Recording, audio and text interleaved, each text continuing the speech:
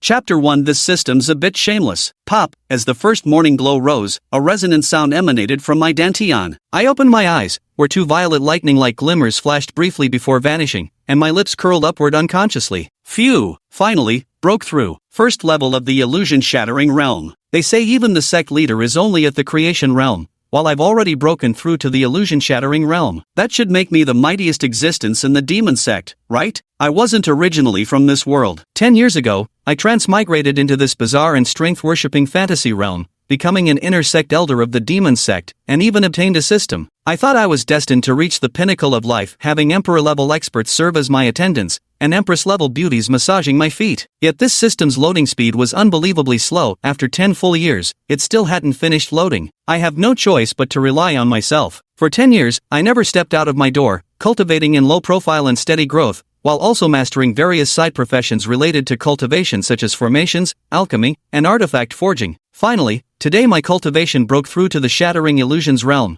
making me the strongest individual within the demonic heaven sect. Although there might be even more powerful beings outside the demonic heaven sect, those great figures are even more reclusive than I am. A single seclusion for them can last hundreds or thousands of years, and they rarely emerge unless something major happens. So in this little corner of the demon sect's territory, I could live my days in peace. Ding! System loading progress 100%, activate now? System? I froze for a moment before speaking. You're late. I've already cultivated to the insight realm and become a top-tier expert. The insight realm makes you a top-tier expert? Then what do you call an imperial lord? I was speechless. Ever heard of the supreme realm? My exasperation continued. Ever experienced transcending tribulation to ascend as an immortal? I was speechless. Have you heard of sages? System, stop talking. Activate. Activation successful. Congratulations, host, on binding the Invincible Ultimate Master System. I rested my chin on my hand. Invincible Ultimate sounds pretty impressive. So, system, give me a check-in. This system does not offer check-ins. Is it a gacha type system? Then I want to draw. Give me an SSS tier reward or something. Emperor's potential, a perfected primordial sacred body would work too. Divine artifacts are also acceptable. The system does not operate on luck-based draws. I fell silent. Then what are you good for? This system is the Invincible Ultimate Master System,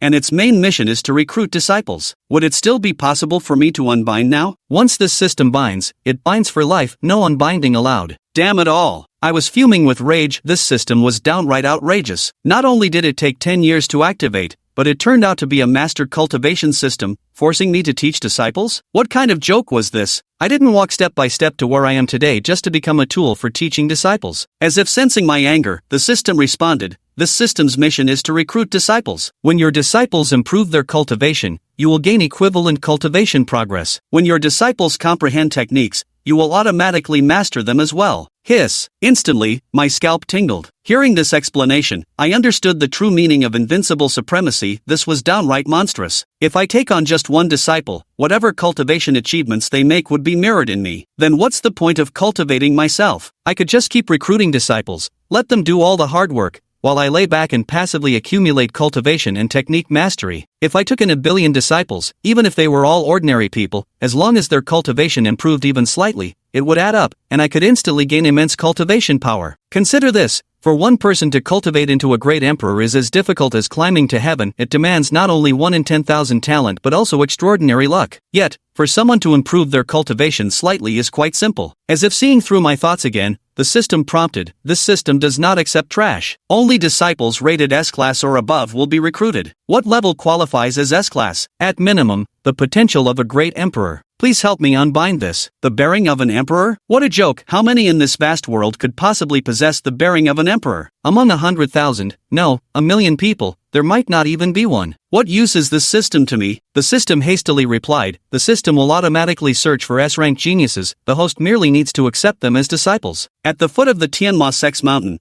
there's currently an S-rank genius. Well, if that's the case, then it might be acceptable. I reluctantly accepted this system. After all, given my mediocre talent and the resources of the heavenly demon sect, dreaming of cultivating an emperor is nothing short of a fool's fantasy. By utilizing this system to cultivate disciple pawns and having them train, my cultivation can increase equally. Who knows, maybe one day I can even dream of becoming the great emperor. Right now there's an S-grade genius at the foot of the mountain, I'd better recruit him first. With this thought, I concentrated my will and vanished instantly. In no time, I arrived at the base of Tianma Sect's mountain. Today was Tianma Sect's disciple recruitment day. The mountainside swarmed with martial arts hopefuls, all vying to join the sect. After all, Tianma Sect was among the top-tier sects in the Great Zhou dynasty, its resources so abundant they'd make anyone green with envy. You're unqualified. The moment I appeared at the mountain gate, I heard the cold, merciless voice of the assessment elder. Following his gaze, I saw a man clad entirely in black, his face pale, with all his meridians shattered. What's this? My eyes flickered slightly. As a powerhouse at the reality-breaking realm, I could tell at a glance that his meridians had been violently shattered while he was still alive. This man could never set foot on the martial path again. Yet, above his forehead floated a giant S. This made my balls ache. Had the system malfunctioned? But soon, the system provided me with a profile, allowing me to understand his identity. Yun Liji, originally the son of the Yun family in Jiangdu, was gifted with extraordinary talent and bloodline. At a young age, he reached the realm of a minor master, and was even engaged to Jiang Luoyu, the daughter of Jiangdu's city lord. One could say he was the epitome of a second-generation rich kid, young, accomplished, with a car, a house, and a girl. By all rights, his life should have been smooth sailing, but he was unexpectedly defeated by some unknown nobody Jiang Luoyu fancied,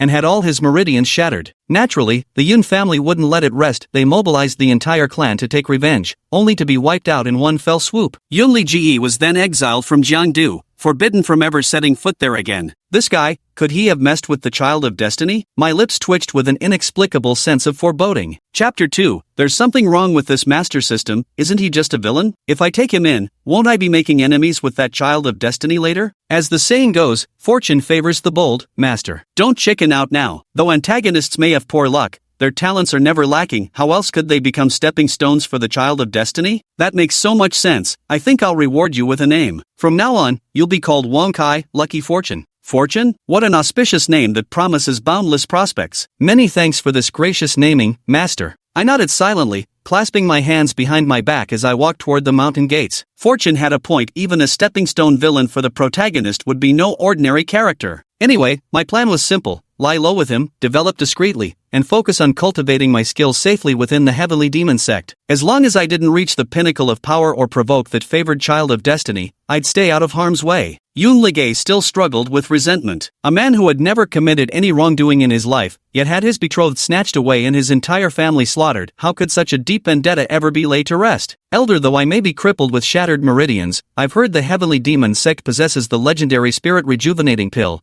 capable of mending broken meridians, a treasure rarely seen in this world. That is why I seek to join the Heavenly Demon sect. I implore you, Elder, to grant me this chance. The Elder glanced at him, visibly exasperated. Since you know it's an unparalleled rarity, why would you assume such a treasure would be casually wasted on a mere new disciple? Go on, don't waste any more time. Elder, my aptitude is quite good. If only my meridians could be repaired, I absolutely wouldn't disappoint the sect. How would I know whether your aptitude is actually good? Besides, continuum spirit pills are so precious, I don't have any to spare. Stop wasting my time and get out. If you don't leave now, don't blame me for having you thrown out. I saw Yun Ligay clench his fists tightly, his face filled with helpless indignation. And no wonder, the Heavenly Demon sect stood supremely above all. Even at his peak, he wouldn't have qualified to speak his mind here, let alone now that he was merely a cripple. At this moment, I walked up to him and asked, "Do you wish to join the Tianma sect?" He froze for a moment, then turned his head toward the voice, his eyes flashing with surprise, likely because he thought my appearance was ethereal, with extraordinary beauty and transcendent grace, like an immortal banished from the heavens. The elder in charge of the trials, upon seeing me arrive, hurried over to bow deeply in greeting. "Venerable greetings, Elder Lu." I waved my hand, signaling there was no need for formalities, then asked Yun Ligay, "Why do you want to join the Heavenly Demon sect?" Yun Ligay, quick-witted and aware of my high status, immediately bowed his head and clasped his hands. "Elder, this junior seeks revenge." I said bluntly, "In your current state, the obstacles to revenge are likely far beyond what you imagine." Yet his gaze remained unwavering, as if flames burned within, and he replied, "Even if I must climb a mountain of blades or plunge into a sea of fire, this junior will persevere unless my body perishes and my Tao dissipates into ashes." I nodded. The path of cultivation is tedious and long. What it demands is precisely this fervent passion and unshakable conviction. So I asked him, "Since that's the case, would you be willing to take me as your master?" The moment these words left my mouth, the entire crowd was stunned. Everyone could tell my status wasn't low, yet I actually wanted to accept a crippled Yun Ligay as my disciple. It was utterly unbelievable. Yun Ligay wasn't foolish either. He immediately knelt and bowed in salute. Disciple Yun Ligay pays respects to master. At this moment, one-size crisp female voice rang in my mind. Ding! Congratulations master on acquiring your first disciple. Reward, 1 copy of the Primordial Emperor scripture and 1 Primordial Battle Spear. I took an internal glance and couldn't help but twitch my lips. It was actually a Supreme Great Emperor level cultivation method, plus a Supreme Great Emperor weapon. Wonkai, this little fellow, has some skills. I don't even have an Emperor level cultivation method or Emperor weapon myself yet. If these 2 treasures were released, they'd probably cause chaos across the world. Cheating is indeed 100 times better than cultivating the hard way. This wicked cheat tastes so sweet. The examining elder came over to dissuade. Elder Lu, this won't do. His meridians are utterly shattered. If you take him in, it would surely tarnish your esteemed reputation. I smiled and said, it's no matter. My Stillwater Peak lacks a cleaning servant anyway. Let him sweep and tidy up. Consider it giving him a chance. The examining elder rubbed his nose and gave an embarrassed smile. Since Elder Lu insists, then we can only proceed this way. I'll register him in the records right away. I nodded, tossing him a small porcelain vial, then grabbed Yun Ligay with one hand and carried him back to Stillwater Peak like an eagle clutching a chick. The assessment elder opened the porcelain vial and gasped in shock. Hiss! It's actually a chi condensation pill. As expected of an inner sect elder, such extravagant generosity is completely beyond what us miscellaneous elders could ever compare to. Returning to Stillwater Peak, I tossed Yun Ligay onto the grass and stood before him, saying, though you've sought me as your master, before formally teaching you cultivation techniques, there are some rules I must clarify. Yun Ligay obediently knelt before me. Please enlighten me, master. I nodded and began. Our heavenly demon sect, though bearing demon in our name, are not bloodthirsty heretics. We are a martial arts faction formally recognized by the Great Zhou dynasty. The demon is merely for imposing grandeur. Therefore, first, when outside, you must not casually harm ordinary people. Second, if you encounter wicked individuals harming others, you must draw your sword to assist, glorify the reputation of our Tianma sect, and attract more disciples to join. Third, within the sect, you must respect the elders and care for the young, unite and be friendly, and absolutely must not act recklessly or form factions. Fourth, outside, if you encounter anyone daring to insult our Tianma sect, you must stand up for the sect and not allow others to tarnish our reputation. These 4 points are the sect rules of our Tianma sect. Yes, I will remember them well, master. I nodded in satisfaction again. Good. Next, I will tell you the rules of our Zhishui Peak. The rules of our Zhishui Peak are simple. The key lies in one word: laying low. First, regarding all the rules of the Tianma sect,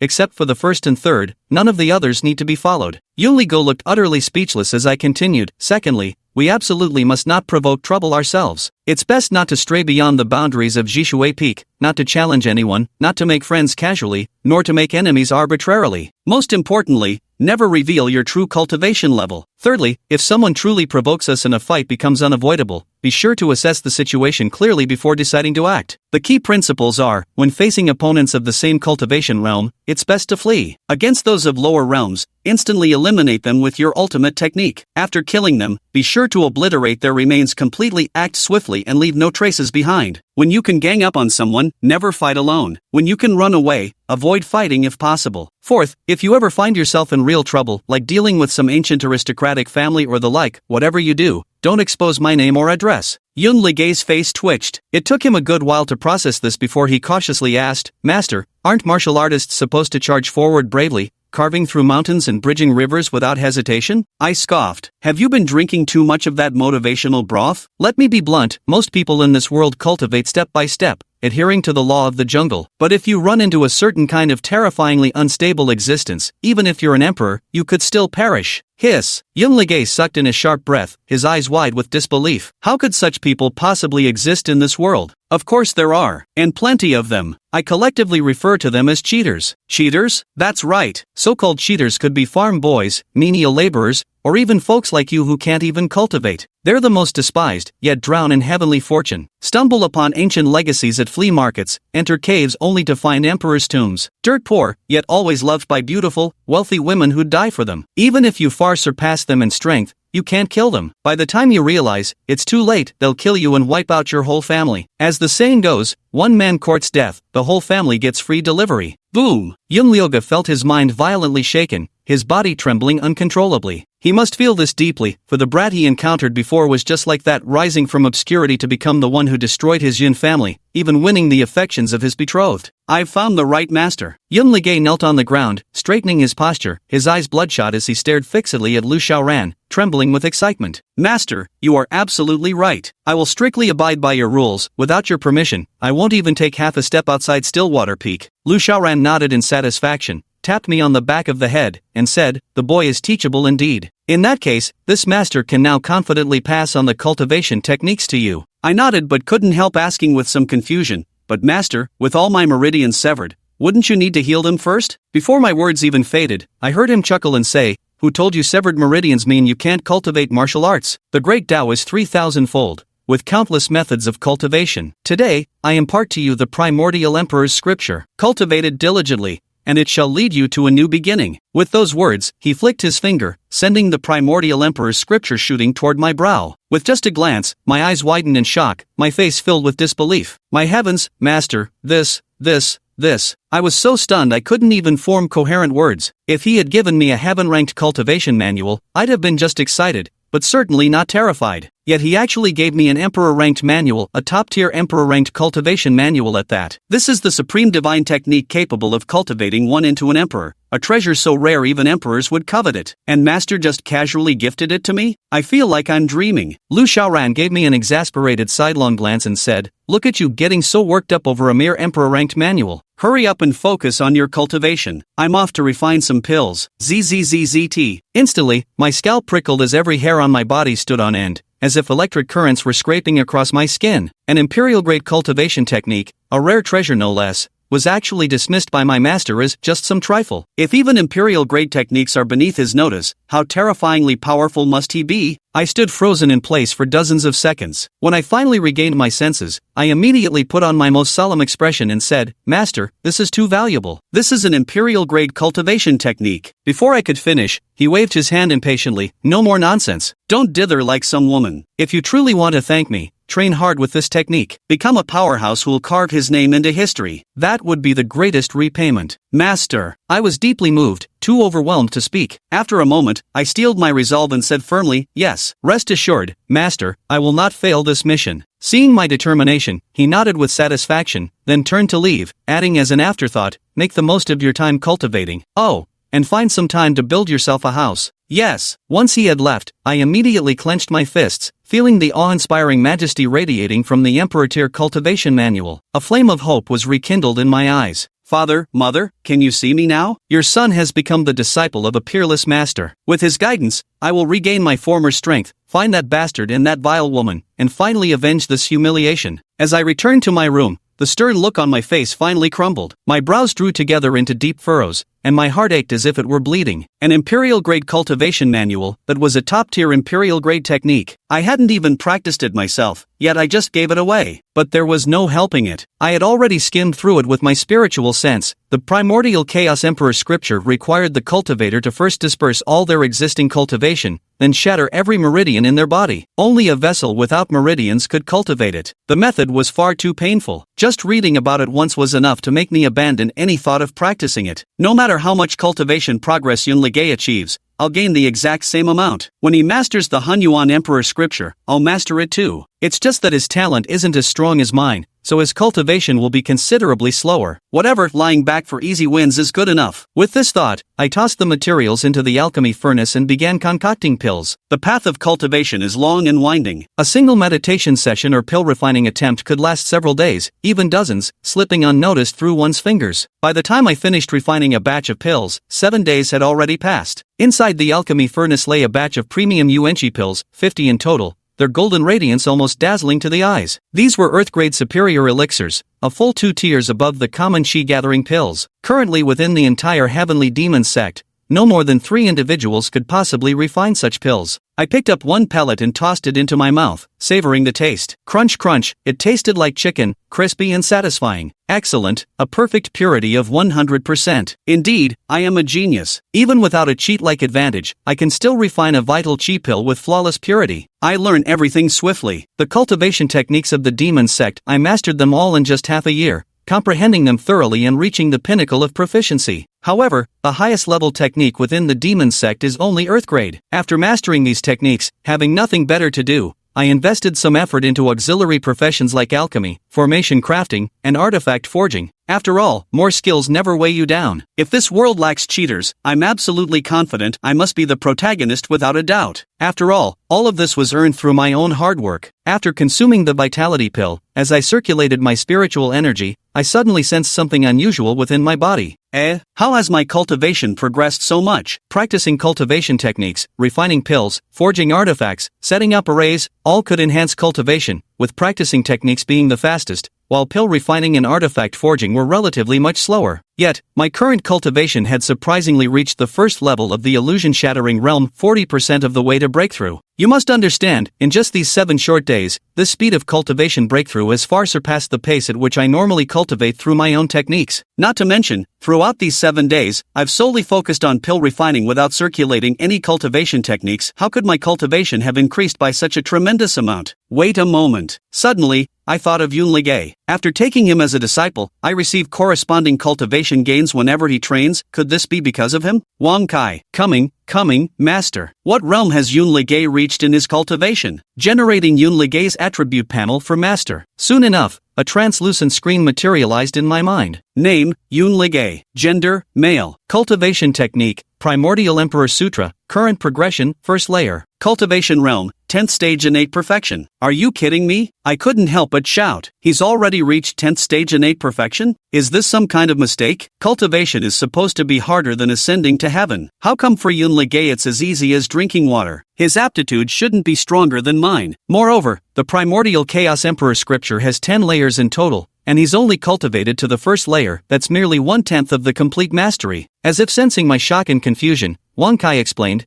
Yun Ligay is cultivating an emperor-grade pinnacle technique, which is several major realms higher than the cultivation method master previously practiced. It's perfectly normal for progress to be faster during the lower cultivation stages. If master were to cultivate the Primordial Chaos Emperor scripture instead, preliminary simulations suggest you could advance from an ordinary person to the 10th stage of innate perfection in just 1 hour. My face involuntarily twitched violently. The power of cheating mechanisms truly is monstrous. I worked so hard cultivating every single day, and even with my extraordinary talent, it still took me a full 2 months to reach the peak of the 10th stage of the innate realm. Yet, this guy managed it in just 7 days. Thankfully, it was me who gave him the cheat, or I'd have killed him right now to nip any future troubles in the bud. But this is actually a good thing, because the higher Yun Ligay's cultivation climbs, the greater my gains become. When I glanced at Yun Ligay's status panel again, I suddenly noticed several small gift package icons underneath. I looked at Wang Kai and pointed at the item before me, asking, Wang Kai, what is this? Wang Kai respectfully replied, reporting to Master, this is an advancement gift pack. Disciples receive a minor gift pack for each minor realm breakthrough and a major gift pack for each major realm advancement. Currently, Yun Ligay has advanced through 3 major realms, body forging, postnatal, and innate, as well as 30 minor realms, accumulating a total of 3 major gift packs and 30 minor gift packs. Once again, I was left speechless. They even get these major and minor gift packs as rewards? That's just too much. How are those who rely purely on their own cultivation efforts supposed to keep up? Before I met Wang Kai, I thought I was a genius unfairly favored by heaven compared to ordinary martial artists. But encountering Wang Kai showed me what true absurdity means. I took a deep breath and opened a small gift package, thinking,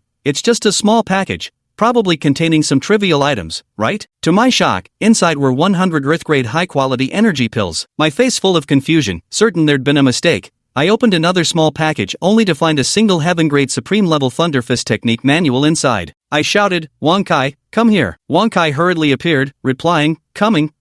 What does my master command? I demanded, did you send the wrong bonus package? What kind of small bonus is this? Was it really necessary to cram so much into a little gift package? Here I am, the top genius of the Heavenly Demon sect, slaving away for 7 whole days just to refine 50 chi restoration pills. Really? This is already the smallest gift package we have, Wang Kai replied. I said irritably, too small, your vision is too narrow. You should just give me 100,000 years of cultivation power directly. Let me ascend instantly here and now, attaining eternity. You still want me to take on apprentices? Wang Kai sighed helplessly, I'd love to, but the problem is without doing it this way, I can't generate rewards. Get lost. Right away. After Wang Kai disappeared, I opened all the small gift packages one by one, acquiring a massive quantity of precious elixirs, magical treasures, and cultivation techniques, all remarkably abundant. As for those 3 grand gift packages, their contents were simply outrageous, containing supreme emperor-grade techniques like the Verdant Emperor's longevity art, along with emperor-grade formations, the 8 trigrams Heaven Sealing Array and the Violet Palace Divine Thunder Array. This is just too much one size, making it impossible for hard-working cultivators to compete. I consoled myself, oh well, it can't be helped. The beautiful suffer jealousy, the handsome bear burdens, such as the price of being the chosen one. I suppose I'll grudgingly accept these things. Only after gathering everything did I remember my bargain disciple Yun Ligay. I should check on Yun Ligay first. The kid cultivates too fiercely, reaching the 10th level of innate realm perfection in 7 days and nights. He might actually die from overtraining. With this thought, I quickly left the alchemy room and headed toward Yun Ligay's location. From a distance, I could already see Yun Ligay sitting cross-legged on a giant boulder. Surrounding him had formed what resembled a miniature black hole vortex, violently sucking in the surrounding spiritual energy at terrifying speeds. Yun Ligay absorbed spiritual energy at an increasingly rapid pace until, reaching a critical point, a faint pop sound echoed from his dantian, marking his official breakthrough into the first level of the Grandmaster realm. Another breakthrough, I thought, somewhat speechless. At that moment, Yun Ligay opened his eyes, 2 piercing gleams of light radiating like icy blades, awe-inspiring to behold. Upon seeing me, his face lit up with joy, and he immediately leaped down from the boulder, kneeling before me in reverence. Master's boundless grace, he said, Ligay shall never forget it for eternity. I patted his shoulder lightly and cleared my throat. No need for such formalities, I replied. This achievement is entirely the result of your own efforts. Yun Ligay said with utmost sincerity, no, this is all thanks to Master's life-rebuilding kindness bestowed upon me. Rise. It's enough that you think this way. Yes. As Yun Ligay stood up, I glanced at him and understood the reason for his breakthrough to Grandmaster realm in such a short time. He originally possessed Grandmaster-level strength. Though his meridians were severed and his dantian shattered, the foundational prowess of a Grandmaster remained intact. That's why he could recover to the first-tier Grandmaster realm so quickly. Otherwise, even with an Emperor-grade cultivation technique, at most he would only break through to the Xiantian realm. However, his cultivation speed is likely to slow down significantly from now on, firstly, because his foundational reserves have been depleted, and secondly, while Emperor-grade techniques are powerful, later stages ultimately depend on personal innate talent. I took out several bottles of vital chi pills from my storage ring amounting to over 1,000 and tossed them to Yun Ligay. Use these pills for your cultivation. Yun Ligay gasped in shock. He never expected me to casually produce such a vast quantity of refined vital chi pills. In his entire life, he had only ever consumed a single vital chi pill, one his father had fought hard to win at River City's auction house at great cost. Yet, the purity of that single pill paled in comparison to the ones I had just given him. But considering I didn't even care about Emperor-grade techniques,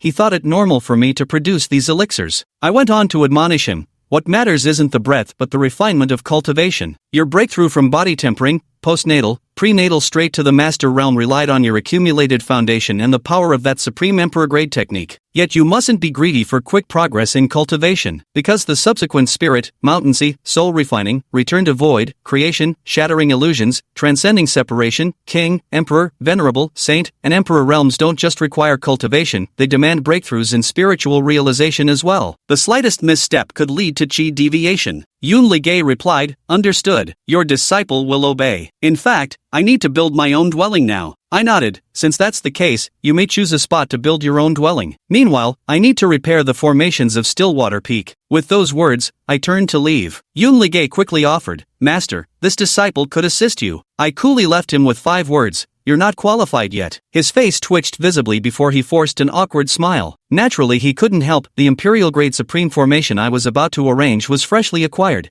far beyond his meager cultivation level. However, Yun Ligay's mood quickly recovered, his eyes regaining their firmness and brilliance. Of course, I didn't know he was secretly planning to cultivate discreetly and catch up to me within 10 years. The reason I said he wasn't qualified was simply that my previous highest-level formations were only Earth tier, whereas this time I was preparing to set up a peak-grade Emperor tier formation. Each tier is further divided into 4 minor grades: peak, upper, middle, and lower. The defensive formation at Jishui Peak previously consisted of 8 peak-grade Earth tier formations combined, equivalent to an upper-grade Heaven tier formation capable of defending against even Heart Realm experts. But I still felt somewhat uneasy. After all, there was already one cheat-like existence in my world, that bastard who defeated Yun Ligay. I dare not be careless when dealing with those legendary children of fortune. Thus, an emperor-grade formation array must be deployed. Chanting Shen, Koan, Kan, Li, under my breath, I meticulously set up each array node, embedding spirit stones to lay the foundation of the grand formation. Then, forming hand seals, I shouted, 8 trigrams heaven sealing array, activate. In an instant, winds howled and clouds churned, the sky darkened as thunder clouds gathered, and storms of lightning and thunder raged. The spiritual energy of the earth surged wildly from all directions toward the heavenly demon sect as if summoned by some unknown force. This spectacle alarmed the higher-ups of the heavenly demon sect. Elders rushed out from their chambers, soaring into the air to gaze at the apocalyptic sky, their hearts trembling with awe. Some exclaimed, "Heavenly wrath! How could our demonic sect provoke the descent of heavenly punishment? Who is behind all this?" Others speculated. Could it be one of our sect's grand elders? Indeed, surely the grand elder must have achieved a breakthrough. No one else could possibly possess such power. No sooner had the words been spoken than a majestic aura erupted from the depths of the demonic sect, and a figure came speeding through the air. The group of heavenly demon sect elders immediately bowed in salute. "We pay our respects to the Grand Elder." The Grand Elder wore an expression of confusion and shock as he said,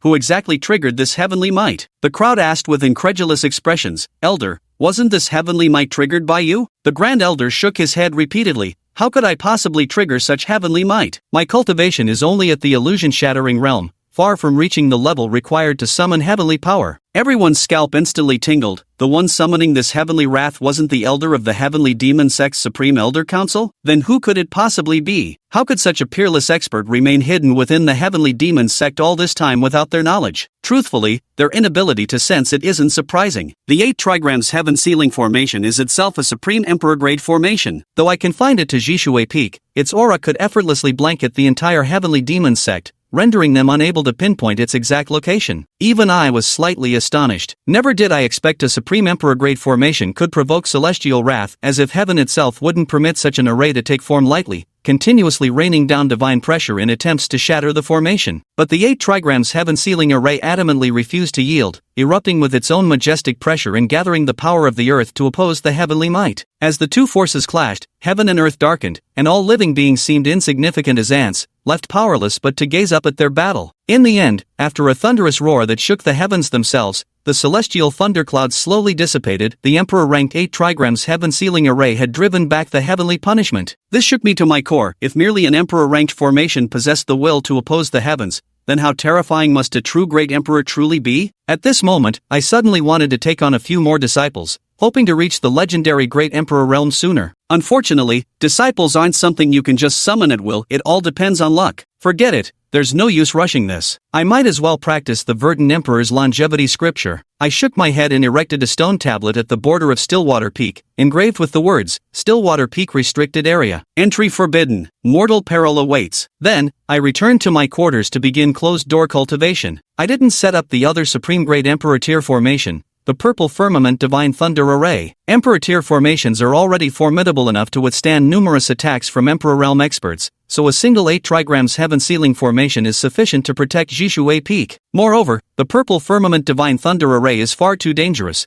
its killing aura too intense, hardly suitable for deploying in one's own base. Most importantly, one size reward chest didn't yield a single spirit stone. Setting up an Emperor tier formation consumes an enormous amount of resources, and the 8 trigrams heaven sealing formation alone has drained every last stockpile I've accumulated over the past decade. Even the cleverest housewife can't cook without rice. After returning to my chambers, I set up a seal and declared that I would retreat into seclusion to cultivate my techniques. The Green Emperor's longevity scripture is an exceptionally powerful Emperor tier cultivation technique. In terms of combat, its energy is profound and refined, providing continuous overwhelming force that maximizes the lethality of attacks. Regarding recovery, it boasts the most efficient spiritual energy absorption rate among peer techniques. Most remarkably, it enables rapid physical injury regeneration. You must understand, only a Supreme Emperor's strength allows one to survive catastrophic bodily damage and regenerate limbs through cultivation techniques. Now that I've mastered the Green Emperor's longevity scripture, I possess equivalent body restoration capabilities. I achieved complete mastery of the Green Emperor's longevity scripture in merely 3 days, an astonishingly terrifying pace. Yun Ligay only mastered about 1/10 of the Primordial Emperor's canon after prolonged cultivation without full comprehension, whereas I perfected the Green Emperor's longevity scripture in 3 days. Afterwards, I continued refining this technique for another full month. Time flew by, and after a month of arduous cultivation, my cultivation broke through a realm. Awakening from my training, my eyes brimmed with vitality and essence. This Qing Emperor's everlasting life technique is truly formidable. If it were the Heavenly Demon Sect's heaven rank technique, with my strength just having broken through to the illusion-shattering realm, it would take at least half a year to achieve another breakthrough. But now I've advanced to the second level of the illusion-shattering realm. This cultivation speed is truly heaven-defying. Yet before I could savor the satisfaction of breaking through, another soft pop resonated from my dantian, and I broke through yet again, reaching the third level of the illusion-shattering realm. I was utterly baffled. What was happening? How could I break through again in mere moments? Soon I thought of something and shouted, "Wang Kai, coming, master, I'm here. Display Yun Ligei's information panel." Understood, generating Yun Ligei's information panel now. The panel displayed, name, Yun Ligei gender, male cultivation technique, Emperor's Primordial Sutra, mastered to the second level cultivation realm, Grandmaster realm, 10th tier, peak perfection. Just as I expected, I couldn't help feeling exasperated. After an entire month of grueling cultivation, I'd barely managed to break through to the second level of the illusion-shattering realm. And yet, Yun Ligei had effortlessly contributed another layer of cultivation to me. "Wang Kai, if you keep this up, I'll gradually lose all motivation to cultivate. Master, once you've bound me, you won't need to cultivate yourself, just take disciples." I rubbed my temples and said helplessly, "You're taking away my joy like this." Then, Wang Kai has detected an S-tier potential disciple. Will you recruit them? Chapter 7, Princess of Great Zhou. Yes, shouldn't masters seek happiness? Personal happiness is trivial compared to the grand undertaking of teaching and nurturing. For the sake of cultivating better talents, my own joy should be set aside. Wang Kai, where's that SS-ranked disciple? At the Purple Tranquility Prince Manor of Great Zhou. Lu Xiaoran? Wang Kai, this distance is too far, I'm not going. With towering mountains and endless rivers along the way, what if we encounter trouble or strong enemies who kill me? Well, if Master doesn't want to go, for just an SS-grade disciple, I can activate Soul Attraction. Once activated, she'll be drawn to our demonic sect. That way, Master can subdue her. Then activate Soul Attraction. Very well, Master. Several days later, 100 miles outside the demonic sect, two graceful figures soared through the sky like streaks of light. Princess Wuxia, please slow down. We're not far from the Sky Demon sect now. Yet this did nothing to slow their pace. Nanny Li, we mustn't stop. A voice keeps telling me I absolutely must reach the Sky Demon sect, that there lies an opportunity to change my destiny. Missing this chance would be the regret of my lifetime. Nanny Li sighed quietly, her eyes unable to conceal a flicker of heartache. As the illegitimate daughter of the royal household, Ji Wuxia worked 100 times harder than any legitimate prince or princess in the manor. To prove herself worthy of her noble title as Junju, she pushed herself relentlessly without a moment's respite. Her relentless efforts eventually bore fruit as she gradually gained recognition from the household. Indeed, had things continued this way step by step, the day would have come when she shed her ugly duckling appearance and transformed into a true princess of the Great Zhou's Xening royal manor. But that single incident instantly shattered all her efforts. Overnight, she became the laughingstock of the entire princely estate. Yet she refused to be broken. Instead, she redoubled her efforts, devoting every waking moment outside meals to cultivation, and more cultivation. Even a man might struggle to persevere so relentlessly, let alone a frail maiden like her. She didn't need to push herself so hard. Even if mocked by everyone in the royal mansion, she remained the daughter of the Purple Tranquility Palace. Countless young talents across Great Zhou still vied for her hand. Yet she persisted. She fought for that one breath of dignity. The two advanced rapidly and soon arrived at the Heavenly Demon sect. Due to their formidable strength, the two did not stop at the mountain gate but flew directly past it, entering the Heavenly Demon sect's grounds. Neither of them announced their arrival to the sect. Though with her status as the Great Zhou princess, the Heavenly Demon sect would undoubtedly welcome her with utmost reverence. Such a grand reception would inevitably draw too much attention, something Wuxia feared might provoke that senior's displeasure. If he had gone to such lengths to send her his message across thousands of miles, it surely meant he wished to keep this matter concealed. "Miss, the Heavenly Demon sect has so many peaks, do you know which one we should seek?" Flawless closed her eyes, quietly listening to that inner voice within her heart. Finally, she opened her eyes and flew toward a certain direction, with the old maidservant following closely behind. The two soon arrived at Stillwater Peak. Stillwater Peak? The old maidservant frowned slightly and said, "Princess, this humble servant investigated the Heavenly Demon sect before coming. Stillwater Peak is one of the most ordinary among the sect's 320 peaks. Moreover, its peak master, Lu Xiaoran, is merely an utterly mediocre cultivator, likely weaker even than yourself." Yet Ji Wuxia's gaze remained steadfast as she declared, "This is the place. It must be. I can feel it, the one calling to me is on this very mountain." "Very well then. Since you insist, This old servant shall accompany the young mistress on this journey. After all, safeguarding the princess's safety wouldn't be an issue given my current cultivation level. Sensing the protective formation around Jishui Peak, the two chose not to fly directly over it. Though they weren't afraid of the demonic heaven sect, provoking unnecessary trouble ultimately wasn't worth it. The moment they landed, both immediately noticed the memorial stele Li Xiaoran had erected. The forbidden grounds of Stilled Waters Peak. Trespassers beware, your life is at stake. Old Madame Li read the words softly to herself before shaking her head with a faint chuckle. What audacity this Peak Lord of Stilled Waters Peak has. How dare such a minor peak make such bold claims? Perhaps Peak Lord Lu erected this warning for disciples of the heavenly demon sect? Ji Wuxia spoke calmly, and matronly withdrew her smile. True enough, even if Peak Master Lu's cultivation is lacking in the demon sect, he would still be someone of note. To the disciples of the demon sect, he wouldn't be someone to trifle with. But for people like us, his prohibition is nothing more than a joke. Ji Wuxia nodded but still said, be that as it may, we are still intruding on someone else's territory. Matronly, you remember, no harming anyone, and don't take advantage of others or seize their belongings just because I'm the princess of the Xening royal residence. Nanny Li didn't know whether to laugh or cry. Understood, my little princess. Yet in her heart, she couldn't help but feel a wave of admiration. Though Ji Wuxia pursued power relentlessly, she wasn't inherently wicked. She never bullied the innocent or abused her strength for personal gain. Such virtue was exceptionally rare for someone of her exalted status and formidable capabilities. Ji Wuxia stepped forward first into the formation array,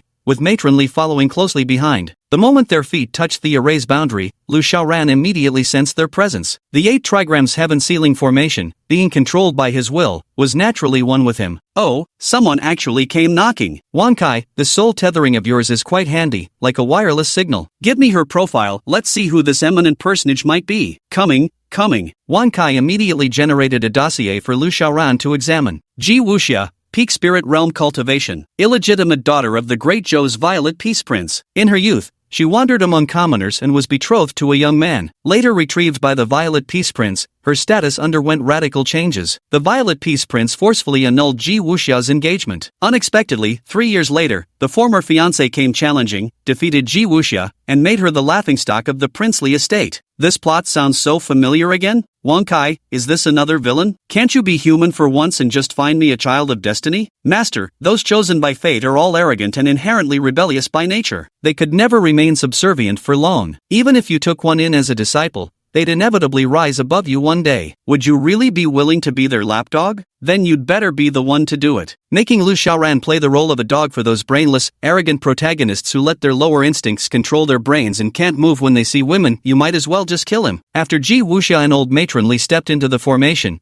they weren't disturbed by any external forces, encountered no traps, and faced no attacking formations. Not even their martial instincts sensed any danger, leaving them somewhat speechless at Lu Xiaoran's inscribed message. I originally thought the Peak Master of Jishui Peak would set up at least 1 or 2 formations. It seems I overestimated him, the old matron remarked. Ji Wuxia smiled faintly and said, Nanny, this place is nothing like our royal mansion. The heavenly demon sect is small and resources are scarce. There's really no need to construct separate formations within the sect. Fair enough. After some time had passed, the two of them gradually began to sense that something was amiss. They were indeed walking, and the scenery around them was gradually receding as they moved. Yet according to their walking speed, they should have long since reached the mountaintop by now. The reality was, both of them were still at the foot of the mountain. Your Highness, something's not right. Nanny Li, whose cultivation had reached the creation realm, was the first to notice something amiss. Chapter 8, My Domain, My Rules. Aunt Li's words struck Ji Wuxia like a thunderbolt, making her realize something was indeed amiss. It does seem that way. We appear to still be at the mountain's base, yet strangely, I failed to notice earlier, as if everything seemed perfectly normal. Exchanging glances, the same thought occurred to both of them simultaneously. They were trapped in an array formation. After a moment, old Mother Li's eyes filled with solemn gravity. By all reasonable logic, even an ordinary person could discern such a simple situation at a glance. Yet, it took me half a day to unravel the mystery within. Not only that, the princess only noticed this matter after I pointed it out. This place not only confuses the senses, it can even affect one's spiritual energy and thoughts. What a formidable illusion array! Ji Wuxia's expression mirrored the same seriousness. It seems we've underestimated the master of Jishui Peak after all, but this also confirms that Jishui Peak may indeed harbor significant opportunities. Good. Nanny Li nodded before speaking.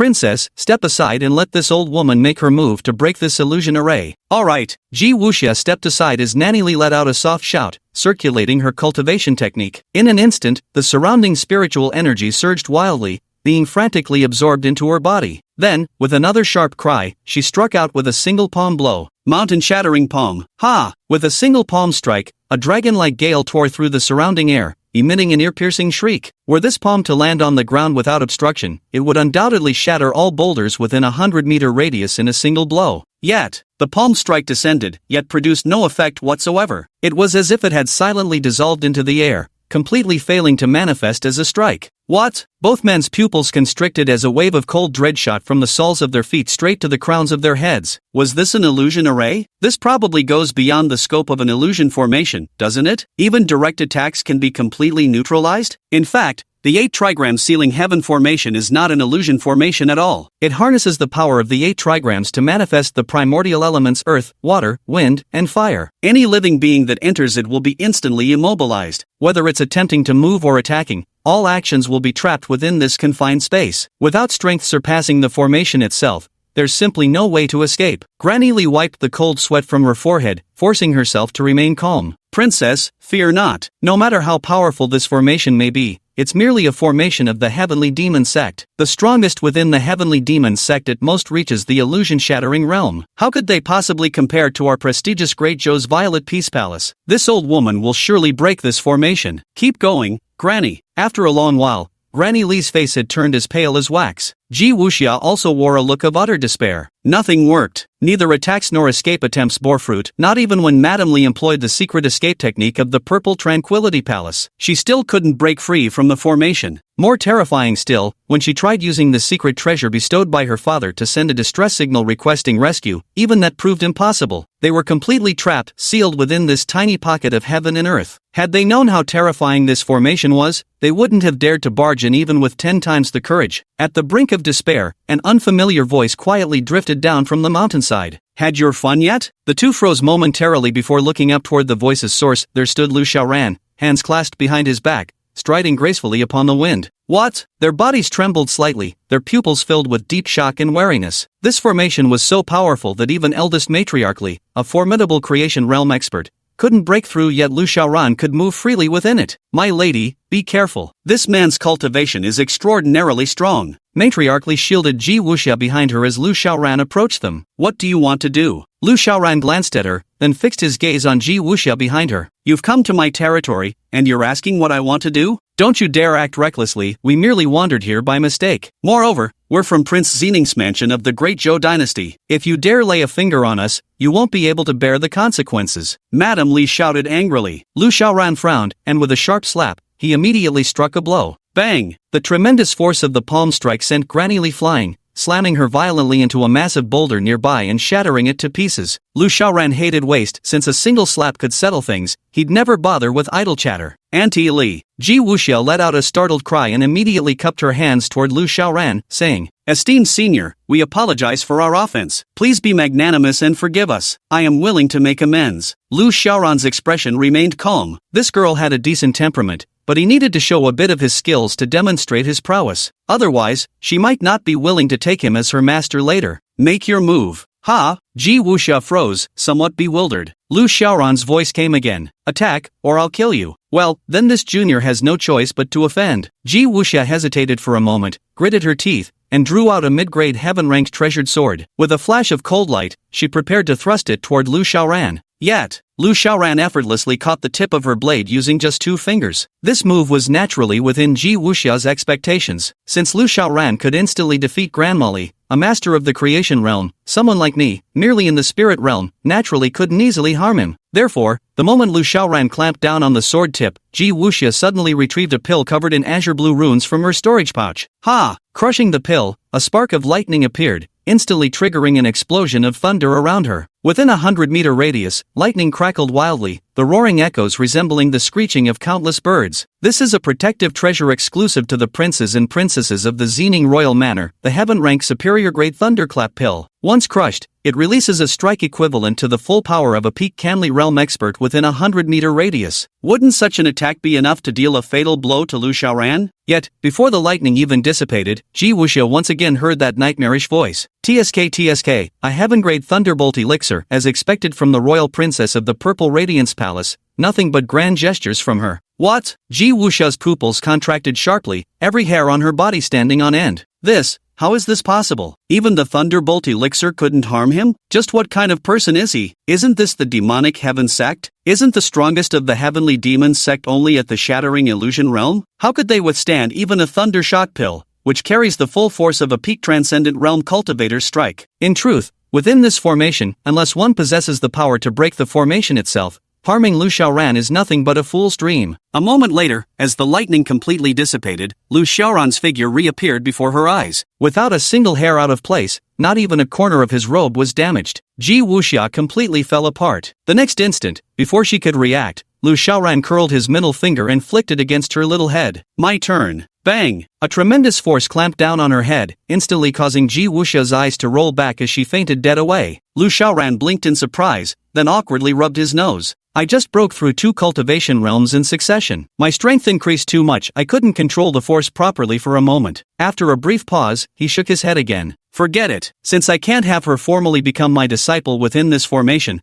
I'll just take her back for now. With those words, Lu Xiaoran wrapped one arm around Ji Wuxia's waist. As he prepared to leave, his gaze swept over Granny Li nearby. With a great hand grasping through empty air, he seized Granny Li's shoulder and soared toward the mountain peak. Chapter 9, The Wager. Lu Xiaoran swiftly brought both women to the mountaintop. Young Ligay had just finished his cultivation session and stepped out of his room when he sought his master, one arm wrapped around a young beauty, the other gripping an elderly maidservant. His face promptly twisted with bewilderment. Since when did his revered master have such peculiar tastes? This was downright inhumane, truly beneath the dignity of a gentleman. However, since the other party was his master and had shown him great kindness, he couldn't bring himself to make excessive criticisms. Your disciple greets you, master. Yun Ligay bowed respectfully, and Lu Xiaoran nodded in acknowledgement. Perfect timing. This old fellow, I leave him to you. Ah, master, I can't do it. Nonsense. Your master believes in you. With these words, Lu Xiaoran tossed Granny Li before Yun Ligay, then took Ji Wuxia with him into his own room. Yun Ligay stared at the old woman before him, his face darkening to the extreme. Committing such vile acts against women was something he found utterly contemptible. But to make matters worse, his master had assigned him such an elderly one. Her face was so wrinkled that just one glance made him want to vomit, let alone raise a revolt against her. Good heavens, he'd probably have nightmares for life. Yet, suddenly, Yun Ligay slapped himself across the face. Yun Ligay, how could you think like this? Your master is your benefactor. She gave you an imperial-grade cultivation technique, allowing you to return to the path of cultivation. Now she's merely asking you to subdue an old crone. Are you really going to make excuses? Have you no humanity left? Is this how you repay your master's painstaking guidance? Besides, isn't it just a bit old? Turn off the lights, cover the face, it's all the same.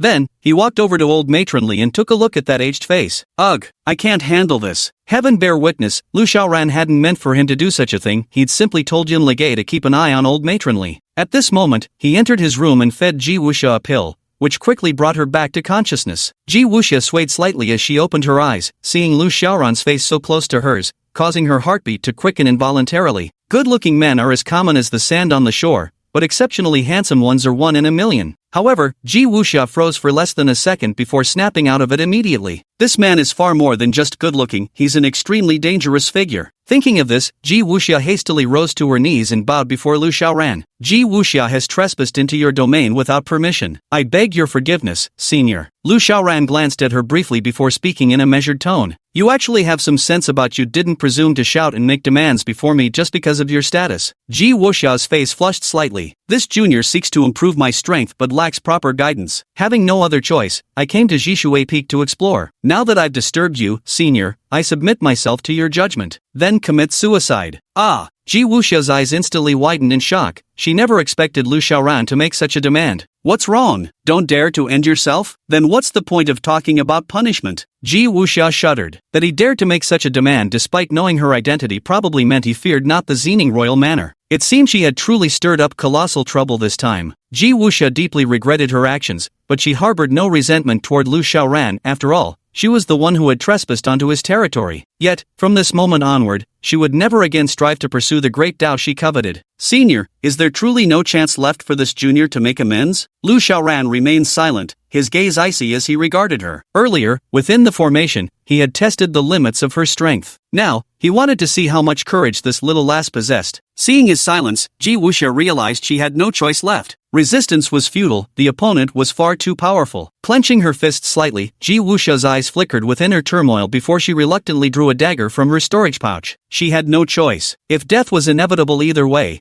then at least she could beg for Granny Li's life. After all, it was she who had dragged the old woman into this fiery abyss. Esteemed senior, this junior acted foolishly in pursuit of opportunity and trespassed into your domain, accepting that punishment is warranted. But Granny Li only came to escort me, she doesn't deserve punishment. If senior demands my death to quell your anger, then, this junior is willing to end my own life. I only beg senior to spare Granny Li. Gritting her silver teeth, Ji Wuxia gripped the dagger's hilt with both hands and plunged it into her own dantian. However, the blade had just pierced the abdomen by 1 centimeter, the blood had only begun to spurt, when Lu Xiaoran's voice came again. Alright, you pass. Ji Wuxia froze, looking at Lu Xiaoran with utter confusion, unable to comprehend what he meant. Lu Xiaoran then continued speaking. I just wanted to see if you were genuinely apologizing or just putting on an act. You came here seeking opportunity, didn't you? Your opportunity lies right before you. That is, to acknowledge me as your master. Ha! Ji Wuxia was even more bewildered, her face a picture of utter confusion. Why would she need to take him as her master? Seeing her cluelessly cute expression, Lu Xiaoran couldn't help but shake his head helplessly. You came to the Heavenly Demon sect precisely to seek opportunities, improve yourself, and confront your ex-fiancé to clear your name of disgrace, didn't you? By becoming my disciple, you'll have the chance to eliminate him. Otherwise, even if you obtained an emperor's inheritance,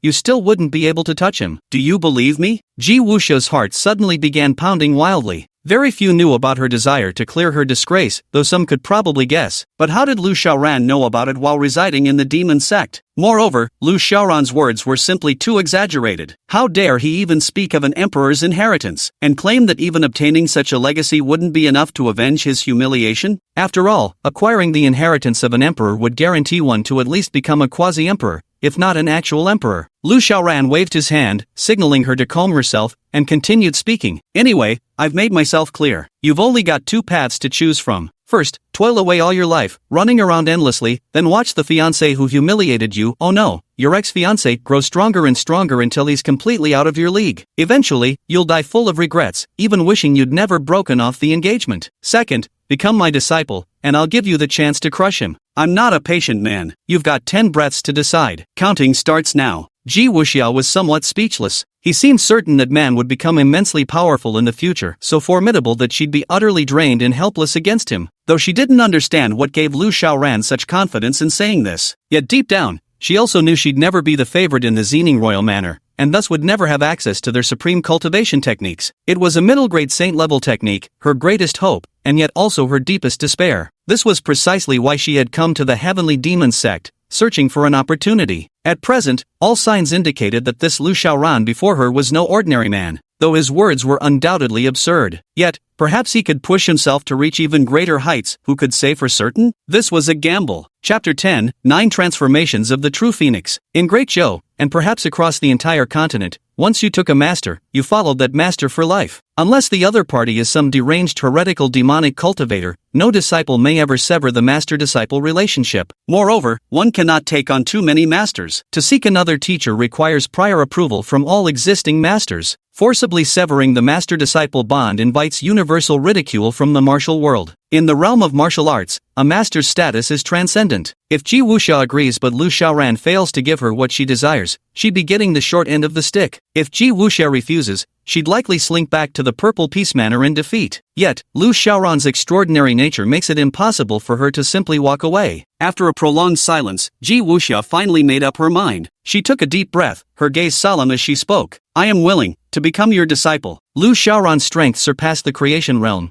and even within the royal palace, his prowess would stand out remarkably. Moreover, his ability to construct such formidable formations proved he was no ordinary man. Moreover, he knows everything there is to know about himself. Ji Wuxia is willing to take this bet. Ding! Congratulations, Master, for acquiring an SS grade disciple. Reward, Emperor rank Supreme Technique 9 Transformations of the True Phoenix. Reward, Supreme Emperor tier artifact Phoenix perching on Parasol Seal. Lu Xiaoran smacked his lips thoughtfully. A quick glance revealed they were all excellent treasures. What a pity, the True Phoenix 9 transformations could only be cultivated by women, leaving him unable to practice it himself. He'd have to let Ji Wuxia cultivate it instead. If he were the one practicing it, his cultivation speed would undoubtedly surpass Ji Wuxia's. After all, when it came to innate talent, no one could compare to him. Ah well, might as well keep coasting to victory. Good, since you're willing to take me as your master, from this day forward, you shall be my second disciple, Lu Xiaoran. Ji Wuxia froze. You only have 2 disciples? Lu Xiaoran nodded. Good.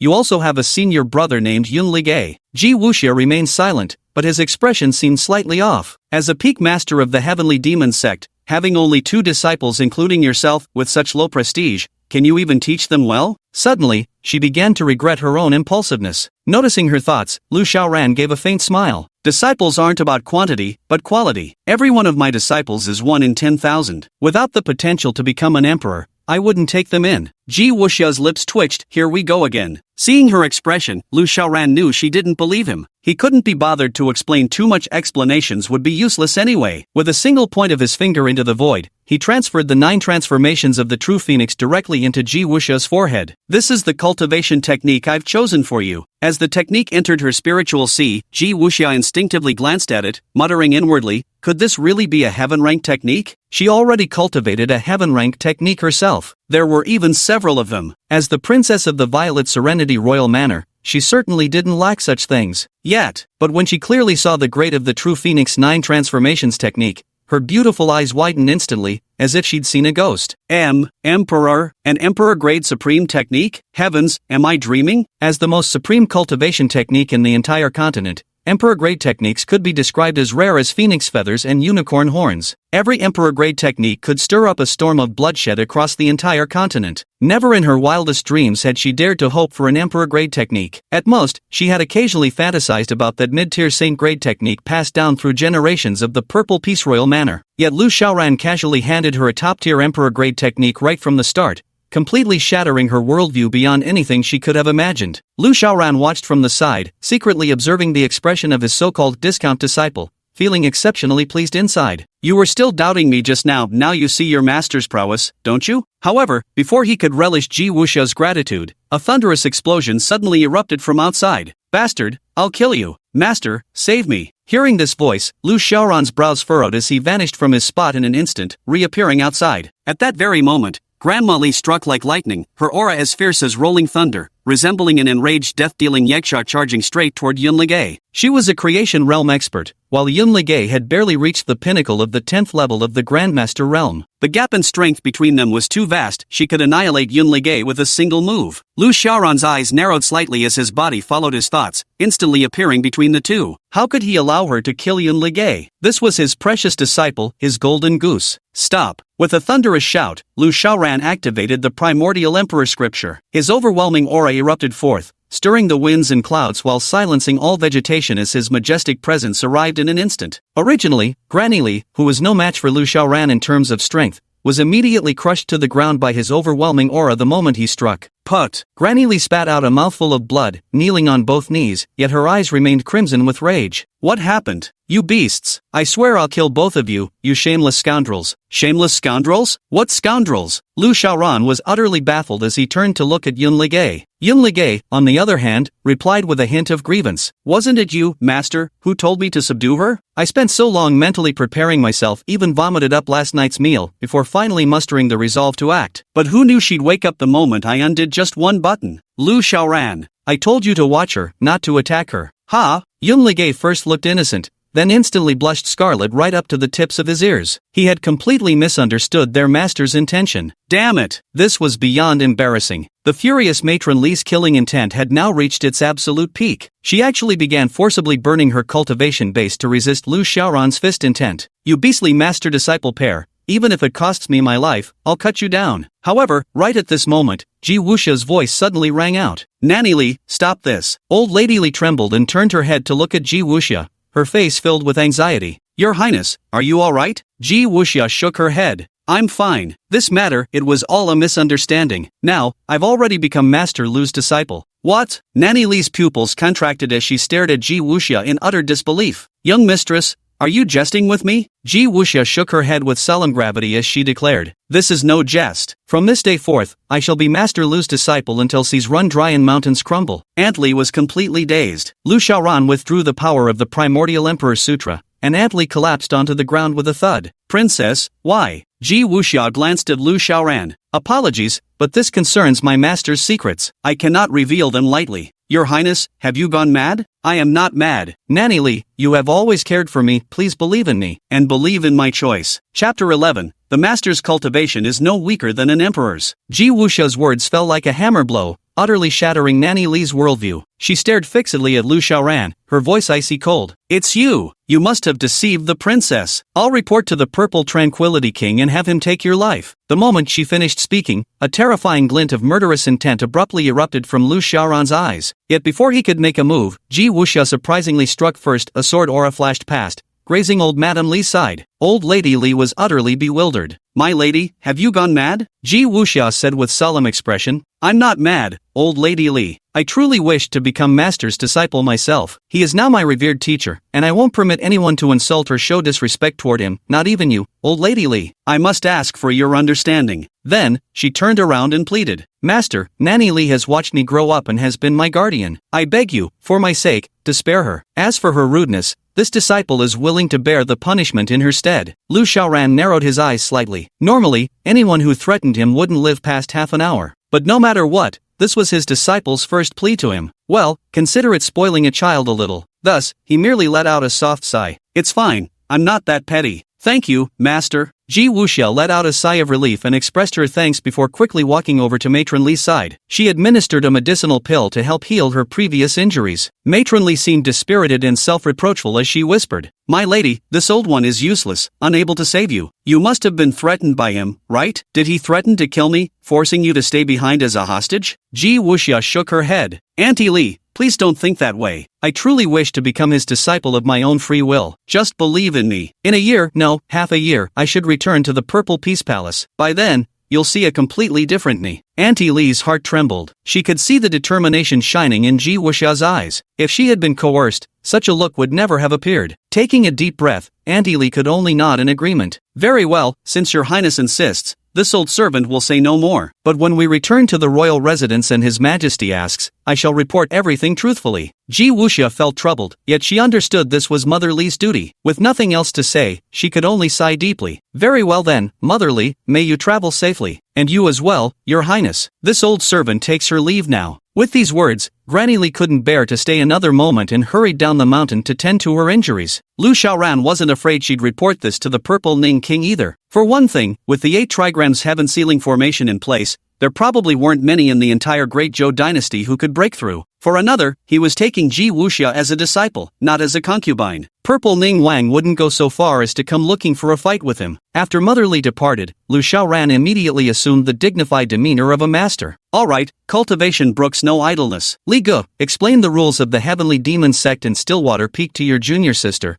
then both of you begin your cultivation. Yes. Yun Ligu acknowledged with a response, and Lu Xiaoran turned to enter his own quarters. Yun Ligay hurried over, blushing slightly when he saw Ji Wuxia. Ji Wuxia's beauty far surpassed any woman he had ever encountered. Even his once proud and peerlessly exquisite former fiancée paled in comparison. However, she was his junior sister disciple, as the saying goes, a rabbit doesn't eat the grass by its own burrow. Yun Ligay knew his boundaries. After stealing a few glances, he got straight to business. Junior sister, greetings. I am Yun Ligay. Ji Wuxia nodded. Ji Wuxia, greetings to the eldest senior brother. Yun Ligay scratched his head. Ahem, no need to be so formal. Honestly, I only arrived about a month earlier than you. A peculiar glint flickered in Ji Wuxia's eyes. Next, Yun Ligay explained the rules of the Heavenly Demon Sect and the Stillwater Peak to her, and Ji Wuxia's attention was immediately drawn to them. When she learned that the essence of Stillwater Peak lay in the word stealth, her expression instantly mirrored Yun Ligay's initial reaction. But when Yun Ligay elaborated on Lu Xiaoran's cheat theory, her pupils constricted sharply, and a cold sweat broke out on her back. Indeed, she had never imagined that her former fiancé could defeat her. He was merely the young master of a minor family beneath Xining County. True, his family was considered somewhat wealthy, but only by commoners' standards. To an existence like the Xening prince's household, he was but a tiny insignificant ant. Backed by the Xening royal manor, whether it was bloodline aptitude, cultivation techniques, medicinal pills, or other cultivation resources, he surpassed her by several times without question. Yet even so, she still lost. Crushed utterly by him in a single battle, her defeat was absolute. No matter how hard she racked her brains, she simply couldn't fathom how to explain such an outcome. It wasn't until she heard Lu Xiaoran's theory that everything seemed to make sense to her. Taking a deep breath, Ji Wuxia fixed her gaze on Yun Ligay and spoke. Senior brother Yun, do you believe in Lu, in our master's theory? Of course. A determined gleam appeared in Yun Ligay's eyes as Ji Wuxia cautiously inquired. Could it be that senior brother is also? Excellent. After Yun Ligay recounted his story, Ji Wuxia couldn't stop shuddering with fear. So such terrifying beings actually existed in this world. But they're completely unreasonable, aren't they? Others spend a lifetime striving, yet they casually obtain it with no effort? Is this bastard even human anymore? The heavens are truly blind. Isn't this treating others' hard work like garbage to be trampled upon? Yun Ligay smiled reassuringly and said, however, you don't need to envy or resent those types of people. Admittedly, we may not have the fortune and opportunities bestowed by heaven, but we have our master. Master is also our greatest blessing. Ji Wuxia nodded unconsciously as she thought of Lu Xiaoran's monstrous talent. Then, she asked curiously, by the way, senior brother Yun, since you arrived earlier than me, do you know anything more about our master? Can you tell me how strong is our master's cultivation base? Yun Ligay shook his head with a bitter smile and said, honestly, I don't know either. I haven't actually been here that long. And have you forgotten? One of Zhishui Peak's rules is to never casually reveal one's true cultivation level. That makes sense. However, I can make some inferences based on Shizhuan's behavior. Shizhuan is probably no weaker than a great emperor. Chapter 12, The Peerless Movement Technique.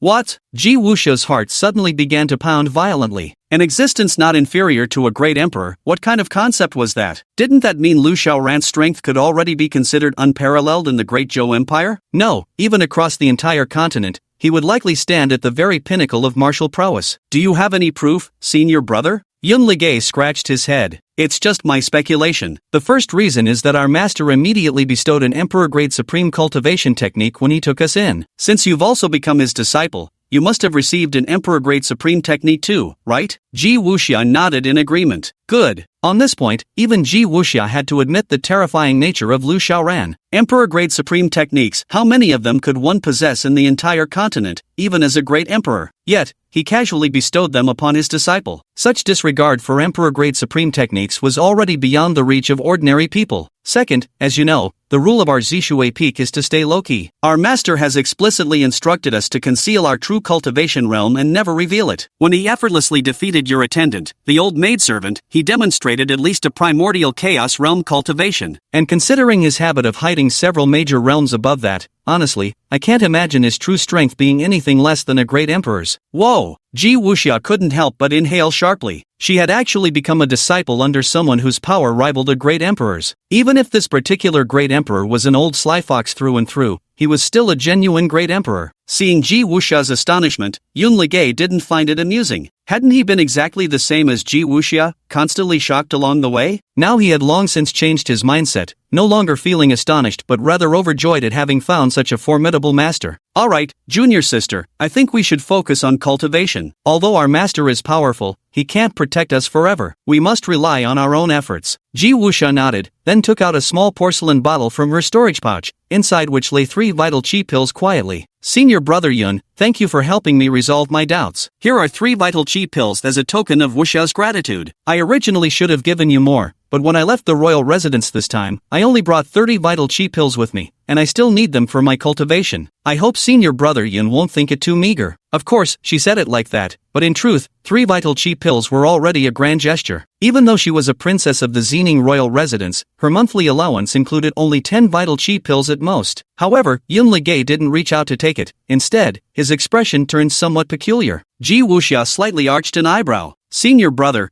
could it be that you think it's too little? Yun Ligay shook his head. I didn't mean it that way. It's just that you've just joined our sect, junior sister, and it wouldn't be proper for me to accept gifts from you. Besides, you'll need these pills for your cultivation practice. With that, he pulled out a small porcelain vial from his storage pouch. Take these Yuanqi pills for now. Ji Wuxia's face immediately twitched violently. The small porcelain bottle was brimming with vitality pills. A rough estimate suggested at least 200 of them. Where did Yun Ligay get so many pills? Wasn't he just an ordinary junior disciple of the demonic heaven sect? Is the demonic heaven sect this wealthy? Does every member get hundreds of vitality pills? Seeming to notice her bewilderment, Yun Ligay smiled and explained. The demon sect would never give us this many elixirs, but Master does. When we run out, we just ask Master for more each time. We get about 1,000, enough to last a long while. Ji Wuxia's face couldn't help but twitch violently again. At this moment, even if Lu Xiaoran himself claimed he wasn't an Imperial Realm cultivator, she wouldn't believe him. In reality, Lu Xiaoran was certainly not an emperor. His current cultivation level was merely the third tier of the illusion-shattering realm. All those were just Ji Wuxia and Yun Ligay's wild imaginations. At this moment, he was in his room unwrapping large and small gift parcels. When Yun Ligay advanced to the Grandmaster realm, he received a grand gift package. Later, upon reaching the peak of the Grandmaster realm, he was rewarded with 10 smaller gift packages. Open the package. Heavenly Tier Medium Grade Spirit Marrow Pills X100. Heavenly Tier Supreme Grade Formation, Immovable Vajra Formation X1. Heavenly Tier High Grade Dragon Burial Spear X1. Obtained a pile of treasures. Just as the Yuanqi pill is the refined version of the Gathering Qi pill,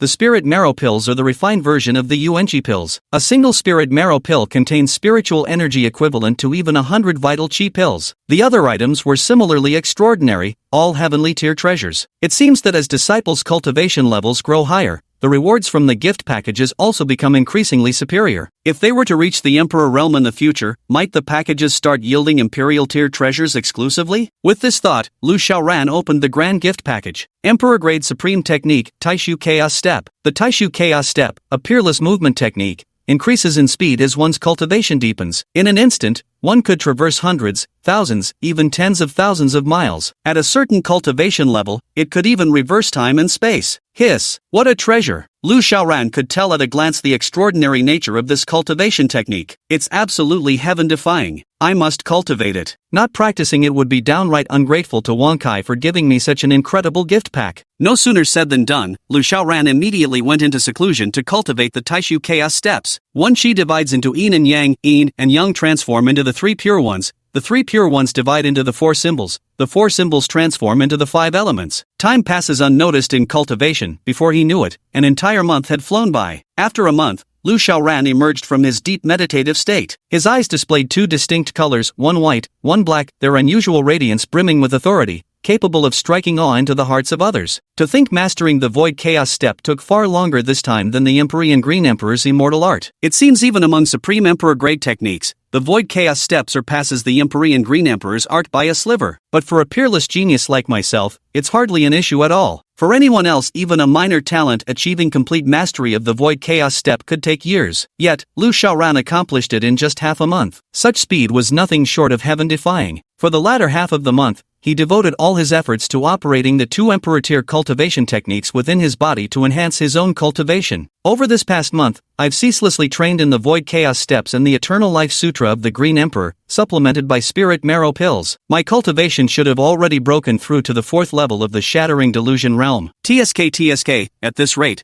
there's hope I might reach the Transcendent Separation realm within this year. As he spoke, Lu Xiaoran inwardly examined his current cultivation level. Illusion Destroying Realm, 6th layer. This rocket-like ascension pace left Lu Xiaoran momentarily speechless. This is the Illusion Destroying Realm, not the Body Tempering Realm. Advancing 2 more levels within a month, this speed was simply outrageous. Chapter 13 Sect Assembly. These 2 additional cultivation layers must be from Li Gu and those 2, right? Wang Kai, show me their information. Coming. Speaking of which, Wang Cai's melodious voice could sway hearts. If it were to do voiceovers for movies, it would undoubtedly be first-rate. The cultivation panels for Yun Ligay and Ji Wuxia have been generated. Please review them, Master. Lu Xiaoran cast a glance. Yun Ligay had just broken through to the Grandmaster realm and stepped into the 1st level of the Spirit realm. This time, his cultivation speed was far slower than before. The meteoric rise in cultivation he experienced earlier was due to the lingering foundation of his original Grandmaster level strength that hadn't yet dispersed from his body. The Primordial Emperor's scripture helped him consolidate those innate resources, allowing his early cultivation progress to soar like a rocket. However, after breaking through to the Grandmaster realm, his cultivation pace became just like any ordinary cultivator's. We can only say that emperor-grade cultivation techniques provide slightly faster progress compared to ordinary techniques. Likely, advancing one realm may take over a month from now on, and this timeframe will only grow longer. Looking at Ji Wuxia, her cultivation level had originally been at the first rank of the spirit realm, but now it had risen to the second rank, advancing roughly over 50%. Her bloodline was indeed superior to Yun Ligei's. Despite practicing the same tier of cultivation technique and facing the more challenging breakthrough in the spirit realm, her cultivation speed was significantly faster than Yun Ligei's. This doesn't quite add up, he mused. These two have each only improved by a minor stage, unlike before when Yun Ligei would push through major realms after each seclusion. How come my cultivation jumped 2 whole levels? Wang Kai, did something go wrong here? This doesn't follow the law of energy conservation. They truly didn't elevate Master by 2 minor realms, they only contributed 1 minor realm. In truth, Master's breakthrough occurred because Master's talent is simply too extraordinary, with both the primordial chaos steps and Emperor Cheng's everlasting formula circulating simultaneously within his body, allowing him to naturally ascend 2 minor realms. I'm left utterly speechless. Lu Xiaoran was fully aware of his own prodigious aptitudes, frighteningly brilliant at learning anything with terrifying speed. However, his previous cultivation had only involved celestial rank techniques at best, so his frame of reference still followed conventional calculation methods from those days. Yet he forgot that whether it was heaven-tier techniques or earth-tier techniques, the gap between them and emperor-tier techniques was simply too vast. Coupled with his own peerless talent, cultivation now felt twice as effortless compared to before. However, Lu Xiaoran did indeed feel that taking disciples was still terrifying, because that was essentially earning cultivation progress while lying down. Imagine if there were 10 or 20 disciples cultivating together, the cultivation boost they'd provide would surely far surpass solitary practice. However, at this very moment, Lu Xiaoran suddenly sensed someone approaching outside the formation. He immediately suppressed the chaotic thoughts in his mind, tapped his foot lightly, and vanished from his original spot in an instant. The Taisu Chaos Step allowed him to reach the foot of the mountain in the blink of an eye. Lu Xiaoran's sudden appearance startled the junior disciple of the Heavenly Demon Sect, who was on his way. Ah, Elder Lu, why did you appear so suddenly? You gave me quite a fright. Lu Xiaoran stood with his hands behind his back and said indifferently, it's simply because your cultivation is too weak that you can't perceive my presence. Hearing this, the other party felt somewhat ashamed and immediately cupped his hands in respect. Elder Uncle is right, this disciple spoke out of turn. Lu Xiaoran waved his hand. There's no need to explain yourself to me. Tell me, what brings you to my Jishui Peak? Reporting to Elder Lu, the sect master has issued an order. All elders are required to assemble at the main hall immediately. This disciple was sent to deliver the summons. I see. Thank you, Uncle Lu.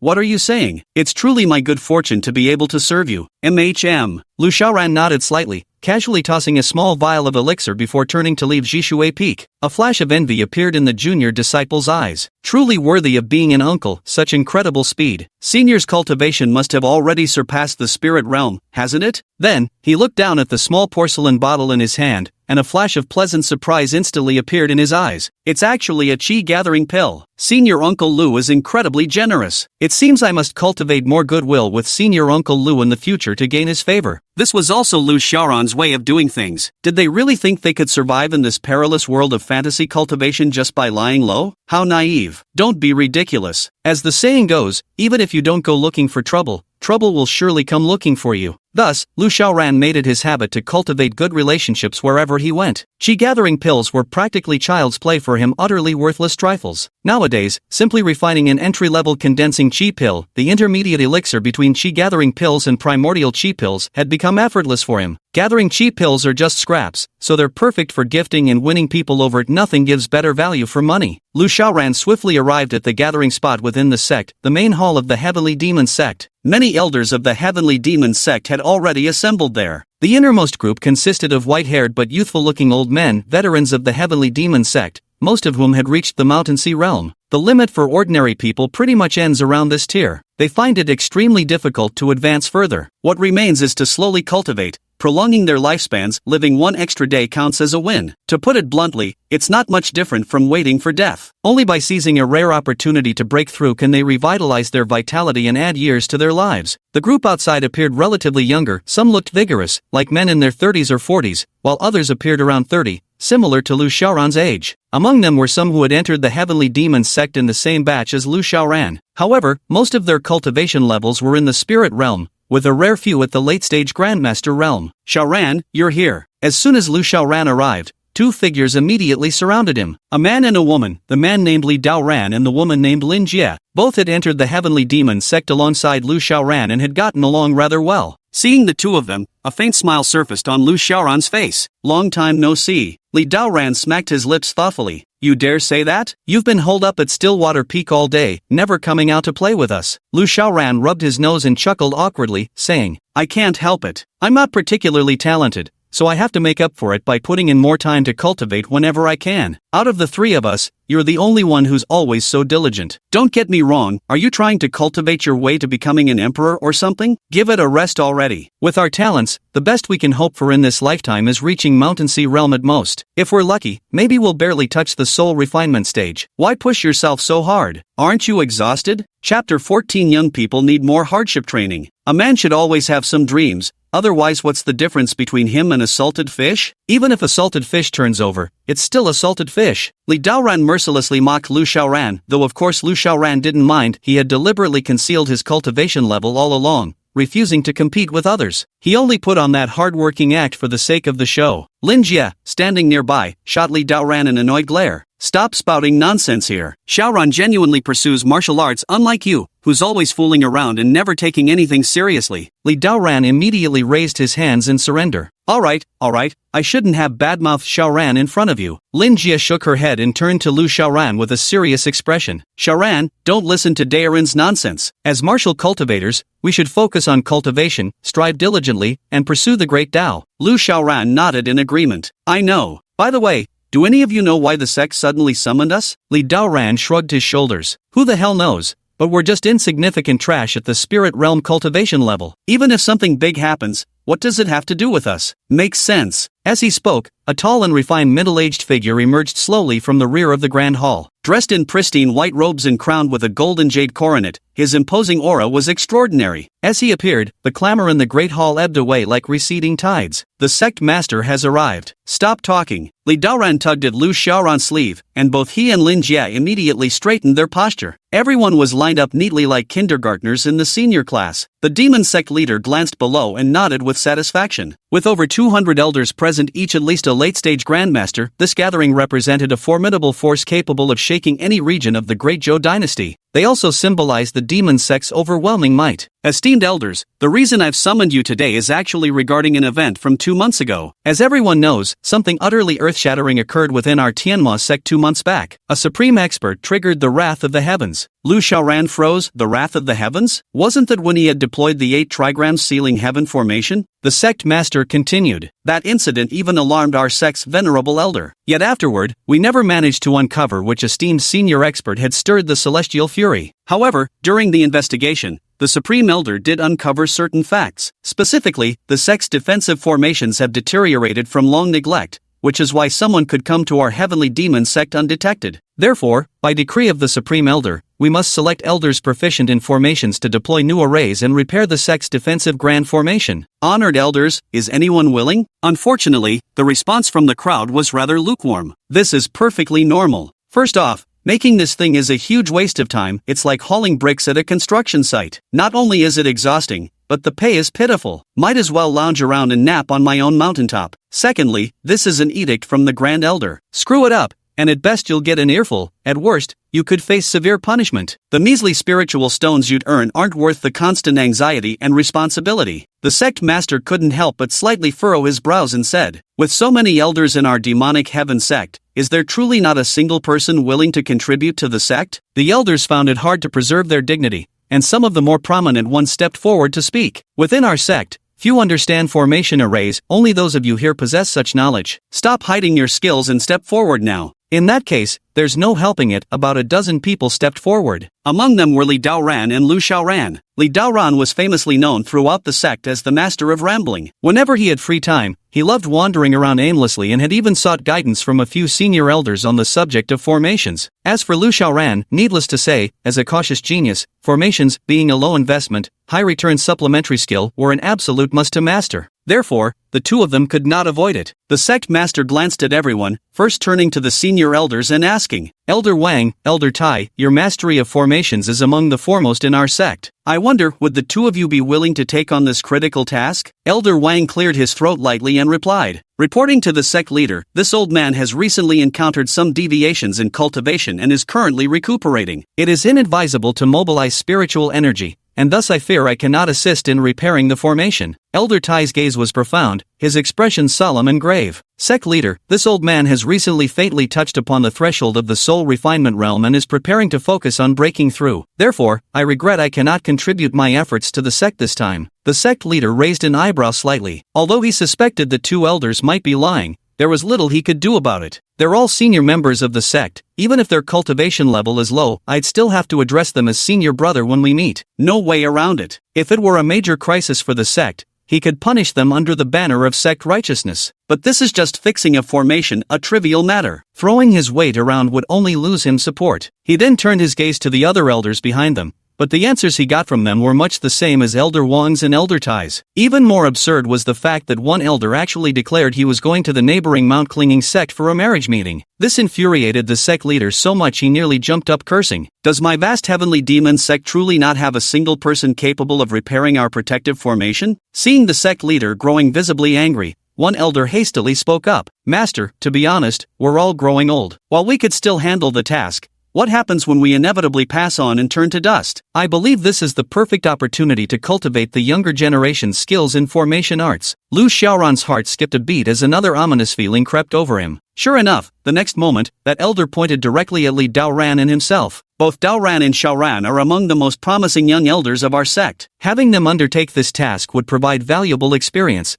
allowing them to serve the sect longer in the future. More importantly, they could inherit and carry forward the essence of our sect's formation techniques. What does the master think? That's a good idea. Let's have Daoran and Xiaoran handle this matter. The sect master's eyes lit up as if he'd found his targets. Most other elders were his contemporaries, but with Li Daoran and Lu Xiaoran, he didn't need such considerations. These two were both his junior nephews. He could scold them freely without worry, knowing they wouldn't dare protest. Otherwise, just the accusation of disrespecting elders would be punishment enough for them. Li Daoran was utterly dumbfounded. Heaven knew he was nothing but an idle braggart. What did he know about repairing formation arrays? With his half-baked skills, going there would be 100% guarantee of getting scolded. "Sect master, I don't." He had barely begun speaking when the sect master's murderous glare made him shrink his neck in fear, a chill running down his spine. The words at the tip of his tongue were swallowed back down. Chapter 15, Xiaoran, this child, has exceptional comprehension. Lu Xiaoran didn't say anything at all. If the heavenly demon sect encountered trouble, his tranquil water peak wouldn't escape unscathed either. As it happened, participating in the array repair work would help set his mind at ease. "Very well, since neither of you has any objections, it's settled then. You may both go to the sect's treasury afterward to withdraw some spirit stones for repairing the formation arrays." "Yes," Li Daoran responded somewhat dejectedly. "All right, today's gathering ends here. Meeting adjourned." Hearing the sect leader's words,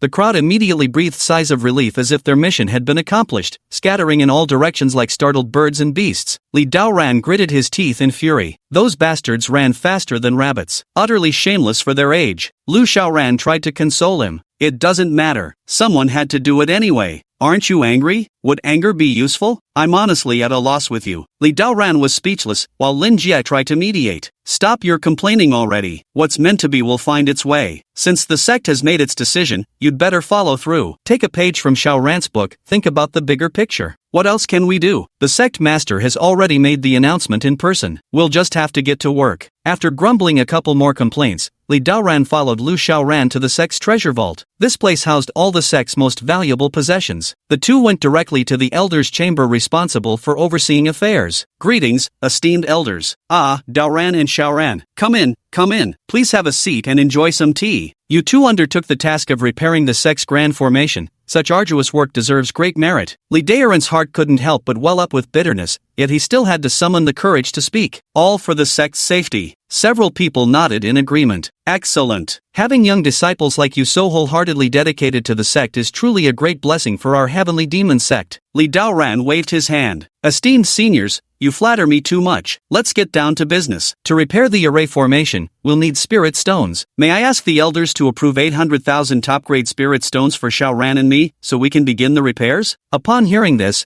The elders immediately furrowed their brows. 800,000, isn't that amount somewhat excessive? Our sect's disciples are growing in number day by day, and expenses for purchasing medicinal pills and such are increasing constantly. It's truly difficult to produce 800,000 top-grade spirit stones all at once. Li Daoran was taken aback. Then, how about giving us 400,000 spirit stones first so we can start work? Hearing Li Daoran reduce the amount, the crowd showed no delight. Instead, their frowns deepened and displeasure grew more pronounced on their faces. Daoran, the sect's spirit stones, aren't readily available at the moment. How about this, we'll get them to you in a couple days when funds are freed up. Li Daoran's face darkened. He wasn't a fool, couldn't he tell these elders were just brushing him off? How many donkey years would this take? If the sect leader held them accountable later, both he and Lu Xiaoran would surely bite off more than they could chew. Just as he was about to lose his temper, Lu Xiaoran grabbed his arm and pulled him aside. Xiaoran! Li Daoran grew somewhat anxious, while Lu Xiaoran gave a slight shake of his head, signaling him not to escalate the conflict. Then, Lu Xiaoran stepped forward with a gentle smile and spoke in a mild tone. Honored seniors, I've calculated carefully, this time, repairing the sect's grand formation will require exactly 2 million premium-grade spirit stones in total. Hearing this amount, a gleam of light clearly appeared in the eyes of the elders. Oh, why do you need so many spirit stones? This is more than double what Daoran calculated. Lu Xiaoran then smiled and said, 80,000 spirit stones are sufficient for repairing the formation,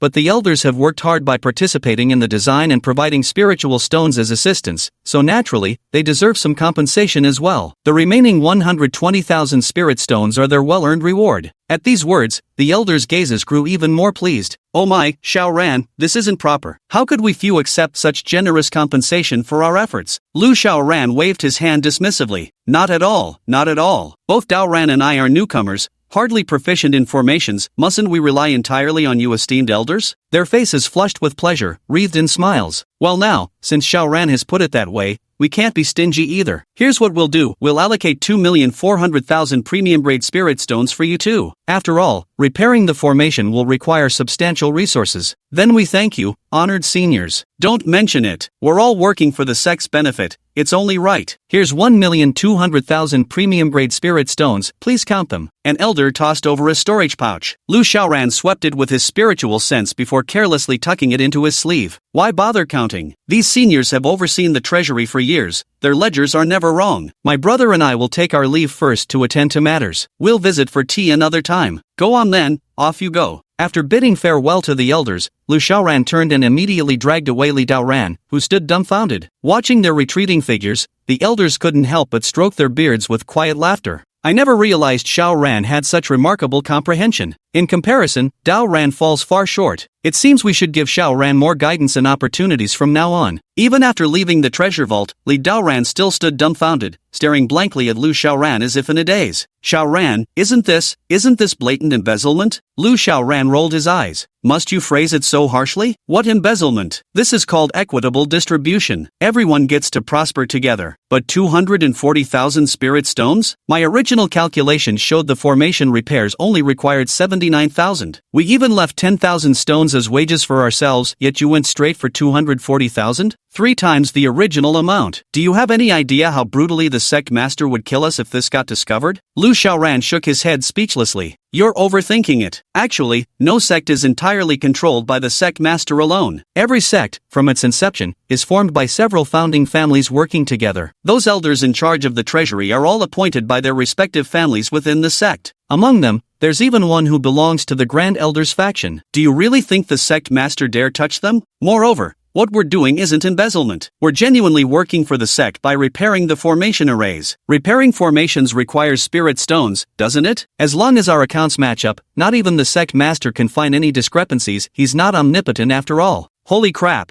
this actually works? Did you think otherwise? Without giving them benefits, do you think we could finish this even if we worked for 100 years? Chapter 16, let's relax. But isn't this too much? Even if the elders in the treasury took 1.2 million, we still have another 1.2 million left. After deducting the costs for setting up the formation, we'd still have 410,000 in surplus. Are they really willing to give that to us? Li Daoran wouldn't believe they'd share such a huge pie without reason. Lu Xiaoran chuckled. You're not stupid, but you still haven't seen the essence of the matter. Though they don't fear the sect master, if this gets exposed, their families would inevitably pay dearly to protect them. After all, it's ultimately a disgraceful affair. Giving us so many spirit stones is essentially binding us together with them. This is called being grasshoppers tied on the same string. Understand? Besides, they guard the treasury every day, controlling all the sect's income and expenditures. Do you really think they'd care about a mere 300,000 or 400,000 spirit stones? You're underestimating them. Most importantly, the nail that sticks out gets hammered down. If this scandal comes to light, the more we've embezzled, the less responsibility they'll bear, and the more fury we'll draw from the sect disciples. To put it bluntly, these 400,000 spirit stones are buying our lives, sealing our lips shut. Of course, Lu Xiaoran wasn't afraid. Nowadays, it was likely no one in the entire Tianma sect could beat him. As he spoke, Lu Xiaoran tossed a small storage pouch to Li Daoran. This is your share, 205,000 top-grade spirit stones. Keep it safe and don't lose it. Li Daoran immediately bent down to catch the pouch, his entire body trembling uncontrollably. 205,000 premium spirit stones, good heavens. He'd never dared imagine possessing such wealth all at once in his lifetime. This was no different from an ordinary wage earner suddenly winning a multi-million lottery. The excitement left him utterly beside himself. After a long moment, he finally regained his senses and hastily stuffed the storage pouch into his robe before rushing to catch up with Lu Xiaoran. Old Lu, oh no, Brother Ran, I'm truly impressed by you. You're a real genius. I'm sticking with you from now on. Keep your hands to yourself. Got it, Brother Ran. Need a shoulder rub or a leg massage? I'm at your service anytime. Just stay away from me. Understood. Watching the usually carefree and idle Master Li Daoran instantly transform into a humble sycophant, Lu Xiaoran couldn't help but sigh. Who says it's easy to change rivers and mountains, but hard to alter one's nature? That's just because you're not rich enough. As the two arrived outside the mountain gate, Lu Xiaoran swept a glance around,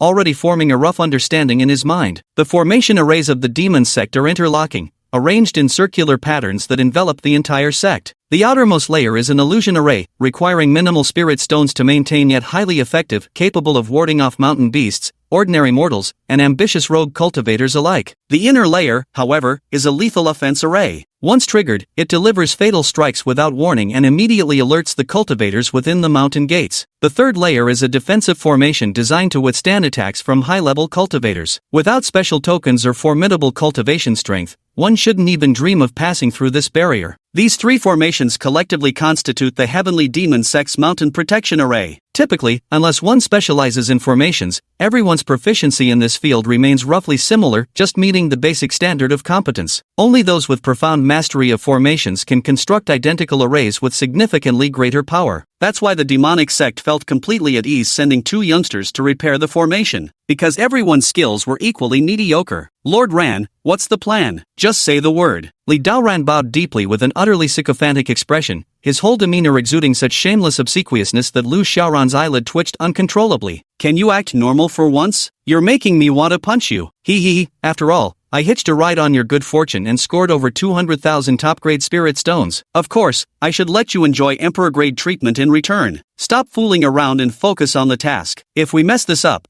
the sect leader will punish both of us. Understood. Here's the plan. You check the side-wing formation. It's rarely used, so the array's consumption is low. Just replace the spirit stones, reactivate the formation, and check for any worn-out runes. I'll handle the rest. Understood. Li Daoran immediately carried out Lu Xiaoran's instructions. As for the formation at the main gate, Lu Xiaoran decided to handle it himself. This was the most vulnerable spot, and the most likely to be targeted. He would craft this one more meticulously should powerful enemies ever come knocking. It would prove sufficiently effective. First came the innermost defensive grand array. A defensive array isn't about absolute protection, more accurately, it's progressive defense with stages. Those attempting to enter from outside encounter resistance from spiritual energy. The lower one's cultivation, the harder it is to pass through. Lu Xiaoran erased the original array inscriptions and recarved them, reconstructing the entire formation with his masterful expertise. Finally, he filled the critical nodes with spirit stones before activating the array, completing its renewal. Of course, to avoid drawing too much attention to himself, he only used 50% of his formation crafting abilities. Though it was just half his strength, this formation was still far stronger than his previous ones. After all, those coming to challenge the demonic sect wouldn't be peerless experts, this would be more than enough. The rest consisted of offensive arrays and illusionary formations. Lu Xiaoran used 50% of his strength to complete all the constructions. The entire process took a full month. A month later,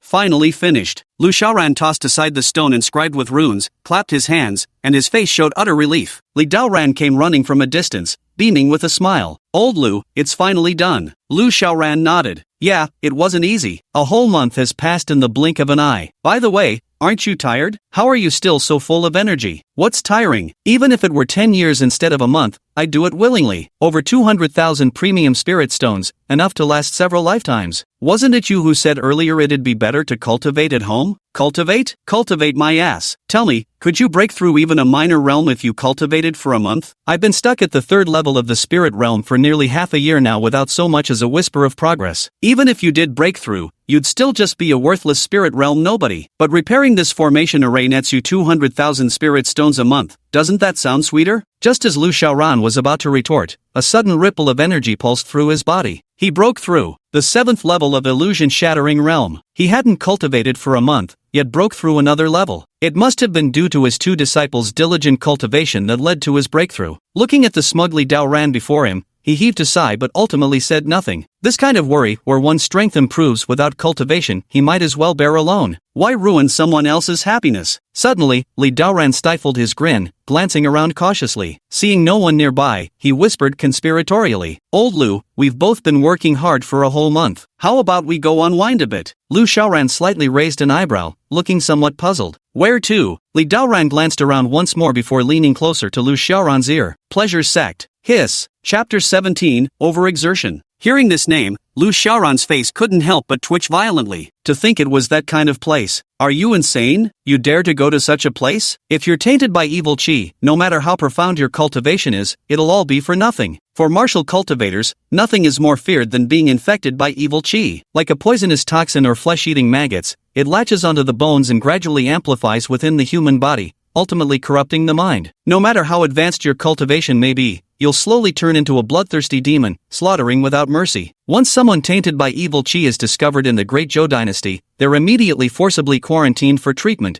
purified through cultivation techniques. Those who fail to purify will be executed without any room for negotiation. The contamination of sinister energy doesn't solely come from seeking fairy maidens, but they are undoubtedly the most contagious and easiest to contract from. Afraid of what? Do you think the Joyous Union sect is some shady backwater sect? It's a premium gold-rated chain sect with branches across Great Zhou, boasting impeccable reputation. Their fairy maidens have ranked first in quality among Great Zhou's female sects for 100 consecutive years. They just provide massage and foot rub services, not what you're imagining. But we still need to find the sect elders to inspect the formation arrays. I've already sent my disciple to inform them. We've both worked hard for a month, let's go have some fun. The senior elders won't say anything, and it's my treat, I'll pick the finest ladies. Lu Xiaoran was about to decline when suddenly, Wan Cai's cheerful voice echoed in his mind. Master, an SSS rank prodigy has been detected nearby the Hahuan sect. Holy shit, an actual triple S rank prodigy. You should know that even the Great Zhou dynasty's princess, Ji Wuxia, is merely a 2S level genius. Damn, this got Lu Xiaoran's blood pumping. Wan Cai, can you use soul traction to bring him over? The target is currently being hunted down, probably won't make it here before kicking the bucket. Old Lu,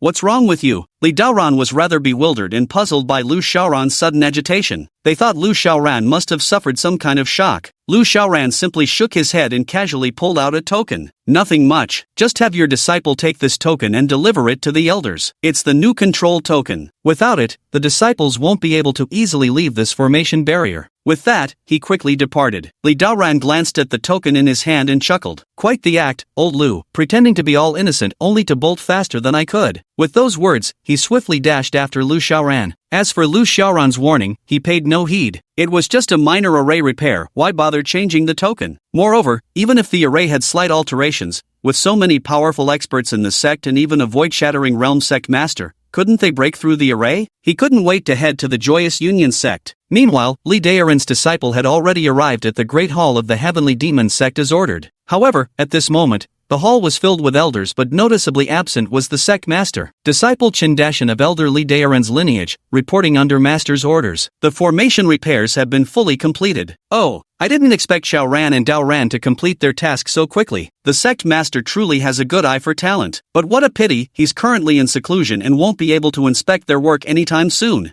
Actually, there's not much to inspect really. It's just repairing some formation arrays. With the original blueprints available, as long as those two aren't complete fools, they couldn't possibly make mistakes in the restoration. Quite right. Personally, I think we should wait until the sect master emerges from seclusion before requesting his inspection. It'll save us all this pointless back and forth traveling. Excellent, this plan is quite sound. Yet the moment these words fell, a disciple came rushing in through the door. Honored elders, terrible news. The assembly's hearts clenched in alarm. What do you want? The disciple wiped the sweat from his forehead and spoke in a flurry. The mountain gate has been sealed by an array formation, and none of the disciples can get out. Elder Huangyo is trapped in the defensive formation, completely immobilized. I beg all elders to act swiftly and lend your aid. What? Everyone was shocked. The array formation had actually sealed the mountain gate. Moreover, even Elder Huangyo couldn't pass through it. How was that possible? After all, Elder Huangyo's cultivation had already reached the 10th level of the spirit realm, the pinnacle of perfection. For him to be trapped within the formation was simply unbelievable. Come on, let's go take a look. Everyone hastily rose and rushed to the mountain gate. As soon as they arrived, they saw numerous disciples gathered at the entrance. Looking up at the 3rd level, within the defensive formation, the stout and short Elder Huangyo was actually trapped alive inside,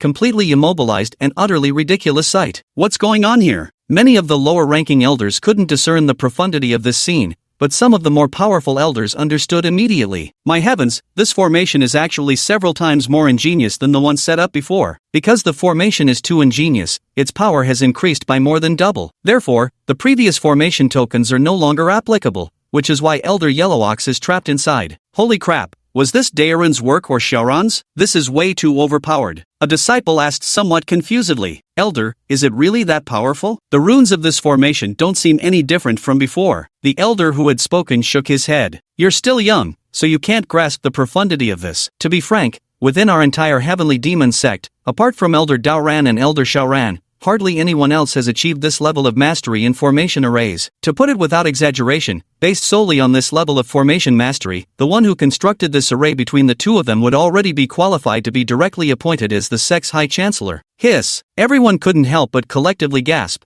feeling a tingling sensation creep across their scalps. To actually receive such significant praise from the elders was simply unimaginable. One must understand, whether it was Elder Li or Elder Lu, both were still quite young among the elders, and their cultivation levels were far from being exceptionally profound. As the crowd murmured amongst themselves, the great elder slowly walked up to Elder Huangyo. Junior brother Huangyo, why are you so determined to leave the mountain gate, to the point of getting yourself stuck in the defensive formation arrays? Elder Yellowox, looking aggrieved, said, I never intended to do this. I had an appointment with a matchmaker today to meet someone from the neighboring mountain refuge sect. I thought this formation wasn't much, that I could just pass through it in one go. But who would have guessed it's been reinforced so much? I ended up stuck inside it completely. The great elder's face couldn't help but twitch violently. You're really going on that blind date? I thought that was just your excuse to refuse the sect master. I never intended to refuse the sect master. I do have a genuine blind date. Elder, please hurry and get me out of here. I'm about to be late for my date. Don't panic, junior brother Huangyo.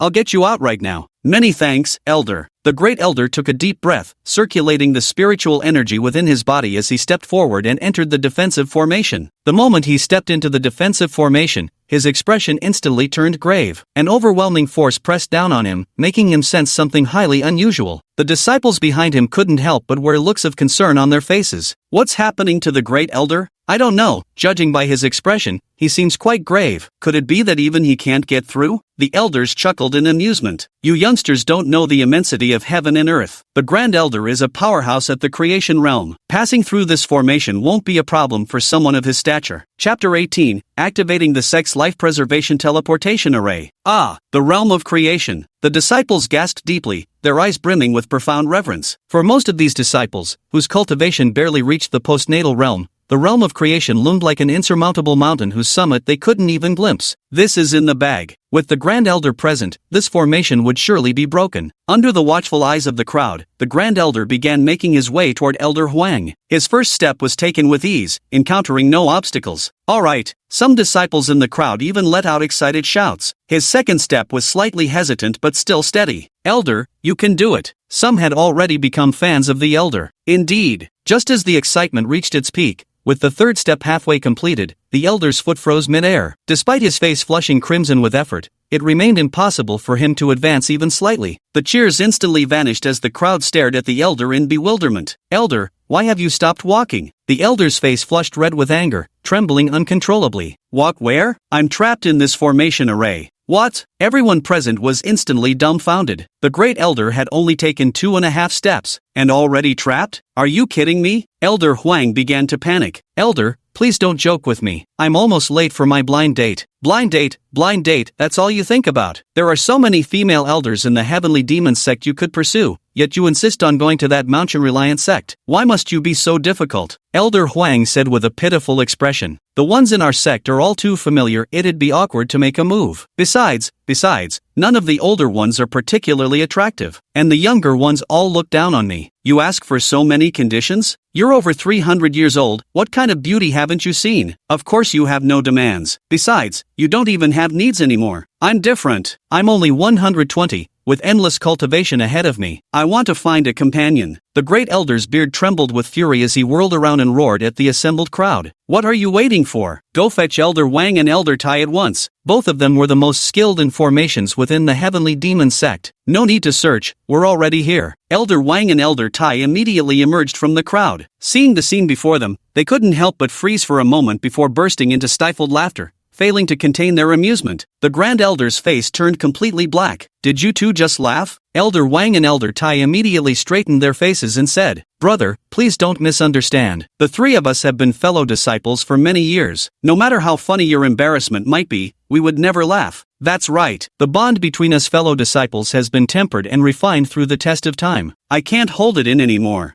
Ha ha ha. These two were different from the other elders and disciples. They were the Grand Elder's junior brothers, sharing a deep bond of friendship, hence their audacity to laugh. No one else would dare be so bold. The Grand Elder was nearly driven mad with rage. You two bastards, hurry up and break this formation to get us out of here. Seeing their senior brother genuinely angered, the two elders immediately wiped the smiles off their faces and hurriedly began studying the formation. Senior brother, don't be angry, we'll look at it right away. With that, the two quickly moved closer and began carefully examining the inscriptions on the formation. Yet, after just one glance, both men couldn't help but sharply inhale in astonishment. Tisk! My heavens, the precision of this array's engraving is simply beyond compare. Could our Heavenly Fiends sect truly possess such a master of array formations? The Grand Elder said irritably. Who doesn't know this formation is powerful? It even trapped me, a creation boundary expert. What's the point of stating the obvious? I demand you break this formation immediately. The two men explained with grave expressions. Senior brother, you're an outsider here. You only know this formation is formidable, but you don't realize it's not just ordinarily formidable. Everyone's hearts leapt with shock. Could this formation contain even deeper mysteries? Elder Wang addressed the confusion among the crowd. The slightest alteration in carving an array formation can bring about an earth-shaking transformation,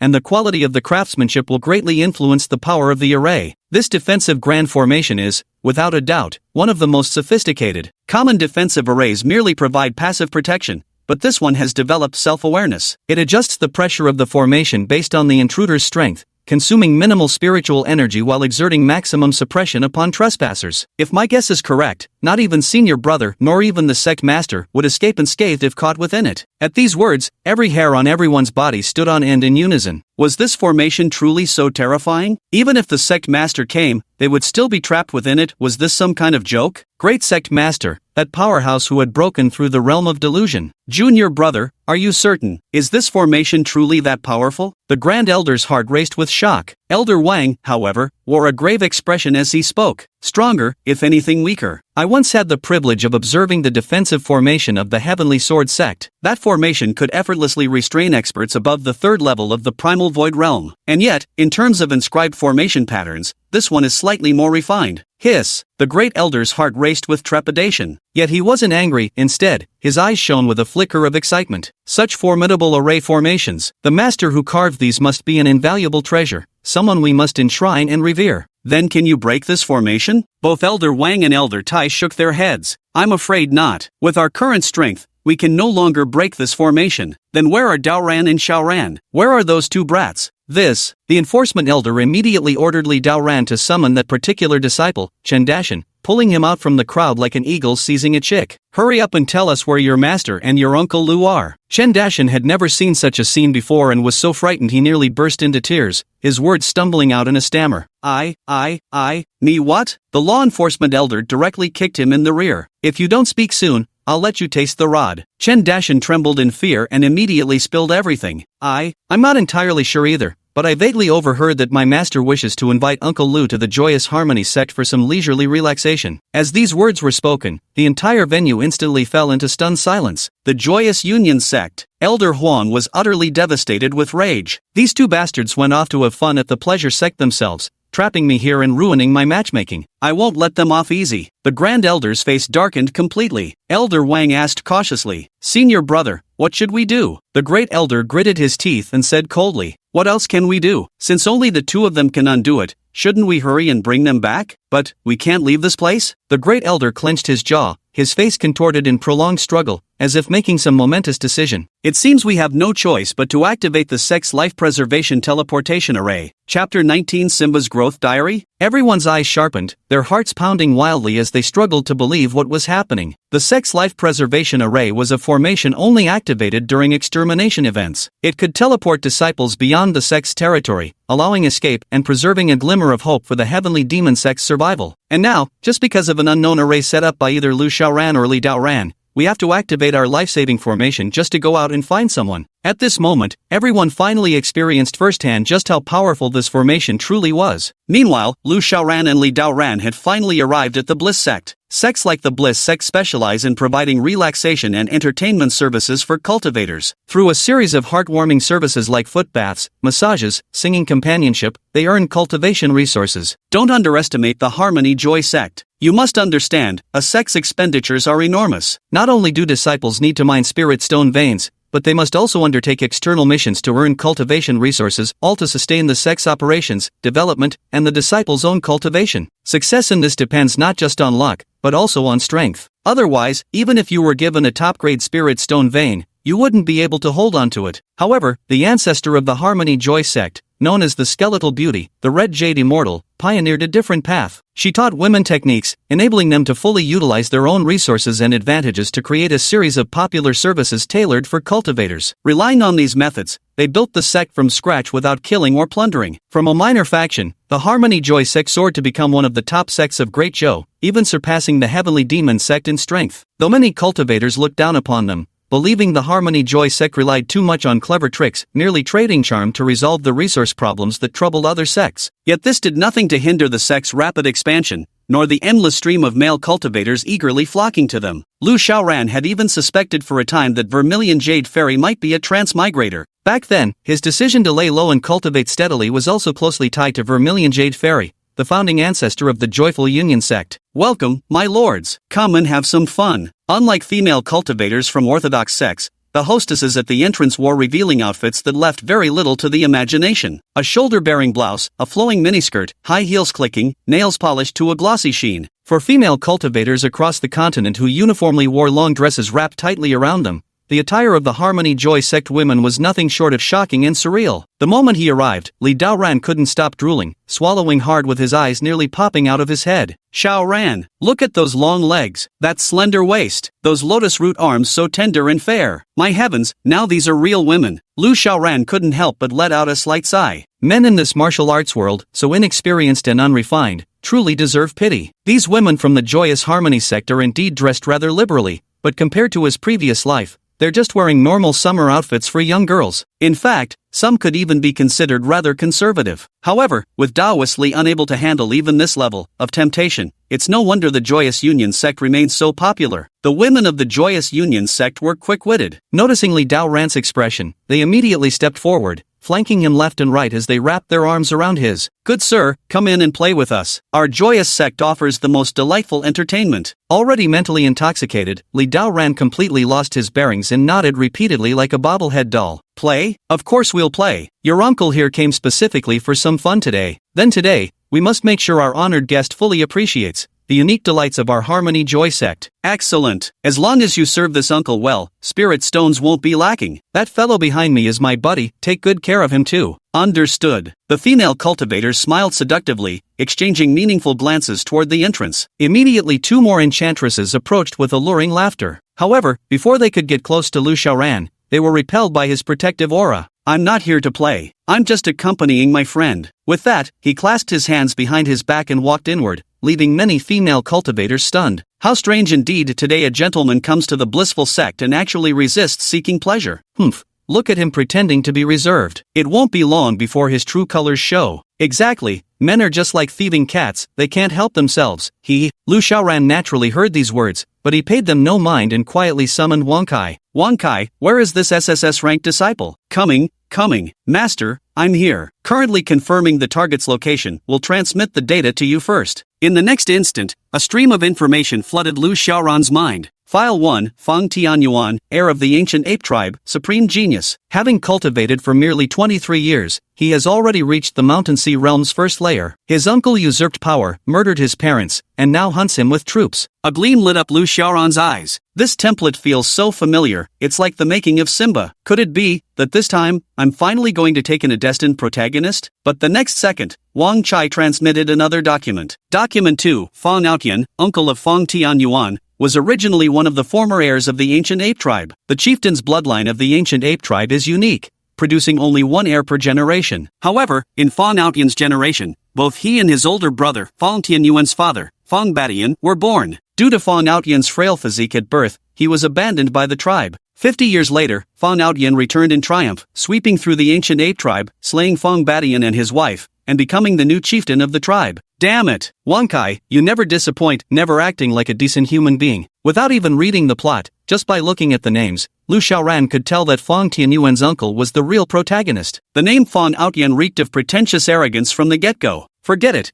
I shouldn't have expected to receive some chosen one as a disciple anyway. Just managing to recruit a few villains is enough to barely scrape by in life. The villains have proper values and speak pleasantly, unlike those lucky protagonists who always want to dominate heaven and earth while casually slaughtering entire families. With these thoughts in mind, he and Li Daoran arrived at the main hall of the Joyful Union sect. The reception fairy smiled as she guided them forward. Master Li, what would you like to enjoy? We offer professional dining companions, entertainment partners, drinking buddies, singing escorts, and even full-service relaxation packages. Li Daoran waved his hand grandly with effortless flair. Send in a group of fairies, must be beautiful ones. Money's no object. The hostess fairy smiled demurely, her shimmering eyes crinkling like crescent moons. Got it. We'll get it sorted for you right away, Lord Li. Alright then, she clapped her hands lightly. Instantly, a procession of alluring female cultivators emerged from the adjacent private chamber, their figures curvaceous and attire decidedly more provocative. Uniformly dressed, they all wore sleeveless cheapao miniskirts, even more alluring than the welcoming fairies. Chapter 20. Is he a god? Gulp. Seeing this group of women emerge, Li Daoran's eyes nearly bulged out of his head, his mouth dry as parchment. I've long heard that your Joyous Union sect's fairy maidens are of exceptional quality, ranking supreme across the Great Zhou, but I never imagined they'd be this stunning. Li Daoran wasn't exaggerating. Due to cultivation's effects, the women of this world possess skin so delicate it could be shattered by a breath,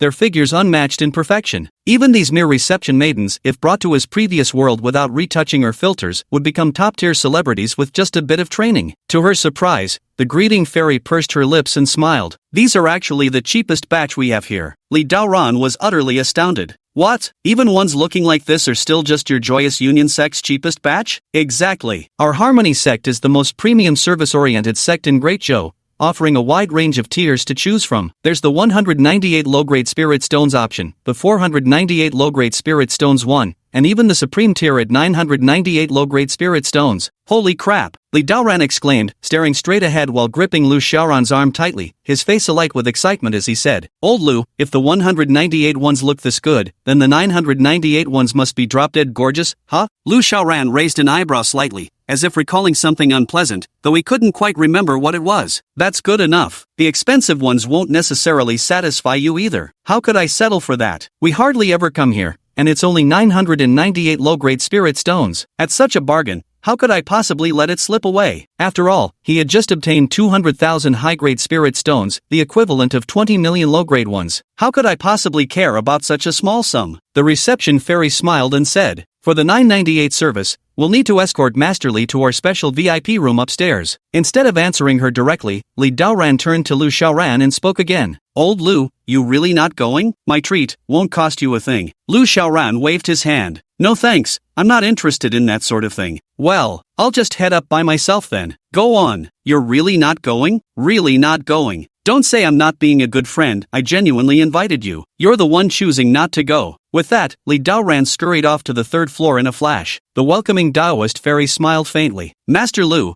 Our blissful union sex services are renowned throughout the great Zhou dynasty. Are you truly unwilling to give them a try? Lu Xiaoran shook his head. My fortune is meager. I'm unaccustomed to massages and foot treatments. Could it be that Master Lu desires something more refined? Perhaps an activity beneficial for both body and mind? For instance, scaling 2 snowy mountain peaks and traversing a deep water creek? If the price is agreeable, our joyous union sect could certainly provide. Lu Xiaoran gave the other party a sidelong glance, just as he'd suspected. The joyous union sect could never be a proper cultivation sect. Under this vast sky, no pleasure house or debauched establishment could ever claim purity. No need. I've no interest in such matters. I simply desire some peace and quiet. Very well, we won't disturb Master Lu any further. Please rest, and if you need anything, just call out. The fairy in the main hall will attend to you. The reception fairy couldn't hide her disappointment. It wasn't about the money. She simply found Lu Xiaoran exceptionally handsome, with an indescribable aura about him that stirred something deep within her, making it hard to control her emotions. To put it plainly, she was just a little obsessed with Lu Xiaoran's body. Unfortunately, Lu Xiaoran's gaze was clear and indifferent. It was obvious he had no interest in women from the Heavenly Bliss sect. After the crowd dispersed, Lu Xiaoran slowly closed his eyes, waiting for Wang Cai's message. Fortunately, Wang Cai didn't disappoint him. In less than 2 minutes, the message arrived. Master, location locked. Coordinates transmitting. A faint smile tugged at Lu Xiaoran's lips as he opened his eyes, simultaneously activating the Void Chaos Steps technique. In the blink of an eye, he vanished from his original position. A guest who had just emerged from the corner accidentally witnessed this scene. With a loud crash, the cup in his hand shattered to pieces as if he'd seen a ghost. My God! What incredible speed. I'm at the spirit realm cultivation level, yet I can't even follow his movements. Even a Mountain Sea realm expert probably couldn't pull this off, could they? A moment later, he felt another wave of anguish. Damn it! I was originally ashamed of myself, a spirit realm expert visiting the Joyous Union sect for pleasure, tarnishing the dignity of a powerhouse. Who would have thought that even someone above Mountain Sea realm, such a formidable senior, would also come here for entertainment? Truly, morality is degenerating. Morality is degenerating. Attendant, room 73 needs 2 more top-grade celestial maidens. Skip the 998 tier 1s. On the other side, in a dense forest less than 100 miles from the Harmony Joy sect, a violent explosion suddenly erupted. After the explosion, a handsome young figure suddenly crashed to the ground, leaving a massive crater in his wake. Ahem! He climbed out of the pit, his body covered in scars, half of it charred to blackened coal. Behind him, several figures with formidable auras arrived silently at the same moment, standing not far from him. Heavenly Origin Crown Prince, surrender to fate. You cannot escape our grasp. Ha ha ha! Who would have thought that I, Feng Tianyuan, would die at the hands of the uncles who watched me grow up? Upon hearing these words, the expressions of the group darkened with a trace of shame. Tianyuan, this matter is entirely our fault. If we hadn't abandoned your uncle all those years ago because of his frailty, things would never have come to this. We owe him that debt. As for the injustice done to you and your parents, we can only repay as beasts of burden in our next lives. Stop your hypocritical platitudes. Feng Tianyuan spat out a mouthful of blood. The victor becomes king, the defeated becomes the thief. Feng Tianyuan declared. I'm not so pitiful as you think. Strike now. Feng Tianyuan closed his eyes. Father, mother, your son is useless. I couldn't avenge you both, but now I'll join you to seek your forgiveness. The powerful warriors of the ancient ape tribe exchanged glances, their eyes momentarily filled with guilt before swiftly being overtaken by murderous intent. Then, an overwhelming aura abruptly descended upon Feng Tianyuan. Feng Tianyuan was already at the brink of collapse, having reached the limits of his exhaustion. It was clear at a glance, against such overwhelming might, he stood no chance at all. The slightest touch would spell his instant demise. Just as Feng Tianyuan resigned himself to death, an even more colossal presence suddenly manifested behind him. Like a towering mountain, it shielded this fragile bud trembling in the storm, offering its sanctuary amidst the chaos. Feng Tianyuan abruptly opened his eyes, only to witness the most astonishing scene of his entire life. Chapter 21. No, he's a lunatic. A figure he had never seen before, hands clasped behind his back with a faint glow emanating from his body, strode forward slowly. With every step he took, ripples formed in the air, emanations of spiritual energy from a master profoundly skilled in cultivation, vibrating the very atmosphere around him. As he walked, the tribal elders who had been prepared to act against him seemed to suffer under an overwhelming pressure. Their entire bodies trembled uncontrollably, their muscles twitching involuntarily as they bowed slightly, unable to straighten their backs. At this moment, Feng Tianyuan felt his very soul endure a violent shock. This was a power he had never witnessed before. To him, it was as if standing before a god. In astonishment, that figure slowly walked past him, heading towards the elders of the ancient ape clan. The pressure endured by the elders continued to intensify. Despite exerting their utmost utmost effort in frenziedly circulating the spiritual energy within their bodies,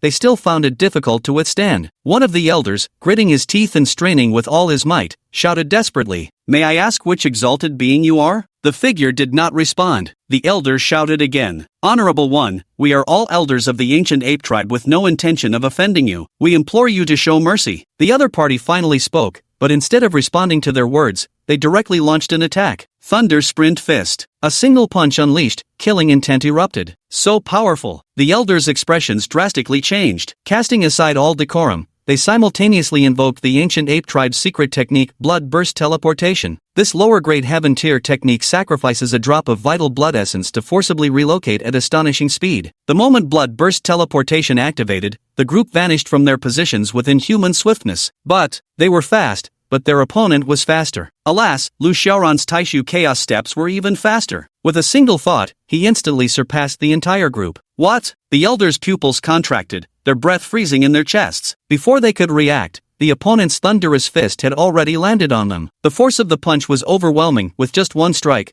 they were sent flying back precisely the way they came. Boom, boom, boom. All the elders were sent hurtling backward, crashing violently onto the ground. Each one left a massive crater where they landed. Put! Almost simultaneously, they spat out mouthfuls of blood. The robes on their chests were completely torn apart, and their ribs had caved inward, leaving them in a wretched state, looking even more pitiful than beggars on the streets. Fang Tianyuan's pupils contracted, his heartbeat accelerated, and his shocked breath nearly stopped. At this moment, his gaze held only that figure standing mid-air. Powerful, invincible, filling him with profound admiration. Geniuses are inherently proud, they never bow to anyone. But here and now, Fang Tianyuan felt himself conceding defeat. The several elders crawled up miserably, their spirits utterly broken, trembling as they begged for mercy. "Spare us, senior. We truly didn't know you were here and disturbed your peace. We beg for your forgive." Yet before the word forgiveness could be completed, another blinding sword radiance descended ruthlessly in the very next instant. The brilliance of this sword strike blossomed like a silver river pouring down from the ninth heaven, a dazzling silken cascade of light more intense than sunlight itself,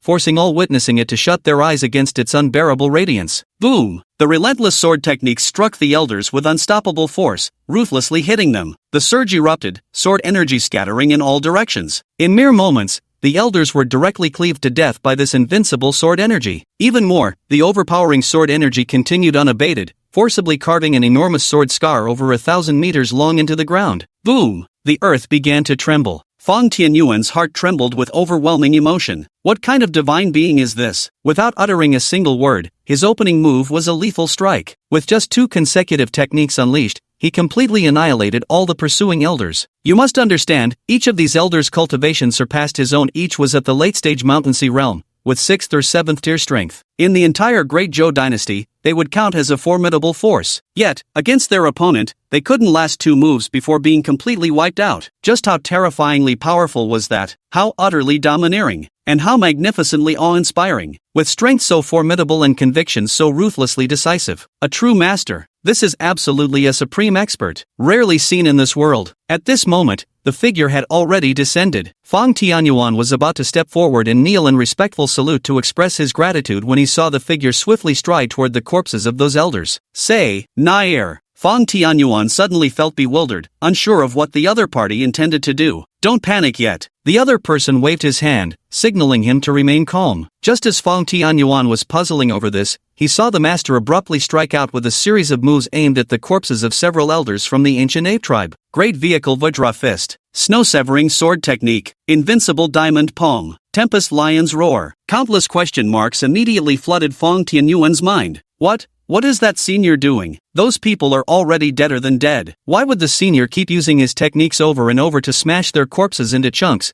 then into powder? What kind of baffling operation is this? After a moment, all the elder corpses had been reduced to fragments and ashes. Only then did the other party slowly come to a stop. Fang Tianyuan exhaled a turbid breath softly, thinking to himself, surely this must be the end of the senior's display now? Yet the very next moment, he watched as the other party formed yet another hand seal. Stormrend Moonwhirl Dance. Execute! With this command, a furious gale was summoned instantly, scattering the ashes of those elders to the 4 winds. Fang Tianyuan was completely speechless. The dead should be respected. Wasn't it going too far to even spare no mercy on their ashes? Still, the other party was, after all, a senior expert who had saved his life. It wouldn't be appropriate to say anything, so he took a deep breath and prepared to step forward to express his gratitude. However, before he could step forward, the other party had already set up another formation. Is this a soul-gathering array? Fong Tianyuan froze in place once more. What purpose could there possibly be for deploying a soul-gathering array at this moment? Then, to his astonishment, he watched as the opponent used the soul-gathering array to summon the lingering souls of several elders, only to obliterate them completely with another devastating thunderbolt fist strike, scattering their remnants into nothingness. Fong Tianyuan, this senior,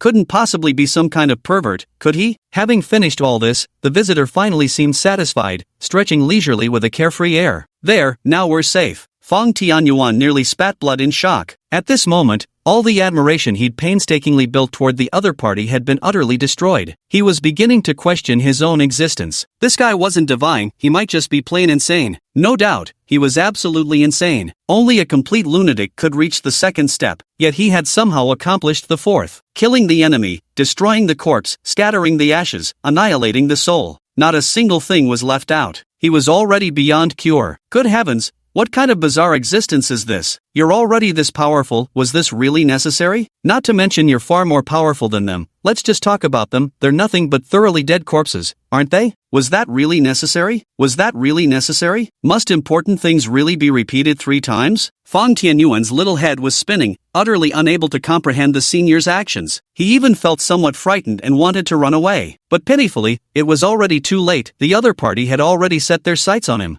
Hello, this is our first meeting. Allow me to introduce myself, I'm Lu Xiaoran. Seeing Lu Xiaoran smile, Fong Tianyuan trembled in fright and immediately bowed in response. I dare not presume. I dare not. This junior is Fong Tianyuan. Greetings, Senior Lu. The devout and reverent demeanor suggested he was terrified of Lu Xiaoran serving him the same special treatment. Lu Xiaoran nodded with immense satisfaction. Excellent, humble and courteous. You have promising qualities. So, what do you say? Would you like to become my disciple? Chapter 22, 98-fold Agony. Ha! Fong Tianyuan froze in surprise, never expecting the other party actually wanted to take him as a disciple. Had Lu Xiaoran merely slain those few elders of the ancient ape tribe, he would have immediately dropped to his knees and bowed without a second thought. But Lu Xiaoran's subsequent actions planted a seed of hesitation in him. The guy was undeniably powerful, but his mind seemed slightly questionable. Is it really reliable to learn from him? Stop spacing out, are you willing to become my disciple or not? Lu Xiaoran asked again. After a moment of silence, Fong Tianyuan cautiously spoke. Then, what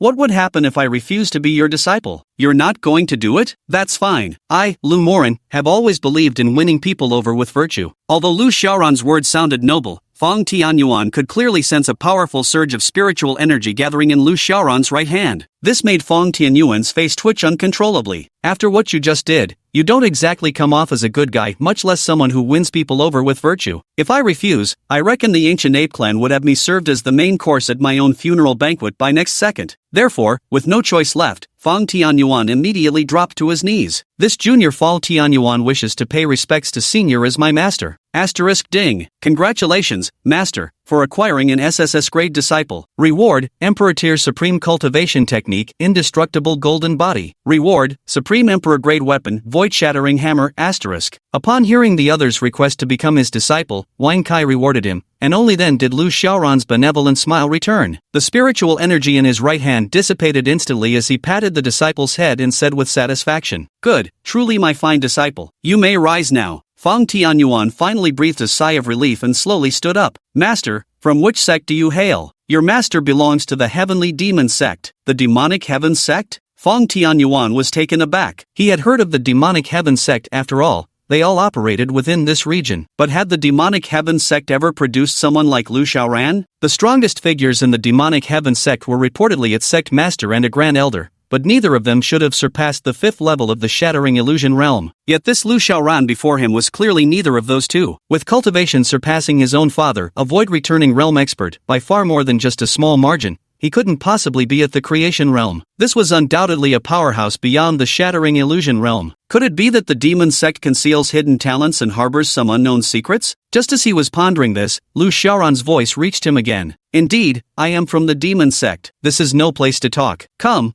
I'll take you away from here first. With these words, Lu Xiaoran flicked his fingers, tossing Fong Tianyuan a medicinal pill. This is the restorative pill. capable of healing all your injuries instantly. Hurry and leave. Gasp. The restorative pill. Feng Tianyuan's heart shuddered, his eyes widening in shock. The restorative pill was a divine cure-all. Below the creation realm, no matter how severe the physical damage, just one pill could completely heal all wounds in the shortest time without leaving the slightest aftereffect. Moreover, although the replenishing vitality pill is only a low-grade heaven-tier elixir, its raw materials are scarce and extraordinarily difficult to refine. The supply cannot meet market demand, making it both expensive and nearly impossible to obtain. Yet, his master took out a replenishing vitality pill without hesitation, such a grand gesture. However, if he were merely the heir of the ancient ape tribe, he wouldn't have been so astonished. Such a pill would still be within his means. The real issue is that he is nothing more than a newly accepted disciple at this moment. Under such circumstances, the weight of this welcoming gift is anything but ordinary. Hurry up and take it.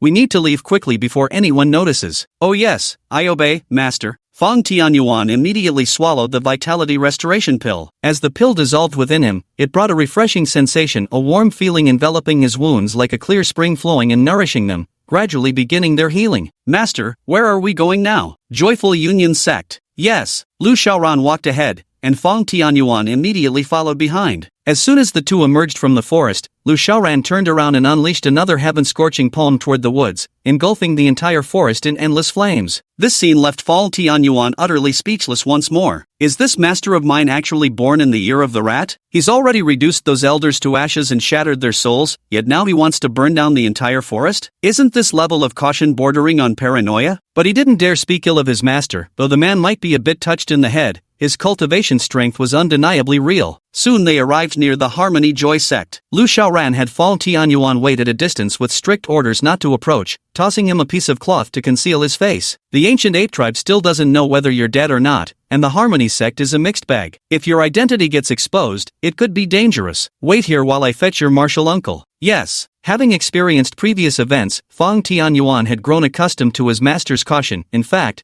he'd even come to see the logic in it himself. It made him feel like this master of his was contagious, like some kind of poison. After settling Feng Tianyuan, Lu Xiaoran swiftly made his way to the entrance of the Harmony sect. Before he could even enter the gate, he saw Li Daoran squatting at the entrance of the Joyous sect, hugging his knees with the pitiful look of a wronged young maiden, his neck adorned with 2 fresh strawberry marks. Beside him, a greeter fairy squatted as well, offering continuous consolation. Master Li, our elder Zhang Dezhuan may not be the most comely, but her massage skills are truly top tier within our Joyous sect. We absolutely haven't deceived you with inferior service or swindled your spirit stones. Li Daoran's face was filled with indignation. Bullshit, just a little unsightly? That body's bulkier than our heavenly demon sex blacksmith elder. That face is more manly than our mountain guard disciples. And you call that a little unsightly? Do I come here for massages? Don't you know damn well what I'm here for? Giving me that monstrosity, isn't this straight up robbery? Alright, Master Li, don't be angry. How about I arrange 2 198 coin girls for you? If you're willing to pay extra, we can spice things up too. Cut the crap. I came here excited, full of anticipation, and now you've completely killed the mood. I couldn't even piss properly just now. Even if your Joyous sect's top courtesan stripped naked and lay before me,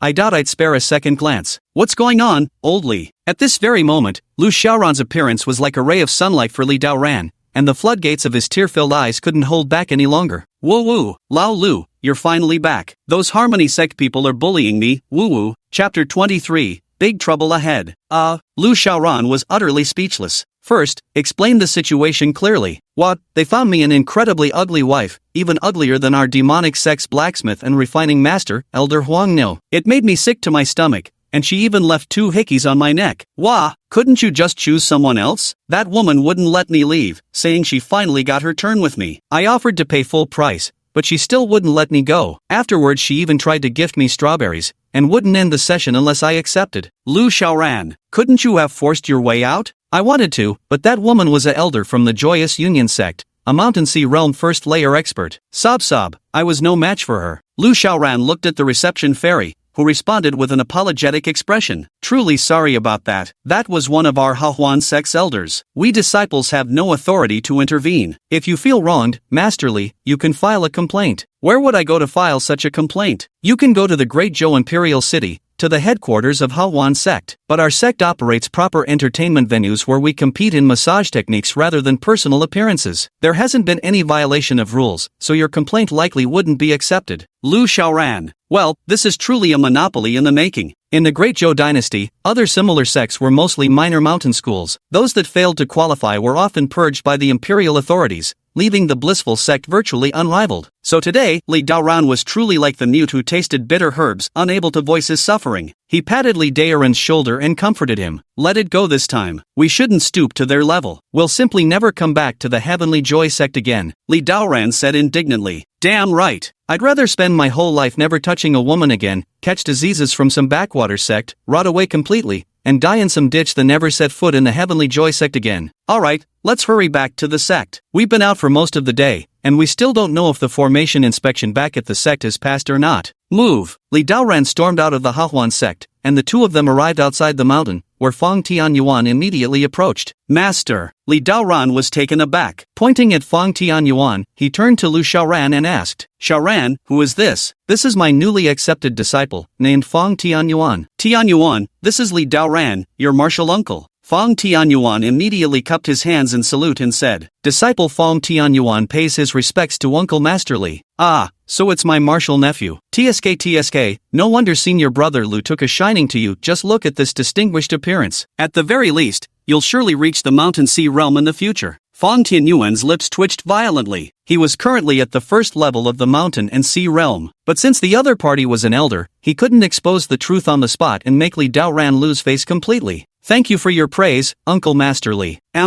Good, modest, and proper. Here, this is your uncle's gift for our first meeting. The next moment, Li Daoran took out a small storage pouch and handed it to him. Many thanks, Uncle. Fang Tianyuan accepted the storage pouch and swept it with his spiritual sense. Instantly, his hair stood on end. It turned out to be 6,666 premium spiritual stones. Hiss! This welcoming gift, could it be any more extravagant? Are all the demonic sect's members this generous? Earlier, the master casually took out a primordial restoration pill without batting an eye. Now Elderly casually produced 6,666 top-grade spirit stones with a single gesture. Such extravagance even when he was still the young master of the ancient ape tribe back then, he wouldn't have dared claim it was too little. It seems that within this demonic sect, powerful experts truly are as numerous as clouds, with hidden dragons and crouching tigers everywhere. As a mere first-level mountain and sea realm cultivator like himself, it'd be best to keep a low profile for now. Truth be told, the only reason he could afford such luxury was precisely because he was Lu Xiaoran's disciple. Li Daoran had gained 200,000 top-grade spirit stones because of Lu Xiaoran and was thinking of how to repay him. If it were anyone else, receiving just 6 top-grade spirit stones would already be considered Li Daoran's generosity. At that very moment, several figures suddenly rushed over from the distance. Their robes identified them clearly as either elders or disciples of the Heavenly Demon sect. The leader turned out to be an old acquaintance of both Lu Xiaoran and Li Daoran, Lin Jie. Daoran, Xiaoran, after all this time, we've finally found you too. Lin Jie, what brings you here? With a grave expression, Lin Jie replied, You two are really reckless, coming to the pleasure sect to fool around without waiting for the elders to inspect the formation. Something major has happened to the sect. Li Daoran was startled. What major event? Was the mountain gate attacked? Did the formation fail? That's not exactly the case. What else could possibly be such a big deal? The Grand Elder and Elder Huangniu, along with some disciples, are all trapped inside the mountain protecting formation. What? Li Daoran was so shocked his jaw nearly hit the ground. Are you joking? They actually couldn't break through that formation? Lin Jie shot him an exasperated glare. Even I had to use the sect's life-saving grand formation to teleport out and find you too. Do you still think I'm joking? Holy shit. Old Lu, you're seriously badass. Lu Xiaoran rubbed his nose, feeling rather speechless. He exerted only 50% of his array mastery, yet unexpectedly, even the Grand Elder was trapped. It seems I've underestimated my own mastery of formations and overestimated the strength of the Heavenly Demon sect's members. But wait, something's not right, where are their tokens? The astute Lu Xiaoran had already guessed something amiss. Don't mention that yet, did you fail to give the tokens to your disciple as I instructed? Li Daoran scratched the back of his head somewhat sheepishly. I thought you were just fixing the formation. It's basically the same as before, so there's no way the elders wouldn't get through. Besides, I was in a hurry and didn't think to hand it over. No sooner had these words been spoken than several figures came rushing over from the distance. They were also Heavenly Demon sect elders who, upon arrival, gasped breathlessly as they shouted, Phew, puff, finally found you too. Hurry back to the sect, something major has happened. Li Daoran looked utterly bewildered. What kind of trouble now? The sect master just emerged from seclusion and wanted to test the mountain protecting array. He broke through the third layer but got injured by the offensive formations in the second layer. Now he's trapped there. What? The sect master is trapped too? Before Li Daoran could finish speaking, another wave of Heavenly Demon sect members came charging towards them. Something terrible has happened, elders. The Grand Elder emerged from seclusion wanting to test his limits too. After breaking through the third and second layers, he got trapped by the illusory array in the first layer. The entire sect is in utter chaos now, counting on you two to return and rescue them. What? You can't be serious? Even the Grand Elder failed? That's impossible. Both the Sect Master and Grand Elder are Supreme Masters who've reached the Insight Realm. Lu Xiaoran shot him an annoyed glare. And you dare say that? You idiot. Now when we get back, we'll probably be stuck meditating on our mistakes against some wall. With those words, he immediately dashed off toward the sect's direction. The others quickly followed suit. Fang Tianyuan followed the crowd, but his heart was roiling with towering waves. He had initially thought his master might be a powerhouse at the Shattering Illusions realm, but now it seemed the venerable master's cultivation far surpassed even that level. Just what realm had his master attained? Chapter 24 Arrangements. The group rushed back to the demon sect at top speed. From afar, they could see a white-haired elder with an imposing demeanor, continuously kowtowing within the illusionary array. Father, mother, your child is unfilial, your child is incompetent. After cultivating for over 500 years, I only reached the third level of the Shattering Illusions realm. I've brought shame upon you both. Even that Yang Renjie, the second dog from the neighboring mountain-relying sect, has already reached the fifth level of the Shattering Illusions realm, Sob. Witnessing this scene, the group couldn't help but feel a chill run down their spines. Is that the Supreme Elder? That's right. It's the Supreme Elder. Yang Renjie is the Supreme Elder of Mountain Sect. Only someone of his status would dare call Yang Renjie by his childhood nickname. This formation is utterly ruthless. Even a Supreme Elder at the illusion-shattering realm got trapped in it. If it were us, heaven knows how mad we'd go. Lu Xiaoran smacked his forehead. Enough talk. I'll go undo the formation. With those words, he swiftly stepped forward and dismantled the array. The Grand Elder, who had been kneeling and kowtowing while wailing uncontrollably, abruptly stopped. He turned his head, locking eyes with the gathered crowd. In that instant, the air froze into absolute stillness. After a while, he slowly got up, casually dusting off his knees before speaking. Just now, you all saw that, didn't you? The crowd shook their heads repeatedly. No, we just arrived ourselves. The Grand Elder snorted coldly. Stop pretending. Do you take me for a fool? The crowd exchanged uneasy glances before the Grand Elder spoke again. I don't care if you saw it or not. If even half a word about today's events leaks out, I guarantee every single person present here will wish they were dead. Everyone immediately felt a chill run down their necks and straightened their postures, shouting in unison. Rest assured, Elder Supreme, we will never breathe a single word to outsiders. That's good then. As soon as the words fell, the Elder Supreme placed both hands behind his back, stomped his foot, and vanished on the spot. Only then did the crowd let out a collective sigh of relief, hurriedly using their sleeves to wipe the cold sweat from their brows. Lu Xiaoran didn't dare to delay and hurried towards the second formation. The second layer was an offensive array, where the sect master of the Heavenly Demon sect sat quietly. He had already deployed a spiritual energy barrier to resist the formation's assaults. His clothes were torn in multiple places, some areas even showing bruises, clear signs he'd suffered considerable damage. Lu Xiaoran hastily deactivated the formation. The defensive sect master immediately relaxed and opened his eyes. Good heavens, you finally returned. Lu Xiaoran cupped his hands respectfully and said, Sect Master, this disciple was at fault. We'll discuss this matter later. I'm heading back to the main hall to change my robes first. After you rescue the Grand Elder, immediately rush to the sect's main hall with Li Daoran. Yes. As he spoke, the sect master swiftly returned to the sect grounds. Lu Xiaoran quickly arrived at the third layer of the formation where the Grand Elder, Elder Huangniu, and a group of disciples were trapped. Lu Xiaoran formed a hand seal and rapidly dispelled the formation's power, finally allowing everyone to catch their breath and regain their freedom. My heavens, it's finally over. This old man's bones were nearly frozen stiff. The Great Elder stretched his limbs, while Lu Xiaoran stepped forward to apologize. Great Elder, Elder Huang, my apologies. This junior failed to consider things thoroughly. You little brat. It was your formation array that ruined my blind date. I'll fight you to the death. Elder Huang angrily raised his fist, ready to throw punches, but was stopped by the Great Elder's stern command. Stop. Huangniu, this matter must be judged by the sect master. You have no right to mete out private punishment. Huangniu fumed with anger but could do nothing. After all, he still had to heed the Grand Elder's words. Thus, he could only withdraw his fist and glare fiercely at Lu Xiaoran. Consider yourself lucky. Humph. I'll go straight to the sect master right now and report your offenses. You'll regret ever crossing me. Elder Huangniu turned and left without another word, while the Grand Elder gave Lu Xiaoran a meaningful glance before saying, "Yuan Li Dao Ran, come with me to the main hall." Understood. However, this junior has just taken in a new disciple and wishes to escort him back to Stillwater Peak before proceeding to the main hall. Then make sure you return swiftly. Thank you, First Elder. Lu Xiaoran cupped his hands in gratitude,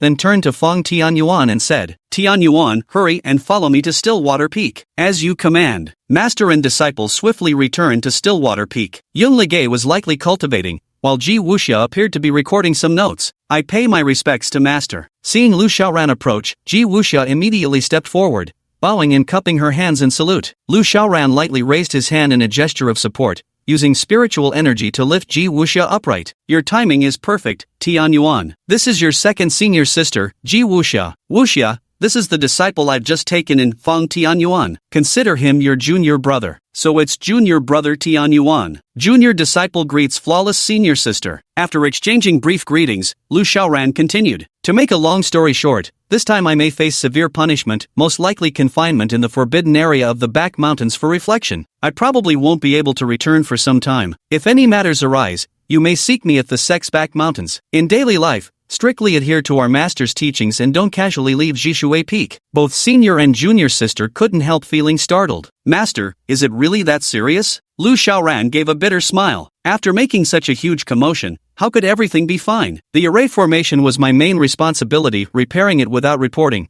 then neglecting my duties to visit the Joy sect, causing all the top elders of our sect to lose face. However you look at it, things can't possibly be alright, right? Of course, in terms of cultivation, he certainly wasn't afraid of the sect master, not even the Grand Elder. Even if both came at him together, he remained unafraid. Yet Lu Xiaoran had no desire to recklessly reveal his strength. If word got out that he had reached the illusory shattering realm in just 10 short years, who knew how much envy and resentment it would stir? The tall tree catches the wind. Such simple reasoning was something Lu Xiaoran clearly understood. Thus, since he intended to keep living at the demon sect, he naturally wished to avoid exposing himself and breaking the established order. As he spoke, Lu Xiaoran raised his hand and tapped Feng Tianyuan's brow, transmitting the indestructible golden body technique to him. Tianyuan, I fear that if I go into seclusion, I might not be able to pass the technique to you in time, delaying your cultivation. Therefore, I'll impart it to you now. You must diligently practice without relaxation. Yes, this disciple understands. Feng Tianyuan responded, yet his answer was merely perfunctory. He didn't even glance at the technique's details. As the young master of the ancient ape tribe, he cultivated the finest technique their clan possessed, a supreme martial art at the pinnacle of heaven grade, verging on the threshold of sage grade, a rarity beyond compare. How could the technique Lu Xiaoran bestowed upon him possibly measure up to such excellence? Chapter 25, Senior Sister's Secret. Feng Tianyuan now simply wanted to find a quiet place to cultivate while biding his time for revenge. After imparting the cultivation technique, Lu Xiaoran spoke again. Wuxia, I leave it to you to explain the rules of the Heavenly Demon Sect and the rules of Jishui Peak to your junior brother. During my absence, you must thoroughly guide his cultivation. Yes. Then you two chat first. This master is going to the main hall. We respectfully see off our honored master. Lu Xiaoran left Jishui Peak and swiftly rushed towards the main hall. After Lu Xiaoran had passed by, Ji Wuxia immediately began explaining the rules of the Heavenly Demon Sect and Jishui Peak to Feng Tianyuan. Upon hearing those so-called laying low theories, Feng Tianyuan wasn't particularly surprised. Having a master like Lu Xiaoran who set such rules, he wasn't the least bit astonished. He had personally witnessed and profoundly understood his thrifty master's philosophy of extreme caution. However, just as Ji Wuxia finished explaining the rules, an erratic aura suddenly erupted from Yun Ligay's room. Ji Wuxia was momentarily stunned, then his expression changed slightly. Why is the aura so chaotic? Oh no! Could it be that senior brother's cultivation has gone awry and he's succumbing to qi deviation? Tianyuan, you stay here while I check on him. Yes. Ji Wuxia quickly departed, while Feng Tianyuan took the opportunity to look around and familiarize himself with the new surroundings. Although Elder Marshall's sister's residence wasn't one of those garishly decorated boudoirs typical of young ladies, being rather modest, it was still clearly a maiden's quarters, maintained with such meticulous cleanliness that it was truly a pleasure to behold. Ha! What's this? Feng Tianyuan's attention was quickly drawn to a small booklet on Ji Wuxia's desk. Walking closer, he couldn't help but smile when he saw the writing on it. I never expected senior sister Ji to enjoy taking notes. Out of curiosity, Feng Tianyuan flipped open the notebook's first page. The first page recorded exactly what Ji Wuxia had just mentioned, the rules concerning the demonic sect in Jishui Peak. Feng Tianyuan merely glanced at it before flipping past. The content on the second page was more detailed. It noted that Yun Ligay's cultivation had already broken through to the second level of the spirit realm,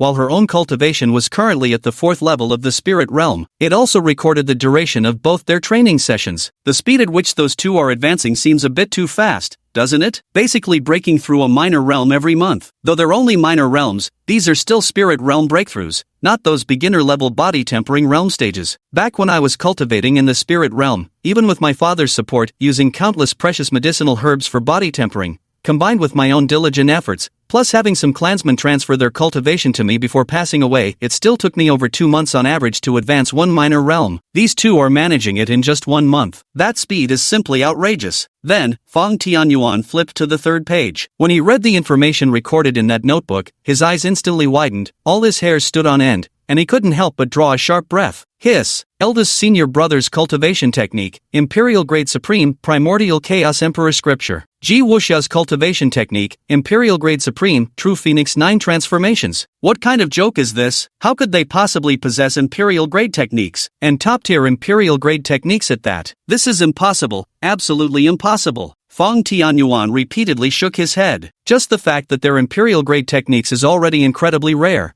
not to mention their top-tier Imperial Grade, and there are 2 of them. This is simply unbelievable. Across the entire continent, only the Imperial family or perhaps those supreme ancient clans might possess techniques of this caliber. As for a small sect like Tianhua sect, at best, their sect leader might cultivate one inferior Saint Grade technique. Dreaming of Imperial Grade techniques? That's sheer fantasy. Wait, their cultivation speed is so fast. Ordinary techniques probably couldn't achieve that, right? Realizing what was happening, Fang Tianyuan's heartbeat suddenly accelerated. Gulp. He swallowed hard and tentatively directed his spiritual sense to examine the cultivation technique his master had just imparted to him. The moment his consciousness touched the technique, his mental world erupted with a deafening boom, shattering instantaneously. The sheer magnificence of this technique, its impeccable logic, its flawless circulation. If this isn't an Emperor-grade cultivation method, then what is? My heavens, I actually possess a peak Emperor-grade technique? Am I dreaming? This must be a dream? Slap. Fang Tianyuan promptly slapped himself across the face. Hiss. That hurts. Fang Tianyuan grimaced in pain, but he couldn't care less about the discomfort. Sheer elation overwhelmed him instead. Ha ha ha ha ha. This was real. This was truly real. He wasn't dreaming, he had actually obtained a supreme grade Emperor tier cultivation technique. This was beyond anything he could have imagined, an absolutely heaven-defying stroke of fortune. By the way, are there any more secrets? Fang Tianyuan hurriedly turned to the next page of the notebook. When he saw what was on that page, his already utterly shocked mind was once again overwhelmed by an even greater astonishment. The master's cultivation level, preliminary estimate, above Emperor Realm. At the very least, peak Emperor Realm. Master, is at least an imperial sovereign. Fang Tianyuan stood petrified. Had he actually taken an imperial sovereign as his master? Are you kidding me? An imperial sovereign. That was a legendary existence. The pinnacle of cultivation in the mortal realm. Even the entire Great Zhou imperial family might not possess a single one. And now, their master was actually a powerhouse of this caliber. Was Fang Tianyuan blessed by 100 lifetimes of good fortune? At this moment, Fang Tianyuan's heart was filled with nothing but reverence and admiration for Lu Xiaoran, leaving no room for other thoughts. With devout solemnity, he closed Ji Wuxia's notes, took a deep breath, and stepped outside. To gain the favor of a great emperor, be accepted as his disciple, and receive instruction in the emperor's supreme grade technique, what greater privilege could there be? How could he waste such a heaven-sent opportunity? From today onward, he would dedicate himself to cultivation, determined not to disappoint his master's expectations. Ji Wuxia walked over with a smile, speaking before she even arrived. You scared me to death. I thought you'd fallen into demonic deviation, eldest senior brother. Turns out you'd comprehended the deeper meaning of our sex techniques and improved your cultivation speed. As she spoke, she happened to bump into Fang Tianyuan and couldn't help but notice the swollen half of his face, along with the bright red slap mark. She asked curiously, Junior brother Tianyuan, what happened to your face? Fang Tianyuan took a deep breath and said, That's not important. What matters is that I have found my goal. I must go cultivate now, eldest sister. Unless it's urgent, please do not disturb me. Oh, alright. Would you like a house then? Senior brother and I can build one for you as a gift. Unnecessary. Those who cultivate the Tao should take heaven and earth as their dwelling, broadly absorbing spiritual energy. A house would only hinder my cultivation speed. Chapter 26, Why is it always me who gets hurt? Ji Wuxia wore an utterly speechless expression. Why did this junior brother seem somewhat abnormal? But come to think of it, it appeared that from the master down to the disciples on Jishui Peak, no one was normal. Except for her. Forget it. I'll write today's diary entry first. A new junior brother has arrived. Such a significant event needs to be recorded. This was a habit Ji Wuxia had cultivated over the years. As a foster daughter who had once been cast out from the royal mansion, her return to the Violet Peace Palace carried burdens 10 times heavier than those of her brothers and sisters. Therefore, Ji Wuxia would record everything he did to enhance his memory and learning. Lu Xiaoran also arrived at the sect's grand hall. Li Daoran paced back and forth at the door, and upon seeing him approach, immediately rushed forward in a flustered manner. Old Lu, what should we do? This time the trouble we've caused is enormous. The Grand Elder, the sect leader, the Great Elder, a whole bunch of them, all lost face. And Elder Huang Niu, I heard his blind date fell through. You didn't see it, but the way he glared at me just now, his eyes were wider than a bull's. Lu Xiaoran replied irritably. What else can we do? Let it cool off, that's what. Wow, even you say that. Then this time, it seems we're doomed for sure. If it weren't for you being reckless and cutting corners by not leaving the token behind, we wouldn't have gotten into such big trouble. Let's go. If it's fortune, it won't be disaster. If it's disaster, we can't avoid it. With that, Lu Xiaoran stepped into the great hall first,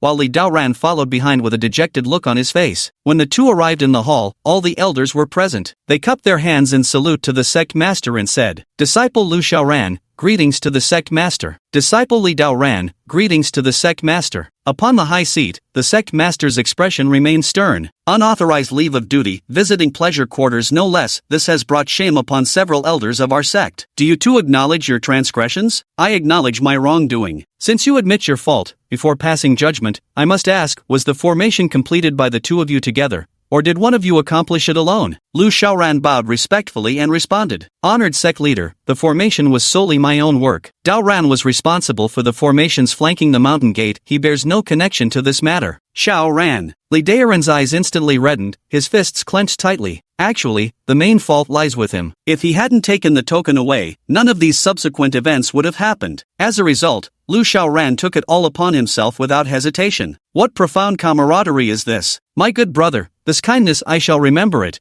never forgetting it for the rest of my life. The sect master nodded. Very well, I understand now. Here is my judgment. Elder Xiaoran, though having committed a grave mistake, demonstrated sincere remorse and thus shall not be punished. Elder Daoran, having entered the hall a step later than Elder Xiaoran, showed far less repentance. Therefore, he shall bear the full punishment for this incident. You are hereby sentenced to 1 month of hard labor in the sect's forging hall. Li Daoran? His mind was instantly flooded with a barrage of question marks, leaving him utterly stunned. Head ancestor, didn't you make a wrong judgment? The Mountain Gates formation array wasn't set up by me, at most I'm just an accomplice. Insolence, are you doubting my judgment, Elder Bull? Elder Huang Niu immediately stepped forward from the crowd. Your subordinate is here. Take Li Daoran to the artifact refining hall. You're to keep strict watch over him and discipline him thoroughly. Make sure he develops a clear understanding of his mistakes. As you command. With an acknowledgement, Elder Huang Niu turned to look at Li Daoran, his face breaking into a chilling smile. Li Daoran, you've committed grave errors. Acting under the sect leader's orders, I shall oversee your punishment in the artifact refining hall. I hope you bear me no grudge. Rest assured, I will most certainly give you my special care. The words care and concern were enunciated with particular clarity by Elder Huang, sending an involuntary shiver down Li Daoran's spine as unmistakable terror flashed across his eyes. Believing him would be sheer folly, his arranged marriages had been sabotaged,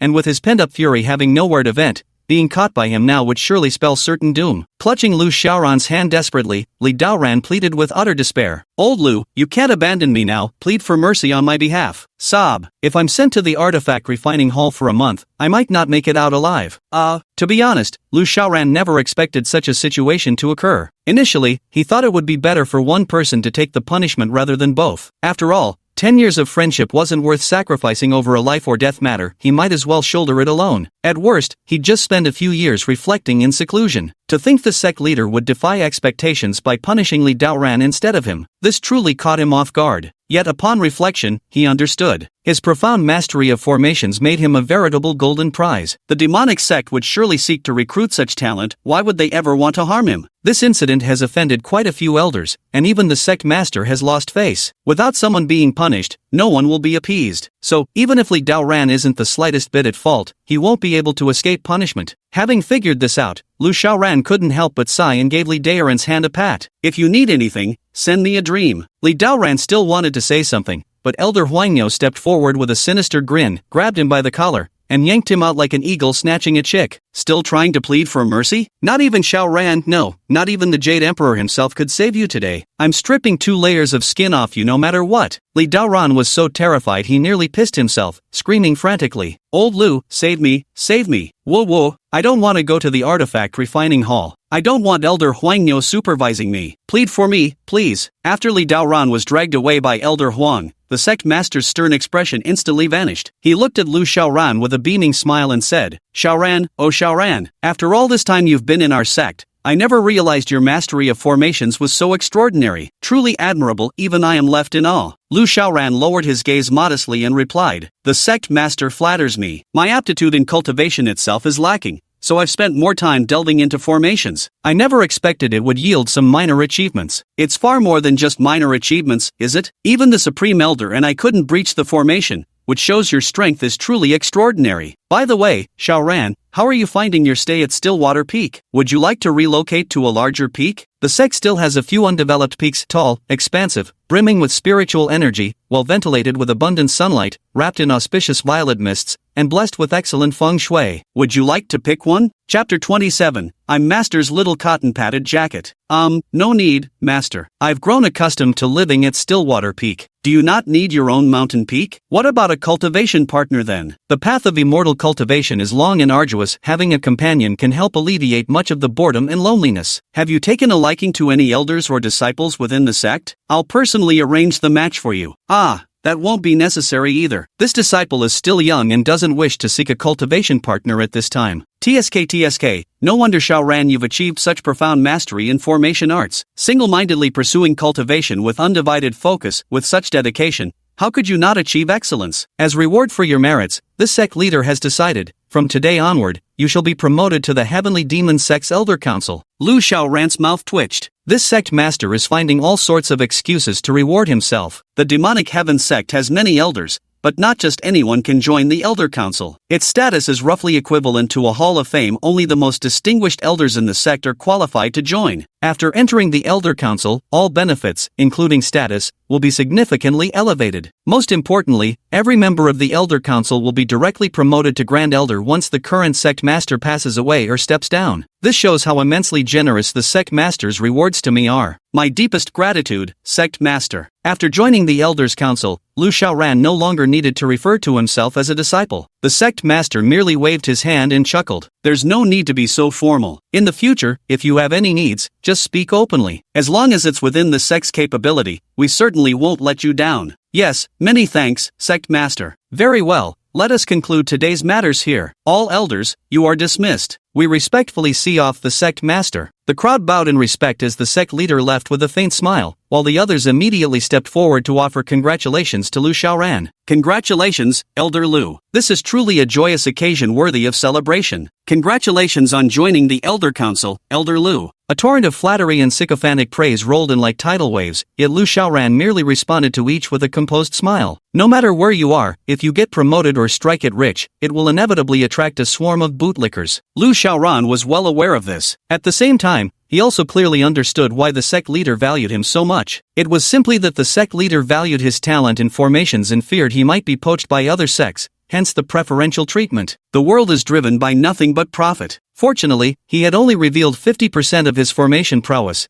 keeping the other half concealed for future use as a hidden trump card. Returning to Stillwater Peak, Lu Xiaoran promptly deactivated the 8 trigram ceiling array. A single sect protecting formation had already made him the most conspicuous figure in the Heavenly Demon sect. If news of this 8 trigram ceiling array leaked out, it was impossible to predict the magnitude of trouble it would invite. After all, Lu Xiaoran had merely deactivated the formation rather than dismantling it completely. He could reactivate it with just a single thought whenever needed. As soon as he returned to the mountain, Yun Ligay, who had just emerged from secluded cultivation, greeted him at once. Greetings, Master. Lu Xiaoran nodded, looking at his disciple with considerable satisfaction. You've broken through again? Yun Ligay replied respectfully. Reporting to Master, this disciple has just broken through to the 4th level of the spirit realm. Good. Lu Xiaoran could sense that his own cultivation had also slightly improved, though not enough to advance to the next stage. He currently remained at the 7th stratum of the Dharma-seeing realm. Each of his disciples was a phoenix among men, bearing the makings of future emperors. As long as he carefully guided them to develop steadily while laying low, they would surely rise to become peerless monarchs in due time.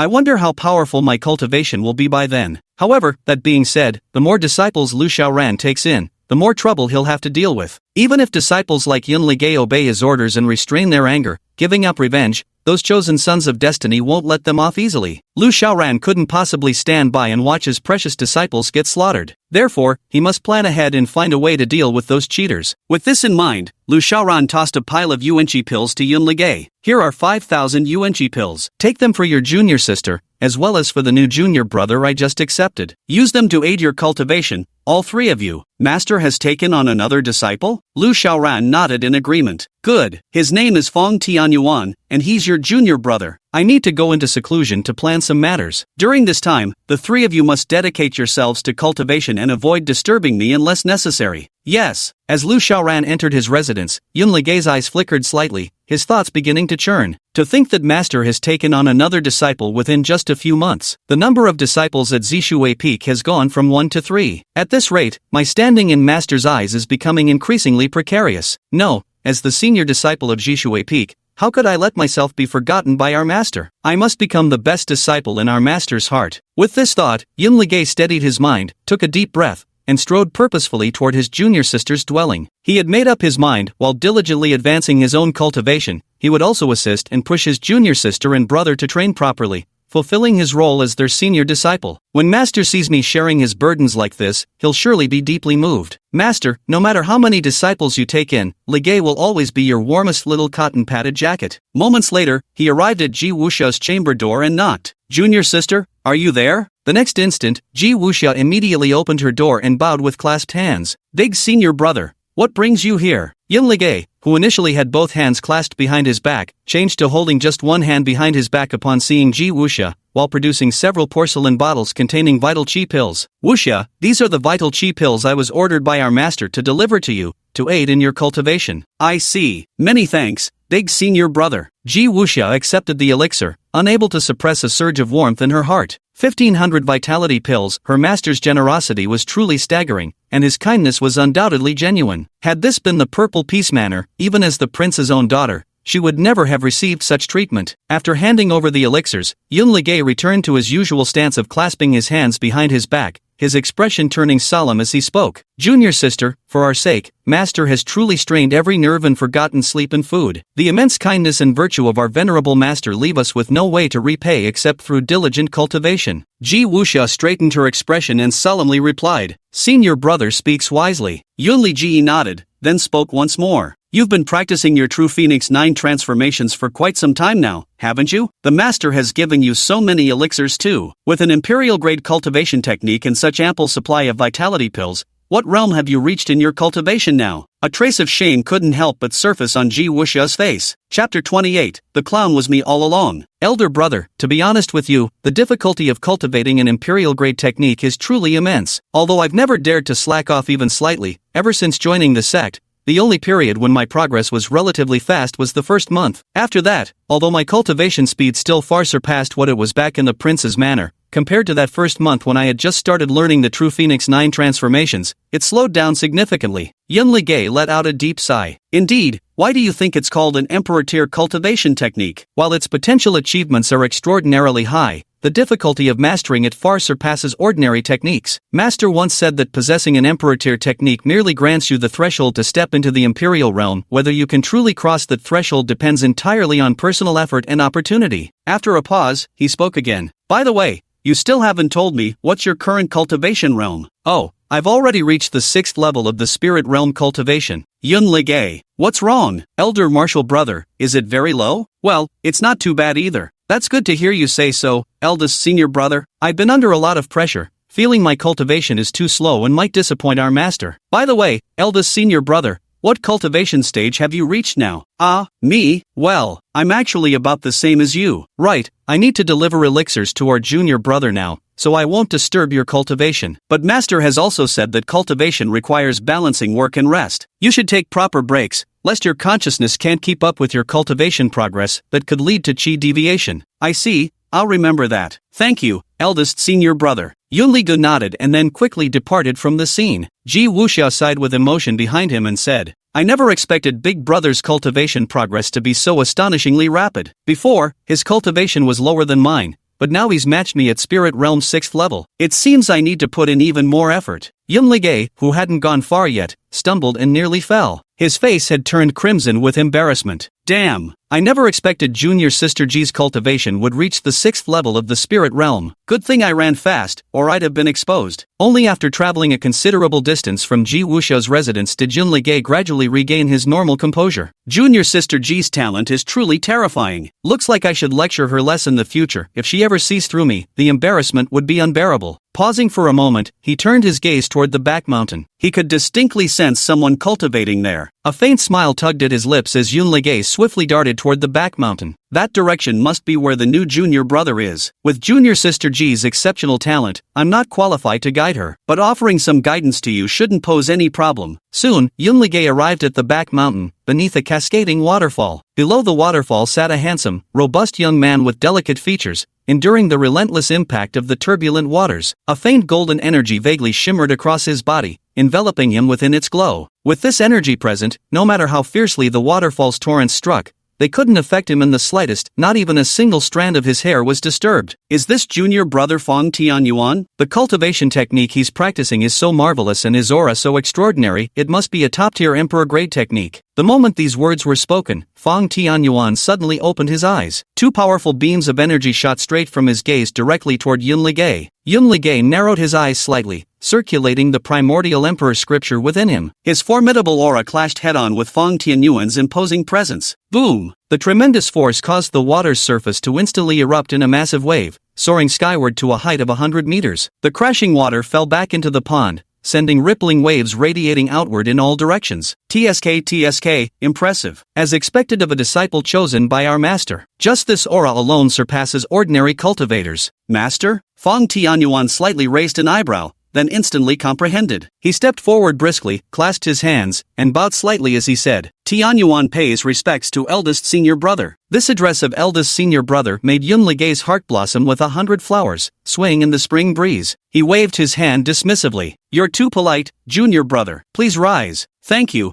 elder martial brother. So how are you? Any difficulties adjusting to Jishui Peak? To answer elder martial brother, I feel wonderful at Jishui Peak. In my 20 years of life, this is the finest place I've ever lived. Yunlige nodded with a gentle smile. It's wonderful that you think this way. If there's anything you need, you can always tell me. Yes, thank you, senior brother. No need for thanks. As the chief disciple of Jishui Peak, it's only natural for me to help my junior brothers and sisters solve their problems. These are vitality pills master instructed me to bring you. I'll leave you 1500 for now. Use them first, and if they run out, come to me for more. Hiss. Feng Tianyuan gasped sharply. It was actually Yuanqi pills, 1,500 of them at that. This quantity carried tremendous weight, far exceeding the 6,666 premium-grade spirit stones elderly Dao Ran had gifted him during their first meeting. Indeed, the Heavenly Demon sect was an extraordinarily powerful sect. This sect is truly a place where crouching tigers hide dragons. I must keep a low profile. After accepting the elixir with thanks, Yunlige spoke up again. Junior brother, as you've just arrived, I shouldn't really be telling you this, but you should know one thing, not just anyone can enter our Stillwater Peak. Being able to enter and become our master's disciple is a blessing accumulated over 8 lifetimes. Senior brother speaks truly, so we must strive diligently in our cultivation,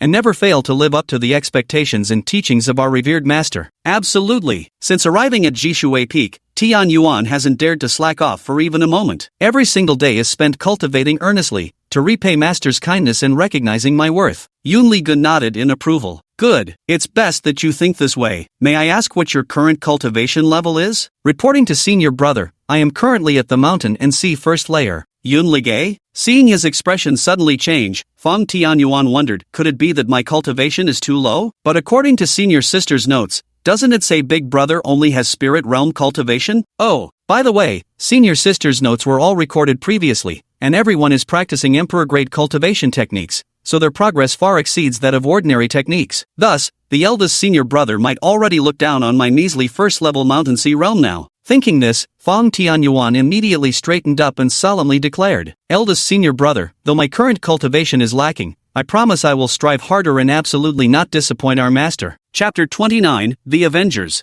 Yunlige. He felt somewhat offended, but his junior brother's expression was so solemn he genuinely couldn't tell whether the other was mocking him or sincerely reciting an oath. In the end, Yun Ligay forcibly suppressed the surge of blood threatening to rise in his throat, because he was no match for Fang Tianyuan. Since I can't beat him, I might as well pretend he's reciting an oath rather than mocking me. Good. Thinking this way means you're worthy of our master's guidance. Thank you for your praise, senior brother. By the way, since you came to Jishui Peak earlier than me, followed our master longer, and have higher cultivation, could you give me some advice? Yun Ligu gave a light cough. Truth be told, I've recently hit a bottleneck myself, stuck in the mire. It wouldn't be right for me to guide you, junior brother, lest I hinder your cultivation. You'd better wait for our master to emerge from seclusion and seek his guidance then. Fang Tianyuan grew somewhat anxious and pleaded. I've only just begun my cultivation. If I go to our master for guidance so soon, he'll surely grow angry, thinking my aptitude too poor. I beg you, senior brother, to give me just a pointer or two. Tianyuan would be endlessly grateful. Yun Ligay felt slighted once more. For some reason, he had the inexplicable urge to hit someone. Taking a deep breath, Yun Liji tried his best to calm his emotions. Can't fight, can't win would only bring humiliation upon himself. State your question first. Fang Tianyuan's face lit up with joy. My indestructible golden body has only mastered the first layer, spiritual energy conversion, yet I've never been able to reach the second stage of condensed shaping. Senior brother, could you please take a look for me? Yun Ligay pondered briefly, then excerpted a few lines from his own Primordial Emperor Sutra. The so-called 3,000 Great Tao condense into one. With a mind free of distractions, all merges seamlessly, enabling one to harness any resource of heaven and earth, transforming it into a single force. In any case, Fang Tianyuan had never cultivated the Primordial Emperor Sutra. There was no way he could recognize the mantra from his cultivation technique. Perfect for fooling him and saving myself some embarrassment. Yet as soon as he finished speaking, Fang Tianyuan murmured those words twice before slowly closing his eyes, while the aura within his body began continuously rising. Soon, the same golden energy that had appeared earlier emerged across his body once more. But this time, the energy no longer clung to Fang Tianyuan's skin as before. Instead, it coalesced into form, taking shape as a golden giant's phantom over 2 meters tall that stood firmly guarding around him. Yun Ligay froze, his eyes widening in disbelief, his jaw nearly dropping to the ground.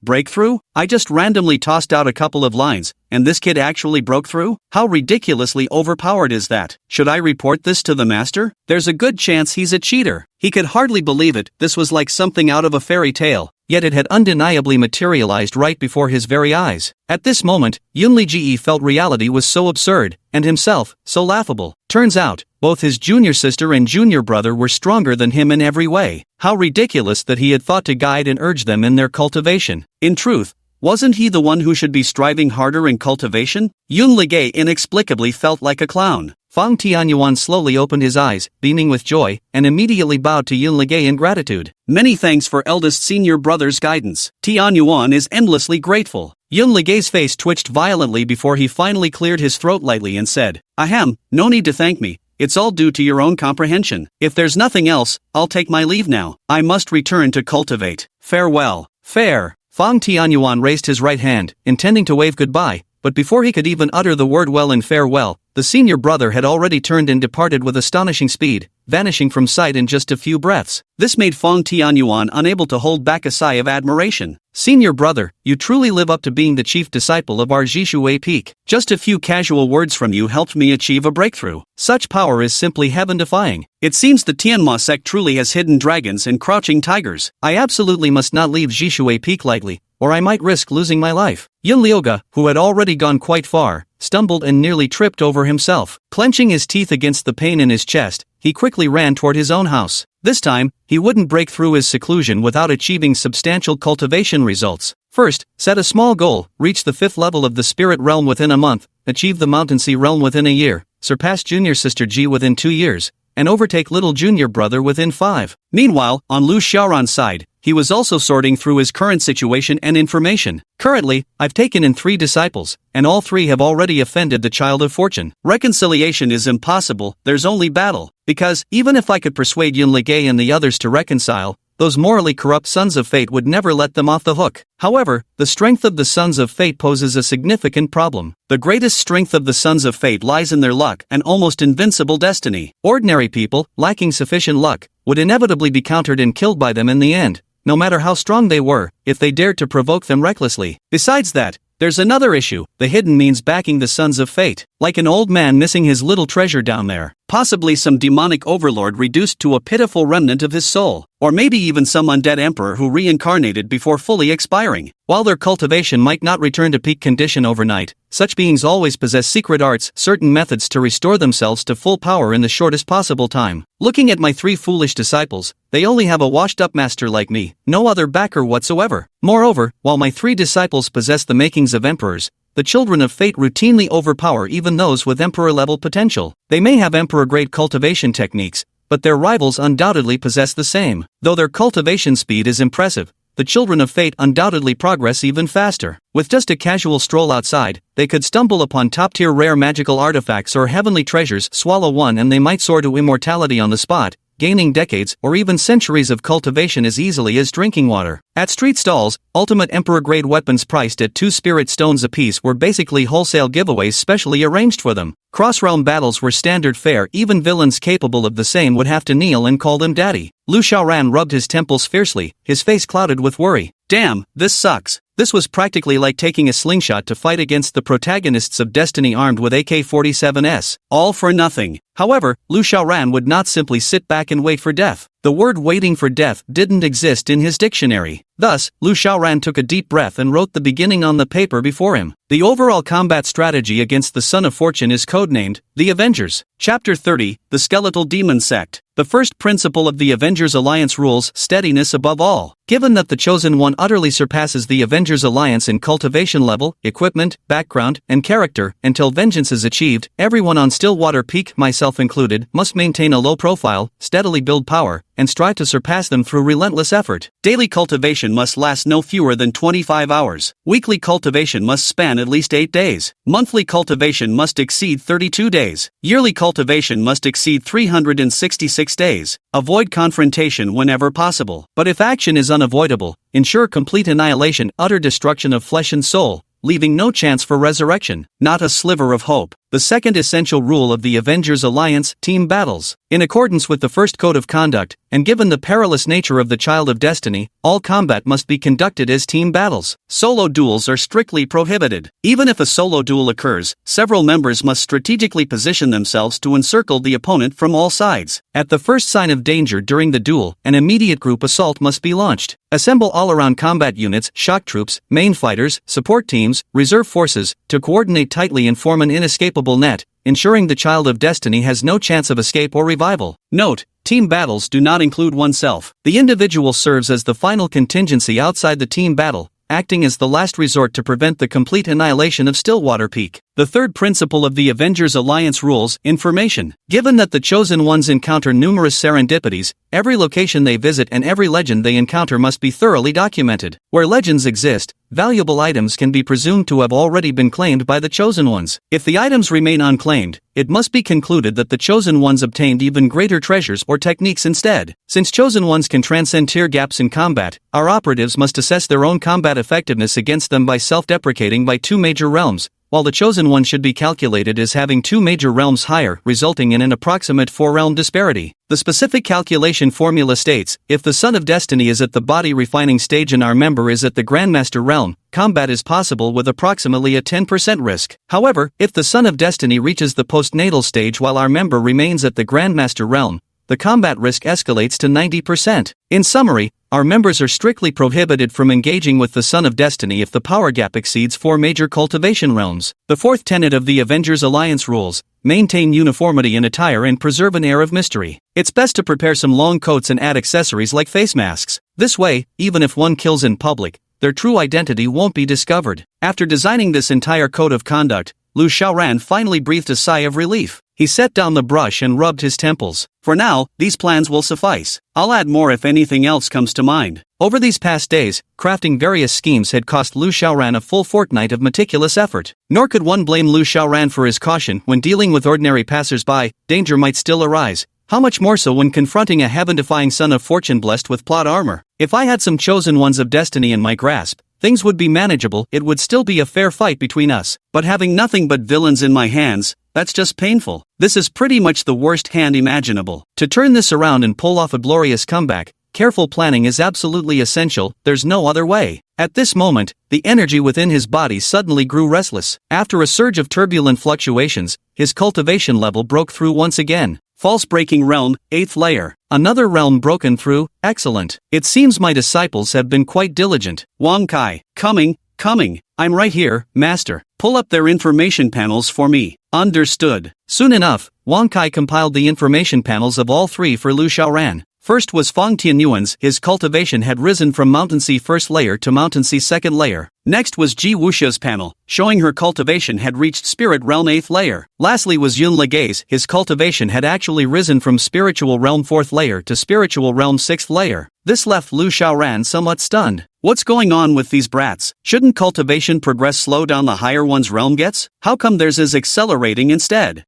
Never mind. Faster progress is a good thing regardless. Although their cultivation levels were still insignificant in Lu Xiaoran's eyes, the higher one's cultivation, the slower the progress becomes, yet they had indeed been putting in great effort. They were all practicing Emperor tier techniques, and as their comprehension and mastery of these techniques deepened, their cultivation speed would gradually increase. However, as antagonists, they clearly lacked the cheat-like abilities of a chosen one who could instantly grasp techniques at a glance and achieve breakthrough perfection effortlessly. For now, they had only comprehended about 20 to 30% of their respective techniques, meaning their cultivation speed hadn't yet reached its peak. Under the condition that their rate of absorbing spiritual energy remains unchanged, his cultivation speed would naturally be faster starting from the first level of the Insight realm, but the higher his cultivation progressed, the slower the speed would become. For example, this time when he advanced from the 7th level to the 8th level of the Insight realm, even with all three disciples cultivating simultaneously, his speed was only comparable to when he had just two disciples boosting his progress. If only he could split himself to cultivate separately, that would be perfect. After all, his comprehension of cultivation techniques was unparalleled. Even if it's an emperor-grade cultivation technique,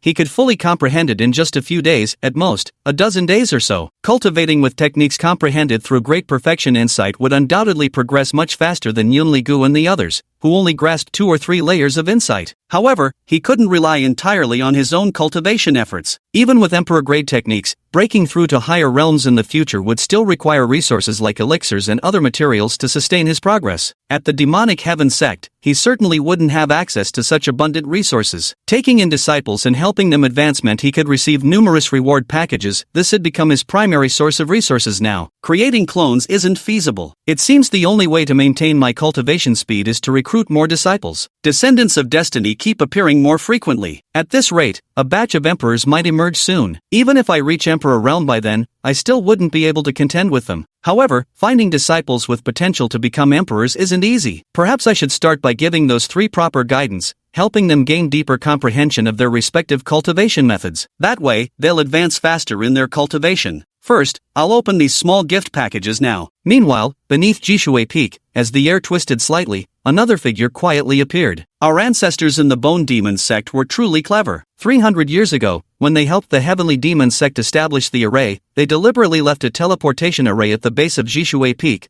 allowing me to bypass the mountain protecting array and be directly transported inside. Chapter 31, Falling into the Tiger's Den. Several months ago, when the heavens and earth changed over the Heavenly Demon sect, it surely indicated the emergence of a rare treasure. Such a great opportunity cannot be monopolized by the Heavenly Demon sect alone. The shadowy figure swept a glance toward the Silent Water Peak behind him. If this old man remembers correctly, the current master of Silent Water Peak is a young elder named Lu Xiaoran, with a cultivation level barely around the 3rd level of the spirit realm. His disciples are probably just a bunch of minor fodder in the Hotian or Xiantian stages. With my 5th level spirit realm cultivation, capturing a couple of scouts from Silent Water Peak should be as easy as pie. Since that's the case, we'll start with Silent Water Peak first. As the words trailed off, the shadowy figure rode the fierce winds, swiftly scaling Jishui Peak under the cover of darkness. Lu Xiaoran, fearing further exposure of his strength, had previously deactivated the 8 trigrams heaven ceiling formation, leaving only a few ordinary arrays in place, hence offering little resistance to the intruder's advance. In moments, the figure had reached the summit of Jishui Peak. No sooner had he arrived at the mountaintop than he spotted Yun Legay emerging from his dwelling, seemingly occupied with tidying up some clutter. Just what I needed. There's only this one house around here. While no one's watching, I'll take this kid down first and ask him what really happened at the Heavenly Demon sect before. With those words, he stomped his foot and immediately transformed into a streak of black shadow, charging straight toward Yun Ligay. His speed was so fast that it even created tiny sparks from friction with the air. Before the sound of the friction could even reach, his figure had already appeared right in front of Yun Ligay. "Young fool, come with me inside." His hand transformed into a claw, swooping like an eagle snatching its prey,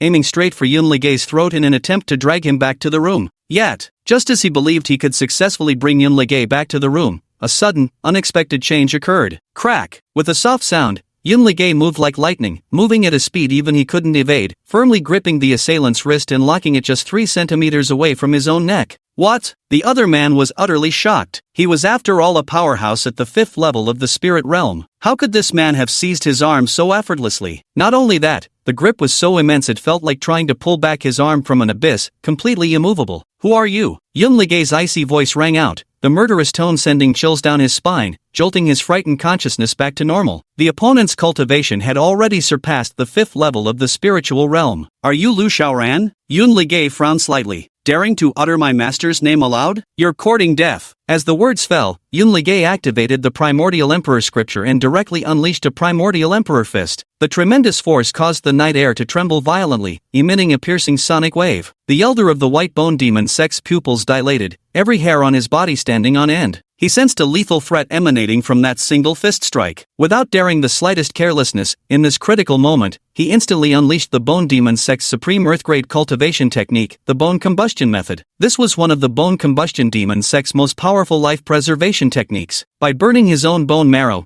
it granted explosive growth of energy for a short duration. However, afterward, his own cultivation and vitality would decline significantly, greatly affecting his future progress. But at this moment, he could no longer afford to hesitate or make careful choices. With the aid of this surge in energy, the Bone Demon Sect Elder's power skyrocketed, reaching the 7th level of the spirit realm in an instant, a full 2 minor realms higher than before. Without the slightest hesitation, he immediately threw a punch in return, clashing directly with Yun Liang's attack. Boom! Their fists collided, and the overwhelming energy shockwave blasted them apart. Yun Ligay was forced back 6 steps, while his opponent retreated 12. Even more terrifying was that Yun Ligay had torn off the very arm that had seized him earlier. Even though his opponent had boosted his cultivation by 2 minor realms through a secret technique, Yun Ligay practiced the Primordial Emperor scripture. The might of an Emperor-tier cultivation method could not be suppressed by a mere 1 or 2 minor realms. "Run!" Without a moment's hesitation, he immediately turned and fled. Yun Ligay discarded the severed arm and snorted coldly. "You dare cause trouble at my Jishui Peak and think you can just run away? Would I still deserve to be called the head disciple of Jishui Peak?" With those words, he stamped his foot,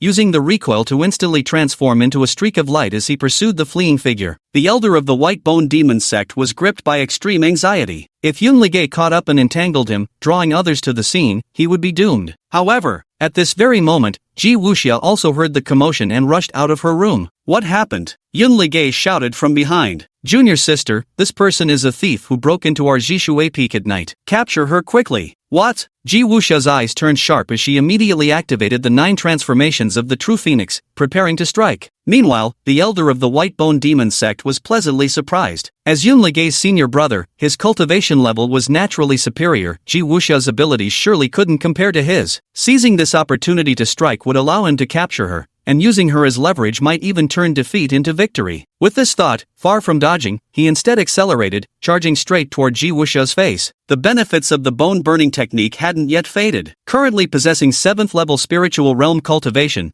this was precisely why he brimmed with unwavering confidence. Without the slightest mercy, he struck with killing intent from the very first move. "Little girl, thank you for coming out on your own. This old man won't stand on ceremony. Give me." Yet, before his words could fully fade, Ji Wuxia lunged at him with even greater speed. His pupils dilated slightly, as if catching sight of a roaring phoenix phantasm looming behind her. A sense of deathly fear overwhelmed him, urging him to flee, but it was already too late. Not to mention his inability to retract his move in that split second. Even if he could, he would still be unable to evade Ji Wuxia's strike. Boom! Ji Wuxia's palm struck his fist with brutal force. The overwhelming impact instantly stripped away the spiritual energy shielding his arm, then tore through his flesh, shattering the bones within inch by inch. It should be noted that the White Bone Demon Sect specialized in bone cultivation, making their skeletons far more resilient than ordinary cultivators. Yet at this moment, facing Ji Wuxia, he became like sand, utterly defenseless against her power. Ji Wuxia's palm strike continued unabated, shattering his arm inch by inch until it finally landed on his shoulder, blasting half of it into a bloody mist midair. Yet even so, he had no time to think, only to unleash another secret technique of the skeletal demon sect, bone explosion art. A top-tier Earth-grade technique, it traded the explosion of a single bone in exchange for instantaneous bodily translocation. More brutal even than the bone combustion method. The bone burning technique merely consumes marrow, which can later be replenished by consuming heavenly treasures or supreme-grade elixirs. But the bone explosion technique directly shatters one's skeletal structure. For disciples of the White Bone Demon sect, this essentially severs their lifelong prospects for further advancement. Chapter 32. Time to test your cultivation. Boom! A crimson mist erupted from the White Bone Demon sect elder's chest, the aftermath of his self-detonated rib. As the blood detonation technique activated, spatial distortions instantly transported him away from his original position. Yun Ligay caught up and exchanged a grave look with Ji Wuxia, their expressions extremely solemn. He actually managed to escape. Quick, search the entire Zishui Peak, we absolutely can't let him get away. If Master finds out, he'll be furious. Meanwhile, by the waterfall in the back mountains of Zishui Peak, the air shimmered and distorted as the elder of the White Bone Demon sect stumbled out from the void. Ahem! He coughed violently twice, gritting his teeth as he said, I never expected even a minor disciple from the Stillwater Peak to become so powerful. The Heavenly Demon sect must have obtained some immense opportunity. I must return to the Bone Devil sect immediately and inform the sect master, so he can unite with other sects to deal with the Heavenly Demon sect together. We can't let the Heavenly Demon sect swallow such tremendous benefits alone. Otherwise, if we allow them to grow unchecked, sooner or later we'll all end up as prey in their jaws. The moment his words fell, an icy voice sounded from behind him. Are you looking for someone to deal with our Tianma sect? The elder of the Bone Demon sect shuddered, turned his head to glance back, and couldn't help but narrow his pupils in shock. From within the waterfall, a youthful figure emerged, stepping forward at a measured pace. His strides were steady and unhurried as he walked upon the water's surface without creating the slightest ripple, treading water without leaving a trace. This level of cultivation, are you a Mountain Sea realm expert? How is this possible? Whether I'm a powerful figure from the Heavenly Demon sect or not is unimportant. What matters are the words you just spoke. As he spoke, a faint golden aura slowly rose from Feng Tianyuan's body, coalescing into a 2-meter-tall golden giant phantom. Damn it! Feeling the overwhelming pressure emanating from the golden giant phantom, the White Bone Demon sect elder didn't dare show the slightest negligence. He immediately detonated 2 more rib bones and vanished from the spot in an instant. Feng Tianyuan was taken aback and couldn't help but frown. Is this guy born in the year of the rabbit? He jumped straight to using spatial secrets. A pity my cultivation isn't strong enough yet to shatter the void. Still, this matter is too important, I should immediately report it to Master. At the mountain peak, Lu Xiaoran was busy unsealing several small gift packages. Heaven Tier, Top-grade gold-sealed hammer X1. Heaven Tier, Top-grade mountain flipping seal X1. Heaven Tier, Top-grade spirit condensing pills X400. Not bad. The rewards are getting better and better. It seems that as the disciples' cultivation progresses, the items in the packages gradually improve in quality. However, at this very moment, Lu Xiaoran suddenly furrowed his brows, sensing something. In the next instant, his expression darkened severely. With a light tap of his foot, he activated his Taishu Chaos Steps, vanishing from his original position instantly. Almost simultaneously, on the mountain's base, space twisted and distorted as the skeletal demon sex elder finally arrived at the teleportation formation at the foot of the mountain. Presently, his condition was utterly wretched, both arms severed, 3 ribs shattered explosively, and a massive chunk of his left shoulder gouged out. Even if I return to the sect and receive nourishment from heavenly treasures,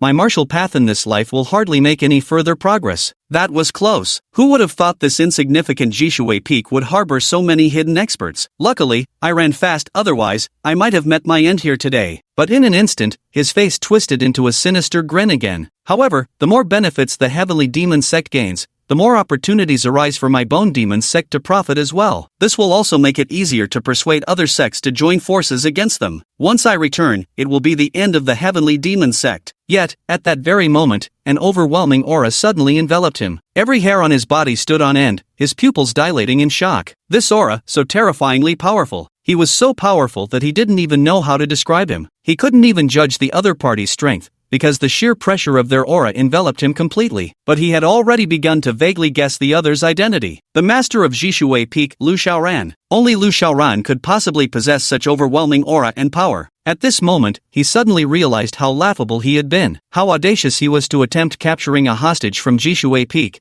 only to plunge himself into this irreversible predicament. Fear lasted but an instant, for in the next moment, he wanted to use bone explosion technique to escape once more. Even when facing a powerhouse like Lu Xiaoran, he refused to surrender and still sought to fight for a way out. Alas, it was too late. Lu Xiaoran was no Feng Tianyuan, he never hesitated. When the moment called for action, he unleashed a peerless killing move without giving his opponent the slightest chance to deploy the bone explosion technique. We're doomed! The thought had barely flickered through his mind when, in the next instant, his entire body was engulfed by a sword radiance, reduced to dust without leaving a single trace behind. Yet, in the very moment of his annihilation, he mustered every last shred of strength to detonate his remaining bones, activating the teleportation array and hurling his soul into the formation's core. Then, with one final act, he obliterated the great array itself. Trying to escape? Do you think you can get away? Lu Xiaoran's eyes turned sharp as he immediately activated the primordial emperor scripture, unleashing a killing mark. In the last second before the teleportation array collapsed, he sent the mark hurtling into the spatial tunnel. Then,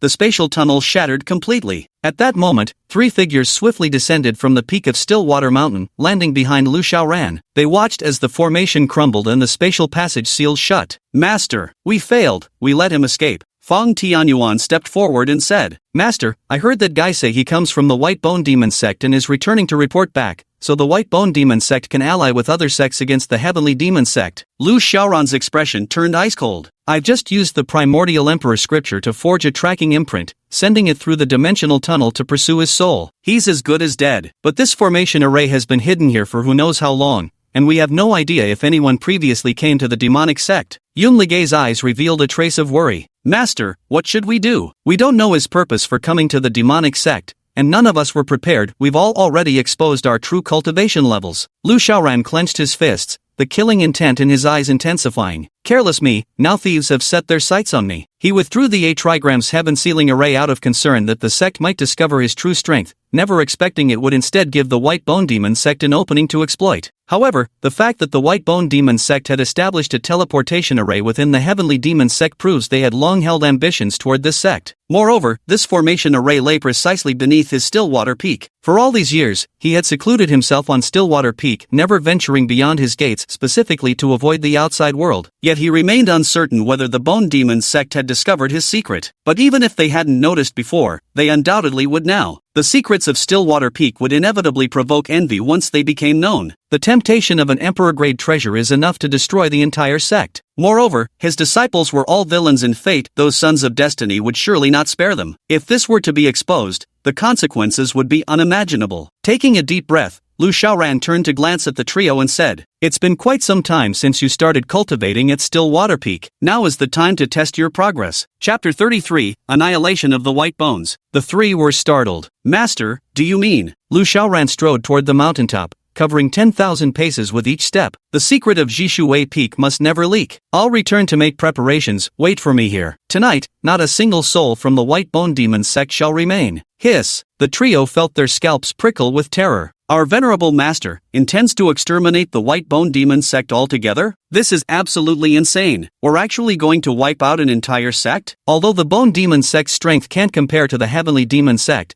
they're still a proper established sect. If we annihilate the Bone Demon sect, it'll definitely draw an investigation from the Great Zhou Imperial Court. Note, translated with attention to the character's shocked/excited tone while maintaining natural English phrasing for exclamations. Cultural terms like sect names and dynasty are kept in line with common Xianxia conventions. In the world of fantasy, slaughter is as commonplace as a home-cooked meal for ordinary people. However, there is a limit to this as well. Killing a few people, that's not called a crime, it's called a duel. Killing an entire sect, that would absolutely not do. Otherwise, if sects became envious of each other's resources and resorted to mass slaughter, the entire Great Zhou's order would collapse into chaos. The Great Zhou imperial family would undoubtedly investigate such an incident. However, Feng Tianyuan spoke up and said, But what if the entire Great Zhou dynasty discovers the secret of our Stillwater Peak? Not just the imperial family, but all the people of Great Zhou, even our fellow disciples from the Heavenly Demon sect, would likely turn against us. As these words fell, Yun Ligei and Ji Wuxia fell into complete silence. The common man is guiltless, it's his treasures that make him guilty. If the secret of Stillwater Peak were exposed,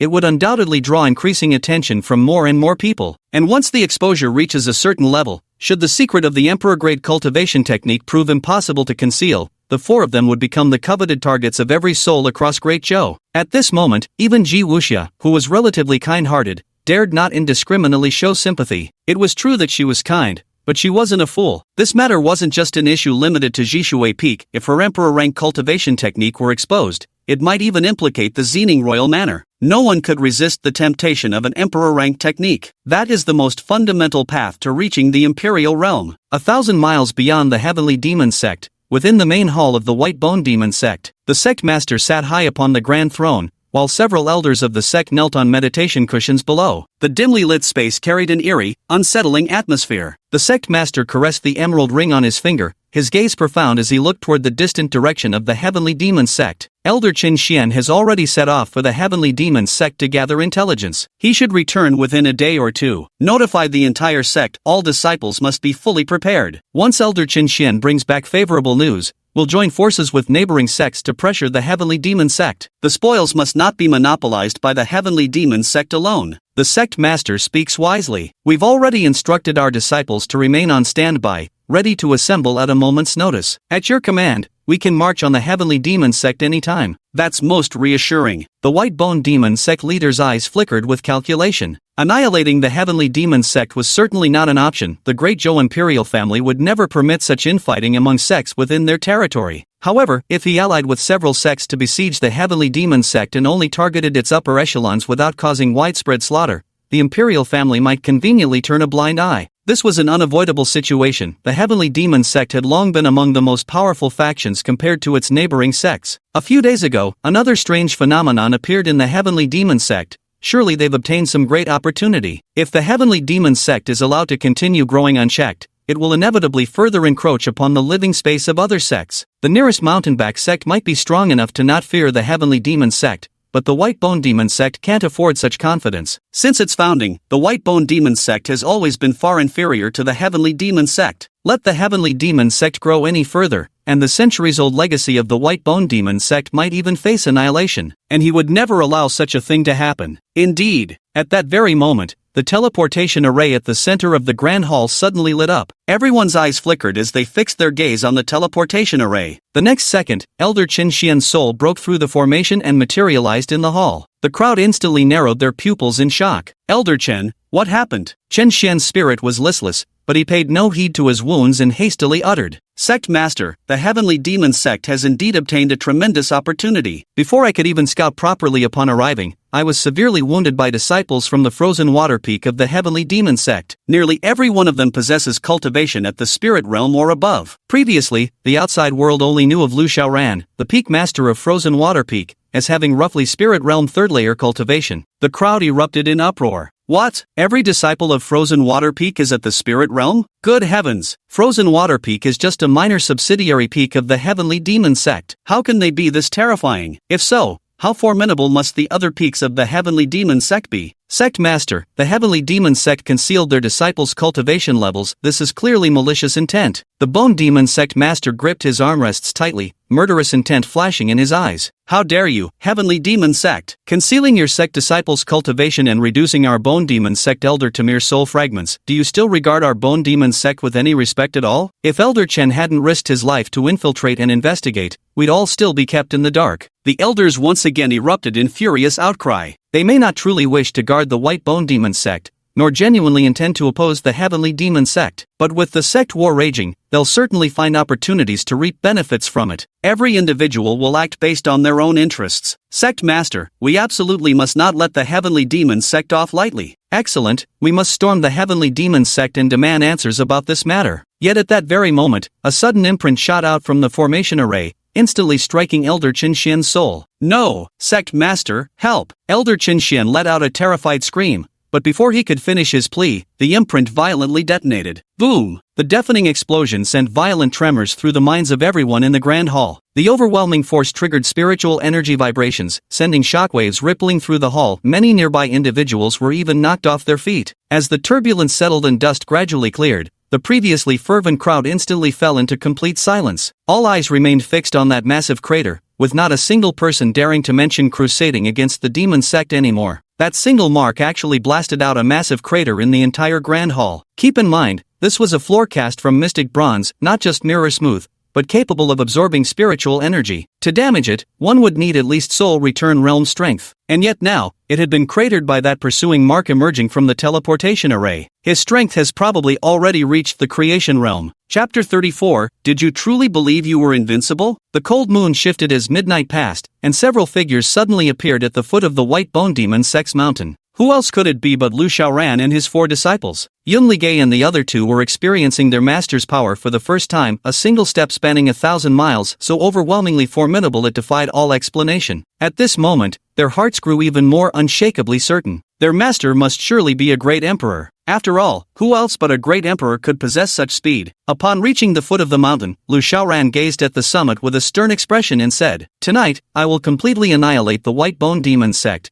leaving not a single one behind. Before the destruction of the White Bone Demon sect, the 3 of you may freely engage in battle to test the power of your respective techniques and gain some combat experience. For safety reasons, I have placed defensive formations on each of you. These will help ward off attacks. None below the reality-piercing realm can harm you. Additionally, I've set up teleportation arrays. If you encounter enemies too dangerous to handle, you'll be instantly transported to my side." "Thank you, Master." The trio's eyes couldn't help but grow slightly moist. Their master was truly too kind. He could have easily wiped out the entire bone demon sect with a single slap, yet he went through all this trouble just to train them. The master's care for them was as warm and tender as a loving father's. In truth, Lu Xiaoran did intend to train them in combat, but that wasn't his sole purpose. His temperament had always been prudent. When rescuing Feng Tianyuan earlier, he had acted alone precisely because he knew their opponents were mere Mountain Sea realm cultivators. But now, he was facing the entire White Bone Demon sect. Who knows if there are any big shots or chosen ones among so many people? I'll send those 3 ahead to test the waters first. If there are, I can just activate the teleportation array to bring them back and make a quick escape. If not, then I'll step forward myself and wipe out the White Bone Demon sect in one fell swoop. This plan seems much safer. You needn't stand on ceremony. To help you better unleash your respective cultivation techniques, your master has prepared several weapons to gift you. The 3 disciples felt warmth in their hearts. Their master was truly too kind. He'd actually prepared weapons specially for them. Their master's gifts must be at least Earth-grade supreme quality weapons, right? Magic treasures are fundamentally different from cultivation techniques and medicinal pills. Among all professions on the continent, artificers are the rarest in number, making it exceptionally difficult to encounter truly powerful ones. Consequently, obtaining high-quality magic treasures proves even more challenging than acquiring superior techniques or pills. Take Feng Tianyuan's ancient ape tribe for instance. Their most prized possession is merely a mid-grade heavenly tier weapon, exclusively wielded by the tribal chief. As for Ji Wuxia's Violet Serenity Prince Manor, they possess a single top-grade heavenly tier weapon held by the Violet Serenity Prince himself. Rumors suggest that even the Great Zhou Imperial family only possesses same-tier weapons at most. Therefore, even if their master was an emperor-level figure, being able to provide them with Earth-tier weapons would already be considered quite remarkable. However, when Lu Xiaoran took out 3 weapons, the trio were instantly struck dumb. Here are the heaven-ranked artifacts: the dragon-burying spear, the mountain-flipping seal, and the solid golden hammer. Take them, the 3 of you. Heavens, a top-grade heaven tier? Yunli-gu and the other 2 immediately felt their mouths go dry, their eyes burning with longing. It's actually a heaven-ranked top-grade weapon. Such a weapon would be considered common sense in the hands of someone like the Heavenly Demon Sect's patriarch,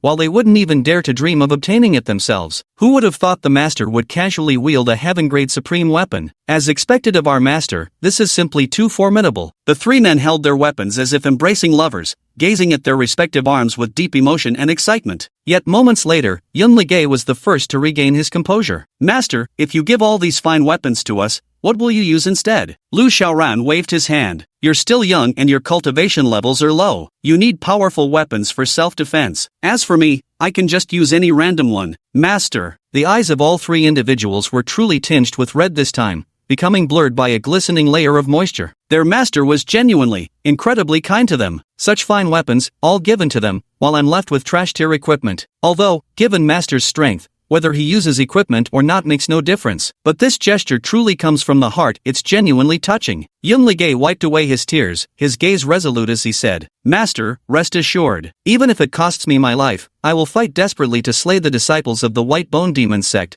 to repay your kindness." Ji Wuxia, Master, I feel the same. Feng Tianyuan, Master, so do I. Yun Ligay clenched his fists, his aura beginning to rise dramatically. I'm going to turn the White Bone Demon sect upside down and make them understand the consequences of coveting my Jishui peak. Ji Wuxia, Master, count me in. Feng Tianyuan, Master, I'll stand with you too. Yun Ligay's aura had reached its peak, his eyes icy cold as killing intent surged forth. The surrounding air trembled with palpable vibrations from the ripples of his spiritual energy. Tonight, unless I slaughter every last member of the White Bone Demon sect, I, Yunlige, vow to be no longer human. Ji Wuxia, Master, I stand with you. Feng Tianyuan, Master, so do I. However, upon hearing their words, Lu Xiaoran didn't feel touched. Instead, he fell into silence. After a long while, he finally spoke with a darkened face. Could you three stop spouting nonsense? The trio froze, a row of question marks practically materializing above their heads in unison. Lu Xiaoran retorted irritably, oh come on, surely not? No way, no way, no way. You three idiots couldn't possibly think that with your emperor-level cultivation techniques barely mastered at 20 to 30% proficiency, plus the heaven-tier superior weapons I gave you, you could actually make trouble at the skeletal demon sect? Let's not even mention how the skeletal demon sect has so many members, they could drown you three with a single piss each. Just consider their experts, Mountain Sea Realm, Refining Spirit Realm, Return to Void Realm, Creation Realm, each stronger than you. There might even be a reality-piercing realm great elder guarding their mountain. Just the three of you? Charging in like that would be like throwing eggs against a rock. At most you'd sweep up a few minnows. Do you really think you can hunt down the Bone Demon sect? The three of them twitched their faces. But Master, didn't you set up arrays for us? They can withstand attacks below the Insight Realm. At least that way, we won't get hurt. So what? The three of you, two Realmling trash and one Mountain Sea Realm trash. What does it matter if I lend a hand and max out your defense? Your offense is still garbage. Dealing with small fries is one thing, but when you run into high-tier enemies, all you can do is defend. Without any damage output,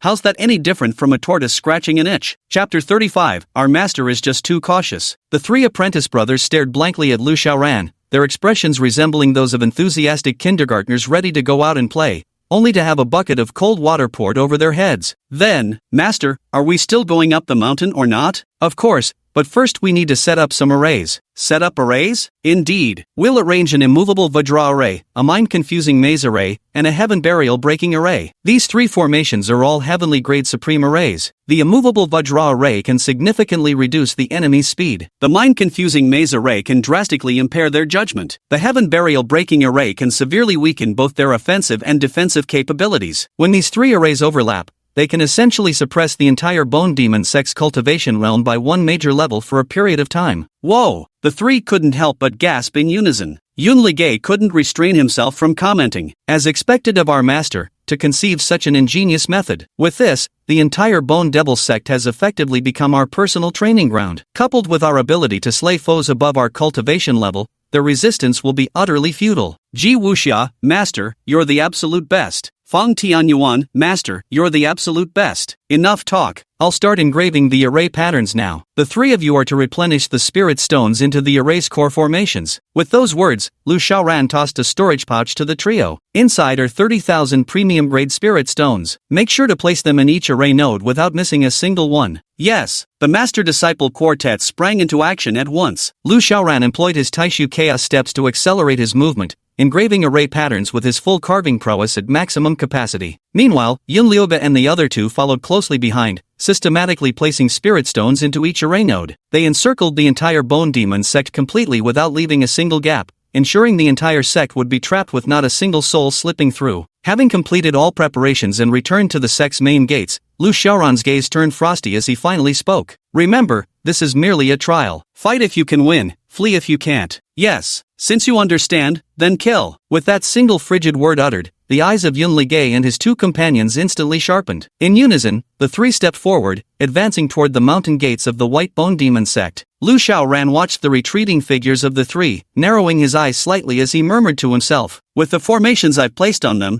defense won't be a concern for those three. As for offense, each cultivates an emperor-ranked technique. Crossing two minor realms in battle shouldn't pose any problem. The enhancements from their heaven-tier superior-grade weapons should suffice to elevate their attack potency by an additional 2 minor realms. Moreover, with the enhancement of 3 supreme-grade heavenly arrays, their cultivation levels can be drastically suppressed by almost an entire major realm. The trio should be able to hold on for a while. Seizing this opportunity, I must swiftly deploy the Purple Heaven Divine Thunder Array to conclusively send the White Bone Demon sect to their doom. That's right, the Purple Heaven Divine Thunder Array, a supreme-grade Imperial attack formation, is what Lu Xiaoran truly intends to unleash. All the previous arrangements were not entirely made to help Yunlige and the other two gain combat experience, that was just a minor part of it. Lu Xiaoran's true purpose was to completely annihilate the White Bone Demon sect, ensuring that the secrets of Jishui Peak would not be leaked in the slightest. Although he could defeat every opponent in the White Bone Demon sect single-handedly, he couldn't guarantee their complete annihilation. There would inevitably be some who slipped through the net. Moreover, he couldn't be certain whether the White Bone Demon sect harbored any chosen ones or overpowered individuals with cheat-like abilities. Using an array formation to blast the entire territory of the White Bone Demon sect sky-high, that's the most foolproof approach. Because the Purple Heaven Divine Thunder formation is an Imperial-grade peak-tier offensive array,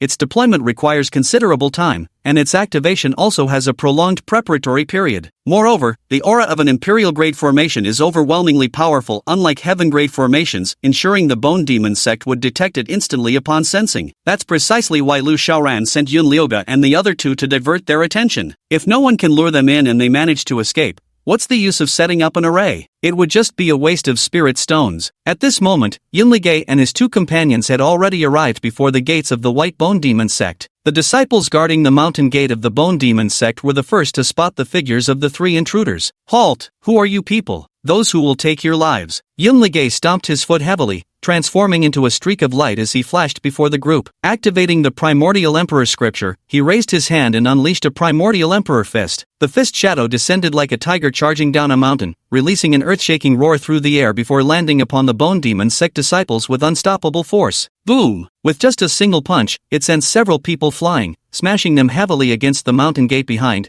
reducing them to pulp. Ji Wuxia followed closely behind, her jade-like hand lightly spreading open as a small yellow bronze seal suddenly rose, rapidly enlarging midair and transforming in an instant into a colossal mountain flipping seal 10 meters tall. Break! With a flip of her jade palm, the colossal seal came crashing down upon the mountain gate. Boom! The explosion of this impact was at least 10 times more powerful than Yun Lige's punch from moments before. The mountain gate of the White Bone Demon sect was instantly shattered. The crisp cracking sounds in the air came from their mountain protecting formation being destroyed in a single strike by Ji Wuxia. The moment the mountain protecting formation was breached, the White Bone Demon sect sensed it immediately. Buzz! A deep, resonant bell tolled from the mountaintop, followed immediately by countless powerful auras charging downward through the darkness. "Who dares trespass upon our White Bone Demon sect? Disciples of the White Bone Devil sect, heed my command, slaughter all intruders, leave none alive." Hearing the sounds echoing through the wild mountains, Yun Lige and his two companions exchanged glances, their eyes revealing both excitement and a trace of fear. Excitement for the killing, fear also because of the killing. They felt something primordial stir within their blood, ancient genes awakening as if craving to surge forth. "Senior brother, second senior sister, I'll go first." Without any warning, Fong Tianyuan let out a light chuckle. A golden mist rose from his body, coalescing into a 2.5-meter-tall golden giant phantom that enveloped him like a divine aura,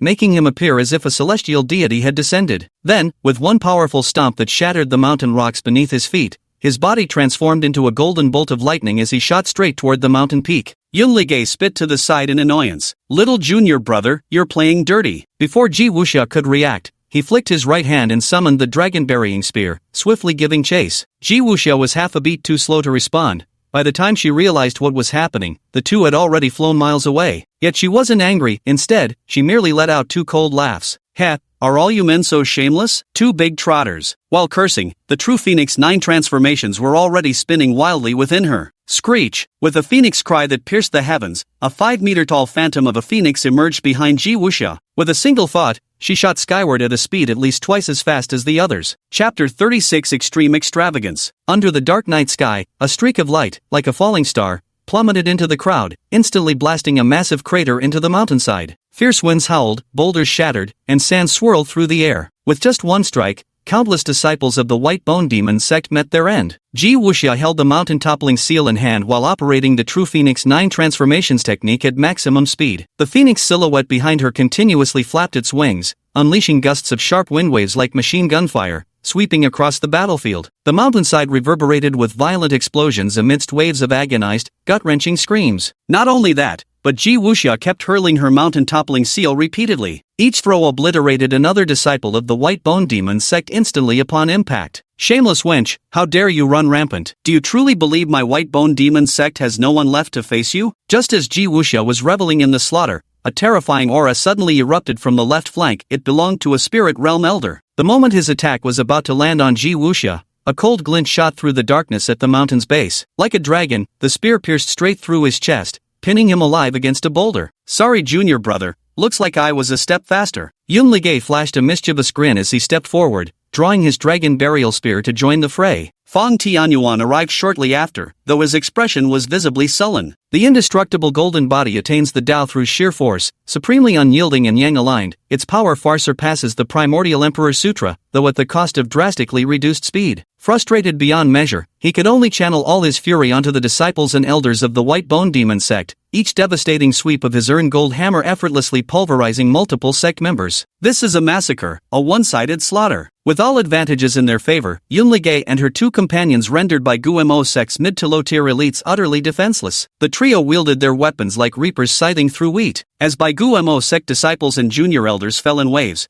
the sect's true elders could endure no longer and finally intervened. Do not go too far. A Mountain Sea Realm elder from the White Bone sect descended with the wind, directly charging toward Yunligay. As his words fell, he had already swung his blade through the void. The blade's radiance stretched over 200 meters in the night sky, illuminating the darkness and leaving countless onlookers in awe. It's Elder Qian, a powerhouse in the Mountain Sea realm. His mastery of the Earth-tier mid-grade technique Azura Blade has reached perfection. We're saved. Some disciples had already recognized his identity and shouted excitedly. The despair in the other disciples' eyes vanished instantly, replaced by excitement and anticipation. Indeed, Yunligay didn't dodge or retreat. Instead, he took a step forward, swinging his dragon entombment spear with a deafening draconic roar. The spear's radiance actually severed Elder Qian's Azura Blade energy outright. The spear's gleam continued its deadly arc through the night sky, tracing a crescent moon shape as it swept through Elder Qian's body, instantly slowing his movements. Staggering forward 2 steps, his head rolled from his shoulders with a wet thud, followed by his collapsing body. What? Every disciple of the White Bone Demon sect stood dumbstruck at this sight. Elder Qian of Mountain Sea Realm had actually failed to withstand a single strike from his opponent. How utterly heaven-defying is this opponent? Such methods are simply unprecedented. Yunligay was equally exhilarated. He had never imagined that one day he could instantly annihilate a Mountain Sea Realm expert. Though this accomplishment resulted from multiple converging factors rather than his true personal strength, without his master's array suppressing the Bone Demon sect, achieving this would have been impossible. It nevertheless ignited an even fiercer craving for power within him. One day, he would surely cultivate to the point where he could effortlessly annihilate a Mountain Sea Realm expert with his own strength. The Bone Demon sect, having suffered a major setback, wasn't foolish either and immediately recalled all their weaker elders and disciples. All elders and disciples whose cultivation is below the Mountain Sea Realm must immediately retreat to the mountain without delay. At these words, the crowd felt as if granted a special pardon, instantly breathing a collective sigh of relief before swiftly making their way up the mountain. Think you can leave? Have you asked my permission? Feng Tianyuan was already frustrated at being outpaced by his senior brothers and sisters. How could he possibly allow the enemy to escape? He immediately gave chase. However, the White Bone Demon sect was no pushover either. A Divine Refinement Realm Elder descended at lightning speed, throwing a punch toward Feng Tianyuan. Think you can kill my White Bone Demon sect disciple without my permission? Feng Tianyuan let out a light hum. What makes you worthy of my concern? As he spoke, he threw a punch as well. The phantom image of the golden giant covering his body mimicked the motion as he swung his arm. In the end, the fists of the soul-refining Realm Elder and Feng Tianyuan collided with each other. Boom! A deafening explosion erupted as the energy shockwave directly blasted a massive crater over a kilometer wide into the mountainside. Countless flowers, plants, and trees were instantly carbonized by the violent energy wave before being shattered into dust by the residual shock. The fiery light from the explosion illuminated several surrounding mountains. Yet as the radiance faded, the crowd was astonished to discover Feng Tianyuan completely unharmed, while the soul-refining Realm Elder stood panting heavily 100 meters away. The fabric on his arm had been completely torn apart by the explosion,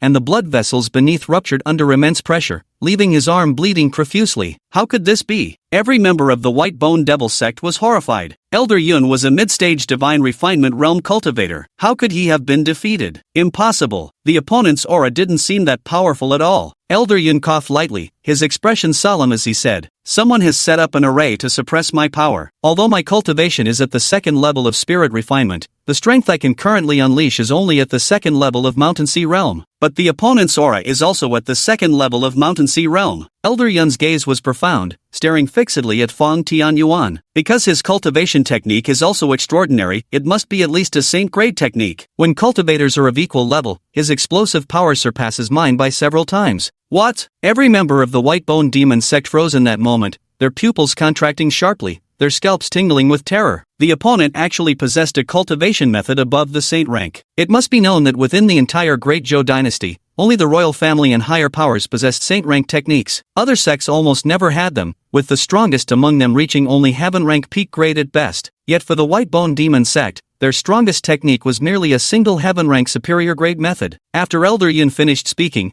a figure appeared quietly with hands clasped behind his back. Perhaps what they possess is more than just a single saint rank cultivation technique. Upon seeing this person's arrival, the crowd immediately knelt in reverence. We pay our respects to the sect master. Rise. The crowd stood up as an elder hurried to the sect leader's side. Great elder, what exactly did you mean by your earlier statement? Chapter 37, Crisis Approaches. The Bone Demon sect's patriarch stared intently at Yun Ligay and Ji Wuxia below. If this sect master isn't mistaken, both their cultivation manuals are also beyond the saint rank. What? The disciples of the White Bone Demon sect were utterly shattered. Originally, upon hearing Feng Tianyuan possessed cultivation techniques beyond the saint rank, they had already been shocked to the extreme. Now, the sect leader claims that even Yun Ligay and Ji Wuxia possess cultivation techniques beyond the saint grade. This completely shattered everyone's worldview. Since when did saints become as common as cabbages in a wholesale market, everywhere you look? Ignoring the crowd's astonishment, the Bone Sovereign continued speaking. However, if they merely relied on their martial techniques, far from sufficient would it be for them to act so brazenly within our White Bone Demon sect. The weapons in their hands also rank supreme among heaven-grade treasures. Hiss! A collective gasp swept through the crowd as all eyes locked onto the weapons clutched in the trio's hands. That was actually a heaven-rank superior weapon. Possessing cultivation techniques beyond the saint rank was already ridiculously overpowered, yet they even had heaven-rank weapons each and every one of them. Is this defying the heavens? If they weren't intimidated by the trio's strength, they'd probably have turned into rabid wolves already, pouncing wildly to tear all three to pieces by now. The Bone Sect Master descended step by step. Beneath the cold moonlight, a glint of greed shimmered in his eyes. If I'm not mistaken, you must have come from the tranquil water peak of the Heavenly Demon Sect, right? It seems Elder Lin Xian was correct. The Heavenly Demon Sect did indeed obtain some extraordinary fortune, though likely not the entire sect, but specifically Tranquil Water Peak. Now that you're here, don't bother leaving. I'll be taking everything, your cultivation techniques, your weapons, all three of yours. Yun Ligay swept his spear horizontally, and the mountain rocks before him exploded into a 100-meter-long crevice. Then you'd better have the skills to take it. Heh, it seems our White Bone Demon sect is being underestimated. Very well, let me show you something. Grand Elder. With these casual words, an elderly man with snow-white hair and beard slowly flew forth from behind, smiling amiably at Yun Ligay. Boy, don't think that just because you possess a saint-grade cultivation technique and have set up formations to suppress our current cultivation levels outside our White Bone Demon sect, you can behave recklessly here. At best, the three of you are merely two spiritual realm cultivators and one mountain sea realm cultivator. Even with the support of powerful techniques to enhance your combat capabilities, it's utterly impossible for you to defy the heavens. Our White Bone Demon Sect's Elder Council consists of 3 Return to Void experts and 8 Refining Spirit Masters. I wonder if you 3 can withstand them. As he spoke, 10 more figures simultaneously stepped forward alongside the Grand Elder, surrounding Yun Ligay and his 2 companions from all sides. Yun Ligay and the other 2 immediately stood back to back, forming a triangular formation to confront the Elder Council of the White Bone Demon Sect. None of the 3 were fools. Even with the Heaven Tier suppression array laid down by their master, which reduced each opponent's cultivation by 1 major realm, they were essentially facing 3 Divine Refiners and 8 Mountain Sea Cultivators. Moreover, the array's effectiveness weakened further against stronger opponents. The White Bone Demon Sect's Grand Elder and the other 2 Void Return experts had only seen minor reductions in their cultivation levels. Fortunately, they had their master's defensive formation, which could block the enemy's attacks. At least this ensured they wouldn't be in mortal danger. Yun Ligay's expression turned solemn as he warned, "Stay alert everyone, the battles ahead won't be as easy as before. Though the defensive formation protects our lives, getting hit will still send us flying. And if this drags on, the formation will eventually shatter." Feng Tianyuan licked his lips. So what? We can't just activate the teleportation array and flee back to our master like cowards, can we? This is a training ground our master painstakingly set up for us. As his voice fell, a golden phantom of the indestructible golden body enveloped his form. Wielding his heaven-grade Wanjin hammer, he charged straight at the soul refinement realm expert before him. His opponent's cultivation had been suppressed to the Mountain Sea realm. With his Emperor-grade cultivation technique and the heaven-grade Wanjin hammer, Feng Tianyuan had no fear of this confrontation. The immense pressure made the elder's expression turn grave, not daring to be careless as he immediately unleashed the heavenly demon palm of the White Bone Demon Sect. Boom! The moment their forces collided, the powerful energy eruption blasted both of them backwards simultaneously. Yun Ligay and Ji Wuxia exchanged a glance, shaking their heads helplessly before striking at the same moment, yet meeting the same fate. When all 3 were repelled, the other elders showed no restraint, attacking in unison without hesitation. They weren't fools even with their advantage against Yun Ligay and the others.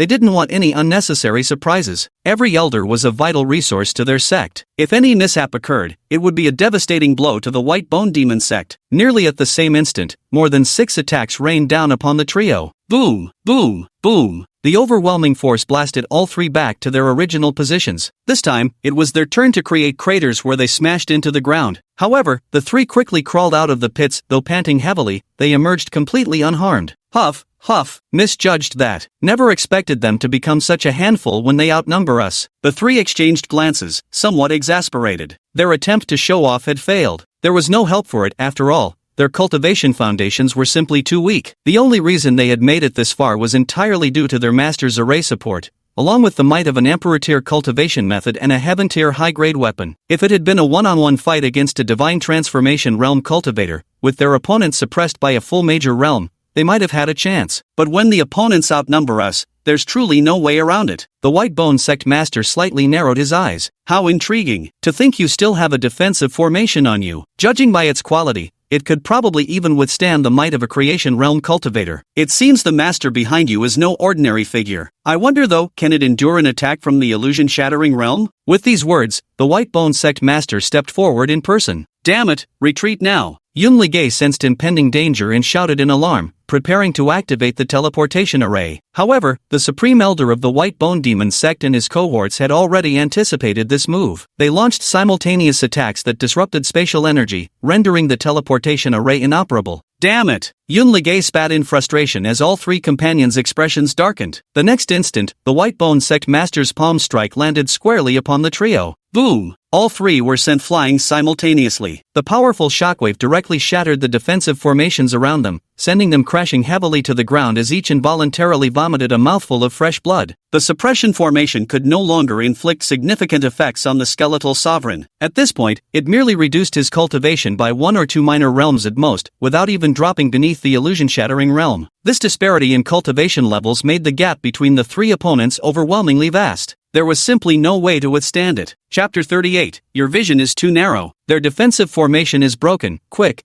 take them down. Their techniques and weapons will be ours. Damn it! Activate the teleportation array now. Yun Ligay shouted urgently, signaling his junior sister and brother to activate the teleportation array. Losing the defensive formation was no laughing matter. The reason they've been able to act so arrogantly within the White Bones Demon sect for so long, besides the enhancements from their techniques, weapons, and suppression arrays, lies primarily in their defensive formation. It virtually insulated all 3 of them from any harm. Not only did it shield them from others' attacks, but it also blocked the shockwave damage generated during battles. Even the impact from their own offensive maneuvers was completely neutralized by their master's defensive array. Now, without that protective formation, if any enemy strikes were to land on them, it would genuinely be a matter of life and death. Indeed, when they activated the teleportation array, a flash of light enveloped them, only to fade away swiftly. The 3 instantly felt their blood run cold. The teleportation array had failed. The White Bone Sect Master curled his lips faintly. Do you take me for a fool? You've already defied all expectations so many times. Did you really think I'd still underestimate you? The entire space of White Bone Mountain has long been sealed off by my mountain-protecting formation barrier. No teleportation arrays can function now. Elder, capture them. Use the forbidden technique to extract their souls directly and refine their cultivation methods. Yes. The elder gave a sinister chuckle and exchanged glances with the surrounding elders. The group attacked simultaneously once more. Yun Ligay and his 2 companions wanted to resist, but they had already reached the end of the road. The 3 of them now find themselves in a situation where attacking one enemy is manageable, but simultaneously engaging multiple foes is utterly impossible. The more critical problem is that their defenses against the enemy have essentially dropped to 0. Even the shockwaves from combat could potentially inflict serious injuries on them. Meanwhile, their opponents simply get knocked back without significant harm. I'm screwed. The 3 of them instantly felt like crying but had no tears left. If only they hadn't gotten carried away. As the master taught, fight when you can win, run when you can't. Had they activated the teleportation array and fled the moment the White Bone Sect leader appeared, they wouldn't have ended up in such a predicament. Now they could almost foresee it. The instant their attacks collided,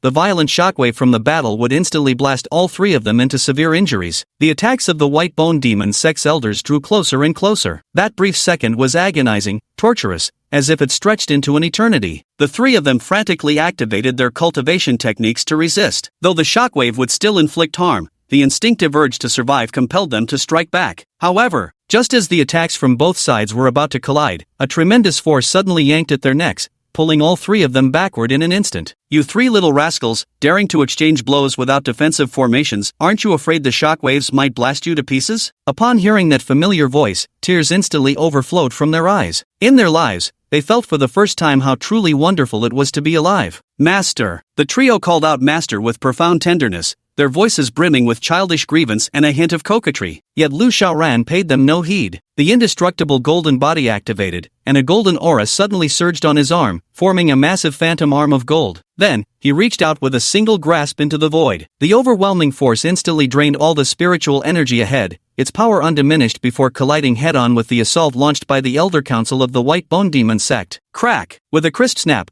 Lu Xiaoran crushed the attacks of the two Void Reversion Realm Elders and several Divine Refinement Elders right in his grasp. The energy within their techniques spiraled out of control, triggering an explosion in the next instant. Boom! A deafening roar pierced the heavens as a brilliant light illuminated everything within a 100-mile radius. A mushroom cloud billowed skyward, followed by a shockwave of spiritual energy that swept outward, forcibly repelling the members of the White Bone Demon Sect's Elder Council from their positions. Thud! Each of them coughed up a mouthful of blood uncontrollably, sent stumbling back to their original starting points. This scene instantly plunged the entire hall into dead silence. Just one move. With just a single move, he completely suppressed the entire Elder Council of the Pale Bone Demon sect. Even though the Grand Elder hadn't made a move yet, Lu Xiaoran emerged completely unscathed. What difference could adding the Grand Elder possibly make? It would just give him a bit more exercise, that's all. Gulp! The Great Elder of the White Bone Demon sect swallowed hard and turned his gaze toward the sect master. Beads of cold sweat had formed on the White Bone sect master's forehead, but he knew he couldn't panic now. At this critical moment, any sign of fluster would throw everything into chaos. Taking a deep breath, he spoke with a composed expression. It seems we never expected the Heavenly Demon sect to produce such a peerless genius like yourself. Truly an eye-opener for our White Bone Demon sect. Today's incident was all a misunderstanding. Our two sects have been longtime allies, after all. Why don't we let bygones be bygones? What do you think? A faint, almost imperceptible smirk touched the corners of Lu Xiaoran's lips, brimming with mockery. The Bone Sect master clenched his steel-like teeth. Truth be told, he hadn't held much hope to begin with. With so many of his men slaughtered by the other party, this had already become a fight to the death. In the world of martial arts, where the strong prey on the weak, why would an opponent holding all the advantages ever let the Bone Demon sect off the hook? But, if Lu Xiaoran possessed such overwhelming power, if he alone could have crushed the Bone Demon sect from the start, why had he let his disciples handle this? Why had he only appeared now? At that very moment, a thunderclap suddenly boomed across the sky. Boom! The explosive thunderclap made everyone present shudder uncontrollably. Right after, another thunderclap rang out.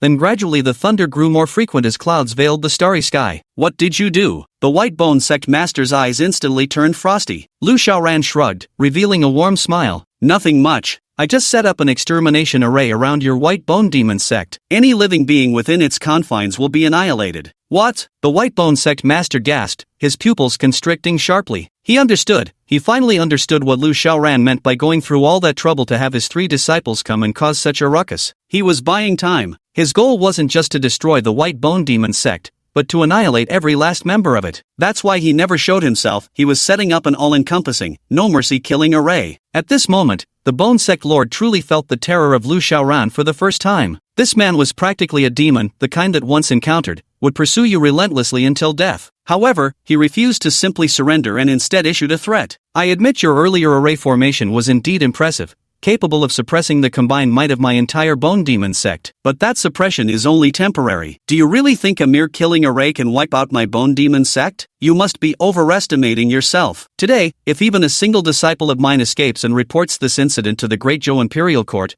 how long do you think your peace will last? Lu Xiaoran nodded slightly. Your mind is sharp, you analyze matters with remarkable clarity. Though unfortunately, while your reasoning isn't wrong, your perspective remains somewhat limited. Chapter 39, Emperor's Armament. The skeletal sect leader arched a brow faintly, failing to grasp Lu Xiaoran's implication. Lu Xiaoran chuckled faintly. Ordinary formations indeed couldn't achieve this, but what if it's a Supreme Great Emperor-ranked Great Formation? The Bone Sect Master's pupils contracted sharply. A chilling sensation abruptly surged from the soles of his feet, shooting straight to his skull, making every hair on his body stand on end. That's impossible. How could you possibly possess a Supreme Great Emperor-ranked slaughter formation? As the words fell, a purple lightning bolt as thick as a barrel suddenly descended from the sky, striking directly at the Great Elder of the White Bone Demon sect. Boom! With a thunderous explosion, the great elder of the White Bone Demon sect was turned to ashes before he could even react, completely annihilated within the lightning. Witnessing this scene, every member of the White Bone Demon sect was utterly dumbfounded. That was the Great Elder, a void-returning realm expert. Void-shattering realm. To think it can't even withstand a single bolt of this lightning, this formation is downright heaven-defying. Imperial grade, without a doubt. This is an Imperial grade formation. How are we supposed to fight against this? Run away. Run! Get out of here! The disciples of the White Bone Demon sect frantically scattered in all directions, but it was already too late. From the sky, streaks of violet lightning rapidly descended. Those struck by the bolts were instantly reduced to ashes without even a chance to evade. Witnessing this scene, the White Bone sect master completely broke down. At the same time, a vague realization began to dawn in his mind. Why did Lu Xiaoran come to the White Bone Demon sect to silence witnesses, even going so far as to pay the price of crafting an Emperor-grade Supreme formation? It must be that Elder Qin Xian had discovered something. To prevent his secret from being exposed, he was even willing to defy all moral principles and destroy his entire White Bone Demon sect. Yet all Elder Qin Xian mentioned was that the disciples of Jishui Peak possessed astonishingly high cultivation levels. He was well aware of the strength of the Heavenly Demon sect's disciples, certainly superior to the White Bone Demon sects, but not to such an outrageous extent. Yet the disciples of Jishui Peak are so extraordinary. Excluding Lu Xiaoran's suppression formations and the defensive formation bonuses he bestowed upon them, they merely possessed a cultivation technique above sainthood rank and a heaven-grade superior weapon, far from achieving such heaven-defying prowess. If not for the elite elder group of the Skeleton Demon sect taking to the field, these three would have been impossible to capture. The only explanation is, their technique must be Emperor-grade, so much so that their combat power vastly surpasses ordinary realms. Had he witnessed the Purple Heaven Divine Thunder formation earlier, the White Bone sect master would surely have thought himself insane. But now that even a supreme-grade Emperor-level killing formation had appeared, what was so strange about an Emperor-level cultivation technique? In that instant, the White Bone sect master felt his entire worldview utterly collapse. If only he had known that the Jishui Peak of the Heavenly Demon sect held such fortuitous opportunities, he would rather die than dare offend them. Boom! At this moment, the lightning strikes grew increasingly dense, their destructive power intensifying. One elder after another fell around them, pushing the Bone Sovereign to the brink of sheer terror. Have you gone mad? I've already used the Mountain Defense Formation to seal the spatial confines of the Bone Demon sect. If you unleash this Emperor-grade, Supreme Lethal Formation, none of you three will escape either. You'll all be struck dead by lightning. Lu Xiaoran shook his head. I told you, your vision is too narrow. A hint of confusion once again surfaced in the White Bone sect leader's eyes. Lu Xiaoran's confidence clearly meant he still had another trick up his sleeve. However, the killing array was indiscriminate in its assaults. Even the creator of the formation, if caught within its range, would be deemed a target. Could it be that Lu Xiaoran had some other formation up his sleeve? At the very least, it should be an Imperial-grade formation of the same tier, so why didn't he sense the aura of an Imperial-grade technique? Other than that, if Lu Xiaoran wanted to resist, the only possibility would be him possessing the strength of an emperor. Without emperor-level power, he absolutely couldn't withstand it. However, while Yun Ligay and the others couldn't see through Lu Xiaoran's cultivation, the Skeleton sect's patriarch could vaguely discern a trace of it,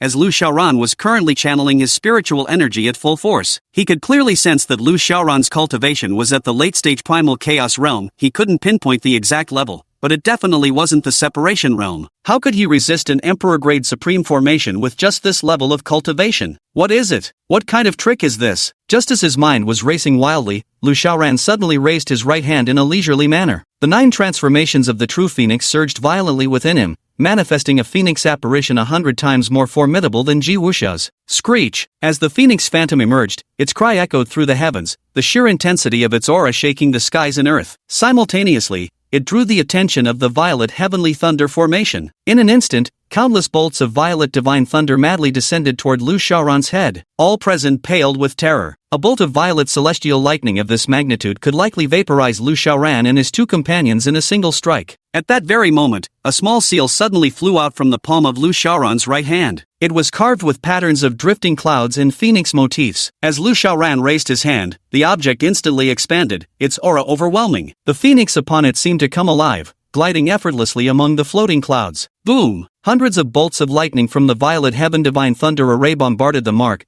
yet it vanished without a trace in an instant, as if sinking into the sea or tickling a giant without even stirring the slightest ripple. Xiaoyin didn't even budge. For a moment, the entire scene seemed frozen in time. To withstand an Emperor-rank formation's attack completely unscathed, without even moving an inch, this weapon, could it be an Emperor weapon? An Emperor weapon? The White Bone sect leader's eyes bulged wide, his mind completely frozen. Lu Xiaoran actually possesses an emperor-level artifact. This is utterly outrageous. It's practically like using a nuclear bomb to attack a bunch of refugees who don't even have horses. Two Eldars spat blood on the spot, literally choking their last breaths in rage. Yun Ligay and his two companions stood petrified on the spot. This was what their master called just average. They had wept with gratitude, believing their master bestowed upon them the finest weapons, only to discover he'd kept an emperor-tier artifact for himself. The longest path in this world is the labyrinth of a master's cunning. The White Bone sect master closed his eyes and chuckled softly. To have encountered your tranquil water peak, our White Bone demon sect never stood a chance. With so many hidden cards up your sleeve, layered schemes, and meticulous step-by-step planning, without recklessly storming our mountain gates, not just our White Bone demon sect, but even a princely estate of Great Zhou might not have emerged unscathed under such calculated tactics. He was convinced, truly and thoroughly defeated. In the next moment, the lightning radiance erupted completely, with tens of thousands of thunderbolts descending, reducing the entire White Bone demon sect to ashes. The world was illuminated by a blinding white light, even overshadowing the morning sun that had just risen in the east. The White Bone demon sect was declared annihilated, attracting countless powerhouses from various sects who hurried over to investigate the news. Within an hour, this became the hottest topic within a radius of 10,000 miles. Meanwhile, Yun Ligay and his two companions were currently sprawled over the bench in front of their master's door, raising their buttocks in grievance as they endured their master's whipping. Disobedient, have you completely forgotten all the teachings I've imparted to you over the years?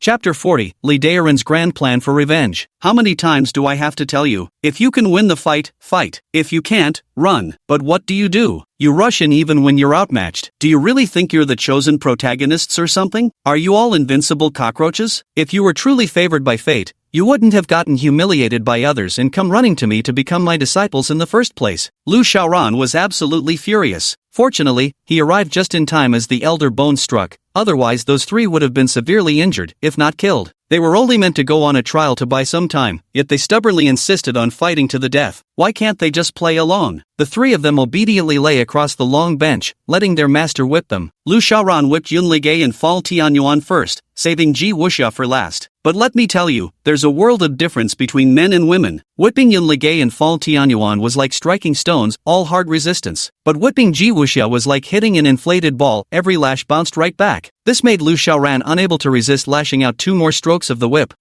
Ji Wuxia was in such pain that tears streamed down her face, unable to hold back a scream before Lu Xiaoran finally stopped. He threw aside the whip and snapped irritably. All three of you, no cultivation today, you'll copy the rules of Stillwater Peak instead. 10,000 times each. Whoever fails to finish will never call me master again. The three of them looked at Lu Xiaoran with pitiful, pleading expressions, resembling nothing so much as children who had made a terrible mistake. Master, we've truly learned our lesson. We'll never dare to mess around again. Enough of that. Your master here has never been one to listen to promises, they're the least reliable things under heaven. All of you, stay in the study and copy the texts. No one leaves until they're finished. With that, Lu Xiaoran tossed them a bottle of pills. These are Yang Yuan pills for healing wounds. Each of you take a few, they'll help mend your injuries and prevent lasting damage. Honestly, can't stand looking at you. He shook his head, hands clasped behind his back, radiating the disappointment of a frustrated mentor as he strode out of his house. The Zhishui Peak's defensive formations still needed thorough rearranging. Meanwhile, Yun Ligay and the other two couldn't help but feel a pang of warmth in their hearts as they looked at the healing pills. Lu Xiaoran's beatings were his strict way of teaching them, yet after disciplining them, he never forgot to provide medicinal pills for their wounds. Their master truly held each of them close to his heart. Take the pills,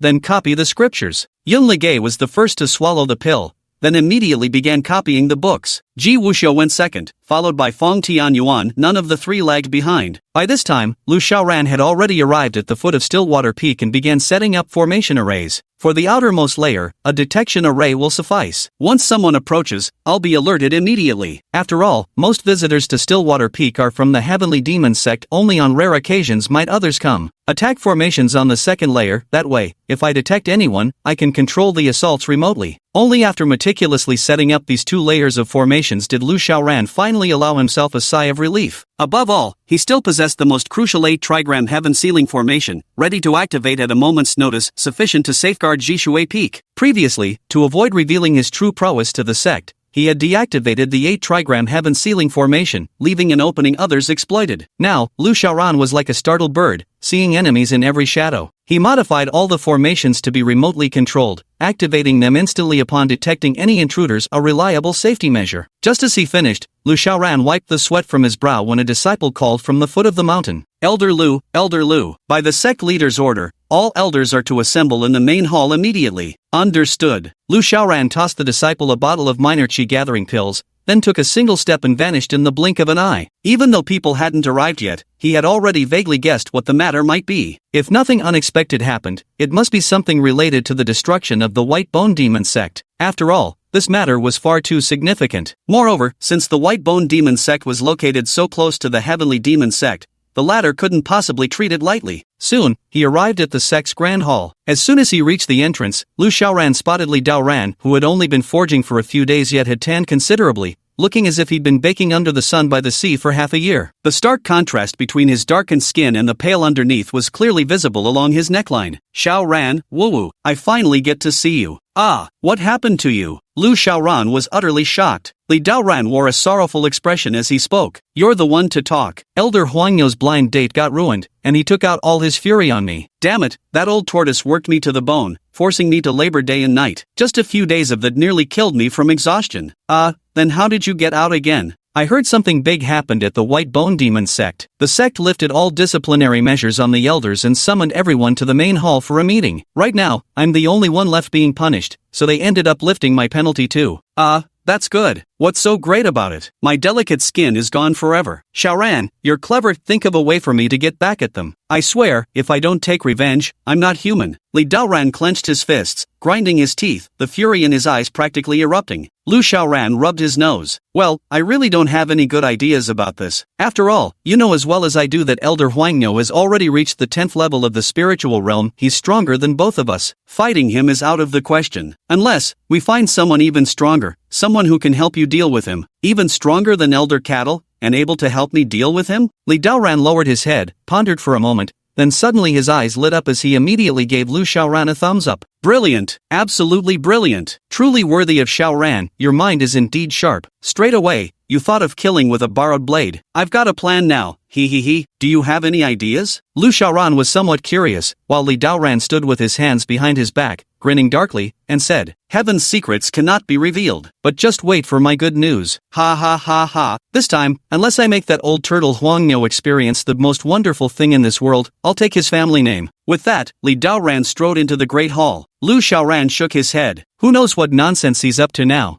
But I suspect it's probably nothing good. Let's hope he doesn't end up shooting himself in the foot. With that, he also walked inside. The atmosphere in the grand hall was extremely solemn. Though utterly silent, numerous elders could be seen exchanging covert transmissions, their faces displaying a kaleidoscope of expressions, most of them grave. When Lu Xiaoran arrived, the sect leader immediately spoke. Xiaoran is here. Take your seat quickly. Yes, many thanks, sect master. One of the benefits of becoming a member of the Elders' Council was having your own seat in the Great Hall, unlike the other elders who had to stand. Chapter 41, The Grand Formation Competition. After Lu Xiaoran took his seat, the sect master finally spoke. You must all already know why we've summoned you here today? Many of the elders nodded in agreement. The sect master then continued speaking. The White Bone Demon sect was annihilated overnight, not a single disciple escaped. Even the entire mountain was flattened by someone. As these words were spoken, numerous gasps of astonishment erupted throughout the grand hall. Not all the elders were aware of this incident. Even those who already knew the truth felt their scalps tingle with shock upon hearing it again. After a moment, the sect master tapped the armrest of his chair, and the crowd gradually quieted down. He then spoke again. Regarding this matter, it has already caused shock among many sections. After all, none of the nearby sects could destroy the Bone Demon sect overnight, unless it was one of the top-tier sects from the Great Zhou dynasty. However, if a sect had mobilized on such a large scale, we couldn't possibly have remained unaware. So, after discussing with the leaders of several sects,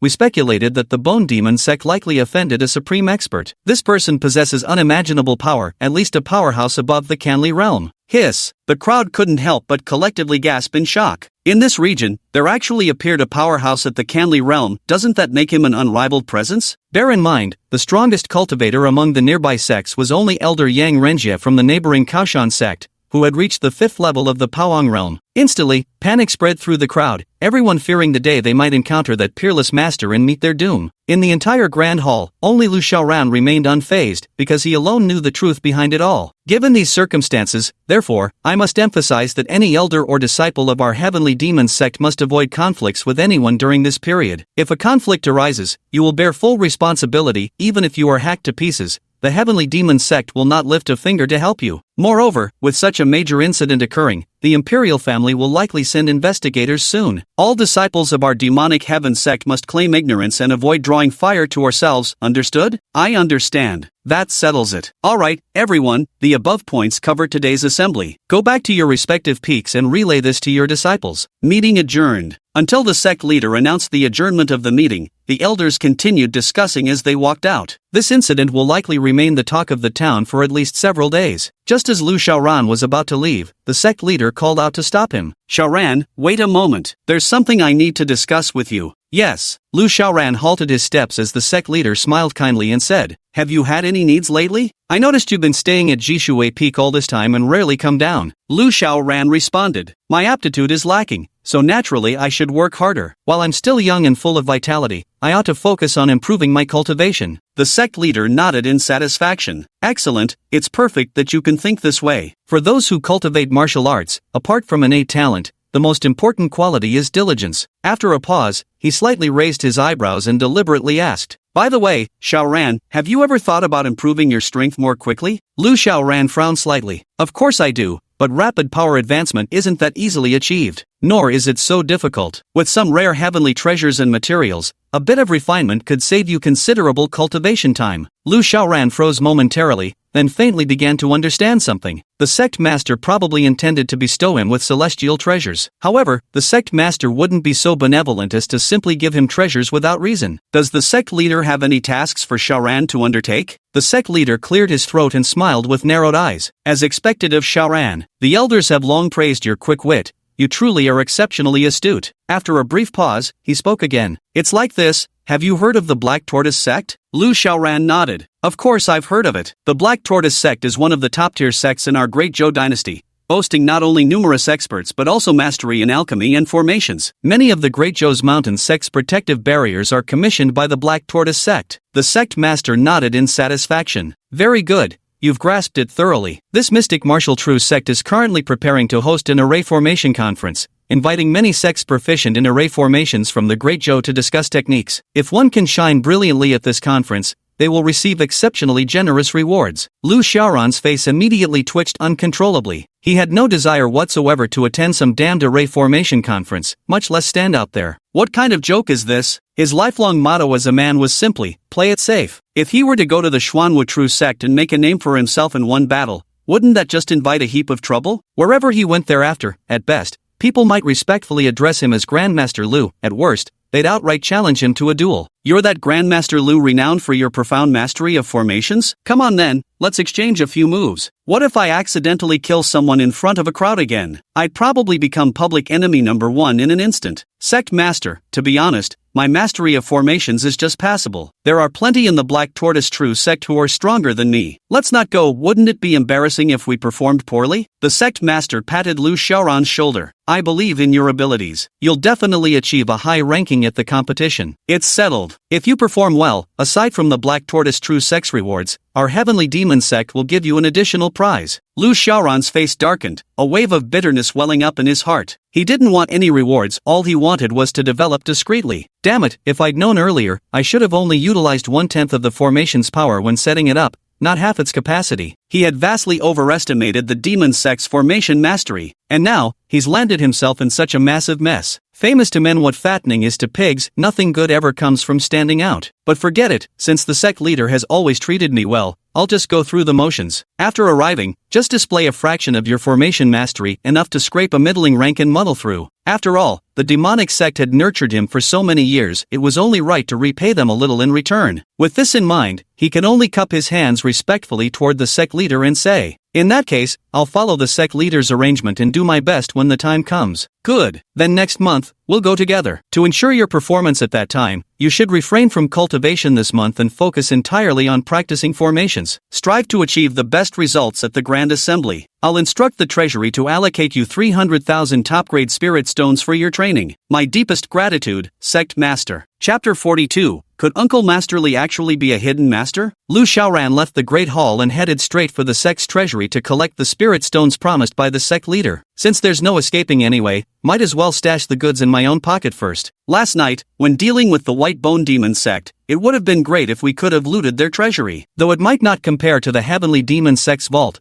there should still have been several million spirit stones at least, but that would have carried risks too. What he wanted was to completely annihilate the White Bone Demon sect to ensure the secret of Stillwater Peak wouldn't get out. If he got greedy for their treasury and alerted them by mistake, allowing even one or two disciples to escape, everything would have been ruined. Oh, Xiaoran, you're here. Come in, have a seat. Lu Xiaoran had just arrived at the sect's treasure vault when several elders enthusiastically welcomed him in, pulling out chairs and serving tea with extraordinary warmth. It was a world of difference compared to his last visit. The reason for this was entirely due to Lu Xiaoran's exceptional mastery of formations, which had now propelled him to become the golden boy of the sect. The elders in charge of the treasury were all old foxes, masters of trimming their sails to the wind and serving dishes according to guests, their skills honed to perfection. Xiaoran, what brings you to the treasury today? Lu Xiaoran took the tea offered by an elder, took a sip, and spoke calmly. The sect master sent me to collect 300,000 top-grade spirit stones. He said they're for me to practice formations, in preparation for the formation assembly hosted by the Xuanwu Tru sect next month. Oh, I see. Of course.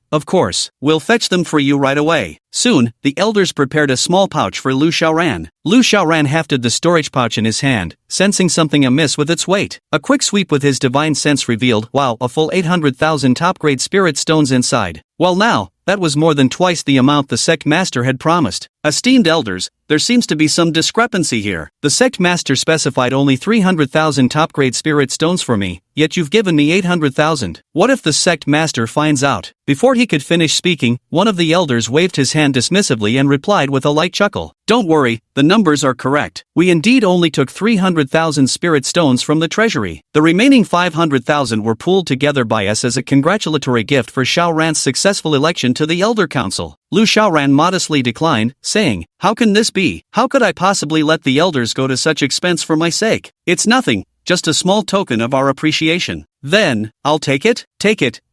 If you don't, we'd feel bad about it. Alright, thank you, elders. I need to return to practice my formations, so I won't disturb you any longer. Go on. Your work is what matters. In the future, if you need anything but find it inconvenient to approach the sect leader, you can always come to us directly. We can't promise much, but anything involving money, we'll handle it perfectly for you. Thanks a lot then. Leaving the treasure vault, Lu Xiaoran felt today's weather was exceptionally clear and the sunlight radiant. No wonder men under heaven are so obsessed with power. This thing is simply too enticing. Recalling how 1 or 2 months ago, when he and Li Daoran went to the treasure vault to request spirit stones, they were deliberately made difficult and had to flatter the other party just to obtain the stones. Even then, they had to let them take 1.2 million top-grade spirit stones as compensation. Now, all he had to do was casually open his mouth, and they would immediately deliver spirit stones to him, even throwing in some extra gifts along the way. Such a dramatic transformation could move even someone as composed as Lu Xiaoran deeply. Yet deep down, he understood that a tree standing tall in the forest would inevitably attract the wind's wrath. Though this situation appeared favorable on the surface, if one grew too overbearing without restraint,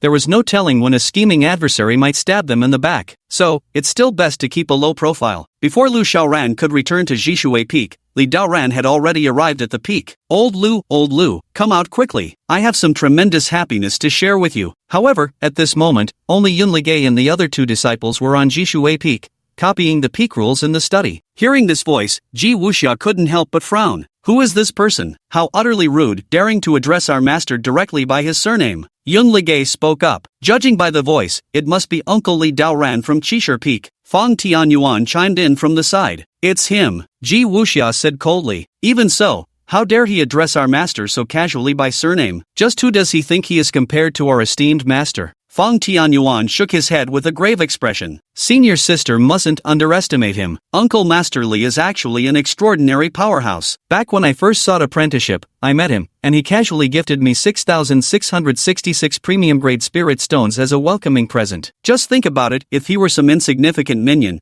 could he possibly make such a lavish gesture? Hiss, just for a welcoming gift, he could produce so many spirit stones? He must be incredibly wealthy. Yun Ligay's eyes gleamed with calculation as he immediately set down his brush, saying, I'll go out to greet Uncle Masterly properly, we mustn't show him any discourtesy. With that, he immediately dashed out. How could the other two not understand his intentions? However, since Fong Tianyuan had already received his welcoming gift and couldn't possibly claim another, and Ji Wuxia being a young maiden naturally wasn't as thick-skinned as Yun Ligay, neither followed him out. Arriving outside, Yun Ligay promptly performed a ceremonial bow. This disciple Ligay pays respects to Elder Marshal Uncle Li. Who are you? Li Daoran was stunned, staring at the suddenly appearing Yun Ligay. For a moment, he couldn't recall who this person was. Junior Yun Ligay, the senior disciple of Jishui Peak. Oh, I remember now. I heard Elder Lu took in a disciple with shattered meridians. That would be you, right? Reporting to Uncle Master, it is indeed this disciple. Li Daoran nodded. Looking at you now, full of vigor with a light and healthy frame, you must have resumed cultivation. Yes, all thanks to my revered master. Since you can cultivate now, I shouldn't be stingy either. Here, take this little welcoming gift. As he spoke, Li Daoran tossed a storage pouch to Yun Ligay. Yun Ligay's divine sense swept over it, and his heart was instantly filled with shock. It's 6,660 upper-grade spirit stones. As expected, junior brother was right. Uncle Master Li is also a peerless expert. Truth be told, Li Daoran only offered 6,660 premium spirit stones because Lu Xiaoran usually accepted no more than 1 or 2 disciples. Had Lu Xiaoran taken more disciples, he wouldn't have provided such an amount. It was purely out of respect for Lu Xiaoran. However, Yun Ligay, unaware of these circumstances, immediately expressed his gratitude.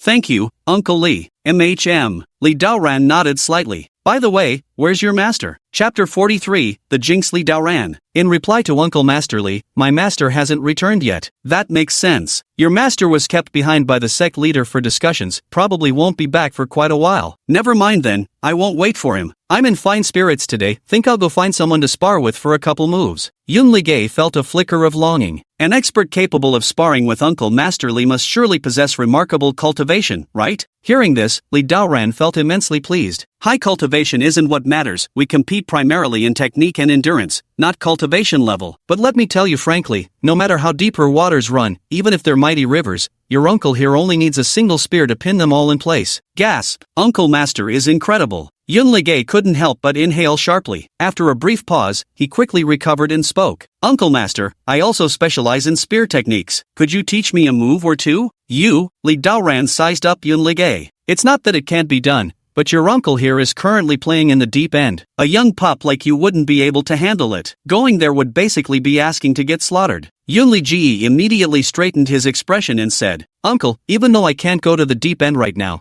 I can start by testing out 1 or 2 weaker opponents in the shallow end. Holy shit! Li Daoran widened his eyes. You've got potential, kid. You catch on quick. Alright, just for being so sharp and as old Lu's disciple, I'll take you with me every time I go from now on. Many thanks, Uncle. What are you two whispering about over there? Just as Yun Ligay was answering Li Daoran with excitement, Lu Xiaoran's voice suddenly rose from below. Moments later, he arrived before them. Yun Ligay immediately ran over enthusiastically and responded, Master, Martial Uncle Li also specializes in spears. I wanted him to guide me and broaden my practical combat experience. Lu Xiaoran's face darkened as he promptly kicked him square in the rear. Broaden your ass. His spear and your spear are completely different things. Ha? Then what kind of spear is it? Yun Ligay was utterly bewildered, only to receive another swift kick to his backside from Lu Xiaoran. Why ask so many questions? Have you finished copying the Jishui Peak rules yet? I nearly finished. I've been the fastest, already copied over 9,000 times. Then add 5,000 more copies. Ha? Yun Ligay was instantly stunned, while Lu Xiaoran shot him an annoyed glare. What do you mean, huh? Does your backside still itch for another spanking? And no, I'm going right away. Please don't be angry, master.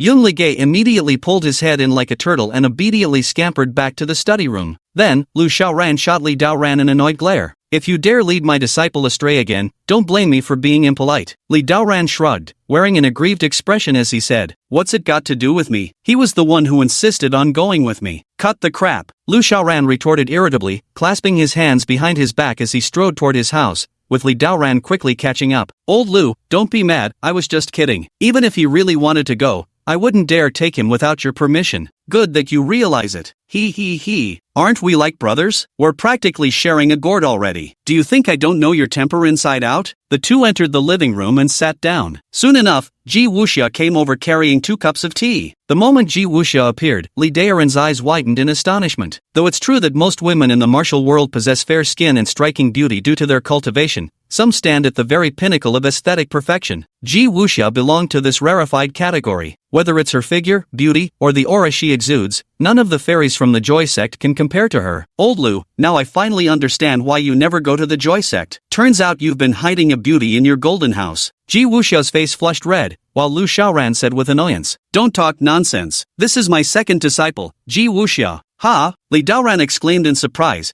carefully sizing up Ji Wuxia before speaking again after a moment of silence. "Old Lu, if you want those spirit stones back that you gave me, you could have just said so outright. With our friendship, there's no need for such underhanded tactics. 10 years, a full decade, you didn't take in a single disciple all this time, and now you suddenly pop out with 3 within days? Now that's not fair to say. I never asked you to give each disciple a red envelope containing 6,660 top-grade spirit stones." Li Daoran's face twitched violently. This was intentional. Saying such things right in front of Ji Wuxia absolutely deliberate. Under Ji Wuxia's unblinking stare, Li Daoran had no choice but to grit his teeth and produce another red envelope. "Nephew disciple, this is your Uncle Master's humble token of regard. Many thanks, Uncle." Ji Wuxia expressed her thanks, took the storage pouch, set down the tea, and then turned to leave. Li Daoran, unsure whether out of heartache or not, lifted the teacup and took a huge gulp. "What exactly do you want from me?" Lu Xiaoran asked plainly. Li Daoran suddenly remembered what he'd come for and flashed a mysterious smile. "Old Lu, wanna know how I dealt with those scalpers? No idea. Guess. Can't be bothered to guess. Forget it,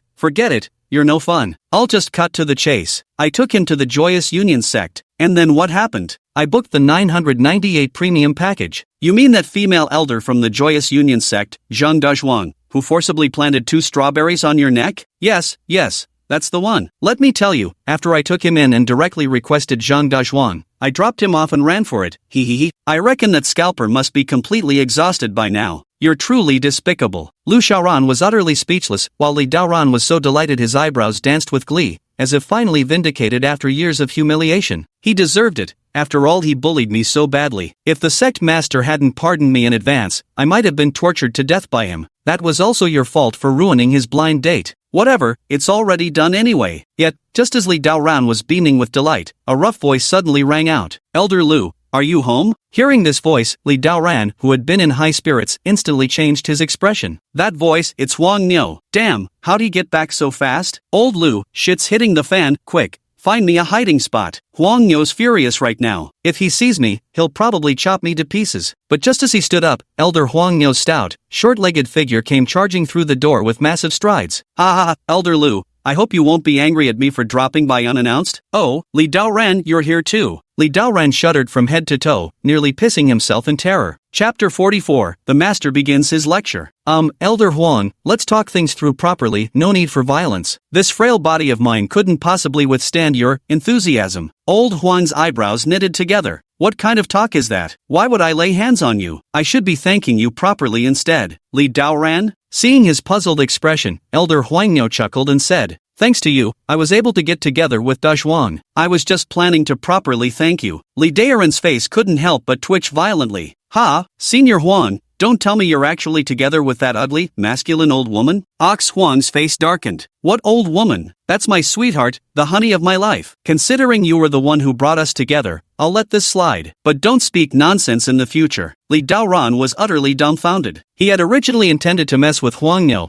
but little did he expect things to take such a bizarre turn. Huang Niu and Zhang Dazhuang actually hit it off at first sight. Not only that, he even spent 998 low-grade spirit stones to book a room for Huang Niu. Now, he felt like his loss was utterly devastating. Meanwhile, Lu Xiaoran cupped his hands in congratulations and said, "Who would have thought Elder Huang would have such a romantic fortune? This junior offers his early congratulations to you, Elder Huang." The scalper waved his hand with a beaming smile, then handed 2 invitations to the pair. "Many thanks, many thanks. The reason for my visit today is to inform you we're holding our wedding ceremony today and hope you'll join us later for the celebration at my artifact refining peak." "Absolutely." Lu Xiaoran nodded. Li Daoran couldn't help but gasp as he observed the golden threading patterns on the invitation. "Oh my heavens, is this black gold?" "Elder Huang, black gold isn't cheap. To use such precious material for wedding invitations, isn't this far too extravagant?" Elder Huang smiled faintly. Speaking of which, I should thank you for finding me such a good daughter-in-law. De Zhuang has spent the last century or two at the blissful sect giving massages and saved up quite a sum, a solid 100 or 200,000 top-grade spirit stones, all brought as dowry. Li Daoran fell into stunned silence again, his face now as dark as charcoal. Senior Huang truly possesses extraordinary wisdom to successfully woo even Elder Zhang from the Harmony sect. Old Huang puffed out his chest proudly. Of course, the treasures I've accumulated over 70 years aren't just for show, they instantly won over my wife. Alright now, I need to go prepare for the wedding ceremony. No more idle chatter with you lot. As old Huang turned to leave, Li Daoran immediately slumped over the table weeping uncontrollably. Wah, this is bullying. How can they bully someone like this? Lu Xiaoran let out a melancholy sigh. What you should be doing right now isn't complaining here, but praying to the heavens that Elder Huang never finds out Elder Zhang left 2 hickeys on your neck. By noon, nearly the entire Heavenly Demon sect had been invited to the artifact forging peak to attend Elder Huang's wedding banquet. It was hard to tell whether Elder Zhang's connections were simply that impressive, but aside from the demon sect, quite a few cultivators with no small measure of cultivation attended the banquet to offer their red envelopes. They filled 6 full tables, and the pile of red envelopes they contributed surpassed even those from the demon sect attendees, stacking high enough to form 2 towering peaks on the gift table. After 3 rounds of drinks, Lu Xiaoran finally returned to Jishui Peak. Li Daoran, utterly drunk, was also brought back to Jishui Peak by Lu Xiaoran. Only then did he summon Yun Ligay and the others one by one to begin explaining their respective cultivation techniques. Next month, I'll be heading to the Black Tortoise sect. There are many powerful experts there, even those at the Canly realm standing guard. With my current cultivation at the 8th layer of the Shattering Illusions realm, I can still hold my own in the Heavenly Demon sect. But if I were to go to the Mystic Martial True sect, it would be far from sufficient. By explaining cultivation techniques to them, they can gain deeper insights into various martial intents, allowing them to cultivate faster and advance more swiftly. My goal is to help them reach higher realms before I leave for the Mystic Martial True sect. Disciples pay respects to our revered master. The 3 stepped before Lu Xiaoran, bowing in unison. Lu Xiaoran nodded slightly and raised his hand. Take your seats. Yes. The 3 of them took their seats one by one. Lu Xiaoran first turned to explain to Yun Ligay. Ligay, your primordial emperor scripture emphasizes breaking through by first destroying. Though all your meridians are shattered, appearing to make cultivation impossible, this actually frees you from the constraints of ordinary people. Most cultivators must rely on meridians to circulate spiritual energy, that's how they cultivate. But you can directly operate the technique through your dantian, drawing the world's spiritual energy entirely into yourself. You must abandon your previous cultivation mindset. Envision your entire body merging with heaven and earth, absorbing everything. Upon hearing Lu Xiaoran's words, Yun Ligay immediately sat cross-legged and began circulating the primordial emperor scripture. Previously, he had always absorbed spiritual energy with restraint. During meridian-based cultivation, certain spiritual energies or elements were unsuitable for absorption. The fragile meridians would reject them, making him fearful of cultivation deviation. Yet after listening to his master's guidance, he discarded all restraint and began absorbing all spiritual energy without discrimination. Seeing him immersed in meditation, Lu Xiaoran nodded with satisfaction before shifting his gaze to Ji Wuxia. Ji Wuxia immediately sat up straight, and Lu Xiaoran began to speak. The 9 transformations of the true phoenix is divided into 9 levels, each with a completely different, yet increasingly profound, state of comprehension, much like a phoenix reborn from ashes. Therefore, each time you cultivate a state to its peak, you must shift your mindset to perceive the characteristics of the next stage, rather than obsessively refining the previous method further. That would only hinder your progress unnecessarily. Your disciple understands. Ji Wuxia also began to enter meditation. Finally, it was Feng Tianyuan's turn. Tianyuan, the indestructible golden body technique may appear to be unleashed through cultivation, but in truth, it's a unified cultivation of spirit and body. Merely training physical toughness will never achieve mastery. Haven't you heard blades cut flesh, while the mind cuts souls? If you only cultivate your physical body and encounter an expert in spiritual attacks, your indestructible golden body would become useless in minutes. Sharp intake of breath, so that's why. I'd been wondering why my technique stopped progressing at the 3rd level of comprehension. The problem was here all alone. As he spoke, Feng Tianyuan also crossed his legs and entered meditation, cultivating his indestructible golden body. With Lu Xiaoran's guidance, the trio's cultivation improved rapidly. Barriers that had stalled them for a month or 2 were now being swiftly broken through, propelling them to higher realms. As their cultivation advanced, their ability to absorb spiritual energy increased exponentially. The small room became like a massive whirlpool, greedily devouring spiritual energy. Feeling his own cultivation visibly and continuously rising, Lu Xiaoran allowed a faint smile to curl the corners of his lips. Indeed, shearing sheep still brings the greatest joy. Chapter 45, The Monsters of Jishui Peak. After finishing his lecture for the three disciples, Lu Xiaoran set up a massive spiritual energy formation on Jishui Peak, specifically designed to enhance spiritual energy concentration and ensure Yunligei and the other two could absorb energy faster. Only after completing this did Lu Xiaoran finally return to his own quarters to begin his cultivation. Yunligei and the other two couldn't match his cultivation speed alone. By coordinating their training with his own, perhaps he could break through to the Canli realm before heading to the Mystic Tortoise sect. Rumor has it that those at the Canli realm can blend earth, water, wind, and fire energies to unleash devastating attacks. I wonder how magnificent that display must be. With that, Lu Xiaoran crossed his legs and sank into deep meditative cultivation. Time passed quickly, and in the blink of an eye, it was already evening. Li Daoran woke up groggily from his slumber. He fiercely shook his head, trying to dispel the dizziness in his mind, then slowly stood up while fastening his buttons and opening the bedroom door. Burp. Li Daoran let out a belch and looked outside. Fog was everywhere.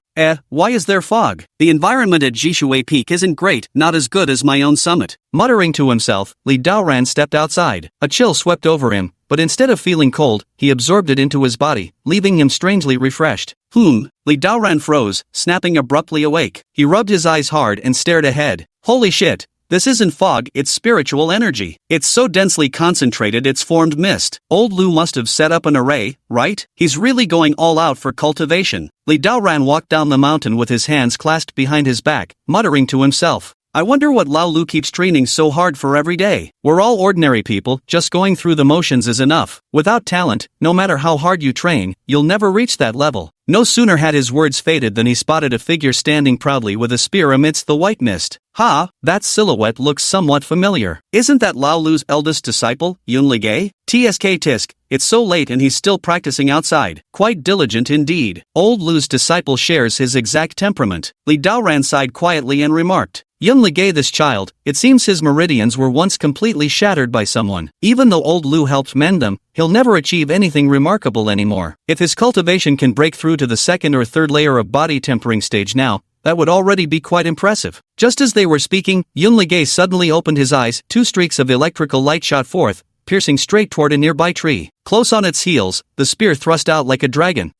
Yunligei let out a fierce roar, brandishing his long spear. A dazzling gleam swept out like a shooting star, and in the blink of an eye, it carved a massive chasm over 200 meters wide across the ground. Holy shit! Li Daoran's eyes nearly popped out of his head, and his jaw almost hit the ground. Could Yunligei's move actually be more powerful than his? Are you kidding me? Wasn't Yunligei supposed to be a useless cripple with shattered meridians? How could he possess such formidable techniques and strength? He's only been at the Heavenly Demon sect for a few months. Even with cultivation, how could he progress this fast? Something's not right, very not right. Li Daoran's pupils constricted. Could Yunligei be a spy? Was he planted here by someone else specifically to infiltrate the Heavenly Demon sect as an informant? I must return immediately and inform old Lu. He immediately turned and ran back, but before he had gone far, he spotted a perfectly proportioned figure standing hundreds of meters away. Is that Ji Wuxia? She's actually practicing so late at night? Driven by curiosity, Li Daoran quietly moved closer and took a peek. Just as he began to watch, Ji Wuxia let out a soft cry, and behind her appeared the phantom of a phoenix over 10 meters tall. As the phoenix's twin wings danced, all the mist formed from spiritual energy ahead was stirred up, like a hurricane. Holy shit! Li Daoran trembled in fear once more. With Yunligei's already freakish cultivation level, another monstrous talent like Ji Wuxia had appeared even more terrifying than him.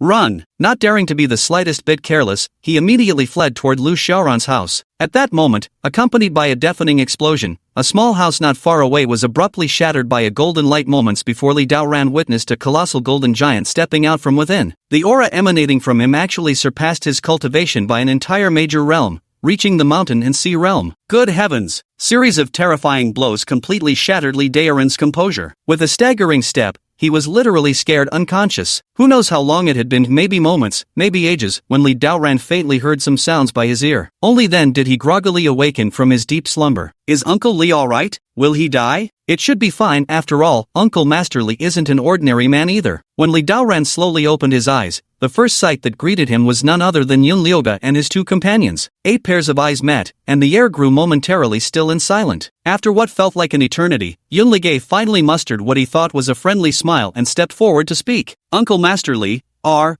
you alright? Stop right there. Don't come any closer. Stay away from me. Li Daoran assumed a defensive posture, making Yun Ligay feel somewhat awkward. He rubbed his nose, then spoke up. Uncle Master Li, what's wrong? It's me, Ligay. Li Daoran remained full of vigilance. I believe you when pigs fly. I demand to see Xiaoran, bring Xiaoran to me. But our master has just begun his closed-door cultivation. I don't care about that. Nobody but Xiaoran comes up here. If we end up fighting to the death, don't say I didn't give you fair warning. The three martial siblings exchanged bewildered glances, utterly baffled by Daoran Li's bizarre antics. Just as they were wrestling with their thoughts, Lu Xiaoran's voice suddenly rang out from behind. All of you, step back now. Master. The three of them turned and bowed in respect, while Li Daoran, as if clutching at a lifeline, immediately circled around them and threw himself behind Lu Xiaoran, desperately gripping his arm as he said with grave seriousness, Old Lu, let me tell you, your tranquil water peak is harboring 3 spies. Lu Xiaoran's eyes flickered slightly as he shot a discreet glance toward Yun Ligay and the other two, who promptly withdrew. Only then did Li Daoran continue speaking. Listen, those 3 disciples of yours, their cultivation is frighteningly high, each surpassing even the 2 of us. That Yun Ligay, the power behind a single spear thrust rivals at least the 5th level of the spirit realm, and that Ji Wuxia, behind her loomed a colossal phoenix phantom. I've never witnessed a cultivation technique of that caliber before. The most terrifying of them all has to be that apprentice of yours, Feng Tianyuan. By the most conservative estimate, his cultivation must have reached the Mountain Sea realm. Chapter 46, Advancement, Canli Realm. Li Daoran spoke while making extremely exaggerated gestures. The man acted completely deranged, clearly terrified beyond measure. Lu Xiaoran's gaze held a complicated expression. He never expected that Li Daoran would discover the secrets of Jishuwei Peak. Is that so? Lu Xiaoran calmly uttered a single sentence as golden energy erupted from his body, forging an enormous golden colossus over 80 meters tall. The towering figure sat cross-legged, its majestic form draped with golden tassels that made it appear like a celestial deity descending to earth. Li Daoran, Old Lu, you. Li Daoran was rendered speechless with shock. After a moment, Lu Xiaoran retracted his indestructible golden body and spoke calmly. Actually, my power level isn't at the spirit realm. I broke through that long ago, but I didn't want to attract attention, so I've been concealing my true cultivation this whole time, keeping it secret from everyone. Li Daoran's mouth twitched twice before he thudded to his knees, clutching Lu Xiaoran's legs desperately. Whoa, Old Lu, you know how close we are. I'd never breathe a word. Spare me please. Whoa, I've got 50,000 spirit stones worth of membership at the pleasure sect. If you kill me now, I'll die with everlasting regret. Lu Xiaoran let out a long, melancholic sigh. Basically, anyone who learns my secret doesn't get to live, because only the dead can keep secrets. Li Daoran cried even harder. Old Lu, I was wrong. I'll leave the Heavenly Demon sect, alright? Just spare my life. I'm only 60, I don't want to die yet. I haven't even carried on the Li family line. Watching Li Daoran weep with snot and tears streaming down his face, Lu Xiaoran couldn't help but shake his head in exasperation. Get up. While I don't want others knowing my secret, I'm not some murderous monster without principles, alright? We've been friends for over a decade. You really think I'd kill you? Li Daoran's eyes welled up with tears. You really won't kill me? Lu Xiaoran shot him an exasperated glance. I could have killed you any time. You think you'd still be alive now? Li Daoran wiped his tears, overflowing with gratitude. Old Lu, you're truly a good man. When I return to Qishur Peak, I'll build you a temple and offer incense to you every day. In that case, maybe I should just kill you after all. Seeing Lu Xiaoran about to raise his hand, Li Daoran shuddered and quickly grabbed his sleeve, forcing a smile. Don't. I won't build any temples. I get it, you want to hide your true cultivation level, right? Don't worry, my lips are sealed. Lu Xiaoran nodded in agreement. Still, given how loose your tongue usually is, you'll probably spill my secrets sooner or later. Here's what we'll do. I'll engrave an array on you. For 3 years, you won't be able to speak about this matter. Whenever you try to mention anything related to my cultivation, you'll be rendered speechless. If you force the words out, you'll explode on the spot. Hiss. Li Daoran trembled. Maybe we shouldn't do this? It's too dangerous. What if your formation goes unstable and blows me up? Then I just have to send you to the afterlife. Wait. Let's just go with setting up the formation. Take off your clothes. After a moment, Li Daoran's screams could be heard coming from the house. Be gentle. As the noises gradually faded, Li Daoran swiftly dressed while rushing toward the exit. He didn't want to stay on Jishuwei Peak for even a second longer. If things went wrong, he might just end up dead. After Li Daoran left, Lu Xiaoran noticed an identity token on the ground and, shaking his head, tucked it into his pocket. This old Li, always so reckless. Then, senior brother Yun Ligay and his martial siblings finally re-entered the room. Master, turns out Uncle Master Li's cultivation is actually trashed here? Lu Xiaoran shot the trio an exasperated glance. All because you three insisted on showing off instead of focusing on cultivation. Now you've exposed Mount Jishui's secrets. Will Elder Li Shishu reveal our secrets? No. I've already placed an array on him. He won't be able to speak of our Stillwater Peak's secrets. Enough, no more chatter. All of you, get to your cultivation immediately. This time, to enhance your cultivation, I've used 100,000 top-grade spirit stones to set up a grand spiritual energy array. Within this month, your cultivation speed will increase by at least 5 times compared to before. Don't miss this opportunity. Their eyes lit up with excitement, and they immediately clasped their hands and bowed, saying, "Thank you, Master." Thus, within the following month, including Lu Xiaoran himself, all 4 master and disciples crazily improved their cultivation. As for practicing formations, Lu Xiaoran had no need for it at all. Even if he went, he wouldn't win first place and make himself so conspicuous. Besides, his skill in inscribing formations was already at a considerable level. There really wasn't much room for further improvement. Time slipped swiftly through one's fingers, and in the blink of an eye, a whole month had passed. When the end of the month arrived, bathed in the rosy hues of dawn, Lu Xiaoran opened his eyes. Around him swirled a myriad of elemental energies, radiant as the morning glow, a breathtaking sight to behold. This not only signified Lu Xiaoran's mastery over elemental forces like earth, water, wind, and fire, but also heralded his readiness to break through. First level of Canli realm. Lu Xiaoran's curled up lightly at the corners. After breaking through 3 minor realms in total, he had advanced from the 8th level of Powang realm to the major realm of Canli realm. Of this achievement, he attributed roughly 70% to his own efforts. His personal cultivation speed was astonishingly fast, further boosted by 2 Emperor tier techniques and the assistance of a spirit gathering formation, allowing him to independently break through 2 minor realms. Yun Liuge, Ji Wuxia, and Fang Tianyuan each contributed 1 minor realm of progress. Wang Kai, coming. I'm right here, Master. Bring up the cultivation status panels for Yun Liuge and the other 2. Understood. Generating now. Wang Kai quickly pulled up the 3 individual status panels. Ji Wuxia's cultivation had advanced the fastest, having already broken through to the first level of the mountain and sea realm. As for Yun Ligay and Fang Tianyuan, one had slightly lower innate talent compared to Ji Wuxia and Fang Tianyuan, while the other's strength had already reached the mountain and sea realm, surpassing Yun Ligay and Ji Wuxia's cultivation, thus their progress wasn't as rapid. Yun Ligay's cultivation had reached the 8th level of the spirit realm. Fang Tianyuan's cultivation level has ascended to mountain sea realm, 3rd layer. This progress, truth be told, isn't slow, it's merely that compared to Lu Xiaoran, it pales somewhat in comparison. Still, it passes muster, considering Lu Xiaoran has now reached the Canli realm, boosting his odds of survival by several notches. He collected all 3 disciples' advancement rewards, 6 minor gift packs and 1 major gift pack in total. I really wonder what good stuff I'll get this time. With this thought in mind, Lu Xiaoran smiled and decided to start by opening the small gift package first. Chapter 47, Visitors from the Prince's Mansion. Skytier High-Grade Spirit Condensation Pills X1000. Not bad at all. Starting off with 1,000 top-grade spiritual condensing pills right off the bat. Lu Xiaoran casually grabbed dozens of spirit condensing pills,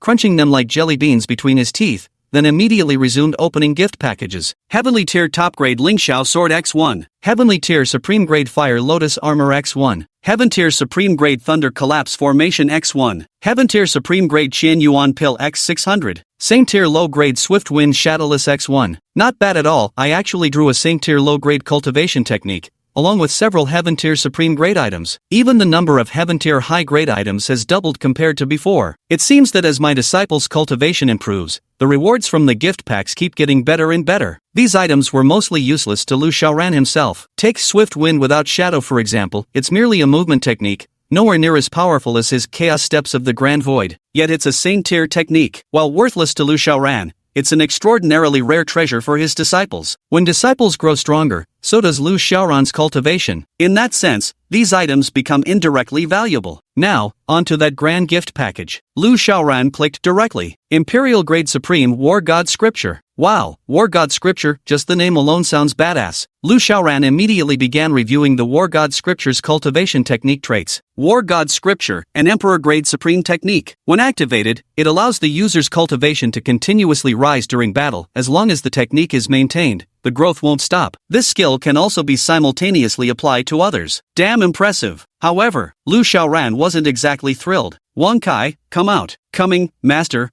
I'm coming. I've noticed that most of the techniques you've given me are support-type skills. Did you make a mistake? The Qing Emperor Longevity technique is for healing, the Taishu Chaos steps are for speed, and now you've come up with a War God technique that's still just for boosting cultivation during combat. Don't tell me you're trying to raise me as a support character? Wang Kai cleared his throat lightly. Master, don't misunderstand. The cultivation techniques I've set up are all specially tailored for you. Think about it, you basically never engage in direct combat yourself, right? When something happens, you always send your disciples to charge first. For example, when destroying the White Bone Demon sect, you didn't even show yourself, you had your 3 disciples draw their fire while you went to deploy the Emperor-ranked formation to wipe them out. Moreover, the cultivation techniques your disciples practice can be directly borrowed by you. All their techniques are combat-oriented. So tell me, under these circumstances, what use would combat techniques even be to you? Lu Xiaoran fell silent. Fortune's words made so much sense that he found himself utterly unable to refute them. After a long while, Lu Xiaoran could only resign himself to acceptance. Having it is better than not having it at all. Moreover, Fortune was absolutely right when it came to battles. He almost never showed his face, leaving everything to his disciples. And the combat techniques his disciples cultivated? He could directly borrow those for himself too. Forget it. Being called nanny is still far better than being sent to the front line. At least it's safer. At that moment, a knock came from outside the door. Master, the sect master has sent someone to inform you that it's time to depart for the Mystic Tortoise sect. Lu Xiaoran opened the door, and standing outside was Yun Ligay. Casually, he tossed 5,000 condensed spirit pills at him, along with the remaining 700 or so newly acquired supreme-grade celestial tier Qian Yuan pills,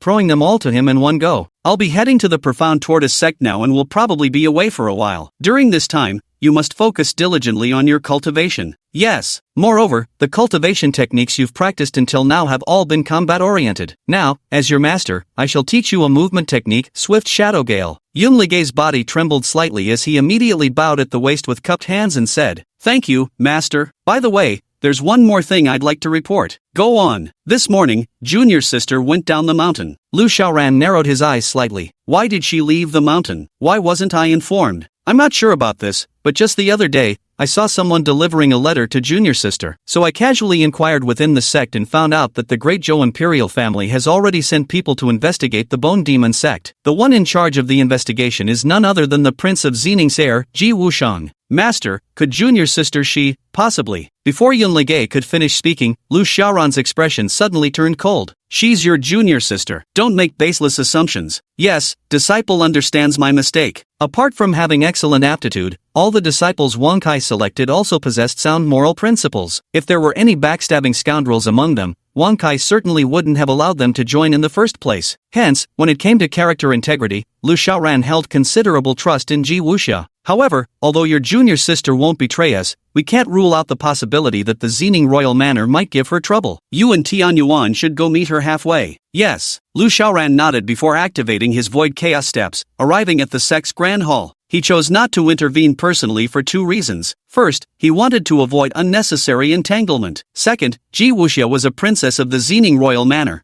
and even the manor itself wouldn't push her to desperate measures. Hence, it was best to let her handle the matter herself. The sect master had already made all preparations. Apart from him, this expedition included the Grand Elder, 2 other elders, and several disciples. The elders, needless to say, were there to provide protection and escort, while the disciples were merely going along to serve tea and fetch water. Xiaoran is here. Are you all prepared? Everything's ready. Good. This time, we'll be waiting to see you bring honor to the sect. I'll do my best. The sect leader nodded and glanced at the Grand Elder, who immediately produced a small wooden boat from his sleeve. Counting his fingers and silently reciting the incantation, the wooden boat rapidly expanded, transforming into a towering 100-meter wooden vessel complete with pavilions, terraces, and towers, all fully furnished. This was the flying craft of the martial world, inscribed with spatial and flight arrays. As long as enough spirit stones were supplied, it could be propelled forward. It's an essential tool for warriors embarking on long journeys. Let's go. At the sect master's command, everyone immediately leaped aboard the airship. Then, under the Grand Elder's control, the vessel soared toward the direction of the Black Tortoise True sect. After boarding the airship, Lu Xiaoran soon entered his own cabin to cultivate the battle god scripture. At the same time, at the ruins of the White Bone Demon sect, a team of people was conducting a thorough search around the area, hoping to uncover some clues. High in the air, a figure clad in a white satin python robe stood proudly, overseeing the movements below. The python robe was edged with golden threads, exuding extraordinary nobility. Clearly this was no ordinary individual. Chapter 48, The Demon Sect. After a short while, a figure flew up from below. Young master, we've thoroughly checked the area. There are no traces left. Everything has been completely destroyed beyond recognition, leaving no clues behind. The young man slightly closed his eyes, his face revealing a trace of helplessness. Even the past searching mirror capable of examining history cannot restore the previous scene of this place. It seems even heaven doesn't wish for Ji Wuxian to solve this case. Young master, in this subordinate's view, whoever destroyed the Bone Demon sect must possess extraordinary cultivation. The strongest among nearby sects barely reach the Shattering Illusions realm. They couldn't possibly achieve this. Naturally, I'm aware. All cultivators from Great Zhou's sects are registered in the imperial capital. Indeed, none nearby could create destruction of this scale. As for other sects, when transcendent cultivators travel, news inevitably spreads. Unless they came from that place. The subordinate shuddered slightly and whispered, "Does the heir suspect it was the work of the demonic sect?" Ji Wuxian clasped his hands behind his back, gazing eastward. "I've heard the Black Tortoise True sect recently plans to hold an array assembly. If my guess is correct, they aim to gather talented array masters to repair the ceiling formation of the demon-suppressing pagoda? 300 years have passed. The one imprisoned in that pagoda must be nearing release. These remnants of the demonic sects will surely begin stirring. Alas, the Great Zhou dynasty may face yet another calamity soon. What must come will come. Neither fortune nor misfortune can be avoided. Enough of this. Have you informed Wuxia? Reporting to your highness, I've already had our spies within the devil sect notify the princess. She said she would come. We shan't linger here long. Tell her to make haste and return with me to the royal estate. Yes, I'll have someone urge them immediately. No need to urge them, I've already arrived. Ji Wuxia's voice quietly sounded behind the two of them. Ji Wuxiao turned his head, shifting his gaze onto his younger sister with an expressionless face. Ji Wuxia had been wandering abroad since childhood, so the two hadn't spent much time together. You finally came over. I thought you'd stay in that little fish pond of the Heavenly Demon sect until you grew old and died. Ji Wuxia clenched her fists slightly. Meeting Ji Wuchang seemed to revive those memories of being looked down upon in the princely mansion, now vividly surfacing in her mind. However, she soon took a deep breath and composed herself. The master once said, when you cannot defeat your opponent, refrain from throwing a princess tantrum. Brother Wang, please don't misunderstand. I came here simply because you arrived, and I wanted to meet you personally. Later, I'll still need to return to the Heavenly Demon sect to continue my cultivation. Ji Wuxian's brows furrowed slightly, his expression tinged with displeasure. Father King's orders are to bring you back to the royal palace. I hope you won't make this difficult for me. Ji Wuxia clenched her teeth. My apologies, royal brother, but Wuxia truly cannot obey this command. I will return to the royal palace later to explain everything personally to Father King. Ji Wuxian let out a light snort. You don't have a say in this. Since you refuse to leave willingly, don't blame me for being impolite. Guards, take her away. Yes. In the next instant, the subordinate standing beside Ji Wuxian unleashed an aura at the mountain and sea realm's 7th level. Ji Wuxia's expression changed. She had come here intending to persuade Ji Wuxian not to take her back. Clearly, reasoning with him was no longer an option. Nevertheless, she wasn't reckless enough to challenge Ji Wuxian to a direct confrontation. Not to mention Ji Wuxian himself, who was already an expert at the divine refining realm. Even his subordinates were all in the mountain and sea realm. She had just barely reached the first level of that realm. How could she possibly fight against them? Therefore, after taking a deep breath, Ji Wuxia immediately cupped her hands and said, Father, what brings you here? Ji Wuxian and his men immediately turned to look. However, at this very moment, Ji Wuxia turned and fled. By the time Ji Wuxian and the others realized what had happened, she had already run several miles away. Ji Wuxian's face twitched involuntarily. Lao Lu, you're responsible for bringing her back. Yes. Old Lu's cultivation at the 7th level of the mountain and sea realm naturally granted him considerable speed. However, Ji Wuxia's cultivation techniques weren't for show either. Despite being far inferior in realm, she could still hold her ground somewhat. Even so, she was eventually caught up by Old Lu over 400 li away. Princess, please stop. Don't make things difficult for this subordinate. Ji Wuxia gritted her silver teeth and turned around with a palm strike. Old Lu, don't blame me. When this palm strike came, Old Lu paid little attention. When Ji Wuxia left the prince's manor, she hadn't even reached the 5th level of the spirit realm. In just a few months, she couldn't possibly pose a threat to him. However, but as Ji Wuxia's palm strike approached, Old Lu's pupils suddenly contracted. From that single palm strike, he actually sensed the power of the mountain sea realm. So powerful. Caught completely off guard, old Lu immediately threw out a punch to counter Ji Wuxia's palm force. Boom! With a deafening explosion, both figures were sent staggering back several meters. Your Highness, has your cultivation already advanced to the Mountain Sea realm? Fine, old Lu. You belong to the royal household, and I don't wish to fight you. Leave, and tell my royal brother to stop looking for me. I only want to stay with my master. Old Lu shook his head. Though your cultivation has improved, Your Highness, I cannot let you go on that account. Please forgive me. Moreover, Your Highness's cultivation is only at the first level of the Mountain Sea realm, while I am at the 7th. You are no match for me. Ji Wuxia clenched her teeth, her eyes flickering with uncertainty. Old Lu was right. Even though she had reached the Mountain Sea realm, the gap between them still remained. At best, she could overcome adversaries 2 minor realms higher, but there were still 5 minor realms separating them. Yet, just as she was in dire straits, a familiar voice suddenly rang in her ears. If she's no match for you, then what about adding the 2 of us into the equation? Ji Wuxia's delicate frame trembled slightly as she turned her head, her beautiful eyes widening in utter disbelief. Eldest senior brother, junior brother, why have you 2 come here? Yun Ligay grinned broadly. Our master foresaw that the prince's manner would bring you harm, so he sent us both to assist you. Ji Wuxia's eyes grew slightly moist. She had come alone precisely because she knew her master disliked getting involved in too many matters, yet to her surprise, he had still sent both the eldest senior brother and youngest junior brother to assist her. That was just how warm-hearted their master was. However, old Lu standing across from them shook his head slightly. You 2 wanted merely the spirit realm, the other at Mountain Sea realm's 3rd layer. Even combined, you're still not worth mentioning. My lady, I advise you to stop struggling. Otherwise, if your martial brothers get hurt, don't blame old Lu for it. Ji Wuxia's lips curved upward in a faint smile. Oh, then let's give it a try. Chapter 49, This Inn Has Problems. Half an hour later, old Lu, now beaten black and blue, was pinned beneath the 3 men. Are you convinced? Yun Ligay's slap added fresh bruises to old Lu's already swollen and reddened face. I surrender. I truly surrender. Heaven bears witness, old Lu genuinely hadn't expected these 3 senior siblings to be so perfectly synchronized in their movements. Though their cultivation levels fell short of his,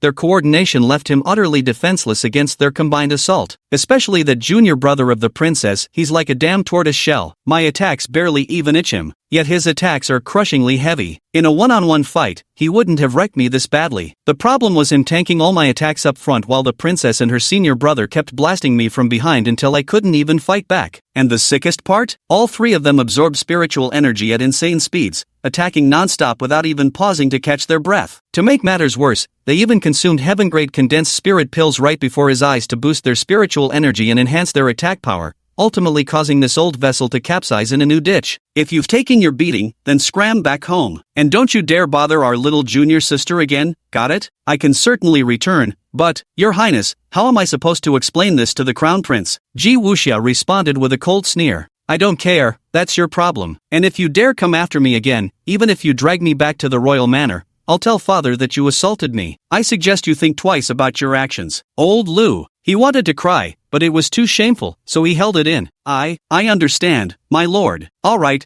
then get lost already. Yes. Released from restraint, old Lu fled the scene in haste. By the time he returned to the White Bone Demon sect, half an hour had already passed. Ji Wuxian was practically ready to depart back to the Great Zhou Imperial City to report his mission. Seeing old Lu return alone, bruised and battered, he couldn't help but pause in surprise. Old Lu, what happened to you? Old Lu scratched his head. Young master, this old Lu is incompetent. The princess escaped, and she even gave me a beating. I beg for your punishment. How is this possible? With her cultivation level, how could she possibly be your match? She's only at the spirit realm. Old Lu's face showed a ashamed expression. Reporting to your highness, the princess has already reached the 1st level of the Mountain Sea realm in cultivation. What? Ji Wuxian gasped in astonishment. He never imagined his sister could achieve such a cultivation realm in such a short time. This completely surpassed all his expectations. But soon, he furrowed his brows and said, wait, that doesn't add up. Even if she's reached the 1st level of the Mountain Sea realm, you're a 7th level Mountain Sea realm expert. How could she possibly defeat you? Old Lu couldn't help scratching his head again, his face flushing with embarrassment. It was actually the princess's senior brother and junior brother who attacked together. One was at the 3rd level of the Mountain Sea realm,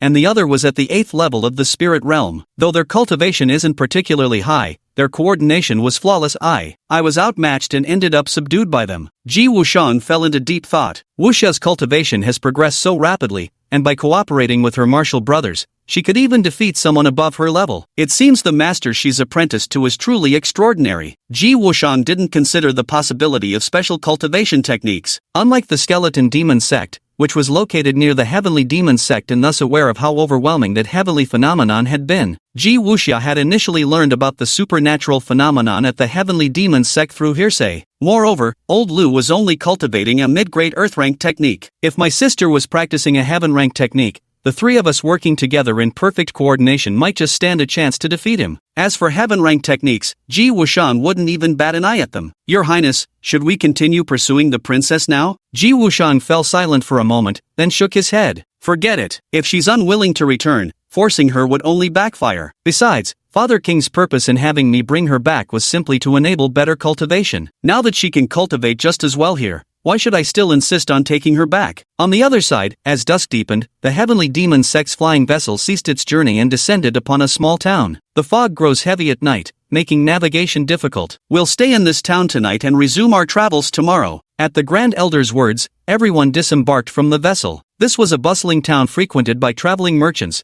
with roads leading in all directions. Even at night, it remained brightly lit and full of lively energy. The group entered the town and made their way to its largest inn. Yet, the moment they arrived, Lu Xiaoran faintly sensed something was amiss. He couldn't quite pinpoint what it was, but his intuition had always been sharp. He remembered the first year after transmigrating, when something felt off, so he skipped dining at the cafeteria. That very day, several people suffered food poisoning. Later investigations revealed the cook had mistakenly gathered poisonous mushrooms. In the third year after transmigrating, Lu Xiaoran skipped the sect's wilderness trial due to a bad premonition. That time, demonic beasts ran rampant and killed several disciples. Over the years, numerous similar incidents occurred, big and small, each proving his intuition right. Thus Lu Xiaoran felt he shouldn't casually enter this inn. Giving the sect leader a light pat on the shoulder, he said, "Master, I suspect there's something wrong with this inn. Maybe we should go elsewhere." "Oh, what's the problem?" Lu Xiaoran shook his head. "I can't quite put my finger on it, but something feels off." "Then, that works too." Lu Xiaoran was currently the rising star of the heavenly demon sect, and when he spoke, even the sect master was willing to listen. However, just as the group was about to switch to another inn,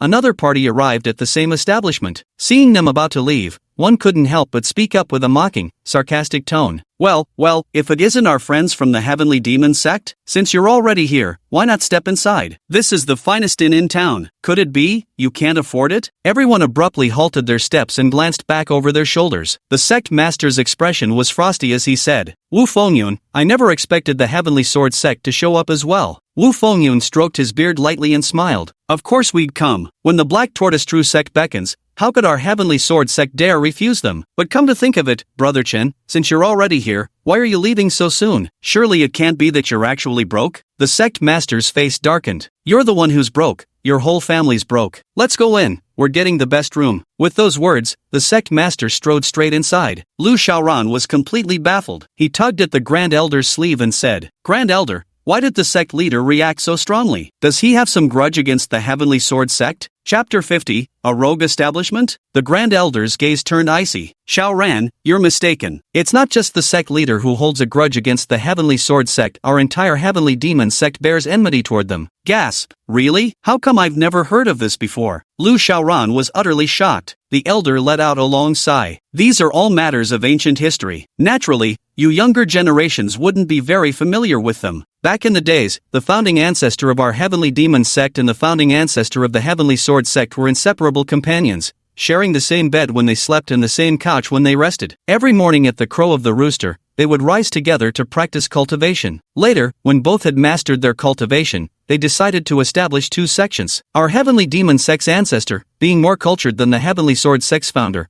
quickly conceived a name and chose to call it the Heavenly Sword sect. Little did he expect that the ancestor of the Heavenly Sword sect would be utterly treacherous, rushing overnight to the imperial capital to register the sect name first as the Heavenly Sword sect. As you know, the rules of our great Zhou dynasty forbid duplicate or similar names for sections. Thus, our Heavenly Demon sect's ancestor could no longer use the name Heavenly Sword sect. From that moment onward, the two families became as incompatible as fire and water. The ancestor even left a decree: "Our Heavenly Demon sect and the Heavenly Sword sect shall remain mortal enemies for generations to come." Lu Xiaoran, who would have thought that our Heavenly Sword sect, no, I mean the Heavenly Demon Sect and the Heavenly Sword Sect actually share such ancient history. The Grand Elder couldn't help but sigh inwardly with sorrow. Ah, it's all because our Heavenly Demon Sect's founding ancestor was too kind-hearted, too trusting of others, letting that old bastard from the Heavenly Sword Sect take advantage. Otherwise, how could a fine name like Heavenly Sword have fallen into their hands? Lu Xiaoran's lips twitched. For the first time in his life, he felt his intelligence had been insulted. Could it be that his cultural literacy was too low? Was he incapable of grasping the sheer coolness factor radiating from the words Heavenly Sword? The sect leader quickly arranged rooms for them, all the finest accommodations. Under the circumstances, Lu Xiaoran had no choice but to let it go. However, he wasn't a fool either. The moment he entered his room,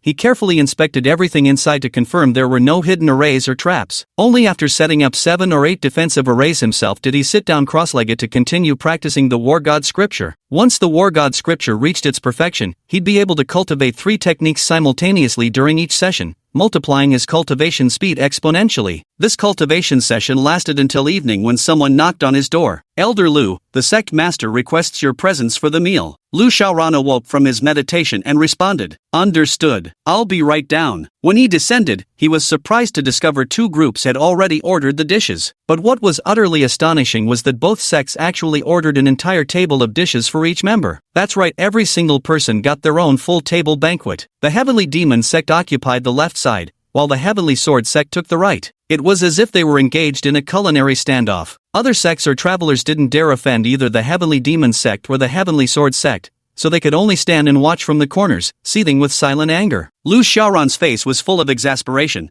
but he steeled himself and walked down nonetheless. Sect Master. The Sect Master nodded and gestured toward the table beside him. "Xiaoran, you sit here." "Yes." Lu Xiaoran sat down at his table, and the Sect Master immediately sneered with a mocking tone. "Our Heavenly Demon Sect lacks nothing except patience, never people nor money. When traveling the Jianghu, one eats a meal as one should, with each person having their own table. That's the only way to truly enjoy it." The leading Sect Master from the Heavenly Sword Sect also snorted lightly. Who wouldn't agree? But then, our Heaven's Sword Sect frequently visits other sects. The banquets we arrange are plenty. Not like certain sects that only emerge once a year, ordering a single table for one person, yet still make a show of announcing it loudly. TSK, no different from some upstart nouveau riche, if you ask me. The Demon Sect leader's eyes turned icy. Those who practice martial arts should focus on cultivation. What kind of warrior lounges about all day? No matter how many friends you make, it's all meaningless if your own strength is lacking. Oh, but then again, some people do profit from stabbing their so-called friends in the back. The Heaven's Sword Sect leader slammed his hand on the table. "Old Chen, watch your words, no need to make veiled accusations here. Who stabbed a friend in the back?" The Demon Sect leader cast a disdainful glance. "What's it to you? I'm not beating around the bush, I'm calling out you Sky Sword Sect bastards for shamelessness. What ya gonna do? Want a piece of this? Bring it on. You think I'm scared of you?" Seeing the 2 parties at swords' points about to come to blows, the innkeeper hurried out to mediate the conflict. "Esteemed guests, please calm your anger, calm your anger. You are all prominent figures in the martial world, one side from the Heaven's Sword Sect, the other from the demonic Heaven Sect. As the saying goes, even the Thunder God doesn't strike those at meals. If word gets out that you fought over a simple meal, it would surely tarnish both your reputations." Hearing the innkeeper's plea for peace, both sides temporarily cooled their tempers, but the air remained thick with tension. "Humph, consider yourself lucky I'm in a good mood today, Sect Master. I'll let you off this time." That line should be spoken by our Heavenly Sword Sect. "Once we leave this town tomorrow, we'll definitely seek out your Demon Sect to exchange some pointers." Perfect timing. Let's hope Heavenly Sword Sect skills are as sharp as your tongues. After everyone had their fill of verbal sparring, they leisurely began drinking and enjoying the dishes. But only Lu Xiaoran pretended to eat, not taking a single bite in reality. Firstly, Lu Xiaoran was inherently cautious by nature. He rarely ate food prepared outside and would only consume meals he cooked himself. Secondly, for martial artists like him, once their cultivation reached a certain level, they could endure prolonged periods without eating. Consuming elixirs alone could also stave off hunger. The sole purpose of eating now was merely to indulge his taste buds. Thirdly, and most crucially of all, this tavern is highly suspicious. Not to mention the strange feeling before entering, just now the tavern owner who mediated the dispute was actually a level 1 Insight Realm expert. A mere tavern owner, yet an Insight Realm master. Who would dare believe such a thing if told? Only Lu Xiaoran could effortlessly see through another's cultivation level. As for the sect leaders and elders of both factions, lacking Lu Xiaoran's techniques in cultivation, they naturally couldn't perceive the hidden strengths of their opponents. Thus, Lu Xiaoran didn't eat, merely observing calmly instead. The forces of the demonic sect and Heavenly Sword Gate stood in tense confrontation, momentarily too engrossed to pay attention to this detail as they feasted with great relish. Even eating a meal became a competition. Yet, before the time it takes for an incense stick to burn, problems began to emerge. Splat! First, the weakest disciples on both sides, their cultivation too shallow, were the first to collapse, dropping their chopsticks and slumping over the table. Something's wrong, this food is tainted. The experts from both sides finally realized something was amiss. Chapter 51, Run for Your Life. Lu Xiaoran's face darkened. As expected, he'd known this place was fishy all along. The next moment,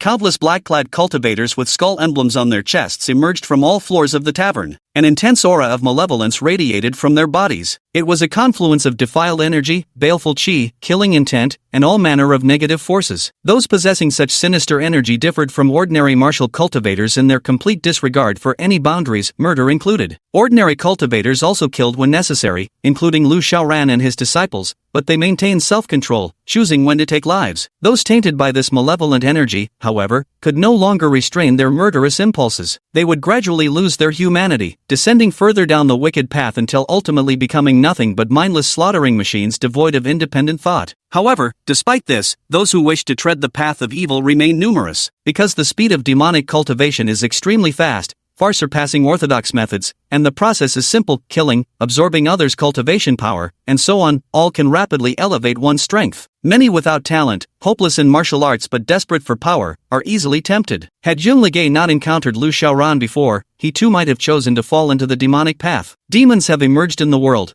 and that shopkeeper no longer bothers to conceal himself. Ha ha ha, esteemed guests, how do you find the taste of our heavenly silkworm blood poison from the 10,000 Toxins sect? The crowd's expressions instantly changed. 10,000 Toxins sect? One of the three great sects under the demon lord of Great Zhou? Weren't you annihilated 300 years ago? The shopkeeper sneered coldly. Fools! Our demon sect, the sacred sect, holds divine might unparalleled across generations, everlasting and unextinguishable. How could it possibly be destroyed? 300 years ago, your great Zhou Empire suppressed our supreme demon lord and imprisoned him in the demon suppressing tower. Now, 300 years have passed, and the tower is already on the verge of collapse. The Xuanwu True sect still dreams of gathering great Zhou's array masters to reforge the demon subduing grand array? What a pipe dream! While tending to his wounds, the demon sect leader spat in contempt. Bah! Even if you target the heavenly demon sect and the heavenly sword sect, you still won't stop that fiend's seal from breaking. Besides our two sects, Great Zhou still has hundreds of other sects. His words only made matters worse. The opponent threw back his head and laughed even more arrogantly. Ha ha ha ha, let me tell you the truth, old man. This time, it's not just us who are taking action.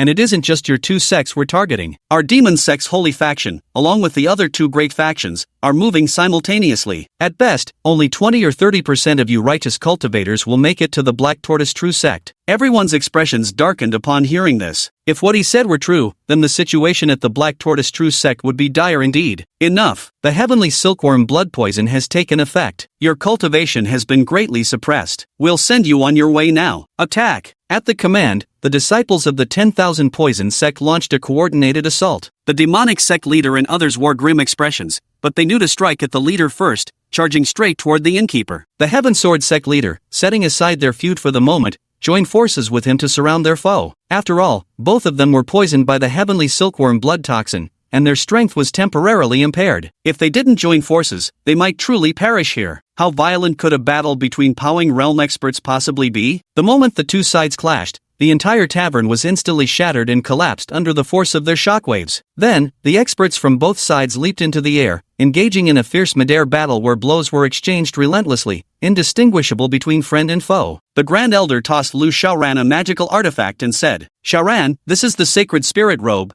a peak-grade defensive treasure at the lower tier of heaven rank that I've treasured for years. The situation is urgent now, we won't have time to protect you. You must be careful and absolutely cannot die. If necessary, escape first. We'll find you later. Thank you, First Elder." Then, the Grand Elder also joined the battle. Squinting his eyes, Lu Xiaoran glanced at the audacious figure from the demonic sect soaring arrogantly in the sky, then flicked his fingers to release a hidden energy surge. "Let me spice things up for you." This hidden force would unknowingly accelerate their spiritual energy consumption. Within a few moves, their energy would be completely drained. There's no way they could continue fighting the sect leader and the others. After all, The sect leader had treated him quite well, he couldn't just stand by and watch them perish. Those unconscious minions weren't so fortunate, they were straightaway stabbed through the heart on the spot. At this moment, within the ruins of the inn, only Lu Xiaoran and 3 spirit realm elders from the Heaven Sword sect remained. In this regard, the Heavenly Demon sect was rather unlucky, as the only experts who arrived were the sect leader, the Grand Elder, and the 2 elders Wang and Tai, who were skilled in formations. The rest were mere underlings below the spirit realm. The Celestial Sword sect had fewer underlings, so their casualties were also relatively low. The 3 of them frantically channeled spiritual energy within their bodies,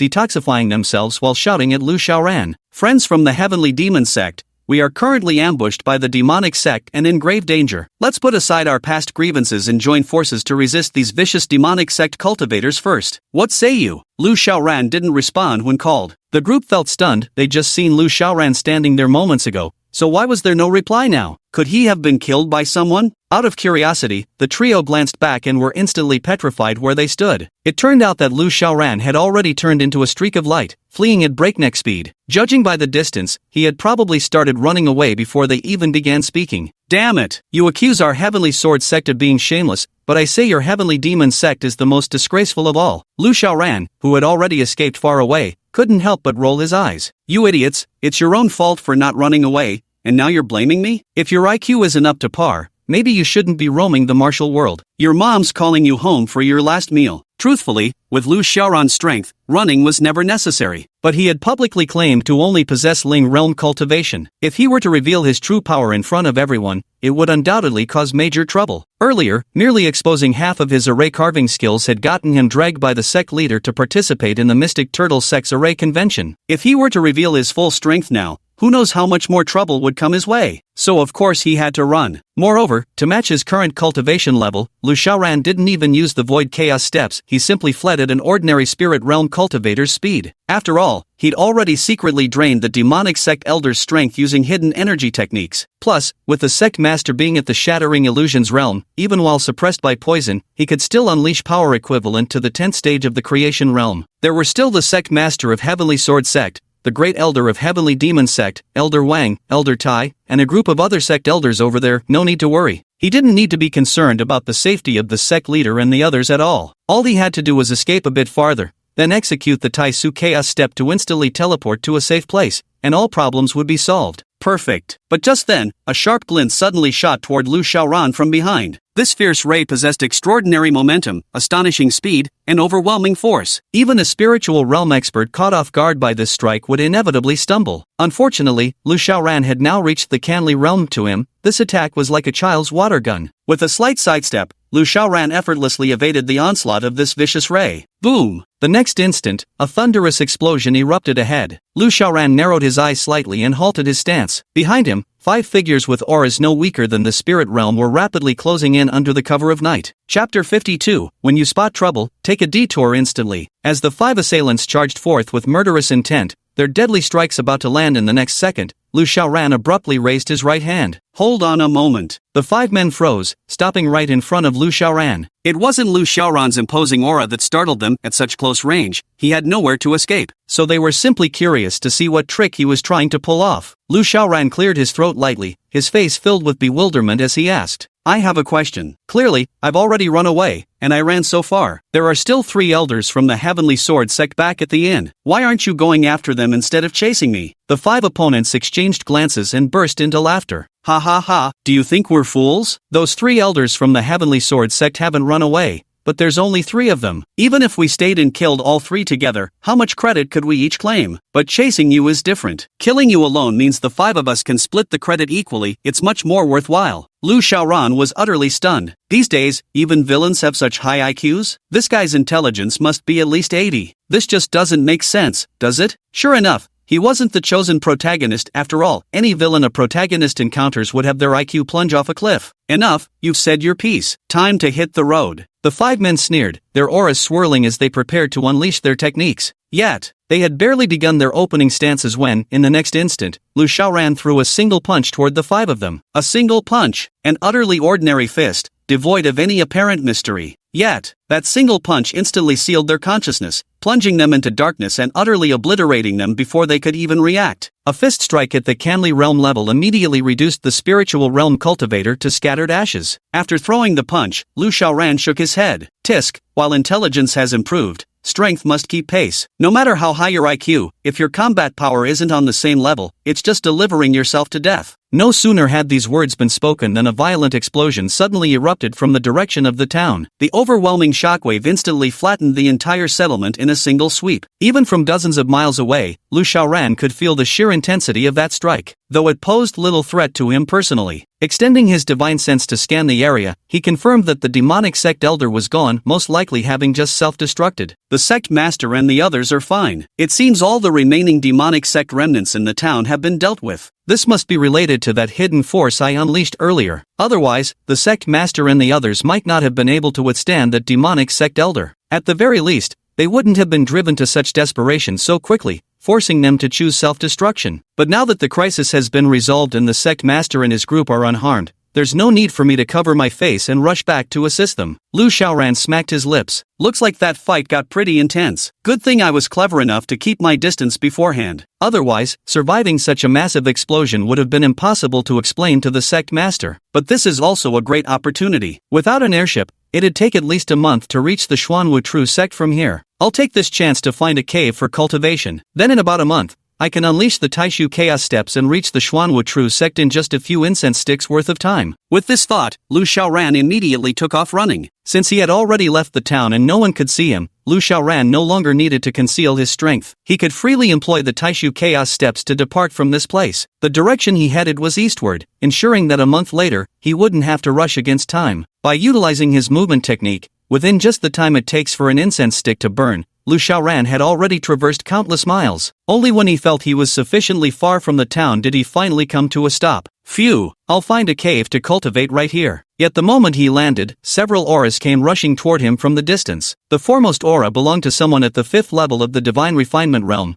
while those in pursuit included another 5th-level Divine Refinement cultivator and 5 Mountain-Sea realm practitioners. All of them were formidable experts. Qin Zimo, you've been poisoned with the heavenly silkworm blood toxin from the myriad poison sect of our holy demon sect. There's no escape for you now. You remnant scum of the demonic sect. How dare you wreak havoc in the martial world? Wait until I return to my sect and report to my master. We will eradicate every last one of you demonic rebels. Ah ha ha ha, the demon-suppressing tower is about to collapse. And you righteous cultivators still dream of exterminating the demonic sects? Don't kid yourselves. Lu Xiaoran? He felt offended. Just arrived here hoping to find a quiet place, only to run into demonic sect members hunting down righteous cultivators? This is too much. What left him even more speechless and furious was that the female righteous cultivator had also spotted him. Fellow Daoist, I'm being pursued by demonic sect rebels. I beg you to lend a hand and save my life. Afterwards, I'll surely repay you handsomely. Lu Xiaoran's face twitched. Like hell I owe you thanks. What's it to me if you're being chased? I'm neither your husband nor your mother, why should I save you? Besides, do you even know how strong I am before coming to me? What if I'm just some puny body-refining realm weakling? Your shout could have doomed me eternally. At this thought, he immediately shouted toward the sky. What? What did you say, miss? My ears aren't working well, I can't hear you. Qin Zimo froze for a moment, then immediately channeled his spiritual energy and shouted loudly. I'm being pursued by the devil sect. Fellow cultivator, I beg for your aid. What? Speak up. My ears are damaged, I can't hear you if you're too quiet. Just as Qin Zimo was about to shout again, the group of demonic sect members behind him beat into it with a cry. Hey kid down there, mind your own business and beat it. Got it. With those words, Lu Xiaoran bolted away in a flash. Qin Zimo? She froze on the spot, utterly stupefied. Was this man really a righteous cultivator? How could he be so irresponsible and cowardly? A grown man like him actually pretending to have hearing problems instead of saving her? However, this brief moment of distraction also gave those demonic sect cultivators an opening. I've caught up with you. A sinister voice sounded behind him, making Qin Zimo's pupils contract sharply. Not good. The next instant, an immense force smashed violently into her back. Put. Qin Zimo violently spat out a mouthful of blood. The spiritual energy within his body instantly became chaotic, and his form wavered like a bird with broken wings or a kite with its string cut,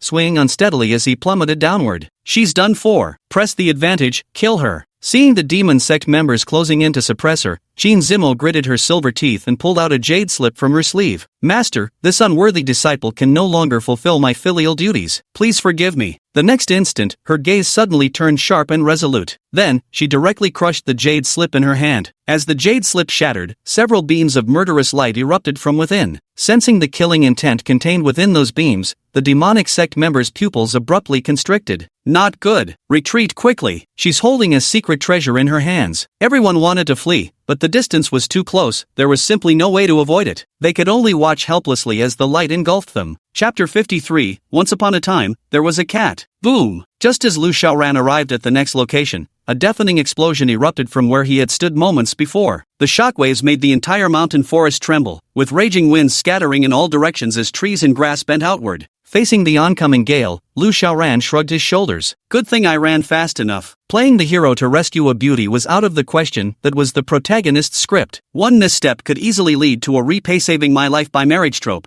adding yet another member to the harem. For someone like him, even if he heroically saves a beauty, she would ultimately belong to the protagonist. If he's lucky, he might at best receive a line like, "Brother Lu, you're such a good person." Or perhaps, "Brother Lu, actually I've always seen you as my own dear brother." Only an idiot would go save them. Alright, next step is to find a cave first. Lu Xiaoran's divine sense swept out, effortlessly locating a cave where two large bears were deeply engaged in discussing the meaning of bear existence. This cave will do. He teleported above the cave entrance and snapped his fingers, conjuring a ball of flames in his hand. Elemental manipulation, the hallmark of the Soul Shatter realm. Then he hurled the fireball into the cave. Boom! In an instant, a thunderous explosion erupted within the cave, crimson light flooding the entire cavern. Close behind came two enraged roars tinged with a hint of fear. As the cave trembled, two massive dark figures charged out from its entrance. Lu Xiaoran seized the opportunity to leap into the cavern, just borrowing your den for a month. Then, with a flick of his hand, he cast a barrier formation at the cave entrance,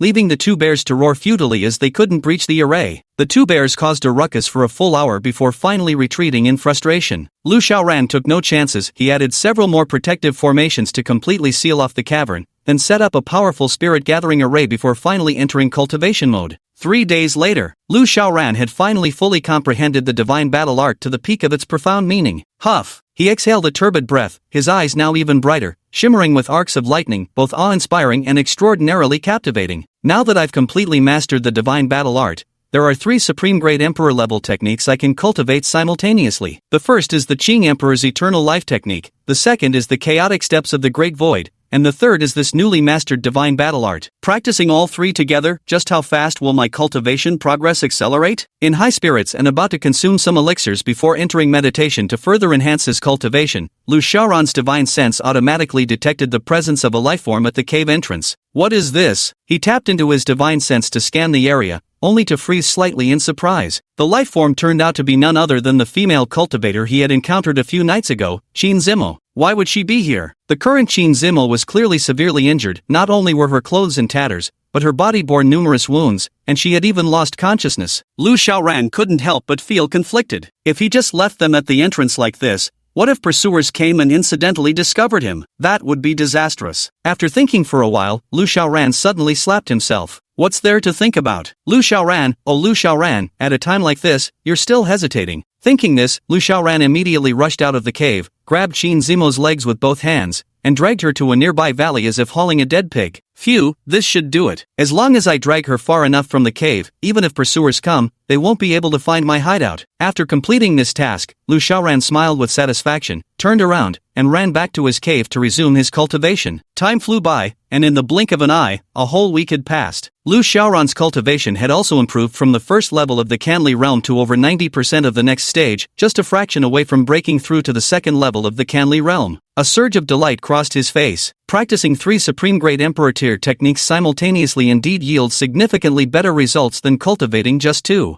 According to this progress, I should be able to break through to the second level of the Canli realm today. However, practicing 3 supreme-grade Emperor tier techniques at once is truly taking a small toll on my mental stamina. It seems even supreme-grade Emperor tier techniques, as excellent as they are, aren't that easy to cultivate after all. In truth, Lu Xiaoran's talents were already extraordinarily heaven-defying. Bear in mind, his 3 disciples each possessed the potential to become great emperors, yet none had fully grasped the perfect state of their respective cultivation techniques. Yet he alone practiced all 3 techniques simultaneously, having long since mastered each to absolute perfection, and through them, repeatedly soared to unimaginable heights in cultivation. However, just as Lu Xiaoran prepared to immerse himself in cultivation once more, his expanded divine sense caught Qin Zimo's figure looming at the periphery again. Lu Xiaoran? The other party remained unconscious, but their cultivation technique had already begun to operate slightly, with spiritual energy slowly gathering and gradually healing their injuries. But the question is, how did she get here? He teleported outside, his brow deeply furrowed. Her cultivation technique has only just begun operating,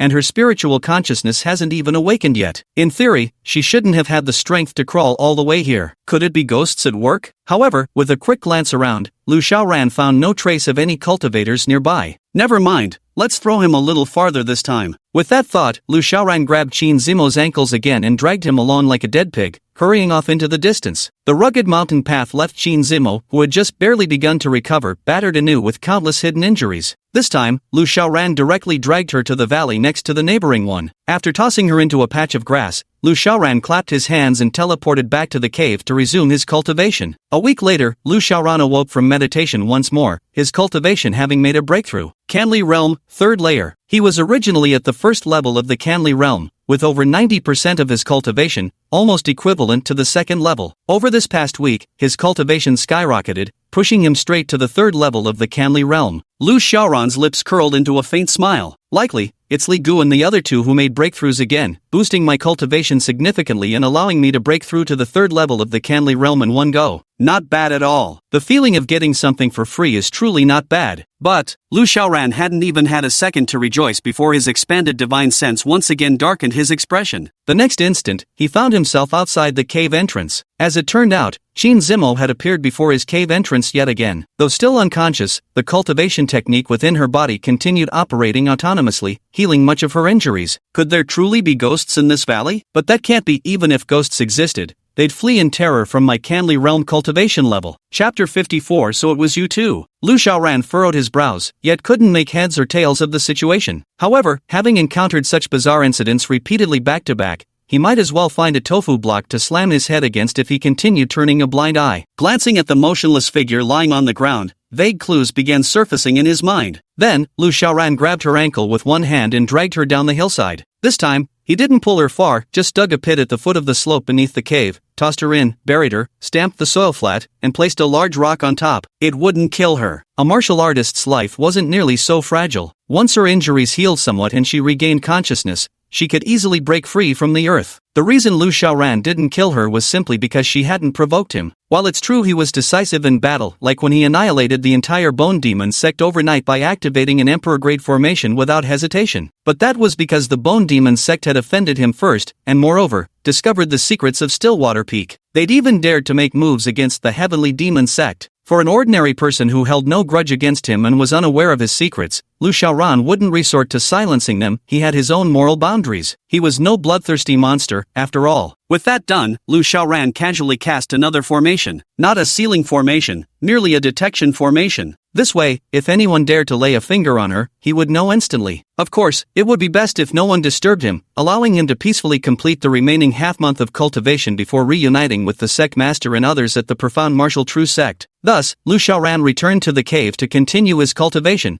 while also checking his disciples' progress panels. Fang Tianyuan had broken through another level, reaching the 4th tier of the Mountain Sea realm. Ji Wuxia hadn't broken through, while Yun Ligay had advanced to the 9th tier of the Spirit realm. Not bad. The disciples were all working hard, diligently providing him with experience points. Lu Xiaoran casually accepted and opened 2 small gift packages. Heaven tier Supreme Quality Qian Yuan Pills X800. Saint tier Medium Quality Tai Sword X1. Not a bad haul. Lu Xiaoran casually grabbed a handful of Qian Yuan pills and tossed them into his mouth, crunching them like candy beans before swallowing them whole. Spiritual energy erupted in his dantian like surging tides, endlessly flowing. Seizing this opportunity, he immediately sat cross-legged and began cultivating. Time flew by swiftly, and in the blink of an eye, half a month had passed. The moment Lu Xiaoran opened his eyes, streaks of lightning manifested from his pupils, shooting out like tangible bolts. Boom! The lightning strike, brimming with immense power, instantly shattered several of the formations he had laid out. Lu Xiaoran exhaled a turbid breath,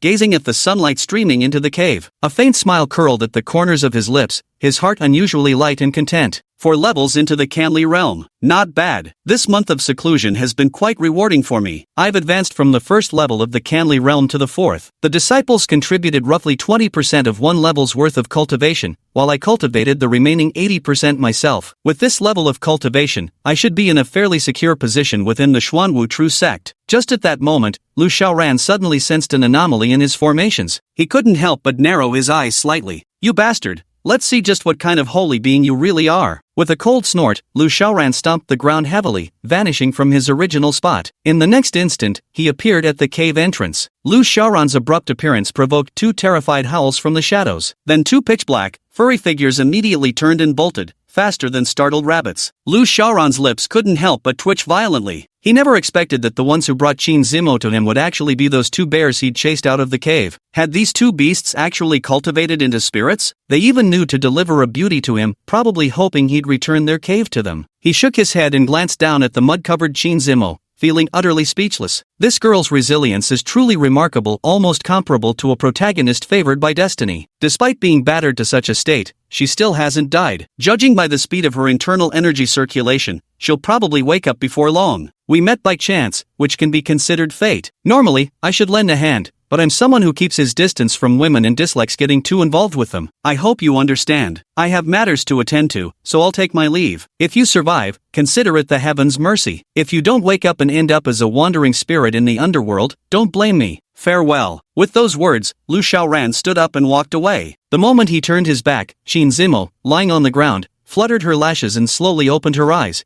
casting a glance at his retreating figure. "So, you're not as heartless as you pretend to be. In the end, you still saved me. Thank." Unfortunately, as soon as she uttered this word, Lu Xiaoran employed the Taishu Chaos Step and vanished from the spot in an instant. This startled Qin Zimo. What incredible speed! To think he possessed such terrifying strength? Yet judging by his age, he didn't seem much older than herself. Could he be the holy son of some sacred land? However, before she could ponder further, several streaks of sinister energy began drifting slowly from the distance. Qin Zimo's eyes flashed with determination as she gritted her teeth and rolled into the cave. Her injuries were still severe. If encountered by remnants of the demon sect now, she would truly meet her doom without even a burial place. However, the moment she stepped inside the cave, she instantly felt her hair stand on end. The entire cavern was filled with spiritual energy so dense it had formed a mist. Moreover, on the cave walls, the mist had condensed into liquid droplets. Gasp! This is a cave? It's practically a blessed paradise of immortals. Why would that guy abandon such a heavenly sanctuary? Just as she was puzzled, her gaze fell upon the ground, sending yet another chill down her spine. Embedded in the ground was an exquisitely crafted formation. She had always prided herself on her prowess in formations,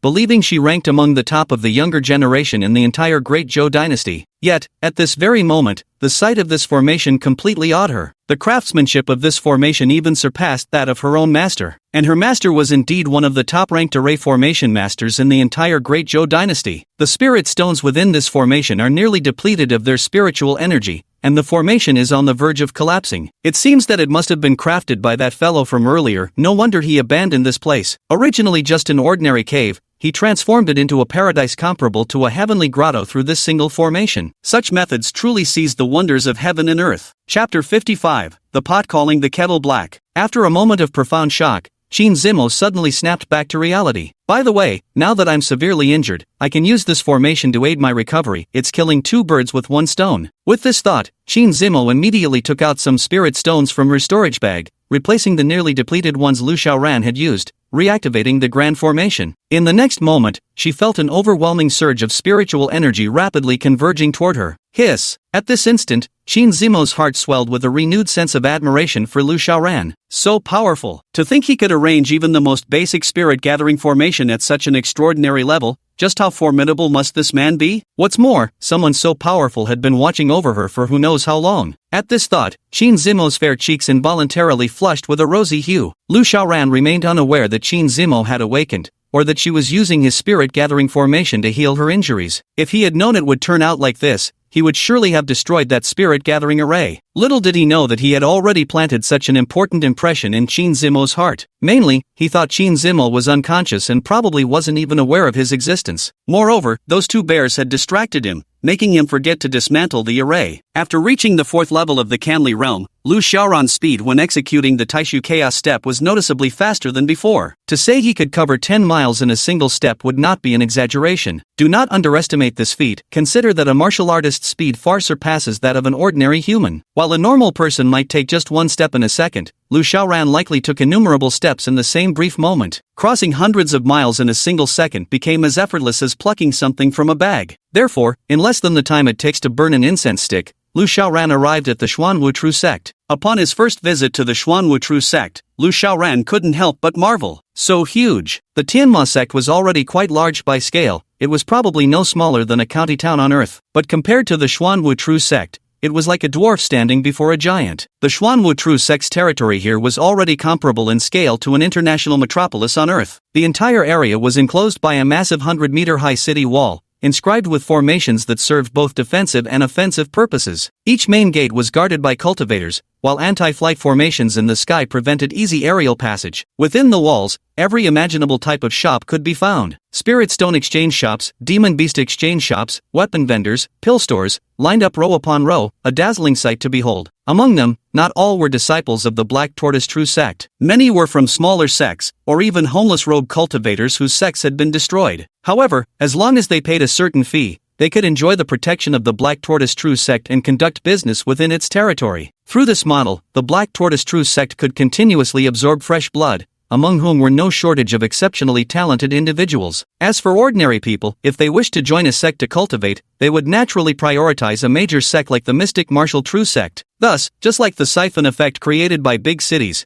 the Mystic Martial True sect grew stronger and stronger. This was the first time in Lu Xiaoran's life that he truly felt the power and charm of a top-tier sect, simply overwhelming. The resources he couldn't find while cultivating in the Heavenly Demon sect would undoubtedly be available here. The two sides were simply not in the same league. It was said that some top-tier sects could even stand toe-to-toe with royal palaces. Lu Xiaoran clenched his fists and silently vowed, "I must train diligently. Once I reach the Emperor realm, I'll find a major sect like the Mystic Martial True sect to lay low in." Though the Heavenly Demon sect offers more freedom, it's far less safe than the Mystic Martial True sect. The larger the sect, the fewer troubles it encounters, because few dare to provoke them. Lu Xiaoran wouldn't go to higher-level sects. If everyone around you is at the King realm while you're at the Emperor realm, hiding among them would be very safe. If everyone around you is an Emperor realm cultivator, then you're also an Emperor realm cultivator. What safety is there in hiding among them? In a real fight, everyone's a great emperor, no one fears anyone here. Halt! Where are you from? Do you have any identification? When Lu Xiaoran reached the city gates, the guards immediately stopped him. The prudent Lu Xiaoran was undoubtedly a law-abiding citizen who would never foolishly posture like those arrogant protagonists, spouting nonsense and picking fights at the slightest provocation. Thus, he promptly retrieved his Heavenly Demon sect identity token from his pocket and handed it over. "Greetings, fellow cultivator. I am Lu Xiaoran of the Heavenly Demon sect. Our sect should have already entered the city and completed registration." Lu Xiaoran. The other party took out a mirror-like magic artifact, flipped his fingers a couple of times,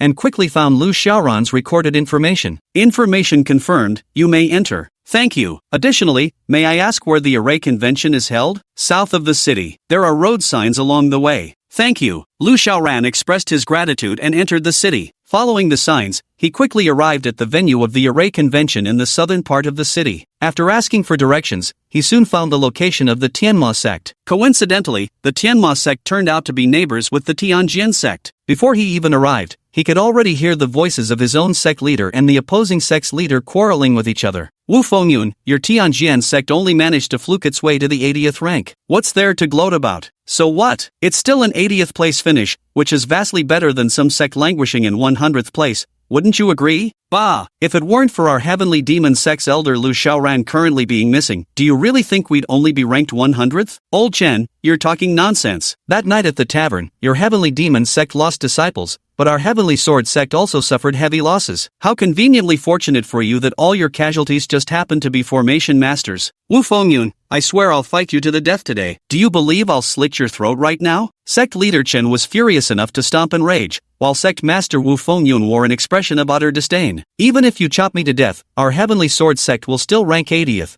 and your Heavenly Demon sect will still rank 100th. Nothing will change the fact that our Heavenly Sword sect is stronger than your Heavenly Demon sect." Hearing these words, Lu Xiaoran's face immediately darkened. He was even considering withdrawing from the competition altogether, skipping the tournament, finding a secluded spot to cultivate for another month, then reappearing after the event with some excuse about getting lost along the way. This is so embarrassing. An 80th place and a 100th place, yet they still have the nerve to fight over it. While others laugh at 50 steps for 100, these two went even lower, 80 steps, laughing at 100. What's worse, the Heavenly Sword sect, ranked 80th, actually seemed proud of it. This kind of joy was utterly lost on Lu Xiaoran. Chapter 56 Meeting, the Son of Destiny. Lu Xiaoran truly didn't want to come out initially, but seeing both sides on the verge of fighting, which would be even more embarrassing, he had no choice. Helpless, he could only step forward. "Headmaster, my apologies for being late." Just as Sect Master Chen was about to make his move, upon hearing this voice, his body suddenly trembled. Turning around in disbelief and seeing it was Lu Xiaoran, his eyes couldn't help but redden slightly. Immediately, he strode forward and clapped a hand on Lu Xiaoran's shoulder, his voice choked with emotion. "Xiaoran, you finally arrived. I thought the Devil Sect had killed you, that you'd never make it back." Lu Xiaoran was somewhat speechless. The sect master had indeed been bullied so badly by the Heavenly Sword sect that he seemed to regard Xiaoran as a savior. Thanks to the sect master's great fortune, the night was quite dark that evening, so I managed to shake them off. Coming back is all that matters. Coming back is all that matters. Patting Lu Xiaoran's shoulder once more, Sect Master Chen turned back, his chin slightly raised, his entire demeanor noticeably different from moments before. Just now he had been helpless and furious, but now his face was full of disdain, brimming with arrogance. "Wu Fengyun, Elder Xiaoran, the Grand Master of Formations from our Heavenly Demon sect, has returned. You of the Heavenly Sword sect better polish your necks and wait." Wu Fengyun shot an extremely disdainful glance. "Do you really think I was born yesterday? Then we'll see about that. Who's afraid of who?" Both sides snorted coldly and strode into their respective tents with a flick of their sleeves. The members of the Sky Sword sect wore slightly grave expressions as they said, "Sect leader, looking at how highly Old Chen speaks of that kid, do you think there might be something real about his skills?" Wu Fengyun let out a cold chuckle. "Why fear him? Judging by his age, he can't be more than 20 or 30 years old. Even if he started cultivating from his mother's womb,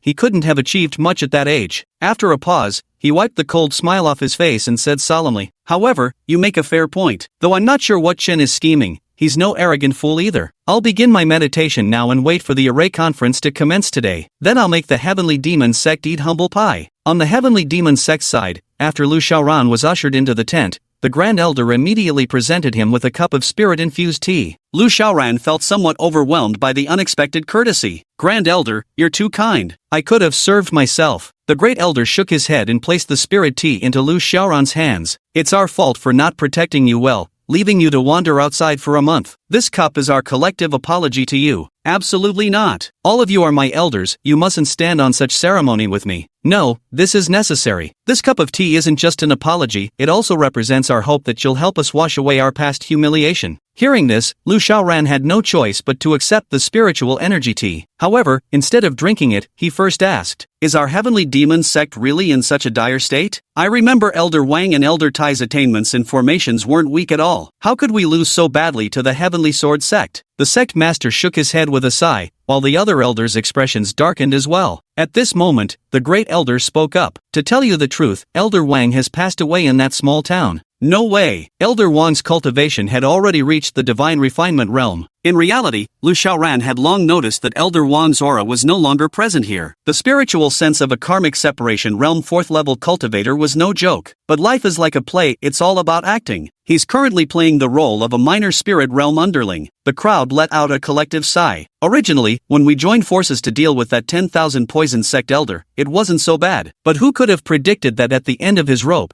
he would suddenly self-detonate? Elder Wan was caught completely off guard, and in that moment, left without so much as a bone remaining, he seized the opportunity. How truly unfortunate. Later, we arrived at the Black Tortoise True Sect to participate in the array formation competition, which was overseen by Elder Tai. However, Elder Tai's mastery of formations was far inferior to Elder Wang's. On the side of the Heaven Sword sect, their formations expert was Wu Fengyun. Although his cultivation was lower than our sect leaders, he dedicated all his spare time to studying formations. As a result, he overpowered our Heavenly Demon sect in 2 consecutive matches. Lu Xiaoran rubbed his temples. Who would have thought the competition between the 100th and 80th places could be so fierce? If he were to go all out, he'd probably sweep the championship, right? It seems I'll need to conserve energy and stay focused during the competition. I mustn't reveal too much of my strength though, that'd be like bringing a cannon to a pillow fight and overwhelming them completely. Elder Tai, mistaking Lu Xiaoran's silence for nervousness, hastily reassured him. Xiaoran, don't be afraid, we all believe in you. We've seen the formations you've set up in the sect, making top 20 should be no problem at all. The sect master also patted him on the shoulder and chuckled lightly. Xiaoran, just focus on the competition and give it your all. With you in the game, our Heavenly Demon sect is guaranteed to crush the Heavenly Sword sect. Lu Xiaoran's face twitched, so the sect master's real target was the Heavenly Sword sect after all. He and Wu Fengyun, the leader of the Heavenly Sword sect, really were a classic case of love-hate dynamics. What a shame those two couldn't just get together properly. At this moment, a melodious bell chime rang outside, causing the sect leader and others to immediately rejoice. It's starting, Xiaoran. Today's competition is beginning. Let's hurry. Okay. Lu Xiaoran followed the members of the Heavenly Demon sect to the competition arena,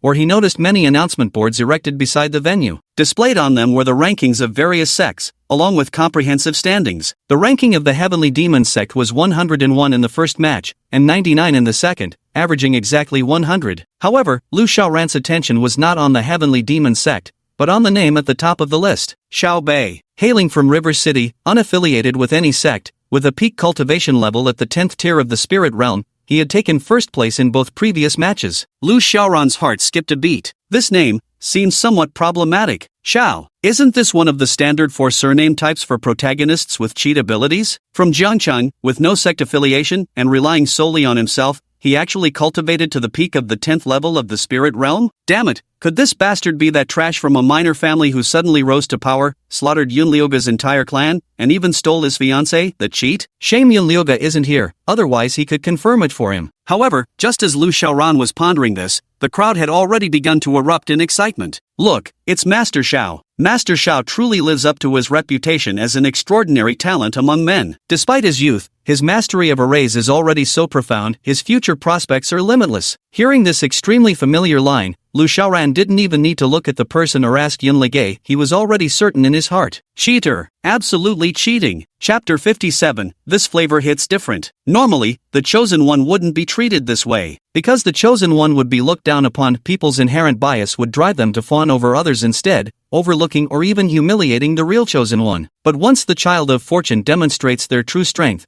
people will immediately rush to flatter them. It's obvious that Xiao Bei has already won 2 first-place victories. These random bystanders are bound to turn around and start fawning over him now. At this moment, even the sect leader and others around Lu Xiaoran began singing his praises. Master Xiao is truly a once-in-a-millennium prodigy. Just 2 days ago, no one would even spare him a glance. Yet in merely 2 days, he has become the center of attention for everyone present. Once in a millennium? Ever since the founding of the Great Zhou dynasty, there hasn't been a single record in history of someone so young whose mastery of formations could overshadow all the greats gathered here. Aren't those present the top formation masters of their respective sects? Yet all were effortlessly defeated by him. What's even more remarkable is his formidable cultivation base. He's utterly decisive in battle. Just 2 days ago, someone who mocked him was instantly pulverized with a single punch. The awe of that strike still lingers in my memory. Lu Xiaoran effortlessly tuned out these sycophantic commentaries around him. At this moment, he had already begun to assess the other party's cultivation level. 10th level pinnacle of the Mountain Sea realm. Interesting, this kid's actual cultivation is clearly at the Mountain Sea realm.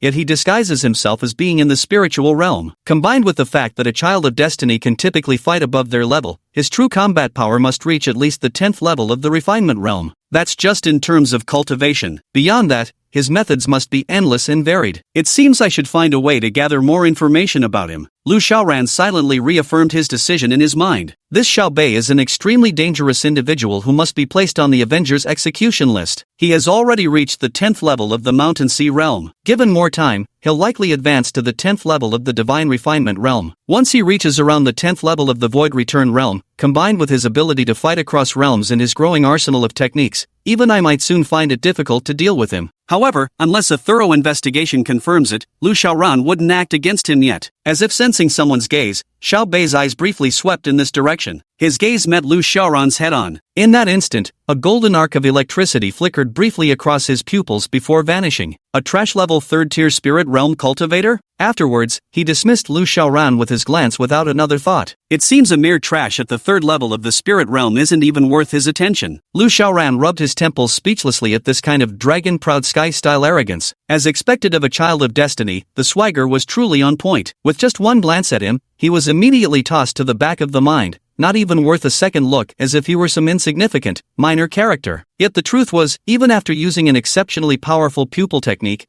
he still failed to see through Lu Xiaoran's disguise. This is precisely why he's the child of destiny. Anyone else would have been smashed flat with a single punch by now. Lu Xiaoran couldn't care less either way. For a child of destiny like him, not only are their methods endlessly adaptable, but their popularity is exceptionally high too. If I were to suppress him now, in terms of strength, it would probably suffice. But doing so would not only expose his own secrets, but also risk drawing out some grand elder from the Xuanwu True sect, who might claim Xiao Bei as their closed-door disciple or something similar. Then he'd have to fight an endless battle with them, and in the end, Xiao Bei would publicly challenge him in front of the whole world. Something like a 3-year duel agreement or a 5-year duel pact. If he weren't a transmigrator, his intelligence would inexplicably plummet, and he'd end up agreeing. Once he agreed, it'd be game over. He couldn't lift a finger against Xiao Bei anymore. Fuming but helpless, he'd have no choice but to send his trusted subordinates one by one to deliver experience points to Xiao Bei. Finally, when he's fully developed, he'll come back to unleash an overpowered rampage against me. Though he couldn't comprehend why those idiotic side characters would fawn over some pretentious, arrogant douchebag who constantly acted like he was the world's #1 hotshot, always looking down his nose at everyone, there was no helping it since fate seemed to favor such tropes. By now, master formation experts from various sects had gradually begun entering the competition grounds. Lu Xiaoran was no exception. His attention was no longer fixed on Xiao Bei. Xiao Bei wasn't a deity, hardly worthy of his undivided observation from start to finish. His spiritual senses now enveloped the entire arena. This development made one of the elders on the high platform, a gray-haired Xuanwu sect elder who'd been meditating with closed eyes, suddenly snap them open. His cultivation was already at the first level of the Canli realm, responsible for guarding this place. However, Lu Xiaoran's cultivation surpassed his own. Even if he sensed that someone seemed to be releasing their divine sense, he couldn't deduce exactly who it was. Was it that genius from Jiangbei? He turned his gaze toward Xiao Bei. He knew Xiao Bei was hiding something, given the vast difference in their cultivation realms, making it impossible for Xiao Bei to easily conceal it from him. However, even though he couldn't fully fathom Xiao Bei, he had a rough idea in his mind. This divine sense absolutely couldn't belong to Xiao Bei. He simply didn't possess that level of ability. In the end, he could only shake his head and close his eyes again, returning to his meditative state. Meanwhile, the chief examiner of the Black Tortoise Sacred Sect began announcing the commencement of the competition. On the first day, we competed in the basic formation, the Spirit Gathering Array. The next day, we competed in the simplest illusion formation within the array arts. Today, what we'll be competing in is the defensive formation within the array formations. Let the match begin. All the formation masters began constructing their formations as Xiao Bei took a deep breath and said, "Master, back then, when you were forced to death, even though Bayer cultivated to become an emperor and slaughtered all your enemies, I still couldn't bring you back to life. But now, by sheer fortune, Bayer has been reborn in this life. This time, Bayer will win first place in this formation competition, seize the championship, and join the Mystic Tortoise True Sect. Then, I shall propose to you, Master. In this lifetime, with Bayer protecting you, no one shall dare harm you again." These words fell upon Lu Xiaoran's ears, making him sneer inwardly. What's with this fake innocence act? Back in Jiangchang, you stole my disciple's fiancé, and now you're coming after your master? If you want to build a harem, just own it. Don't give me this crap about protecting and not hurting people. How disgusting can you be? If you truly love your master, why not just marry her directly? What's the point of messing with other women? No surprise here, protagonists blessed by fate are always super mega idiots with twisted morals. And of course, they come with built-in IQ drop auras. I bet his master will eventually get sweet-talked into becoming his little concubine. Chapter 58: The Score Control Maniac. At this moment, everyone had begun setting up their formations. Xiao Bei also started working, carving his array. Lu Xiaoran deliberately swept his divine sense over the scene. To his surprise, the lad genuinely had some skills. The strength of the formations he carved had already reached 50% of his current level. However, judging by this kid's tone, he seems to be the reincarnation of a great emperor. It seems even his status as a great emperor isn't all that impressive, because formation carving emphasizes technique over cultivation level. So even if he's no longer a great emperor now, his formation carving skills wouldn't have declined one bit. Yet just at this moment, Lu Xiaoran's ears suddenly rang with Watsai's crisp feminine voice. Ding! Detected a Son of Destiny. Eliminating the Son of Destiny may trigger multiple gift packs, plunder their fortune, upgrade the system, and enhance future rewards. Upon hearing this voice, Lu Xiaoran was momentarily stunned. Killing a Son of Destiny can also trigger a gift pack explosion? Yes. Lu Xiaoran fell silent for a brief moment. Should I just slap him to death right now? The Child of Destiny, blessed with great fortune, doesn't measure heroes by strength alone. Handling this poorly might cause backlash against you, Master. Lu Xiaoran was utterly speechless. Alright, I'd better focus on today's competition first. With that, his divine sense swept across the entire arena, instantly discerning everyone's strength levels. What ranking should I aim for? Lu Xiaoran began pondering. The Heavenly Sword sect currently ranks 80th,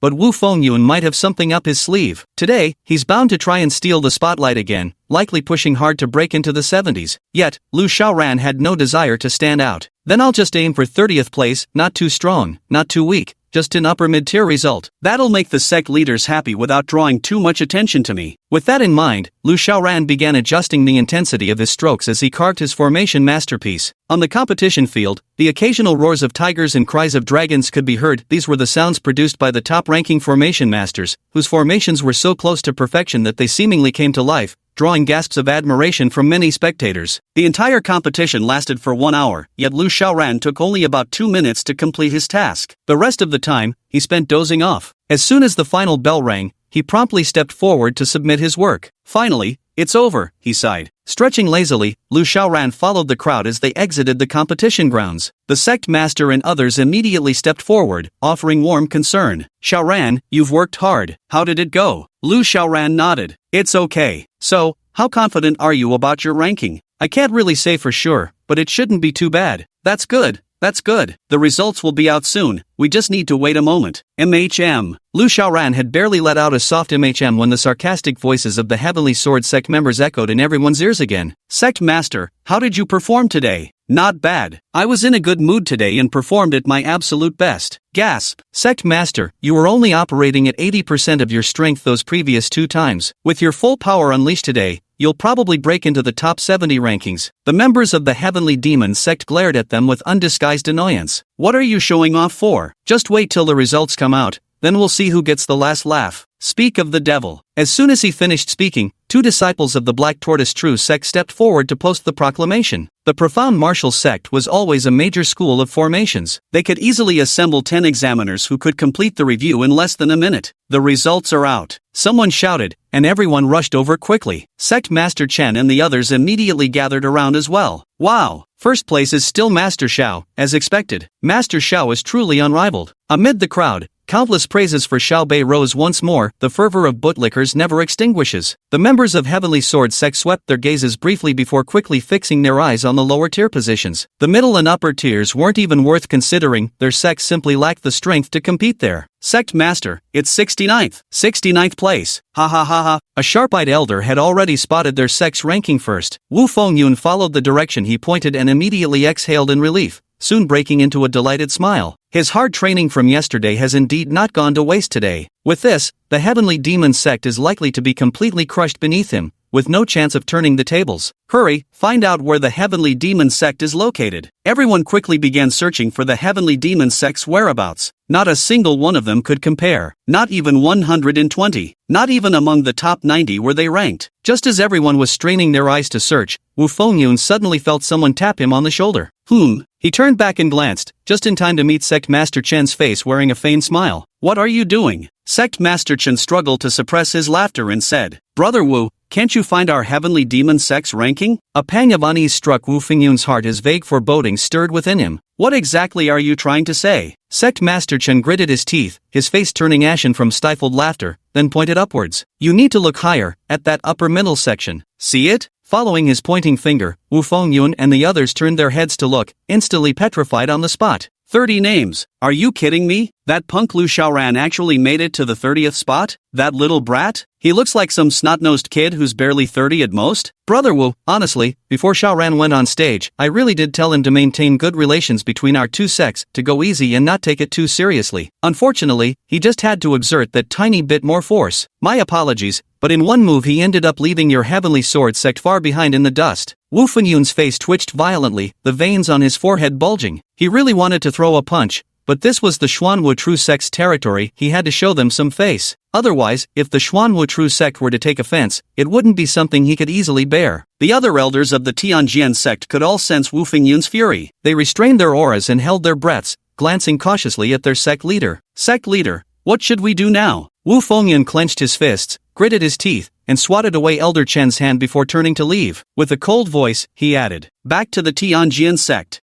What about our competition? There are still several matches left to compete in." "I quit, I'm withdrawing from the competition." Chapter 59, Time to Stir Things Up. Wu Fengyun and the Sky Sword sect were so infuriated by Lu Xiaoran's performance that they stormed off immediately. The sect master and the others maintained their sorrowful expressions while deliberately calling out from behind, "Brother Wu, don't leave. Poor results don't matter, what's important is participation." Wu Fengyun, who had already gone some distance, staggered and nearly fell to the ground. This scene made the sect master and his group secretly laugh uncontrollably. Lu Xiaoran was utterly speechless at the sect leader's twisted sense of humor. However, the generational feud between the Demon sect and the Heavenly Sword sect was originally caused by the Heavenly Sword sect's patriarch anyway, so he couldn't be bothered to comment on it. The pressing issue now was that he needed to gather some intelligence on Xiao Bei. Sect leader, today's competition has already concluded. If there's nothing else, I'd like to go shopping in town. The sect leader waved his hand. "No matter, you may go." "Yes, many thanks, sect master." Just as Lu Xiaoran was about to leave, the sect leader called out to stop him again. "Xiaoran, wait a moment." Lu Xiaoran halted his steps. "What's wrong, sect leader?" The sect leader smiled mysteriously and thrust a bag of spirit stones into his hands. "I didn't bring much with me when I came out. Take these 200,000 superior grade spirit stones first, it'll save you the trouble of running short when making purchases." Lu Xiaoran was startled momentarily before promptly cupping his hands respectfully. "My deepest gratitude, sect master. No need for formalities. You may go." After bidding farewell to the sect leader, Lu Xiaoran immediately headed to the northern city of the Xuanwu True Sect. He had already inquired clearly, the northern city of the Xuanwu True Sect housed a branch of the Hehuan sect. For a major sect like the Xuanwu True Sect,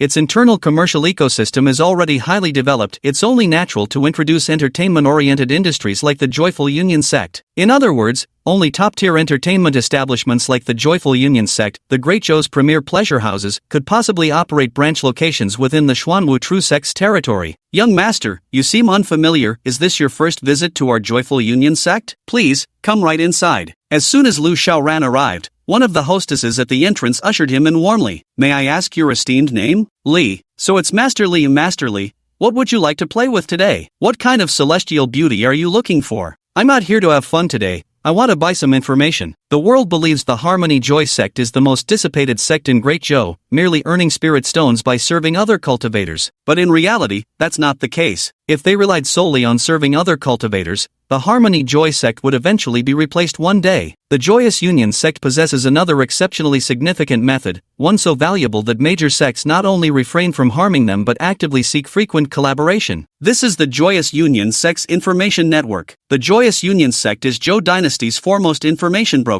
That Scarlet Jade Fairy is truly no ordinary woman. Leveraging the sect's vast clientele and nationwide network of establishments across Great Zhou, she's woven together an immense intelligence web. However, not everyone is privy to this secret. The price of intelligence from the Joyous Harmony sect is far steeper than that of its fairy maidens. Its sale is also tiered. Ordinary patrons need not even think about accessing the Joyous Harmony sect's information services. The welcoming fairy maiden smiled faintly. "So Master Li has come to purchase intelligence, but our Joyous Harmony sect has its rules. To buy information, you must first possess a certain spending record and tier within our establishment." Lu Xiaoran remained expressionless as he pulled out Li Daoran's identity token from his pocket. This was the token Li Daoran had dropped on Jishui Peak that day when he discovered the peak's secret and fled in terror, later picked up by Lu Xiaoran. "Very well, please wait a moment while I verify this." The receptionist fairy took the token and immediately trotted to the front desk, where she verified Li Daoran's identity using the Joyful Sect's special formation stone. When she saw that Li Daoran had deposited 50,000 top-grade spirit stones in the Joyful Union sect,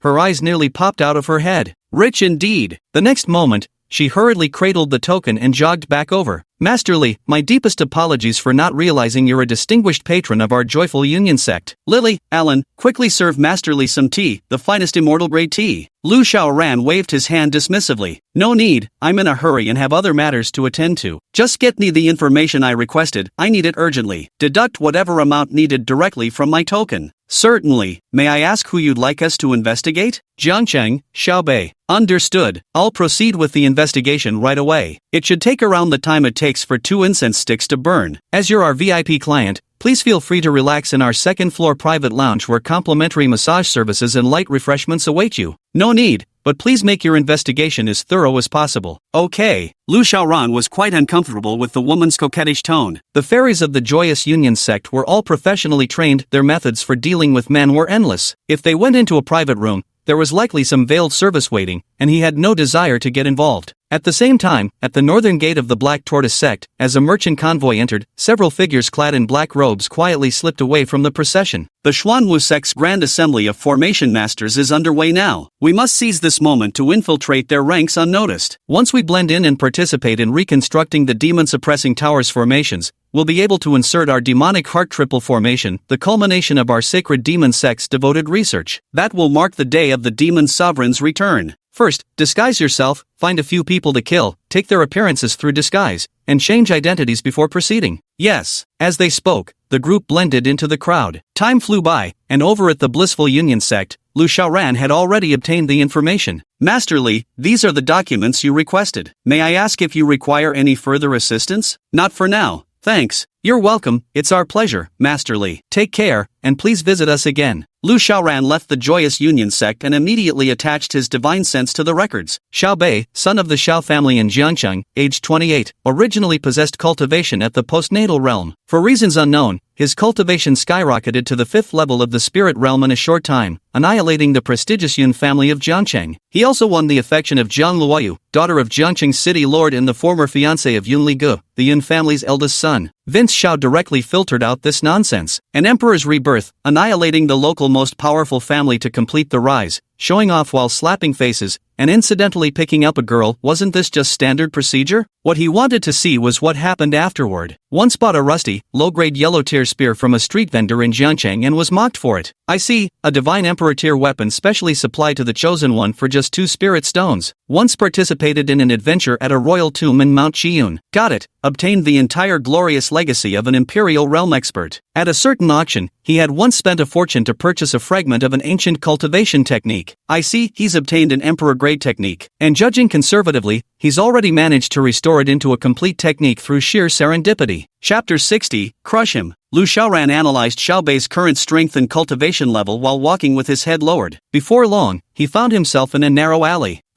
He frowned slightly, bewildered. This alleyway actually had an array formation concealed within it. Moreover, the craftsmanship of this array was exceptionally sophisticated. Any cultivator below Mountain Sea Realm would find their 6 senses sealed and spiritual energy immobilized upon entering. Truly a situation where neither heaven nor earth could offer escape. But the real question was, who would set up such an array formation in a place like this? You should know, this is the territory of the Black Tortoise sect. To pull such a stunt within the Black Tortoise sect's domain, isn't that openly courting death? As doubts arose, his divine senses spread outward, quickly detecting several figures stationed at key locations around them, keeping watch over the area. These energy signatures, are they from the demonic sect? Lu Xiaoran was slightly startled. Although the devil sect members had hidden their aura quite well, they couldn't deceive him even if they could fool others. Because every cultivation technique Lu Xiaoran practiced was at the emperor rank, and not just one, his perception far surpassed that of ordinary Canli realm cultivators. At this moment, his divine sense detected the other party already beginning to speak. Elderly, why hasn't this kid entered yet? Could he have detected our formation array? We set it up so perfectly, how could he possibly sense it? Don't forget, this is Black Tortoise Divine Sect, the most flourishing center of formation array culture in the Great Zhou dynasty. It's not surprising if someone can detect our formations. Then what should we do? If he doesn't enter, we won't be able to kill him and use his skin for disguise. No need to wait any longer. There's no one around anyway,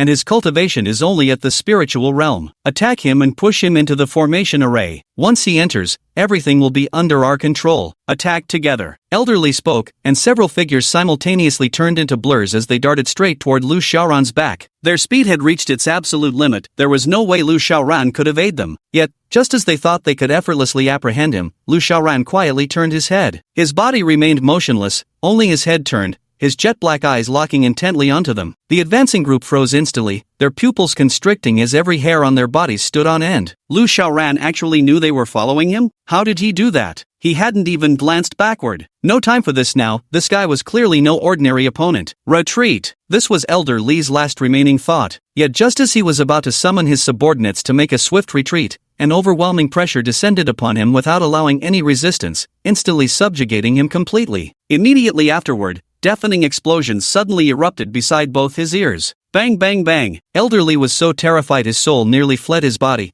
pissing his pants in fear. What kind of celestial big shot have we encountered here? Judging by his bone age, this guy doesn't even look 40 yet, does he? And this level of power, it almost feels comparable to those top-tier experts from the Devil Sect? Before he could figure it out, Lu Xiaoran's hand shot forward, grabbing him by the collar and yanking him into the concealment array he had set up. Thud! Lu Xiaoran tossed him onto the ground like a discarded salted fish. He wasn't the least bit worried about the man escaping under the crushing weight of his aura suppression. The fool couldn't even muster a wisp of spiritual energy. This was the absolute domination of an expert over trash. Why would demons from the Devil's Sect appear in the Xuanwu sect? Elder Li, though drenched in sweat, still gritted his teeth and said, "Things have come to this, what more is there to say? Just kill me." Still putting up a tough front, I see. Lu Xiaoran naturally wouldn't kill him. What if the demon sect had some grand scheme he was unaware of? That would be disastrous. With a single thought, Lu Xiaoran channeled his spiritual energy and instantly blasted off one of the opponent's arms. Ah! Elder Li let out a blood-curdling scream,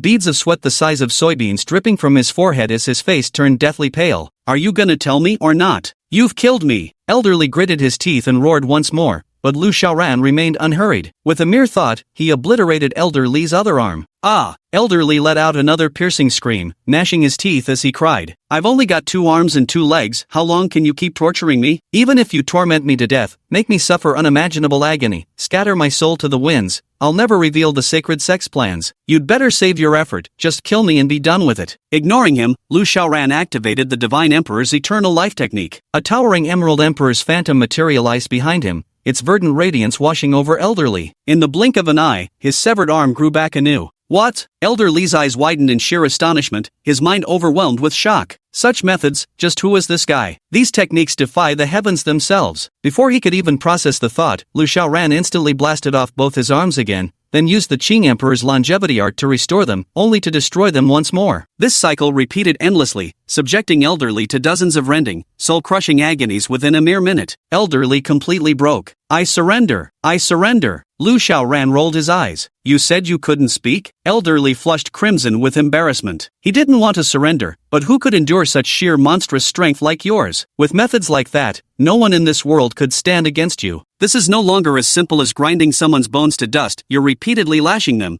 with each strike bringing fresh agony, completely unbearable to the psyche. We came here to infiltrate the Formation Masters, enter the Black Tortoise Sect's demon-suppressing tower, sabotage its arrays, and free our demon lord. Sabotage the Black Tortoise Sect's formations? Just the few of you? No. Of course we few couldn't do it alone, but we've brought a sacred-grade formation disc, containing our sacred sect's painstakingly researched demon heart triple-layered formation. As long as we place it atop the demon-suppressing tower, our sect's formation masters can remotely activate it to help the demon lord break the seals and escape. Where's the stuff? Here. Elder Li immediately retrieved it from his storage bag and handed it over to Lu Xiaoran. This guy is too terrifying, even more deranged than us demonic sect disciples. Elder Li truly didn't dare to provoke him. Lu Xiaoran took the formation without even glancing at Elder Li. With a mere thought, he instantly suppressed and shattered Elder Li into a bloody mist, sending him to reunite with his subordinates in the afterlife. Then, with another flick of his mind, the hidden formation in the alley was instantly purified into an orthodox formation devoid of demonic energy amplified several times over,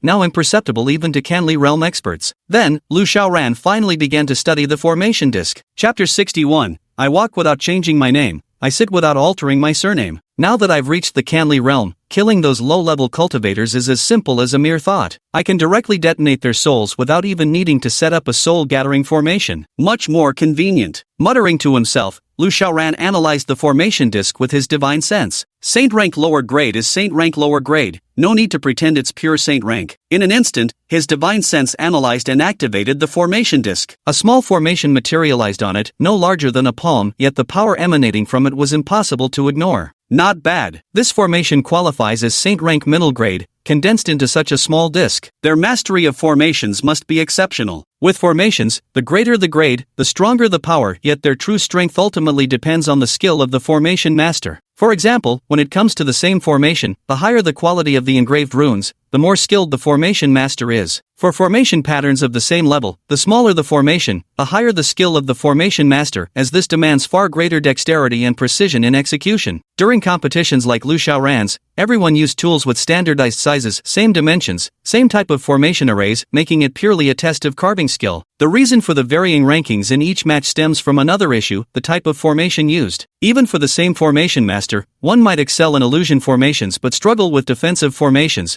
or master offensive formations while being unfamiliar with healing formations. The formation before us is quite impressive, slightly superior to that of Xiao Bei, though not by much. Yet, both only reach 60% of Lu Xiaoran's level. Don't assume that being 40% short makes one comparable to Lu Xiaoran. Talent, not hard work, is what defines a master of formation arrays, though diligence still matters. Innate ability reigns supreme, far more crucial than in martial cultivation. Without talent, even 10 lifetimes wouldn't be enough to master even a fraction of it. Despite reaching emperor-level prowess in his past life, Xiao Bei's formation skills barely amounted to 60% of Lu Xiaoran's. Lu Xiaoran's mastery of formations could already be called the pinnacle of pinnacles. If not for relying on this, he wouldn't have dared claim he could annihilate the Bone Demon sect alone earlier. For instance, if Xiao Bei were to deploy the Violet Heaven Divine Thunder Array to destroy the Bone Demon sect, he could also accomplish it. After all, the Violet Heaven Divine Thunder Array is an Imperial-grade grand formation, and the offensive power it unleashes is already comparable to an Emperor-level attack, something the Bone Demon sect simply couldn't withstand. But he couldn't achieve what Lu Xiaoran had done, suppressing the cultivation of every member of the White Bone Demon sect by an entire major realm simply by setting up a circle of heaven-ranked formations. Even if he regained his great Emperor-level strength, he still wouldn't be capable of this. Without being able to accomplish that first step, attempting to construct the heavenly purple lightning array would be nothing but wishful thinking. The formation below the Emperor tier emits no aura without preparatory charging time or spirit stones embedded. Only when powered by spirit stones does it release its energy signature, making it undetectable. But an Emperor tier formation attracts the laws of heaven and earth merely by being designed, drawing attention instantly. Gazing at the formation in his hand, Lu Xiaoran's eyes gleamed with sudden realization as a thought struck him. Then, the corners of his lips curled inexplicably into a faint smile. Let's play around. Action followed words immediately. Lu Xiaoran set to work at once, tampering with the formation. This formation was originally a teleportation array, capable of transferring the power of demon sect experts across, as well as transmitting any force Lu Xiaoran might set up. Lu Xiaoran first altered the formation structure, reversing its transmission direction, preventing anything from the opposite side from coming through, while allowing items from this side to be sent over. After altering the structure, Lu Xiaoran improvised by using spiritual energy to carve thin stone slabs from the ground, each engraved with offensive formations and inlaid with spirit stones. He then used spirit stones to activate the opponent's teleportation array, sending all his prepared formations through in one go. Simultaneously, within a mountain range tens of thousands of miles away, a glowing formation suddenly lit up. As the formation illuminated, several figures with formidable cultivation instantly soared from cave dwellings, hovering midair with excited expressions. The formation is glowing. It's time to save the demon lord and leave the demon-suppressing tower. However, one elder couldn't help but frown and hesitate. If I recall correctly, the formation assembly at the Xuanwu True sect has only just begun a few days ago, hasn't it? Have the trials already concluded, and the reforging of the demon-suppressing tower's grand formation begun? Isn't this progress rather swift? Other elders, meanwhile, offered reassuring words. Perhaps it's because they concluded earlier than expected? Who knows, maybe the demon venerable himself provoked the suppressing devil tower, forcing them to begin forging the grand formation ahead of schedule. Or perhaps, while the Grand Array Conference hasn't concluded, our people have already reached the demon-suppressing pagoda and placed the array disc upon it. Who could say for certain? Don't hesitate. This chance to save the demon lord is once in 1,000 years. We must not let it slip away. Activate the formation and unleash our demonic energy. Alright, however, just as the crowd opened the teleportation array on this side, countless stone slabs erupted from the formation the very next moment. What's this? Everyone froze, but when they saw the formation on the stone slab, their expressions instantly changed dramatically. Look out! These are all attack formations, scatter now. Yet, it was already too late. The next second, light engulfed the entire valley. Explosions erupted incessantly, startling birds and beasts into chaotic flight. The mountains trembled violently, shedding countless massive boulders. The entire mountain range seemed to descend into the brink of doomsday. No! Damn bastard, who was it? This old man will carve them up 1,000 times, flay their skin and pull out their tendons, grind their bones to dust. Screams and explosions persisted for over 100 breaths before gradually subsiding, yet even then, boulders continued tumbling down the hillside with thunderous crashes. As for the entire demon sect, while few of the big shots had died, nearly all were wounded, some grievously so. At that very moment, a cold sneer suddenly echoed from within the teleportation formation, saying, "You demonic sect, ignorant of life and death, commit heinous crimes against nature and defy the heavens. And you still dream of rescuing your demon lord? Utterly delusional." The voice boomed like rolling thunder, echoing through the valley, infuriating the demonic sect's masters until veins bulged on their foreheads and wrath surged like tidal waves. "Bastard! Who are you? Who exactly are you? If you have the guts, reveal your name. Don't lurk in the shadows, sneaking about while pretending to be righteous." "Ha! What's this? Seeking revenge against me? Are you scared? If I were scared, I wouldn't have come to deal with fools like you. Listen up, you idiots. I never change my name whether standing or sitting. I am Jiangqing's Grandmaster Xiaobei. Chapter 62, Emperor's Blood Elixir. Xiaobei? Indeed. Let me inform you that I've already won top honors at the Array Convention. Soon, I shall lead all righteous Array mages to reforge him the demon-sealing Grand Array of the Demon Suppressing Tower. You'd better retreat into hiding now, lest you be obliterated by us righteous cultivators. You, Xiaobei, our sacred demon sect has no feud with you. Why must you persecute us like this?" Within the formation, silence lingered for a moment before giving way to a derisive chuckle. "Ha! Since when does Xiaobei explain himself to the likes of you?" With those words, the glow of the teleportation array abruptly vanished. The opposing side had deactivated their array, cutting off all communication. "Xiaobei, you vile bastard! Our demon sect's sacred order will pursue you to the ends of the earth. Send the order, all squads intercepting the Great Zhou sector to divert their forces immediately. Hunt down and exterminate Xiaobei. Xiaobei must be utterly annihilated, crushed to ashes with his soul scattered beyond redemption." Yes, having set the scheme of using others to kill in motion, Lu Xiaoran casually erased the formation array in his hand and stowed the formation disk into his storage pouch. Though he didn't particularly care about it, the material was ultimately suited for crafting Saint-tier weapons, so he could save it for his precious disciples in the future. Then it was back to the camp to start planning how to deal with Xiaobei. Xiaobei's current strength was at the peak perfection of the 10th tier of the Mountain Sea realm, just one step away from reaching the Soul Refinement realm. Such a level of cultivation hadn't even been achieved by Fang Tianyuan, his most powerful disciple currently. A quick glance revealed Fang Tianyuan was now at the 5th tier of the Mountain Sea realm, while Ji Wuxia had already broken through to the 2nd tier and was approaching the 3rd. As for Yunli Ji, his cultivation had only just broken through to the 1st tier of the Mountain Sea realm. Moreover, the opponent is the murderer of Yunli Gei's entire family. Naturally, Yunli Gei must take the lead in this matter. If Yunli Gei isn't given the main role in the attack, his hatred won't be resolved. In the future, when his cultivation advances, it might inevitably give rise to inner demons. That wouldn't be good. Lu Xiaoran is still counting on him to cultivate for tens of thousands of years to help accumulate more experience points. How can Li Gei's cultivation be raised by a major realm? His aptitude was the poorest among the three. Although he still possessed the disposition of an emperor, dispositions vary in rank, and having the potential of an emperor does not mean one is an emperor itself. Without diligent cultivation, he would be no different from an insignificant passerby. Lu Xiaoran rubbed his temples, feeling a growing headache. Meanwhile, he casually collected the reward packages generated by their breakthrough in cultivation. First, open a few small gift packages. Saint-tier mid-grade Sumeru Disc X1. Heaven-tier Supreme Grade Qian Yuan Pills X1000. Saint-tier top-grade Purple Gold Dragon Lock Armor X1. Saint-rank lower-grade Ocean Splitting Palm X1. The rewards from several small gift packages were quite impressive. Afterwards, Lu Xiaoran then opened the grand gift package. Emperor rank lower-grade Elixir Emperor Blood Pill X10. Holy shit, an Emperor rank elixir? This pill is absolutely overpowered. This was the first time Lu Xiaoran had obtained an Emperor grade pill. Even though it was only of inferior quality, it was still an exceedingly rare treasure. It must be understood that the value of an emperor-grade pill transcends all worldly possessions. Even during the ancient era when great emperors were numerous, not everyone could casually refine an emperor-grade pill. As for modern times, great emperors themselves have become scarce, let alone something as legendary as Emperor-grade pills. Now, in Great Joe, if you could find a single same-tier pill, you should consider yourself the luckiest person alive. There are plenty of heaven-tier pills, but the chasm between heaven-tier and same-tier is absolutely insurmountable, let alone the fact that Lu Xiaoran has actually obtained an Emperor-tier pill this time. He immediately checked the effects of the Emperor Blood Pill. The Emperor Blood Pill is crafted from the refined essence of an emperor's blood. Each pellet contains immense, pure energy. It can enhance the cultivation of anyone below the Emperor realm. The lower the cultivation base,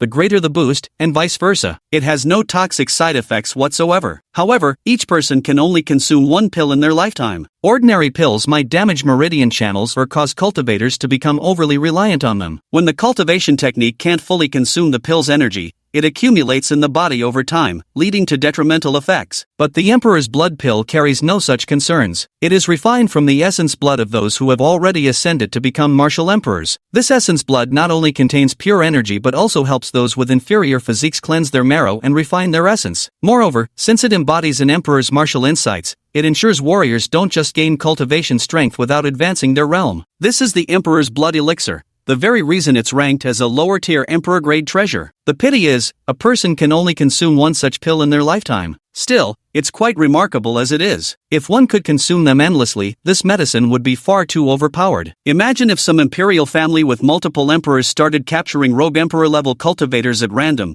forcibly draining their blood to refine these elixirs for their descendants. Wouldn't the world descend into chaos? Lu Xiaoran couldn't be bothered to think further and directly produced an imperial blood pill with a flip of his hand. Unfolding his palm revealed the golden pill, etched with deep violet patterns. Though merely a small pill, it radiated an awe-inspiring majesty that commanded respect and discouraged underestimation. Probably anyone with too low cultivation wouldn't dare casually consume this pill if they saw it. Fortunately, Lu Xiaoran's strength was sufficient, so he directly swallowed one Emperor Blood Pill. Yet the moment it entered his mouth, before he could even gulp it down, the Emperor Blood Pill suddenly transformed into a golden streak of light and escaped between his lips. Damn! This damn pill actually evolved sentience. Lu Xiaoran couldn't help but be stunned. He never expected this pill to actually possess its own consciousness, truly worthy of being called an Emperor's Pill. Unfortunately for it, dreaming of escaping before Lu Xiaoran was pure fantasy. Activating his Void Chaos step, he instantly caught up to the Emperor's Blood Pill and tossed it straight into his mouth, chewing it decisively. As the pill shattered, an immense surge of spiritual energy violently flooded into Lu Xiaoran's meridians and dantian. A wave of extraordinarily warm blood qi washed over his body, accompanied by martial insights he'd never experienced before, elevating his divine consciousness to new heights. In the next moment,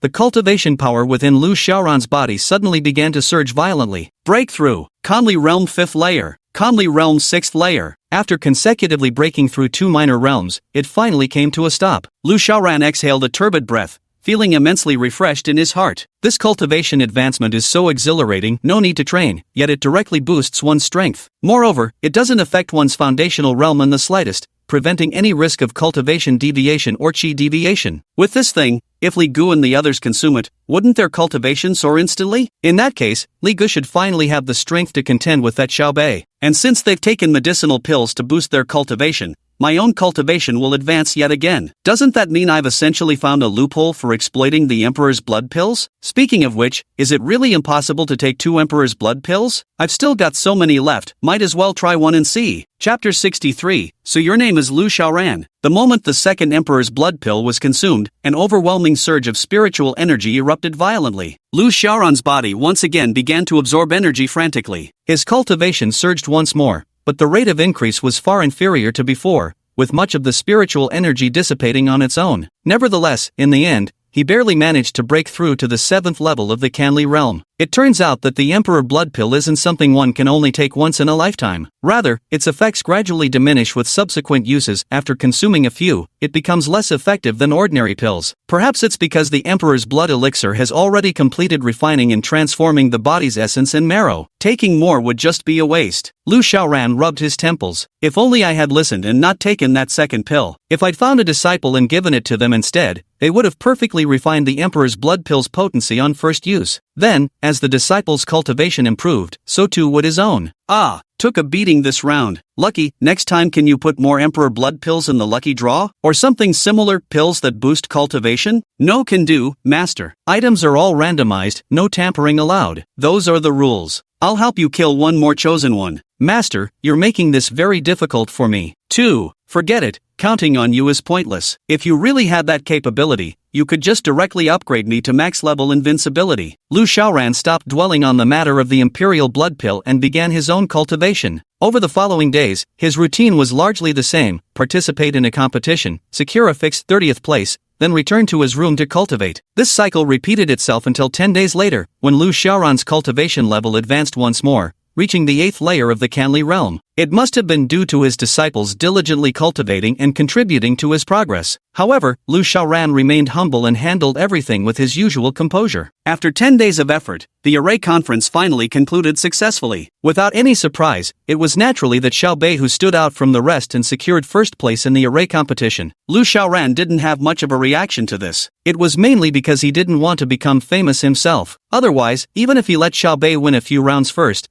the total score still wouldn't catch up to him. This is what true mastery looks like. After finishing the array formation competition, what remained was the award ceremony. But Lu Xiaoran had even less interest in attending that, choosing instead to continue cultivating at the Heavenly Demon Sect's residence. Meanwhile, that same morning, a graceful figure arrived at the profound martial true sect. Her status seemed exceptionally noble, as no one dared to stop her while she walked straight through the main gate. Everyone she encountered bowed in reverence. Soon, she arrived at the Xuanwu True Sect's main hall, still moving without obstruction. The moment she entered the hall, a figure exuding immense authority teleported into view simultaneously. He had a square-jawed face, stood 8 feet tall, and wore an ornate dark green robe edged with golden thread, exuding extraordinary nobility. Seeing the newcomer, his stern square face softened considerably, revealing a faint smile. "Zimo, you finally returned." Qin Zimo clasped his hands in greeting and said, "Master, your disciple is incompetent. I was ambushed by remnants of the demonic sect and severely injured. I've been recovering from my wounds and couldn't return to the sect in time. Please forgive me, Master. A few days ago, I sensed that the protective formation I gave you had been detonated. I've been speculating that your delayed return must have been due to an attack by the demonic sect,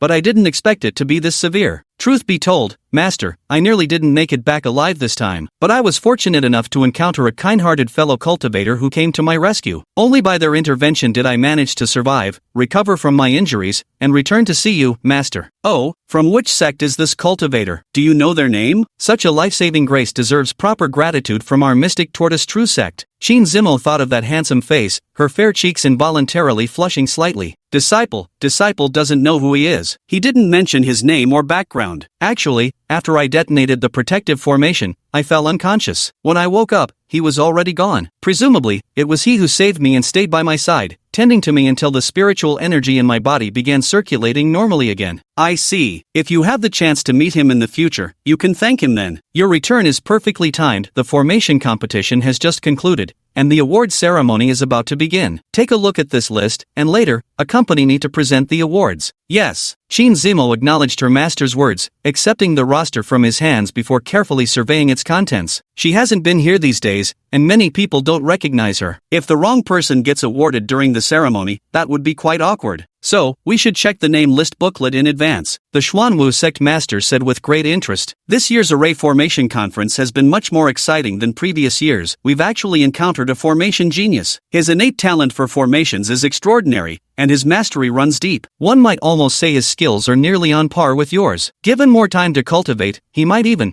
potentially reach your teacher's level someday. "Oh?" Qin Zimo raised her eyebrows slightly, somewhat surprised. She knew her master's prowess in formations better than anyone. If her master had given him such high praise, he must truly possess extraordinary skills. She glanced at Xiao Bei. However, it was merely a passing glance before she moved on. Had it not been for encountering Lu Xiaoran and witnessing the spirit-gathering array he laid out, Qin Zimo might indeed have spared him a second glance, but unfortunately, having already seen Lu Xiaoran's formations, Qin Zimo naturally wouldn't give him another look. While flipping through pages, Qin Zimo scanned the contents, swiftly memorizing each name and face. However, yet when she turned to the 32nd page, her breath abruptly hitched, and her heartbeat began to quicken. "It's him! It really is him! Lu Xiaoran, the Heavenly Demon Sect. So your name is Lu Xiaoran. A fitting name, as free and unrestrained as your character." Qin Zimo pursed her lips in a smile, then frowned slightly in bewilderment. "But how could you only rank 32nd? With your abilities, claiming first place should have been absolutely guaranteed. In fact, Lu Xiaoran should have been ranked 30th. But 2 matches prior were fought by Elder Tai, who suffered crushing defeats in both. As a result, The average score pulled Lu Xiaoran's overall ranking down to 32nd. Chapter 64, 30 years east of the river, 30 years west of the river. The Black Tortoise sect master couldn't help but feel puzzled when he noticed his disciple's expression. Zimo, what are you looking at? Qin Zimo pointed at Lu Xiaoran's picture and said, Master, how could this person's ranking be only 32nd? The Xuanwu sect leader slightly furrowed his brows. Is he really that powerful? Very strong. Qin Zimo replied with a solemn expression. You know him? Yes, to be perfectly honest, Master, he is my life-saving benefactor. Oh, it was he who saved me from the hands of the demonic cultivators, allowing me to survive. However, after rescuing me, he hastily departed. I suspect his sect had also fallen into an ambush earlier, causing him to become separated from them. After saving me, he hurried away to attend the formation conference. That's how it is. But what does this have to do with his results? Everyone competed fair and square. Qin Zimo was about to say something, but then it occurred to him, wouldn't revealing Lu Xiaoran's array mastery without his consent make him very displeased? At this thought, she immediately corrected herself. This disciple was fortunate enough to witness him casting formations and knows his capabilities extend far beyond that. Oh, is that so? Qin Zimo nodded with a solemn expression. Though I don't know why he's concealing his true formation skills, his mastery of formations is definitely far beyond what he's shown. If you say so, then I truly must see for myself how capable he really is. After uttering these words, the Xuanwu sect leader immediately ordered his subordinates to bring forth Lu Xiaoran's formation array. At first glance, the formation seemed rather underwhelming to him, utterly unremarkable, without a single standout feature. However, after gazing for a few more moments, an unusual sensation began to stir within him. The disdain gradually faded from his face, replaced by an increasingly solemn expression. As the saying goes, a master's hand reveals true skill at a glance. The sect master of the Mystic Tortoise sect undoubtedly possesses unparalleled expertise in formation arrays. After all, the Mystic Tortoise sect specializes in formations. Without sufficient mastery in arrays, no mere cultivation level alone could secure someone the position of sect master. His prowess in formations is among the very best across the entire Great Zhou Empire. Thus, a formation master of his caliber naturally perceives things differently from others. Top-tier formation masters imbue their arrays with a unique essence of their own spirit. It's like calligraphers, no matter how hard they try to imitate or deliberately suppress their true skill, they cannot hide the deeply ingrained habits and instincts honed through years of practice. Lu Xiaoran's formation arrays were no exception. His prowess in the art of formations was so extraordinary that even when deliberately suppressing his abilities, the arrays he crafted carried an unmistakable aura, a distinctive hallmark of a supreme formation master. In fact, his very act of concealment was executed with such mastery that even the Xuanwu sect leader, an exceedingly high-ranking formation master, would have failed to detect any anomaly without his disciples' prompting and closer inspection. Rubbing his temples, the Xuanwu sect leader trembled with shock, his heart pounding wildly. It seems this lad was truly hiding his abilities. Had I not possessed sufficient strength, even I might have failed to detect these subtle clues. Originally, I thought encountering Xiao Bei was a rare stroke of genius not seen in Great Zhou for centuries. But compared to this Lu Xiaoran, Xiao Bei isn't even worth glancing at. To be frank, even I might pale in comparison. His mastery of formations could likely stand unmatched throughout the entire Great Zhou. As he spoke, the Black Tortoise sect leader raised his thumb in admiration. Qin Zimo's lips curled slightly,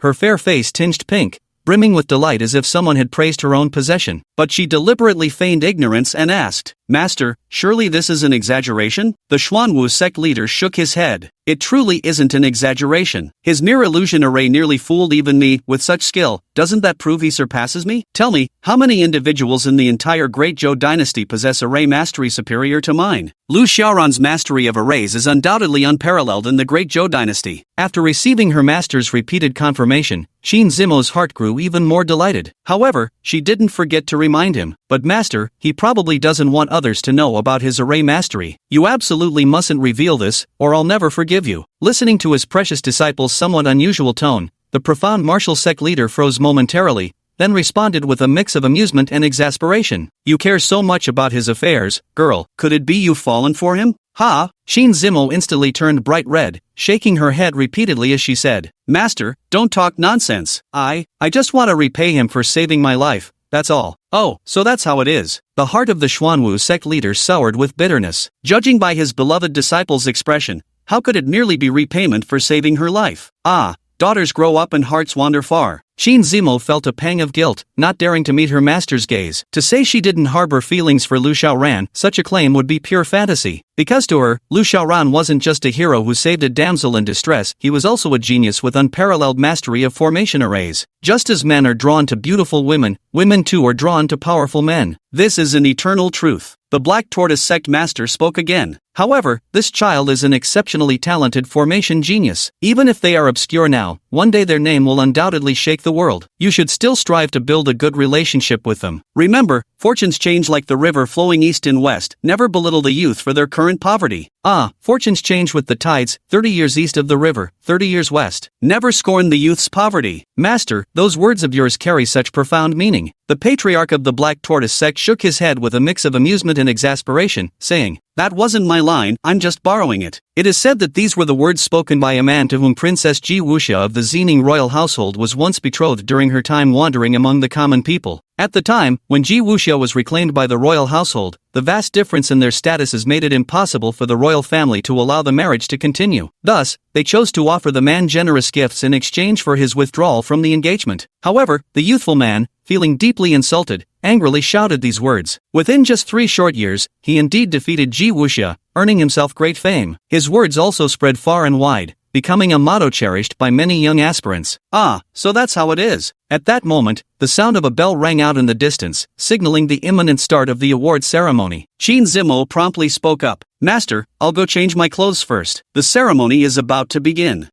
Off you go. Chapter 65, I Demand Courtship. Watching his beloved disciple depart, the Black Tortoise Sect Master murmured to himself, "Zimo has grown up now. It's about time we arrange a marriage for her." This Lu Xiaoran is truly remarkable, so young, yet his mastery of formations is already profound beyond my reach. Even more astonishing, he's still young with limitless potential ahead. Who knows what terrifying heights he'll ascend to? If Zimo could marry him, it would hardly disgrace our family. However, this boy's current status is truly too low. A mere elder of the demonic sect. After much deliberation, he felt a headache coming on and couldn't help but rub his temples. Forget it. I'd better handle this award ceremony first. The competition grounds were already filled with a large number of cultivators. Although everyone already knew the final results and had seen the rankings, they were still filled with anticipation for the upcoming award ceremony. Among the crowd, the hum of various discussions never ceased. Countless gazes and whispers centered on that solitary figure standing proudly in the square, hands clasped behind his back, eyes serenely closed in meditation. Xiao Bei will undoubtedly make a name for himself throughout the world this time. Absolutely, 20 matches, first place in every single one, dominating the competition with absolute superiority to claim the championship. Truly formidable.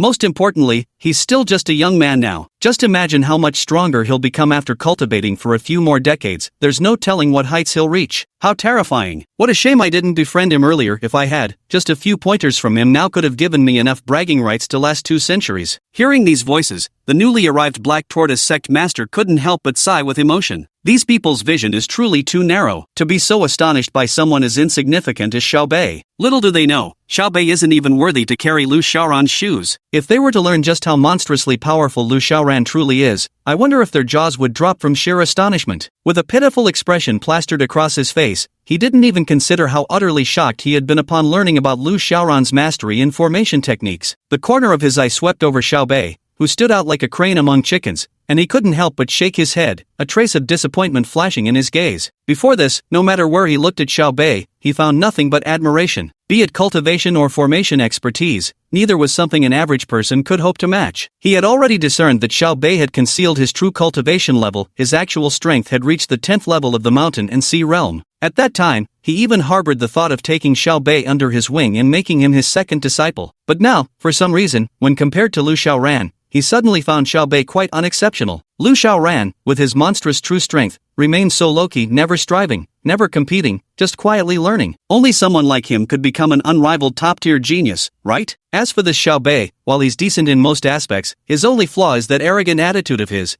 as if he couldn't be bothered to acknowledge the entire world. At times, even their gazes lacked any trace of respect. If not for my appreciation of talent and my special status as the sect master of the profound martial true sect, one of the top figures among renowned orthodox sects, I truly feel like giving them a couple of hard slaps. Right then, someone in the crowd suddenly gasped in surprise. Look, it's Qin Zimo, the holy maiden of the profound martial true sect. Those words sent everyone's eyes darting toward Qin Zimo in unison. Beautiful. breathtaking beauty. In the martial world, every woman possesses fair, flawless skin. Blemishes like acne or dark spots are rare since toxins are expelled through cultivation. Truly, their complexions are like congealed jade, their features celestial. Yet there exist certain peerless beauties who instantly captivate all eyes when they appear. It's like comparing a group of influencers, pretty at a glance, to an heiress from high society. The moment they stand together, the former are utterly eclipsed. The main difference lies in that distinctive aura. Unique, one in a million, an overwhelming presence that dwarfs all mortals. The moment Qin Zimo emerged, Xiaobei also opened his eyes. No piercing gaze, just a gentle radiance. There was nostalgia, admiration, guilt, devotion, and a hint of possessiveness. He took a deep breath, his voice choked with emotion as he spoke slowly. Master, after 3,000 years,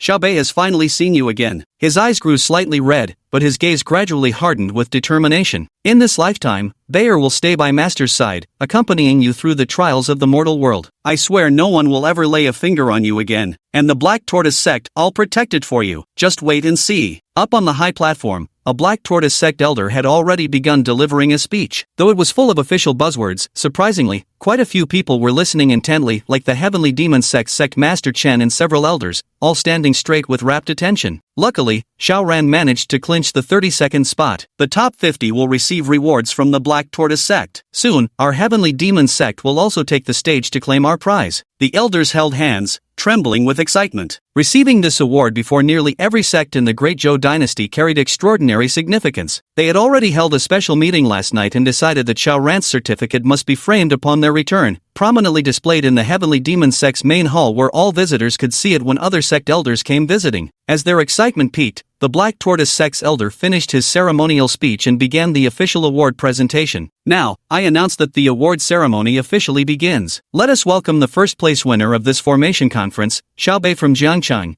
to come on stage and receive his award. Xiaobei clenched his fist, exhaled deeply, and strode up onto the high platform. The patriarch of the Black Tortoise sect personally stepped forward to congratulate him. Xiaobei, congratulations on winning first place in this formation conference. Our Black Tortoise True Sect rewards you with a Supreme Grade Celestial Formation Technique, a Supreme Grade Celestial Cultivation Method, and a Supreme Grade Celestial Weapon. Hiss! Hearing the rewards announced by the profound Turtle Sect leader, everyone felt their scalps tingle. The rewards were simply too lavish, enough to make one's eyes turn green with envy and mouth water uncontrollably. Yet Xiaobei's expression remained utterly indifferent, completely unfazed. Having once been an emperor, how could he possibly care about such trifles? The Xuanwu sect master raised an eyebrow slightly when he saw no response from him. Xiaobei, why aren't you speaking? Could it be that you look down on these offerings? Xiaobei shook his head. Not at all. Actually, I didn't come here for these rewards, I have another matter entirely. Oh, what is it? Xiaobei glanced at Qin Zimo with a tender smile and said, I've come to propose marriage. I wish to ask the Mystic Tortoise sect to bestow upon me the hand of their holy maiden, Qin Zimo. Chapter 66, Xiaobei's Frustration. What? When Xiaobei uttered these words, it instantly caused an uproar throughout the entire venue. Xiaobei actually wants to marry the holy maiden of the Xuanwu True sect? Is this real or fake? No wonder he's been working so hard,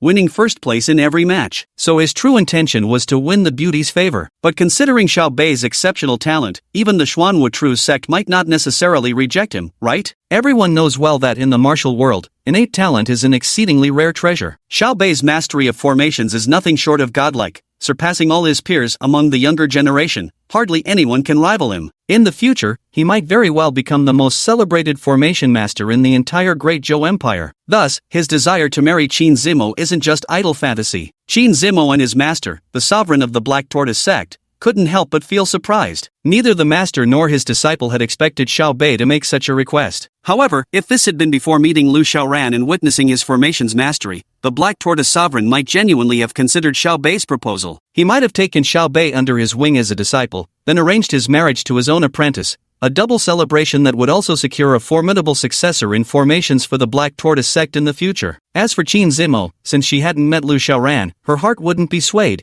and she wouldn't fall for any other man. If her master told her to marry, she would obediently comply. After all, one follows parental orders and matchmakers' arrangements. But now, forget about Qin Zimo, even the Xuanwu sect leader somewhat looked down on Xiaobei. How could he possibly let his treasured disciple marry him? Therefore, after taking a deep breath, the Xuanwu sect leader said solemnly, Zimo is still young and wholly devoted to martial arts and array cultivation, so she has no intention of marrying for now. Therefore, I must decline your request at this time. At this moment, Xiao Bei and everyone present couldn't help but be taken aback. No one had expected the Xuanwu sect leader to reject Xiao Bei's proposal. After all, a genius like Xiao Bei was an extremely rare opportunity, one that wouldn't come again if missed. Xiao Bei fell silent for a moment before making his request once more. I genuinely wish to marry Saintess Zmo, and I beg the sect leader to grant me this opportunity. I am willing to join the mystic martial sect. But unfortunately, the answer he received was still a refusal. You want to join the Black Tortoise Sacred Sect? That's no problem. Your mastery of formation techniques is exceptional. I can grant you this opportunity. I can even allow you to choose one of the elders as your master. But regarding marrying Zmo, my answer remains the same.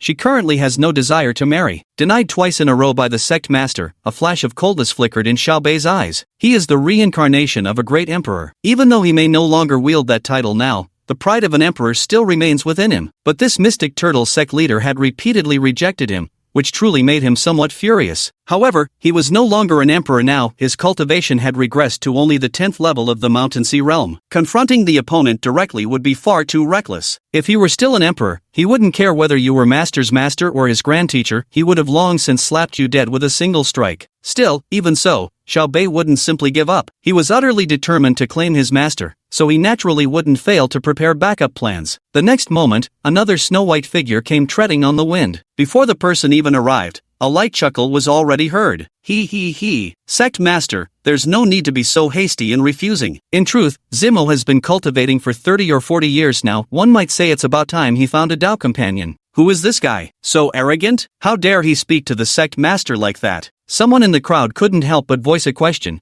only for another to immediately tug at their sleeve the next moment. Don't interrupt. This is the great elder of the Xuanwu True sect, a truly formidable figure. Aghast, who would have thought that Xiao Bei would have the great elder himself intervene to arrange his marriage? It seems Xiao Bei is destined to claim the beauty's hand after all. Amidst the murmuring crowd, the great elder ascended to the high platform. The lord of the Black Tortoise sect narrowed his eyes slightly. Elder Grandmaster? What do you mean by these words? The elder Grandmaster smiled faintly. Sect Master, I have already prepared to take Xiao Bei as my disciple. Xiao Bei's mastery of formations, as you well know, if he could join forces with Zmo, would undoubtedly elevate our Black Tortoise True sect to glorious heights in the future. Moreover, not only does their union as partners not affect Zmo's cultivation in the slightest within the sect. What do you think of that? Sect Master Xuanwu studied him closely, trying desperately to discern from this old fox's eyes why he was speaking up for Xiao Bei. Alas, it proved difficult. He couldn't fathom what abilities Xiao Bei possessed, or what bewitching potion he'd fed this cunning old fox, but he would absolutely not agree to sacrifice his disciple's happiness just like that. I believe I've made myself quite clear. Zmo needs cultivation now, not marriage. With this outright refusal yet again,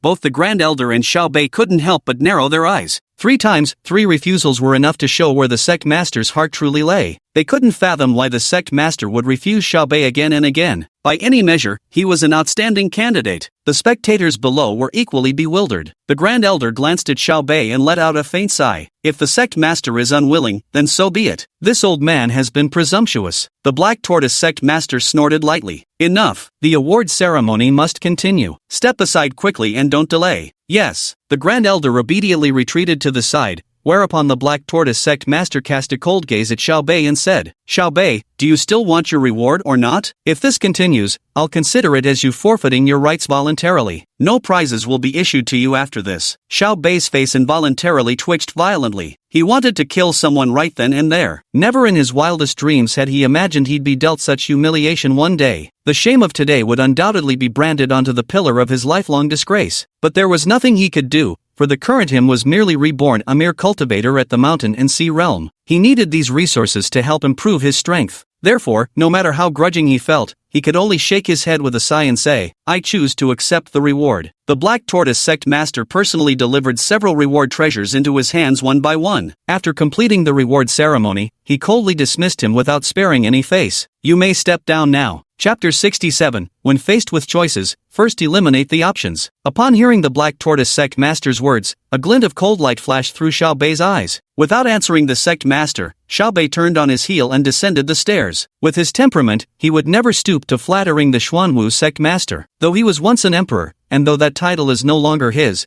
dignity remains intact. The Xuanwu sect master watched his retreating figure and couldn't help but shake his head. For an arrogant, self-important man like him, refusing to marry his disciple to such a person was truly the right decision. If she had been wedded to him, who knows how terribly he might have mistreated her in the future. The awards ceremony continued afterward, with Xiao Bei walking off to a secluded corner unnoticed. The elder took a quick glance around and, seeing that no one was paying attention, quietly followed and stood behind Xiao Bei. "What's going on?" Xiao Bei asked coldly, his tone dripping with condescension. The great elder raised an eyebrow slightly but still responded, "I don't know myself. By all logic, when you proposed marriage, the sect master should have immediately agreed. Your achievements in array formations are beyond question, he had no reason to refuse. I never expected things to reach the point where even I had to step in, and to think that even my intervention couldn't sway his decision. It seems some unforeseen complication has arisen to cause this situation." The great elder sighed and said, "For now, there's nothing more we can do about this matter. As you've seen, our sect master is already showing signs of displeasure. Though I usually command some respect, if it truly comes to a confrontation, I would still be at a disadvantage. Indeed, this is how it must be. It seems I'll have to implement the second contingency plan." "Oh, what plan do you mean?" "I'll go out to train for a year. Within this year, I aim to elevate my cultivation to at least the return to Void Realm. When the time comes, I'll propose again. During this year, you should also strive to cultivate harder and surpass him in strength. That way, you can help me build momentum." "Wait a minute,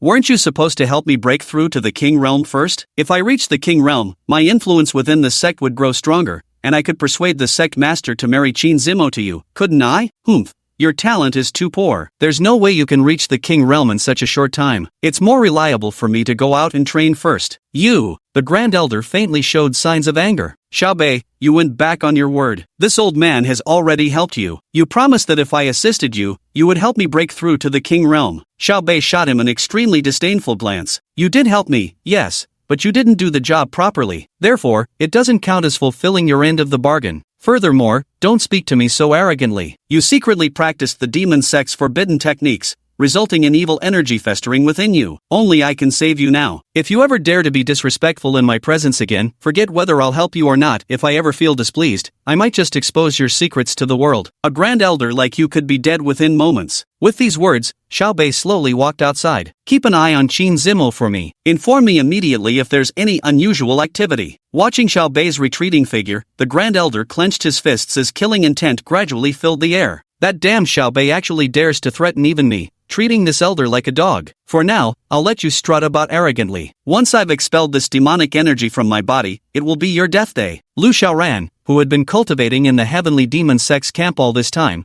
was completely unaware of the events unfolding outside. Now, his cultivation had already broken through to the 8th level of the Canli realm. Due to his rapid progress, he was filled with motivation every day, relentlessly striving to cultivate further. With his disciples joining him in cultivation, they could all visibly perceive slight increases in their cultivation levels with each passing moment. However, just as he was immersed in meditation, a sudden voice emerged outside the tent. "Is this the demon sect's camp? Is anyone inside?" Lu Xiaoran slowly opened his eyes, ceasing his cultivation, then stepped outside the tent to find a female disciple from the mysterious martial true sect standing before him. "Who are you?" She smiled softly and said, "Hello, may I ask if you are Lu Xiaoran, practitioner Lu?" Lu Xiaoran nodded. The other party immediately pulled out an envelope from inside his shirt and handed it to him. It carried a rich, milky fragrance. "Someone asked me to pass this to you. They hope you'll take a look." "Who asked you to deliver this to me?" The other party smirked mysteriously. "That, I cannot say. If you want to know, you'll have to open the envelope yourself." Lu Xiaoran remained silent for a moment before wrapping his hand in spiritual energy and accepting the envelope. On one hand, he was worried that the other party might have laced the envelope with poison, and on the other, he detested where they had placed it. Seriously, just passing a letter could easily be done by slipping it into a sleeve. Why on earth did it have to be placed there of all places? How utterly revolting. As he took the envelope, the other person immediately turned and left. Lu Xiaoran didn't even bother to open it. Instead, he swept his divine sense over it with just a glance. "At the summit of North City Mountain, I'll be waiting, no matter how long it takes." Upon seeing these 10 words, Lu Xiaoran couldn't help but fall into deep contemplation. Who would ask me to go to the North City Mountain peak? I don't even have any acquaintances in this sect. Could it be an ambush? No, that can't be right. This is Xin Yuanjin sect territory. Who would dare cause trouble here? But then, who could this person be? Friend or foe? Man or woman? After much deliberation, Lu Xiaoran realized he couldn't come up with a solution no matter how hard he thought. Instead, he only succeeded in giving himself a pounding headache. Therefore, after staring at the letter in his hand for a few seconds, Lu Xiaoran directly summoned a flame and burned the envelope to ashes. When you don't know how to make a choice, the best course of action is to eliminate the choice entirely. Now that the letter was gone, it meant he no longer needed to dwell on the matters mentioned within it. I'm such an ordinary little genius, aren't I? Lu Xiaoran chuckled to himself with satisfaction, then turned and stepped into the tent to continue his meditation training. At the same moment, the female disciple from the Black Tortoise sect, after delivering the letter, immediately returned to the summit of Northern Peak Mountain to report back to her sect. The Holy Maiden, the letter has been delivered into Lu Xiaoran's hands. By now, he must have seen its contents and is rushing over here. A faint smile played at the corners of Qin Zimo's lips. Understood. You may leave. From now on, no one is to set foot on North Peak without my orders. Yes. Chapter 68. Sect Master, perhaps you should abdicate. Only after his subordinate had withdrawn did Qin Zimo cradle his face in his hands, sitting on the grassy slope while gazing vacantly at the moon. At this moment, she resembled a fool, inexplicably bursting into laughter and blushing for no apparent reason. She was indeed the holy maiden of the mysterious martial sect, yet never before had she experienced such feelings toward any man. And once these feelings arose, without even realizing it herself, her intelligence gradually began to decline. He still doesn't know my true identity. I wonder how surprised he'd be if he saw me here. I wonder what color he likes. I'm wearing a white dress today, what if he doesn't like white? How should I greet him when we meet? Should I say hi, nice to meet you, I'm Qin Zimo, or maybe we meet again, I'm Qin Zimo? The first one seems too old-fashioned, while the second feels too frivolous. After all, we haven't actually exchanged a single word yet. Qin Zimo furrowed her willow-leaf brows, sinking into deep contemplation. As the moonlight shifted across the sky, time ticked away moment by moment. Soon, an hour had passed. Why hasn't he come yet? Is he busy with something? Must be. I'll wait a bit longer. Soon, another hour had passed. He still hasn't arrived. He must be really busy today, especially since it's the day the Array Formation Conference ended. Another hour passed, and Qin Zimo was beginning to feel suspicious. Could it be that he doesn't want to come? Whatever, there's still time. I'll wait for another hour. You'd better show up soon and do the right thing by appearing before me. Lu Xiaoran,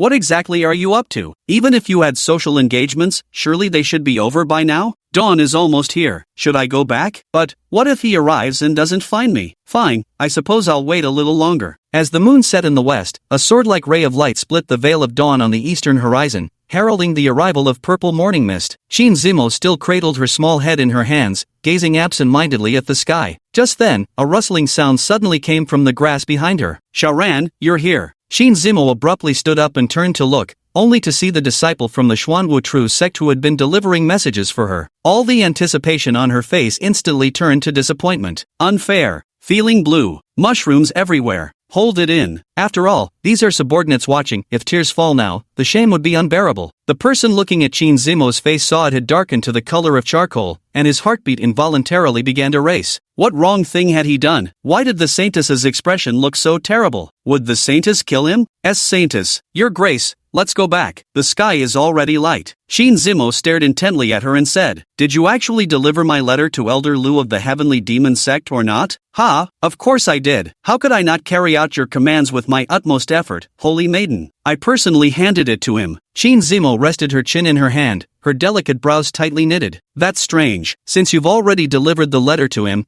there's no reason for him not to come. Never mind, I'll go check in person. With this thought, Qin Zimo lightly tapped her feet, and her body instantly soared rapidly down the mountain. Soon, she arrived at the Heavenly Demon sect's camp. By this time, many people in the camp had already packed up their tents and boarded flying boats, rushing back to their sects overnight. Since the Heavenly Demon sect had achieved relatively good results this time, they weren't in such a hurry to dismantle their tents. After all, this was the first time in many years that the Heavenly Demon sect had achieved such an impressive 32nd place in such a nationwide grand event. When Qin Zimo arrived, Elder Tai was outside, carefully wiping the Heavenly Demon sect sign with his sleeve. Greetings, Elder. Hello. Elder Tai returned the greeting with delight, casually glancing behind him as he did so. That glance shouldn't have mattered, but the sight instantly gave him an enormous fright.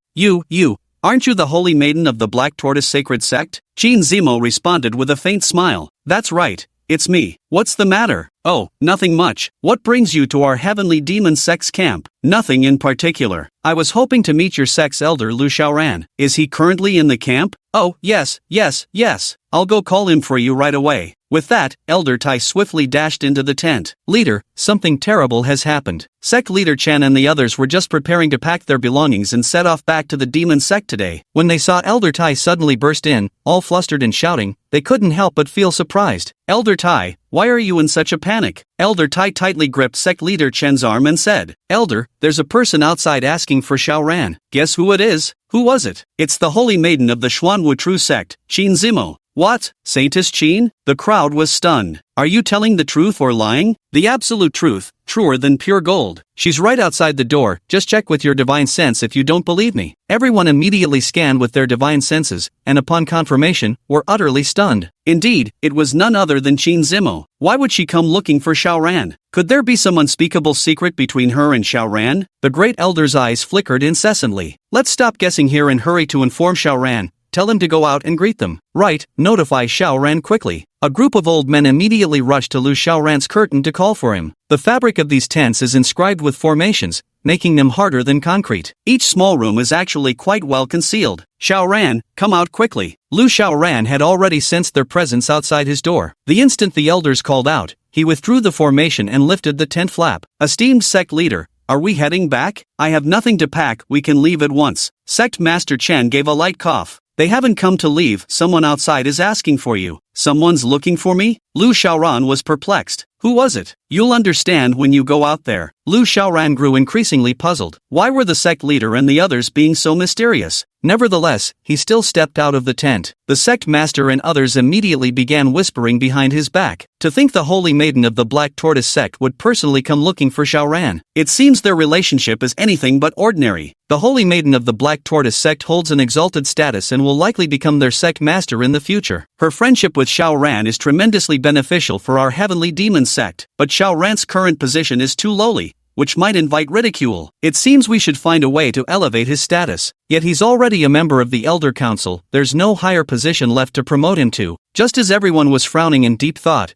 the Grand Elder seemed to have an idea. He took a deep breath and said with determination in his eyes, "Sect Master, this old man has an unreasonable request to make." "Oh, Grand Elder, please speak your mind." "Sect Master, how about you abdicate your position?" Chapter 69, So you're trying to hit on me? Sect Leader Chen fell silent for a moment before speaking. "Elder, are you suggesting that Xiaoran should become the next leader of our heavenly demon sect?" "Precisely, that's exactly what I mean." The elder nodded slightly, then analyzed for him. "Although Xiaoran's cultivation isn't outstanding, that's simply because he's young. Moreover, his prowess in array formations is something we've all witnessed. Add to that his current friendship with the Holy Maiden of the Xuanwu True Sect, with such connections, making him our sect master wouldn't disgrace our heavenly demon sect in the slightest. As for you, sect leader, why not assume the role of an elder supreme and focus solely on cultivation?" The sect master's eyes revealed a trace of struggle within. "But I'm barely over 100 years old, still in my prime, should I really retire now?" "That's not the main concern. What pains me is thinking how unfortunate it would be if Xiaoran couldn't pursue a deeper relationship with the Holy Maiden of Mystic Tortoise sect simply because of his status." The sect master's expression changed abruptly upon hearing this, immediately adopting a solemn tone. "After I return, I'll officially resign from my position and have Xiaoran ascend as the next master of our heavenly demon sect." Just kidding, if Xiaoran could take things a step further with the Holy Maiden of the Xuanwu True Sect,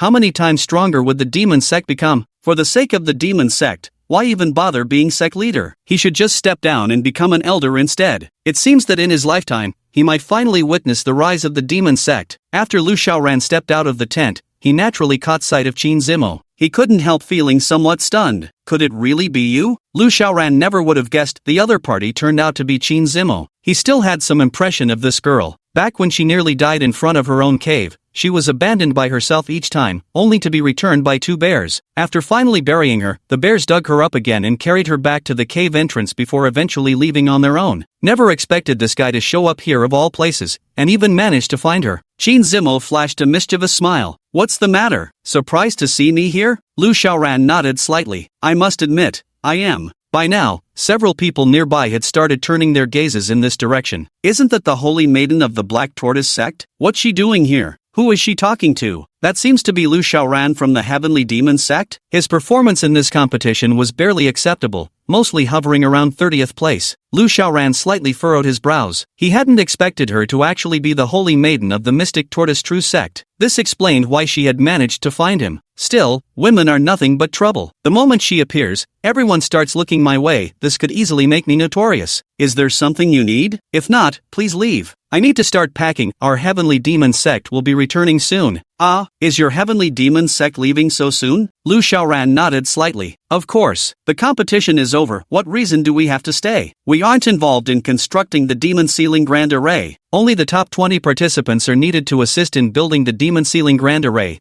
Though the real work falls to the elders of the Black Tortoise True Sect, they are the true backbone of the effort. However, solely entrusting the Xuanwu True Sect to construct the formation would be extremely perilous. If the demon sect were to manipulate one of the Xuanwu True Sect's elders, they could potentially dismantle the formation and release the demon sovereign. Therefore, elite formation masters must be gathered from other sects to jointly set up the formation, like adding an extra layer of password protection. Even though Xiao Bei, who ranked first, has already left the Xuanwu True Sect, there's no way Lu Xiaoran could participate, considering he's merely the 32nd ranked disciple. Xin Zimo felt a sudden pang of unease. For some reason, as Lu Xiaoran prepared to leave, an inexplicable sense of loss welled up in her heart. After glancing at Lu Xiaoran, she bit her lip and said, "Elder Lu, could I have a moment alone with you? Is that really necessary? We're not that familiar, and it's just the two of us here. It won't be long. Just a brief moment." Xin Zimo's pleading tone faintly alerted Lu Xiaoran that something was amiss, but at that moment, he couldn't fathom what ridiculous whim had possessed Xin Zimo. However, with the increasing number of prying eyes around them, Lu Xiaoran grew genuinely concerned these onlookers might start spreading outrageous gossip and tarnish his spotless reputation. Reluctantly, he nodded in agreement. "All right then. Just for a little while. I still need to come back and pack my things later." With those words, Lu Xiaoran lightly tapped his feet, instantly propelling himself into the air as he swiftly departed, flying toward a mountain peak of the Black Tortoise True Sect. Xin Zimo was delighted and hurried after him. The two soon arrived atop a nearby mountain range. "Whatever you have to say, speak quickly. I don't have much time to spare." Lu Xiaoran got straight to the point. Xin Zimo took a deep breath, then cupped his hands respectfully toward him and said, "Zimo is deeply grateful to Elder Lu for saving me previously and for never abandoning me, taking care of me for an entire month." "Ha?" Lu Xiaoran froze, his mind flooded with question marks. When did he save her? And when did he stay by her side without fail, tending to her for a whole month? Suddenly, a flash of insight struck Lu Xiaoran's mind, as if he had finally understood something. Xin Zimo had been unconscious all this time. She had no idea what had happened during that month, nor even that he had buried her. In the end, she might have regained consciousness just as he was leaving, leading to a misunderstanding where she mistook him for saving her and caring for her for an entire month. No wonder, he thought, this girl had inexplicably sought him out. It was nothing really, just a small gesture on my part. Lu Xiaoran shamelessly accepted this life-saving credit, thinking it wouldn't hurt if the other party showered him with gratitude, perhaps even gifting him millions of spirit stones would be nice. Hearing his admission, Xin Zimo was even more moved. "How can you call it just a small gesture? You saved my life. I've wanted to express my gratitude all this time." Lu Xiaoran's heart was filled with disdain. "If you're truly grateful, put your money where your mouth is. All this blabbering, so much nonsense, how much is gratitude really worth?" After a brief moment, she finally suppressed her inner excitement and spoke again. "Elder Lu, why didn't you go to the North City Mountain Peak last night? So that letter yesterday was from you, after all." Xin Zimo nodded repeatedly. "I've been waiting for you all night at the peak of North City Mountain." Looking at her slightly shy yet somewhat aggrieved little expression, Lu Xiaoran's face couldn't help but twitch violently. He wasn't an idiot. If someone seeing this expression still couldn't tell Xin Zimo was trying to hit on him, they might as well find a block of tofu to smash themselves to death with. He couldn't help but slap his own forehead in exasperation. From start to finish, he hadn't intended to save her even once, yet she'd somehow managed to misunderstand and fall for him. The plot twists fate arranged were truly melodramatic. Chapter 70, with your level of cultivation, you want to chase after a man? Something's wrong. Lu Xiaoran suddenly felt that something was amiss. Last night, he seemed to have overheard the sect master and others discussing outside about how Xiao Bei's marriage proposal to the holy maiden of the Xuanwu True Sect had been rejected. Didn't that mean Xin Zimo was Xiao Bei's master in his previous life, the one who helped him cultivate to the great emperor realm? His rebirth was also for the sake of finding her. Now, due to an unexpected twist, Xin Zimo mistakenly believed that he had saved her, which was why she rejected Xiao Bei's proposal under such circumstances. Huff! Lu Xiaoran's breathing suddenly became somewhat rapid. He felt as though he had unwittingly disrupted the plans of a destined son of fortune. If not for him, Xiao Bei would have had a great chance of successfully proposing. Did this mean that Xiao Bei's fortune had already been broken by him? At this point, Xiao Bei must have already left the Mystic Tortoise sect. The demonic faction would surely come after him with so many formidable experts. Even if they couldn't kill him, they could definitely inflict some minor injuries. At this moment, as long as he formulated a plan carefully, it would be the perfect opportunity to eliminate Xiao Bei. Wang Cai's mission clearly stated that by slaying Xiao Bei and absorbing his fortune, there would be a grand loot explosion. Who knows how many treasures would drop? Elder Lu, what's wrong with you? It's nothing, just some personal matters on my mind. By the way, do you have anything else? If not, I should return now. I've already accepted your gratitude. Seeing Lu Xiaoran about to leave, Qin Zimo couldn't help feeling anxious and quickly stopped him, saying, Elder Lu, wait a moment. What exactly do you want to say? Could you hurry up? Lu Xiaoran was already growing impatient. Qin Zimo couldn't help but feel a twinge of resentment. How many men wished for the chance to speak with her yet never got the opportunity? So how come, when it came to Lu Xiaoran, she suddenly became worthless in his eyes? Yet she also knew that once Lu Xiaoran walked away, she might never get another chance to confess her feelings. So, she took a deep breath, her expression solemn, and said, Elder Lu, to be honest, the reason I sought you out today goes beyond just expressing my gratitude. There's another matter. Ever since learning how you rescued me from dire straits, cared for me diligently without ever abandoning me, then concealed your merits and sought no reward afterward, your virtue has deeply impressed Zimo. As the saying goes, a drop of kindness should be repaid with a gushing spring. From this moment on, Zimo's life belongs to Elder Lu. Lu Xiaoran was utterly speechless. Was this girl trying to stick to him like glue? Meet every contingency with a countermove. Surely you're not thinking of becoming my maidservant? That won't do. You're the holy maiden of the mysterious martial sect. You're used to being cared for, not caring for others. I don't want that. Qin Zimo's face twitched, and she quickly waved her hands in protest. No.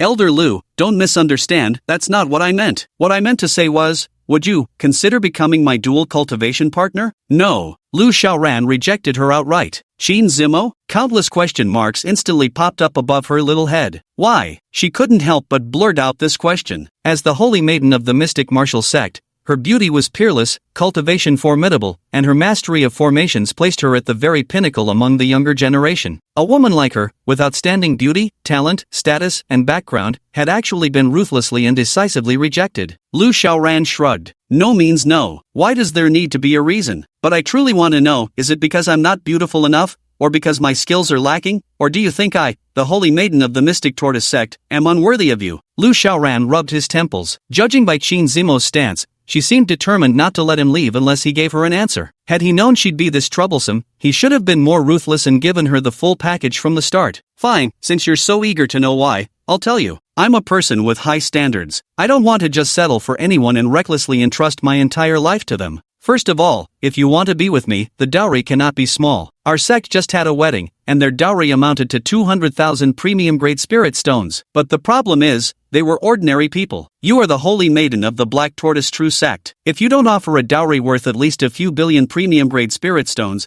where would my dignity be? If you give too little, I can't bear the humiliation. If I ask for too much, you might not even be able to afford it. Secondly, shouldn't we establish our own sect when we marry? You don't actually expect me to live in your Black Tortoise True Sect, do you? Or do you plan to come live at our Heavenly Demon sect? I've made a vow that when I get married, I must have my own sect, and a major sect at that. I don't want some minor sect, let alone a small palace in your Black Tortoise True Sect. In my own sect, I shall reside in the grandest palace. I refuse to let my future children have to address others as young master. My children will be the young masters themselves. And another thing, what's your cultivation level right now? Just Mountain Sea Realm? With such low cultivation, how will you protect me after marriage? What if some empress takes a fancy to me someday and kidnaps me? You wouldn't even have the ability to defend me. Look at you, no cultivation to speak of, can't provide proper dowry, don't even have your own sect. How can I feel secure with you? How could we possibly become dual cultivation partners like this? Qin Zimo's heart turned cold upon hearing these words. With reddened eyes and bitten lips, she said, does not having profound cultivation, not having a lavish dowry, not having my own sect mean I'm unworthy of love? But I truly do love you. Anyone can say they like someone. You say you want to repay me? Then show something substantial. Love isn't something that springs from a mere meeting of lips. Love needs to be nourished with bread. Qin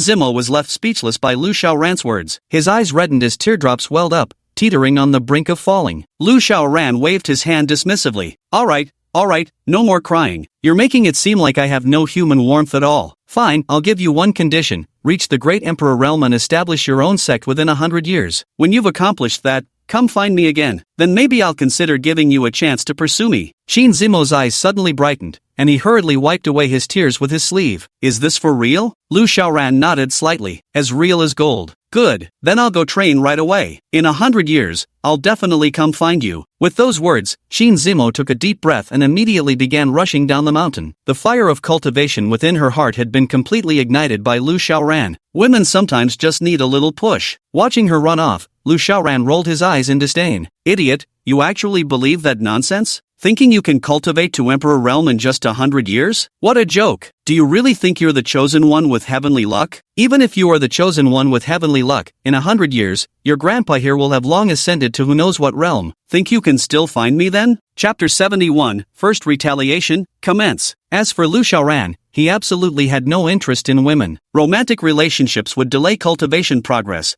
This was the one thing he found utterly intolerable. With his already low cultivation level, lacking any emperor-tier father figures or influential background, if he didn't devote himself wholeheartedly to cultivation but instead chased after relationships, wasn't that the very definition of degeneracy? Moreover, women meant trouble. The more beautiful they were, the more troublesome they became. For someone like Qin Zimo, the holy maiden of the mystic martial true sect, the number of suitors pursuing her outside was beyond counting. If he started dating her today, challengers from the heavenly demon sect would come knocking at his door tomorrow. Most importantly, a woman's mood is like the weather during the dog days of summer. While it may seem scorching hot at times, heaven knows when a sudden storm might strike. If she decides to throw a tantrum at a critical moment during your breakthrough, you might end up chi deviating, suffering a cerebral hemorrhage, and dropping dead on the spot. How is that as fun as cultivation? That said, now isn't the time to dwell on such thoughts. Xiao Bei should already be facing pursuit from the demonic sect by now, right? He should make arrangements quickly to kill Xiao Bei. With this thought, Lu Xiaoran immediately returned to the sect's command tent. Sect leader Chen and the others treated Lu Xiaoran with even more courtesy. Xiaoran, how come you're back so soon? Didn't you stay with the Black Tortoise Holy Maiden a little longer? She went back to cultivate, so I came back for now. Shouldn't we return to the demon sect soon? No hurry. What's the rush? Xiaoran, this is a once-in-a-lifetime opportunity for you. You should make the most of it. Exactly. To gain the favor of the Holy Maiden from the Black Tortoise sect, this is fortune you wouldn't earn in several lifetimes. Lu Xiaoran waved his hand dismissively. Sect Master, stop teasing me. I'm just an elder in the demon sect, while she's the Holy Maiden of the Black Tortoise sect. Our statuses don't match at all. It's simply impossible. Why wouldn't there be? Sect leader Chen's expression turned solemn, and he patted Lu Xiaoran's shoulder with a grave look, saying earnestly, Xiaoran, you can rest assured. Our heavenly demon sect will never hold you back. The entire sect stands united in supporting you. I have already decided to abdicate and step down as an elder, passing the position of sect leader to you. Lu Xiaoran's face twitched. These money-grubbing bastards from the heavenly demon sect were truly willing to bleed dry just to latch onto the coattails of the Xuanwu True sect. They were even willing to hand over the sect leader position to him. It seems the demonic sect can no longer be my refuge. If this continues, my reputation within the sect will only grow more prominent. This contradicts my cautious nature of laying low and developing steadily. After all, I haven't reached the Emperor realm yet. I'm still far from being the strongest in this world. No matter. After dealing with Xiao Bei this time, I'll reconsider my plans, perhaps find a new place to hide, or establish a minor sect to quietly cultivate my strength. At this moment, sect leader Chen took out a storage pouch and placed it in Lu Xiaoran's hand. Xiaoran, you're a man. A man's purse needs to be full so his spine can stay straight. When you go on dates, remember to pay for everything yourself. Don't lose face as a man. Here's 1 million top-grade spirit stones, equivalent to 2 months' expenses for our Tianma sect. I'm giving it all to you now. We'll soon be leaving the Xuanwu True sect, but you must stay. This is both your golden romantic opportunity and a tremendous chance for our Tianma sect. You absolutely cannot give it up. The other elders also clenched their fists and declared in unison, Xiaoran, go for it. You must win the beauty's heart. We're waiting to attend your wedding banquet. Lu Xiaoran. He wanted to say, sect leader, stop dreaming, there's no way I'd chase after women. But in the end, he held those words back. After all, 1 million premium spirit stones were truly no small sum. He accepted the spirit stones, took a deep breath, and said, Master, I promise to bring back 2 for you in the future. Sect Master Chen was overwhelmed with excitement. Gripping Lu Xiaoran's hand tightly, his body trembling uncontrollably. Good, good. I always knew you wouldn't let us down, Shaoran. Keep it up. Absolutely. After exchanging a few brief pleasantries, the demonic sect members finally activated their flying vessel and departed from the mystic tortoise sect. Lu Xiaoran took a deep breath and then retreated to a secluded corner. Activating the void chaos steps, his figure instantly vanished from sight. Chase after Qin Zimo? Joke's on you, Ran Yi never chases women. He needed to return to the demon sect in the shortest time possible to complete his first mission, eliminating a son of fortune. With his cultivation levels improvement,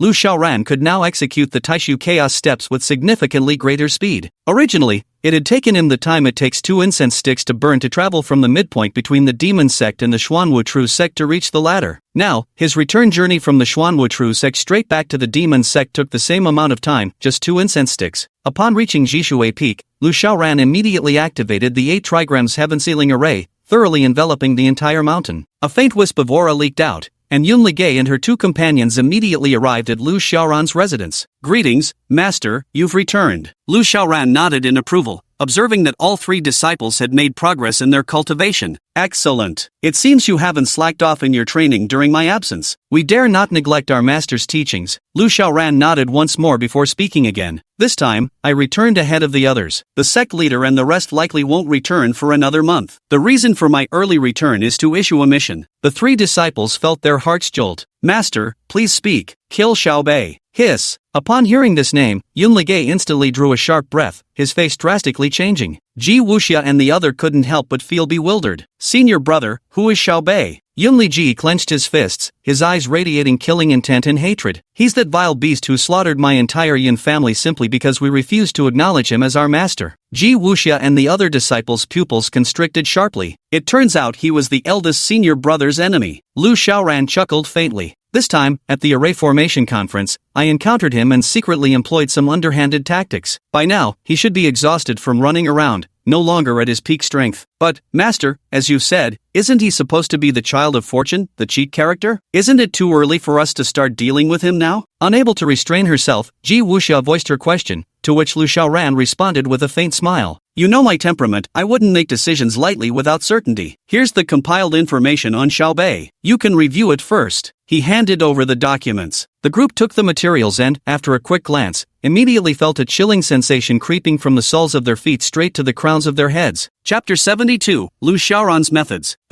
Emperor's Rebirth? The 3 senior and junior disciples couldn't help but tremble from head to toe. An imperial sovereign. That was a legendary existence beyond anything they had dared to imagine. And Xiaobei was actually the legendary emperor reborn. No wonder he had risen from being a young master of a fallen family to such terrifying power in such short time, annihilating the Yun clan instantly. Gulp. Fang Tianyuan swallowed hard. Master, is this the strength of the Child of Destiny? It's way too powerful. Lu Xiaoran nodded and said, passable. His configuration isn't particularly high. Among children of destiny, they're countless earth-shattering ones. A reborn great emperor is actually quite ordinary after all. He merely possesses a great emperor's cultivation memories and experiences, but still has to start from scratch and cultivate step by step. Their faces couldn't help but twitch violently. And you call this not too high of a configuration? What kind of supreme power would that high configuration Child of Fortune possess? Could they start off as a great emperor right from the beginning? After being stunned for a brief moment, the group continued reading downward. Seeing the second item, everyone's faces involuntarily twitched violently again. Conservative estimates indicate Xiaobei possesses at least 3 emperor tier techniques, with a minimum of 2 already confirmed. 3 or more emperor tier techniques? Could this possibly be true? Each of these people only has 1 at most, okay? Yet this Xiaobei casually produces several emperor grade techniques right off the bat. What kind of freakish talent is this? But come to think of it, Xiaobei is, after all, the reincarnation of a great emperor. Him possessing emperor-grade techniques does seem somewhat reasonable. The group continued reading further down. Possessing a divine emperor's weapon. They all instantly froze as if turned to stone. Is this some kind of joke? An emperor's weapon. It's actually an emperor's weapon. That's a legendary existence. Even a current great emperor like our master only possesses 1 imperial weapon, yet this Xiaobei already has 1 as soon as he's revived? Is there no justice left in this world? Little did they know, Lu Xiaoran wasn't actually a great emperor, and he possessed not just 1, but multiple imperial weapons. Otherwise, they'd likely be left with nothing but ecstatic celebration. At this moment, they were all utterly shocked by Xiaobei's profile. The last page was only viewed because they forced themselves to stay alert. Xiaobei's current cultivation level, 10th stage peak perfection of the Mountain Sea realm. Given that he was once an emperor, it is speculated that, without using any emperor-tier weapons, he can fight beyond his current realm, even capable of challenging opponents a full major realm above him, equivalent to the 10th stage peak perfection of the divine refining realm. They were utterly devastated. Master, how can we fight this? We simply can't win. There's no way we can win. Imperial-grade techniques might balance things out, but what about Imperial weapons? Besides, even bare-handed, they can leap a full major realm above their level. At best, with our Imperial-grade techniques, we can only surpass 2 minor realms, and more importantly, their foundational cultivation already surpasses ours. Lu Xiaoran cast a glance at the few of them. Look at the pathetic state of you three, already admitting defeat? Where's your backbone? If you can't even handle the simplest chosen one, how do you plan to take on the others? Frankly, maybe you should all just shave your heads and join the monastery together. No battles, no struggles, certainly no need to face any chosen ones. Ji Wuxia responded with a trace of helplessness. Master, it's not that we're undermining ourselves, the gap is simply too vast. Since he is Senior Brother Yun's sworn enemy, it should be left to Senior Brother Yun to personally wield the blade and finish him. But Senior Brother Yun's current cultivation is merely at the first level of the Mountain Sea realm. At this level, he can't even match the opponent's base cultivation, let alone face them in an all-out battle? In my opinion, only Master could handle this personally and slay Xiaobei. Lu Xiaoran waved his hand dismissively. Of course, I'm fully aware of everything you've said, but rest assured, I never fight battles I'm not confident in winning. Moreover, Li Ji's vengeance should be repaid by his own hand, not mine. First and foremost, Xiaobei would never dare to wield his emperor weapon in public. If the secret of his emperor weapon were exposed, the entire world would likely want him dead. Secondly, since he's from the Xuanwu True sect, he'll likely face relentless pursuit from the demon sect. Under those circumstances, during combat, his cultivation realm wouldn't allow him to leap an entire major boundary anymore. Lastly, I'll help all three of you advance one cultivation realm, completely free of side effects, to ensure you can contend against Xiaobei. All three of them looked at Lu Xiaoran with a mix of belief and doubt. After all, except for the first point, the other two things he mentioned were far too mysterious and unbelievable. It wasn't that they didn't trust their master, striking Xiaobei would undoubtedly be no problem for their master. But merely reading Xiaobei's combat record was enough to make them tremble with fear. So how could they dare face him in battle? Lu Xiaoran shook his head helplessly. You all just lack confidence. With me backing you up, what is there to fear? With that, he took out 3 Emperor's blood pills. Hiss! Sensing the oppressive aura emanating from the Emperor's blood pills, the 3 instantly felt their scalps go numb. Such terrifying pressure. Could mere pills really possess such overwhelming aura? Is this some kind of joke? This is too powerful. These clearly transcend the boundaries of ordinary pills, don't they? Lu Xiaoran nodded, spreading open his palms and releasing the suppression of his cultivation technique. The 3 pills instantly seemed to come to life, darting and fluttering wildly around the room. My god, these pills, they can actually fly? Yun Ligei and Fong Tianyuan were both dumbfounded. Meanwhile, Ji Wuxia trembled inwardly, as if suddenly remembering something, and immediately let out a sharp cry. It's the Emperor Elixir. This is the Emperor Elixir. What? The Emperor Elixir? Hearing Ji Wuxia's words, Yun Ligei and the other were so shocked they cried out simultaneously, nearly jumping out of their skins in astonishment. Master, is this really the Emperor Elixir? Yun Ligei's face was filled with disbelief as he asked. After all, the Emperor pill was simply too rare, so rare that one could say it was even more scarce than Emperor weapons,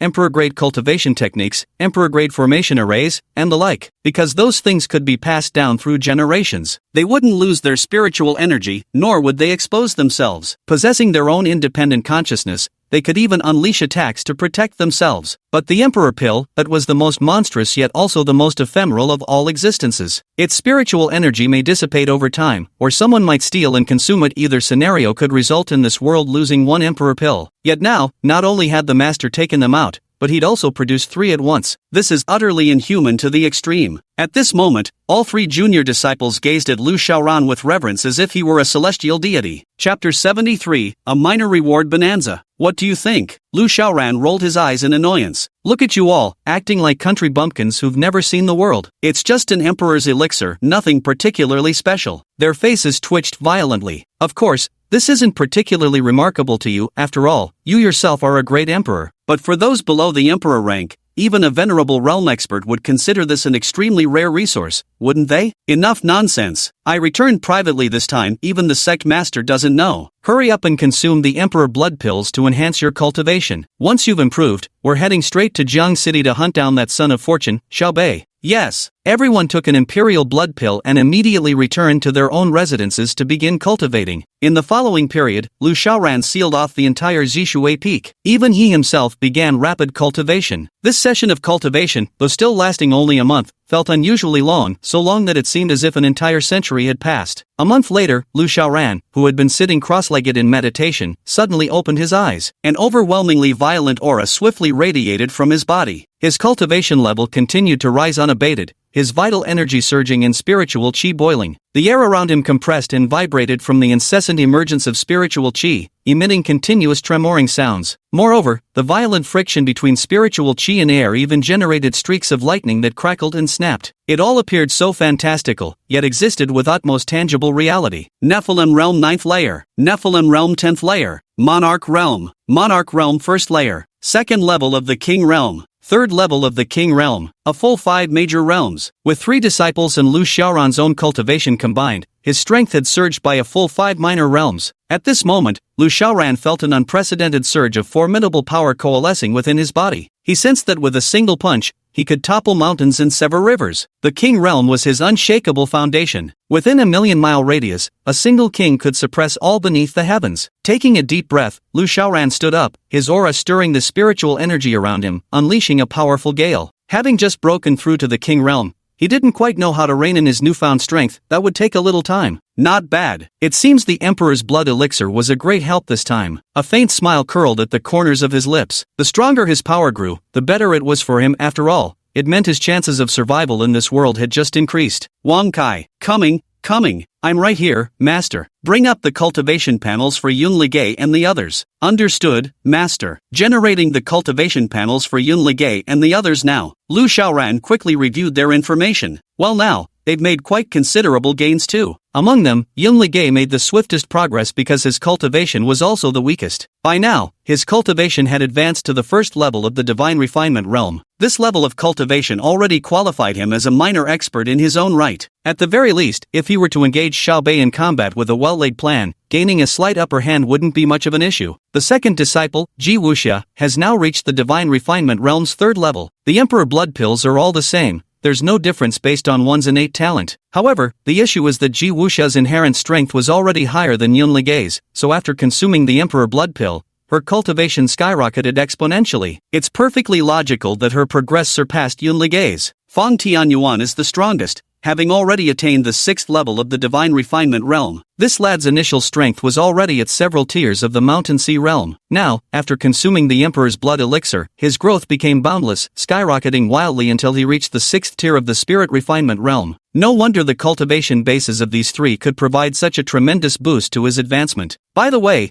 there should be quite a few more gift packs. I'll go open them first. Lu Xiaoran collected each gift pack one by one. There were 3 major ones and dozens of smaller ones. As always, let's start with opening the small gift package. Saint Grade Mid-Tier Glazed Sword X1. Saint Grade High-Tier Meteor Chasing Moon Formation X1. Saint Grade Mid-Tier Auspicious Cloud Treasure Armor X1. Saint Rank Top Grade Phoenix Feather Armor X1. Most of them are Saint Rank treasures. There were also several pieces of armor inside, far superior to defensive formations. The defensive formation Lu Xiaoran set up could likely only withstand attacks below the Canli realm, and it wasn't permanent either. If the attacks were too numerous or too powerful, the formation might even be shattered instantly. But Saint Rank armor is different. To break Saint Rank armor, you'd basically need an Emperor rank attack. Moreover, Saint Grade armor possesses self-repairing capabilities and the ability to autonomously absorb spiritual energy. Not only does it defend against damage, but it also enhances the speed of absorbing spiritual energy, providing combat assistance. It's countless times better than defensive formations. Excellent, this small gift pack has turned out perfectly. Next came the 3 grand gift packages. Lu Xiaoran rubbed his hands together excitedly. May the heavens bless me, let my luck go wild once more. Then he clicked open the first grand gift package. Imperial Grade Top Tier Cultivation Technique, Omnidirectional Infinity X1. Omnidirectional Infinity? What kind of thing is this? Lu Xiaoran summoned the description. Omnidirectional Infinity, an Imperial Grade Top Tier Cultivation Technique, belongs to the exploration type spiritual arts, allows the user to spread their divine consciousness omnidirectionally, enabling detection of even those concealed within small dimensional pockets across other realms. None can evade the probing of omnidirectional infinity. The 10 directions infinity expands its range along with the cultivator's advancement. This is freaking awesome. To think it's actually an exploration type technique, and with a full 360-degree, no blind spot coverage that even targets concealed within small spaces can't evade. This is utterly brilliant. Lu Xiaoran was thoroughly pleased. Without pause, he proceeded to open the second grand gift package. Supreme Emperor Grade Cultivation Technique, True Intent Unraveled X1. Another rather peculiar name. Lu Xiaoran then clicked to check its attributes. True meaning unraveled, an Imperial Grade Supreme Technique, a supplementary cultivation method. When applied to attacks, it produces the unraveled effect. Its potency increases with the cultivator's cultivation level. At a certain threshold of strength, it can bypass an opponent's defenses entirely, dealing damage directly to both body and soul. Damn, that's insane. Although Wang Kai gave him only support-type techniques, when combined together, they were on another level of overpowered. Lu Xiaoran felt that once he attained mastery, even if he never lifted a finger himself, just by assisting any other great master, they could sweep across the entire world. Of course, he could also utilize his disciples' offensive techniques himself, so he'd never need to assist anyone. He only needed to assist himself. Now, there's only one big gift package left. Chapter 74, Assigning Tasks. Lu Xiaoran smacked his lips and opened the last big gift package. Supreme Emperor Weapon, Rivers and Mountains Imperial Atlas X1. Emperor Weapon. A gleam lit up Lu Xiaoran's eyes. Currently, he possessed far too many Emperor-tier cultivation techniques. As for such techniques, he no longer needed them, at least not in the short term. But Emperor weapons were different. They were exceedingly rare treasures among treasures. Every Emperor's armament possesses its own exceedingly unique function. Each one is an unparalleled, supremely rare weapon among thousands. However, the moment Lu Xiaoran clicked open the blueprint for the Rivers and Mountains Society diagram,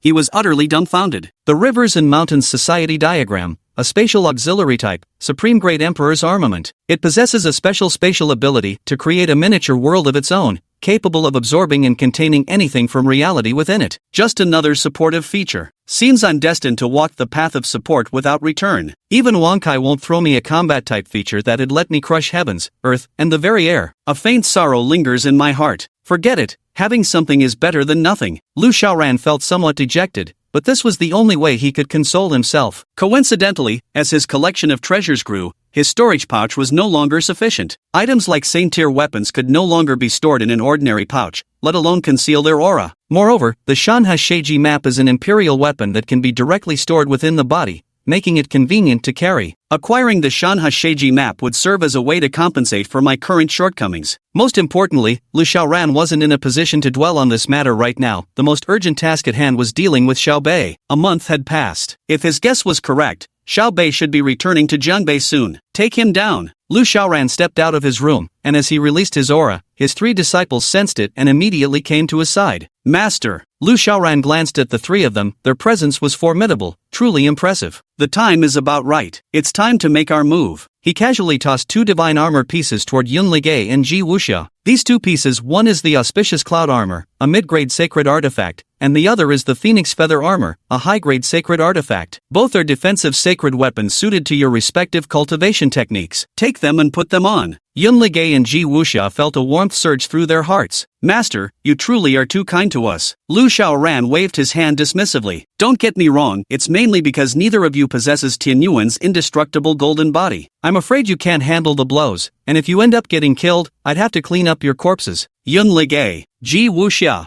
Ignoring the 2's speechlessness, Lu Xiaoran took out 3 storage rings for them. A long time ago, I started thinking about a problem. Once we make our move, we'll inevitably draw attention. Fame invites trouble, and a tree that stands tall will be toppled by the wind. So, I made a set of clothes to conceal our true identities. During our last encounter with the White Bone Demon sect, we were rather reckless. If we had failed to complete the mission and even one had escaped, it would have been a fatal blow to us. Inside here are the outfits I crafted for you: cloaks and face masks. The designs are uniform, differentiated only by gender. The 3 of them took out the outfits, all pitch-black uniforms resembling long coats, capable of perfectly concealing their figures and appearances. On the garment's surfaces, black gold threads were embroidered with arrays of the 8 trigrams, taiji, 9 palaces, and similar formations. It looks mysterious yet exudes a certain dashing charm. These 3 outfits were all crafted by me. They're embedded with defensive formations to resist damage, gathering spirit formations to enhance and accelerate the absorption of spiritual energy, and even self-repair functions. Their power is no less than top-tier heaven-grade defensive treasures. As for the masks, aside from defensive formations, they can also alter one's voice. After you go out, don't reveal your real names, only use code names. For example, Li Gu is number 1, Wu Xia is number 2, and Tian Yuan is number 3. Yun Li Gu tilted his head in confusion and asked, "If someone asks us where we come from, do we just say nothing? Wouldn't that seem pretty low class?" Lu Xiaoran shot him an annoyed glare. "Always with your nonsense. If anyone asks where you're from, just tell them, we are the Avengers." Whoa, Master really thinks of everything. You've had this name planned all along, haven't you? Avengers, that's such a cool name. With our Master guiding us, we can definitely eradicate all the chosen ones of fortune. Lu Xiaoran, enough, stop with the flattery. It's time for us to depart. With those words, Lu Xiaoran imprinted the mark of the Taishu Chaos steps onto each of them. With a mere thought, he whisked them all away in an instant. A few breaths later, Lu Xiaoran arrived near Jiang City with his 3 disciples in tow. "You 3, go to Jiangqing first and wipe out the Xiao family. Remember, when you pull weeds, you must remove the roots, do you understand?" The 3 couldn't help but shiver, their expressions turning grave as they replied, "We understand." Second point, and the most crucial one, never underestimate your enemy, for you never know how many trump cards the child of destiny might hold. Yes. Third, and most crucially, strike the moment you engage. Ideally, gang up on him and leave no room for breathing. Never waste words in battle. Every idle phrase you utter becomes a buff for the child of destiny, making him stronger. Yes. Good. Now go. Lu Xiaoran dispatched the trio to Riverbend City while he set up formations outside its walls. Not particularly offensive arrays, after all, Riverbend dwarfed the White Bone Demon sect's territory, and he had no intention of squandering spirit stones on such scale. Moreover, the common folks of River City had done nothing to provoke him, unlike the Bone Demon sect that harbored ambitions to storm the Demon God sect. He wouldn't go around spouting nonsense for no reason, blasting everyone he sees into the sky. All he intended to set up was a simple detection array. Detection arrays required minimal energy consumption, just a few low-grade spirit stones would suffice for a single array. Even encircling the entire Jiang City wouldn't cost many spirit stones. Lu Xiaoran knew that Sons of Fortune always had some means to protect their lives. Even if they couldn't win a fight, they might still choose to flee. Dealing with Sons of Fortune couldn't be taken lightly. One must prepare all contingencies in advance, let them escape once, and they'll gain even greater opportunities. The moment the target passes through the detection array he'd set up, he could instantly use the Taishu Chaos steps to appear by their side, then send them to the underworld with a relentless combo. Perfect. Chapter 75. 5 years later, I've finally returned. The morning breeze carried a slight chill. By the country roadside, 3 figures clad in black trench coats and bamboo hats materialized without a sound. Bathed in sunlight, the trio stood proudly on the path, drawing constant sideways glances from passers-by. The figure in the center gazed at the sign on Jiangqing's city wall, a trace of complex emotions flickering in his eyes. 5 years. I, Yun Ligay, have finally returned. Ji Wuxia, Fong Tian Yuan? The air fell silent for a moment, carrying a hint of awkwardness. After a brief pause, Fong Tianyuan couldn't restrain himself and quietly asked, "Senior brother, hasn't it been less than a year since you left Jiangcheng? How could it be 5 years?" Yun Ligay cast him a sidelong glance and replied indifferently, "What do you know? This is a secret technique Master taught me before departure. He said that as long as I recite these words, my chances of successful revenge would increase to over 90%. Hiss, what's so profound about that phrase? Fong Tianyuan widened his eyes, while Yun Ligay shook his head. I don't understand exactly why it's profound either. Master said 3 or 5 years would both work. I figured 5 years would have a numerical advantage, so I chose that. As for the deeper meaning behind it,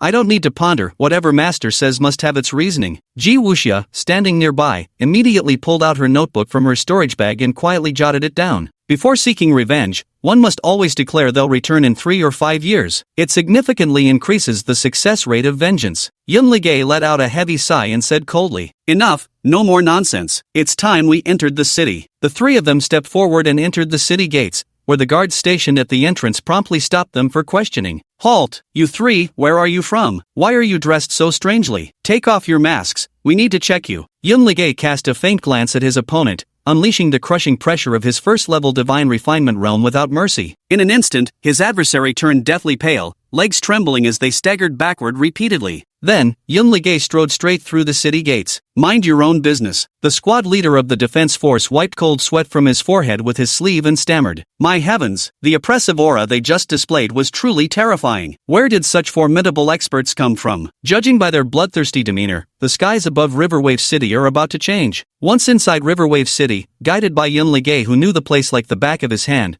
the trio went straight to the Xiao residence. This was originally the Yun family's estate. All because Jiang Cheng, Yun Ligay's fiancé, Jiang Luoyu, fell for Xiao Bei. Yun Ligay's fury consumed him, leading him to oppose Xiao Bei. In the end, this resulted in the complete destruction of the Yun family, with even their centuries-old family fortune falling into the hands of the Xiao family. How could this not infuriate Yun Ligay? Clenching his fists, murderous intent bursting forth, Yun Ligay couldn't be bothered to waste words. Kill! A cold, simple command, kill, dripped with palpable bloodlust. Without hesitation, Ji Wuxia and Fang Tianyuan immediately sprang into action. The gatekeeper of the Xiao family didn't even have a chance to react before being slain outright. The main gate was ruthlessly blasted apart as the two divine transformation realm experts stormed in like tigers among sheep, crushing all resistance and slaughtering mercilessly in an unstoppable onslaught. Explosions and screams echoed endlessly. The entire Xiao family compound became a scene of carnage, corpses strewn everywhere, rivers of blood flowing, as if hell itself had descended upon the mortal realm. The people of Jiangqing naturally quickly discovered the tragic state of the Xiao family. After all, the commotion caused was so immense that it was impossible to conceal. The first to bear the brunt were the prominent families of Jiangqing, all of whom were now Xiao Bei's lackeys. With the Xiao family taking action, there was no way they could stay out of it. Wave after wave of martial artists swiftly rushed toward the scene. Audacious fool, how dare you come to our Jiangqing to kill? Do you truly regard our city with such contempt? You dare touch Master Zhao's home? You must have a death wish. Jiang City is not a place where you lot can run wild, and the Xiao family is certainly not one you can bully at will. As long as the Sun family stands, we won't tolerate any of you laying a finger on Master Zhao's family. Yun Ligay watched them with icy disdain. These visitors, in the past, had all been close friends of the Yun family. Many of them had even sworn brotherhood with his grandfather and father. Yet now, after just a few short months, they had become Xiao Bei's lackeys, utterly devoted to him. What a tremendous irony this was. Yun Ligay harbored not an ounce of extra emotion for these people. The mixed origin emperor scripture circulated, and Yun Ligay's aura surged rapidly. At the same time, he raised his right hand high, spiritual energy condensing and spreading along his arm, forming a 100-meter-long luminous blade. The crowd sensed Yun Ligay's aura continuously escalating and instantly felt a chill run down their spines. Such terrifying cultivation. This is bad, his cultivation is too high. We're no match for him. Retreat now. Yun Ligay let out a cold laugh. Think you can escape now? Isn't it a bit too late? Before the words had faded, the blade's gleam had already descended. Boom! The saber strike fell like a meteor sweeping the earth, carrying boundless power. The 2-meter-thick bluestone pavement of Jiangchang was violently torn apart,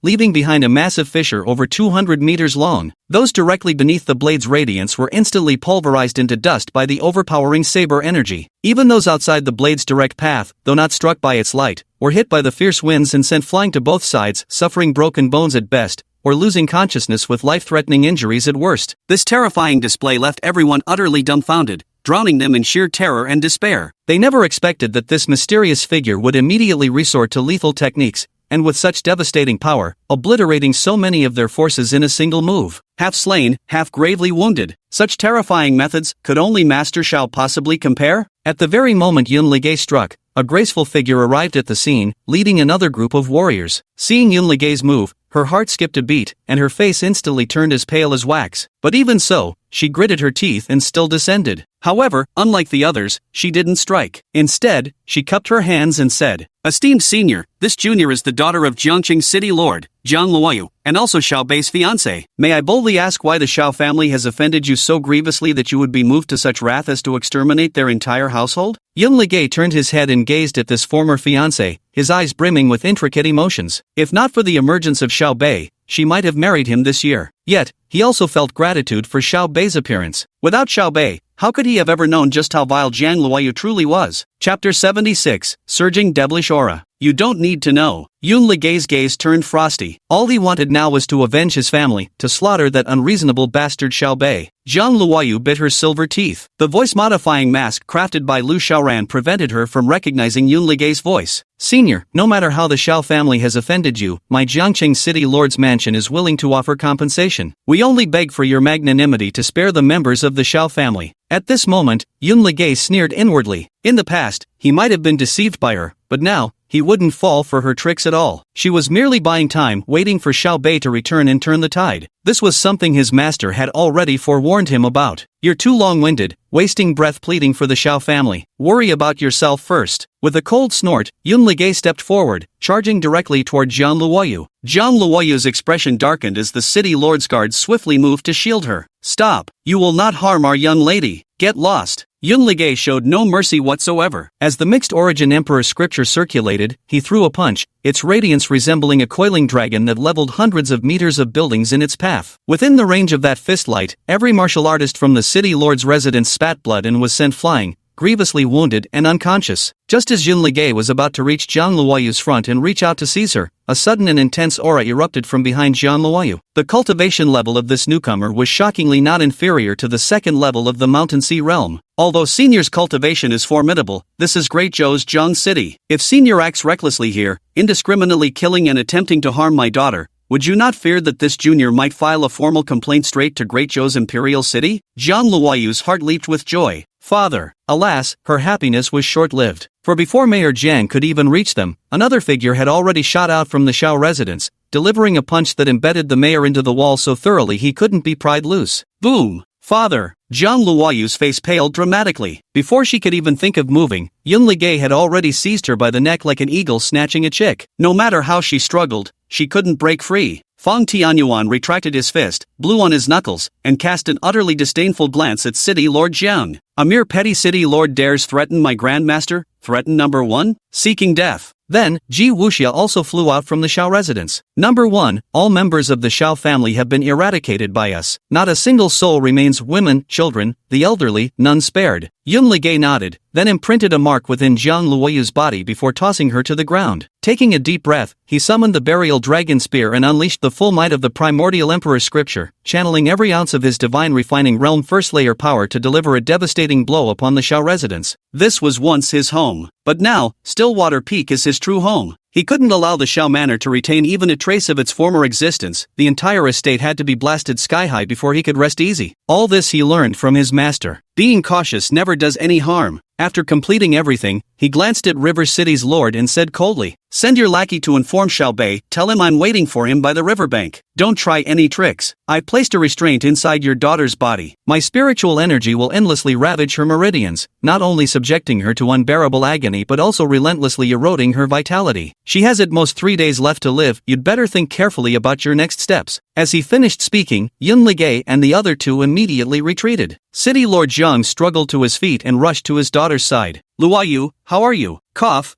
cough. Jiang Luoyu coughed violently twice and said, "Father, I'm so cold, my whole body hurts." City Lord Jiang clenched his fists tightly. "Don't worry, I'll send someone immediately to find Xiao Bei. Xiao Bei will surely be able to save you." At the same time, far away at the Xuanwuzhen sect, beneath the demon-suppressing tower, a figure clad in an ornate white robe arrived silently. Elder Grandmaster. The Xuanwuzhen sect disciples guarding the demon-suppressing tower immediately bowed in reverence upon seeing the figure. The Elder Grandmaster nodded slightly, a sinister crimson glint flickering imperceptibly within his eyes. "The sect master sent me to check if there are any issues with the newly arranged formation. Step aside, I need to inspect it." "Yes." The disciples immediately moved aside, allowing the elder to enter. As the elder approached the demon-suppressing tower, the crimson light in his eyes flickered faster and faster. In his mind, it was as if a voice kept whispering to him, "Open the formation, follow me, and I shall grant you even greater power." Power. Gulp. The great elder swallowed hard, his eyes undergoing intense struggle before settling into an expression of extraordinary determination. He took a deep breath and formed a hand seal. Open. The next instant, radiant beams erupted from the demon-suppressing pagoda as countless light trails manifested, each glowing streak representing a distinct magical formation. Bang! A formation shattered first, and with its destruction, it seemed to trigger a chain reaction as the other formations also began exploding rapidly. Demonic energy, vast, towering demonic energy, swelled violently from within the demon-suppressing pagoda, causing countless cracks to spread across its walls. The demonic energy surged upward without losing momentum, piercing straight into the sky and merging with the clouds, transforming them into a dark crimson demonic haze. A voice, bloodthirsty yet brimming with frenzied delight, suddenly echoed from the depths of the demon-suppressing pagoda. "Ah ha ha ha, 1,000 years, a full 1,000 years, this venerable one has finally emerged." Their faces instantly drained of color. "Elder, what are you doing? Yet the elders suddenly struck. The might of the Canli realm was simply beyond comparison to the disciples of the Black Tortoise sect. In an instant, the elders swept through them all with a single move, leaving none alive. What are you doing? I want to gain power. I want to grow stronger. I want to step into the martial king realm. Ha ha ha. I want this heaven to lose control over my lifespan. I want to reclaim more years. Only then can I journey further in the world of martial arts. This surging demonic aura could be sensed by countless people across hundreds of thousands of miles. After all, it was overwhelmingly powerful. The bloodthirsty killing intent and extreme malevolence radiating from it could chill one's soul even through countless mountains. Outside Jiangcheng, Lu Xiaoran, who was setting up an array formation, suddenly halted his movements, furrowed his brows, and looked toward the direction of the Xuanwu True sect. Strange, what's going on? Why is there such an intense surge of demonic energy erupting from the Xuanwu True sect? Could the demonic sects be gathering? No, this aura doesn't resemble that of an ordinary demonic expert. Could it be that guy has emerged? Though Lu Xiaoran had never encountered the figure before, his mind was sharp almost instantly. He pieced together the other's identity. But moments later, he shook his head again. What does that have to do with me? Even if the sky falls, the taller ones will hold it up. My only job is to kill my chosen one of destiny. Chapter 77, Fury Strikes the Heart. Mount Join, a peak not far from Jiangcheng, belonged to the Join sect. That day, at the foot of the mountain, the air rippled as a figure clad in a black trenchcoat slowly emerged. Cough, cough, cough. He coughed violently several times, a trickle of blood seeping from the corner of his mouth. His face was deathly pale, making him appear exceptionally frail. Damn those bastards from the demon sect. Are they out of their minds? Wherever I, Xiaobei, go, they follow like shadows. And the moment they see me, they attack, always aiming to kill. If only I, Xiaobei, had recovered my peak strength, how could they possibly chase me like this? Truly, a dragon stranded in shallow water becomes the plaything of shrimp, and a tiger on the plains is bullied by dogs. On the day I, Xiaobei, reclaim my great emperor status, it shall be the hour of your demon sect's annihilation. After speaking, he felt a sweet taste at the corner of his mouth. Spitting again, his saliva came streaked with blood. At that very moment, a rustling surged through the forest, causing Xiaobei's pupils to contract sharply. Spiritual energy instantly surged within him as his entire body tensed to the extreme. Could it be the demon sect again? Just as his worries were mounting, suddenly, a figure clad in armor emerged from the woods. The other party froze for a moment upon seeing him, then tears immediately welled up in his aged eyes. He rushed forward 2 paces before dropping to his knees with a loud thud, crying so bitterly that snot ran freely down his face. Master Xiao, I've finally found you, Wu-Wu. Xiaobei was slightly taken aback, but upon seeing the other's armor, he seemed to remember something and frowned, murmuring, "Are you from the City Lord's mansion?" "That's right, this humble one is indeed from the City Lord's mansion. Grandmaster Xiao, please return to River City at once. The sky over River City has changed." Whoa. Xiaobei's heart skipped a beat as an ominous premonition began creeping over him. What's going on? What happened to Jiangcheng? He grabbed the other person by the collar without a care that their face was turning red and their neck bulging, making it hard for them to even breathe. "Master Xiao, 2 days ago, several experts broke into Jiangcheng and slaughtered every last person in the Xiao residence. They also injured our young lady, planting a mark within her that continuously corrodes her vitality." "What did you say?" Xiaobei's pupils contracted violently as if all the blood in his body began to burn, rushing madly towards his skull. "And what about the noble families of Jiangcheng? And your city lord? Did none of them step forward to protect my Xiao family? They tried, everyone tried, but the enemy was too strong. We were completely outmatched. The elites from several noble families either fell in battle or suffered severe injuries. Even our city lord sustained no minor wounds." Thud! A metallic sweetness welled up in Xiaobei's throat before he couldn't help but violently spit out a mouthful of fresh blood. Already gravely wounded, his heart now gushed with surging blood. Another mouthful of lifeblood sprayed forth, leaving his aura diminished by several degrees. The servant from the city lord's mansion was terrified. "Master Xiao, are you alright? What should we do now? Our young lady has at most 1 day left to live." Yet Xiaobei didn't even bother to respond. He immediately activated his movement technique and swiftly departed from the place, rushing back to Jiang City. Though he knew there was danger ahead, and that staying away might have been slightly safer, but he is the reincarnation of an emperor. Even if he is no longer an emperor now, he still possesses the dignity of one. With his clan wiped out, his woman bullied, how could he possibly flee when faced with such injustices? If he were to flee, his self-respect would be shattered, and even his Dao heart would be damaged forever. That shadow of cowardice would haunt him endlessly, making it impossible for him to attain the emperor's path again. So, he couldn't run away, he had to return. Mount Join wasn't too far from Jiangcheng to begin with, so Xiaobei made it back to the city in just half a day. The moment he returned to Jiangcheng, his first destination was naturally the Xiao family residence. He needed to verify whether what the other party had said was true or not. However, when he saw the entire Xiao family compound that had been leveled to the ground, he completely broke down. His mind wavered so severely that he nearly fell from the sky. "Father, mother, your unfilial son has returned too late." Xiao Bei roared in fury, his chest congested with grief and rage until another mouthful of blood sprayed out. Afterwards, he stood motionless at the main gate of the Xiao residence,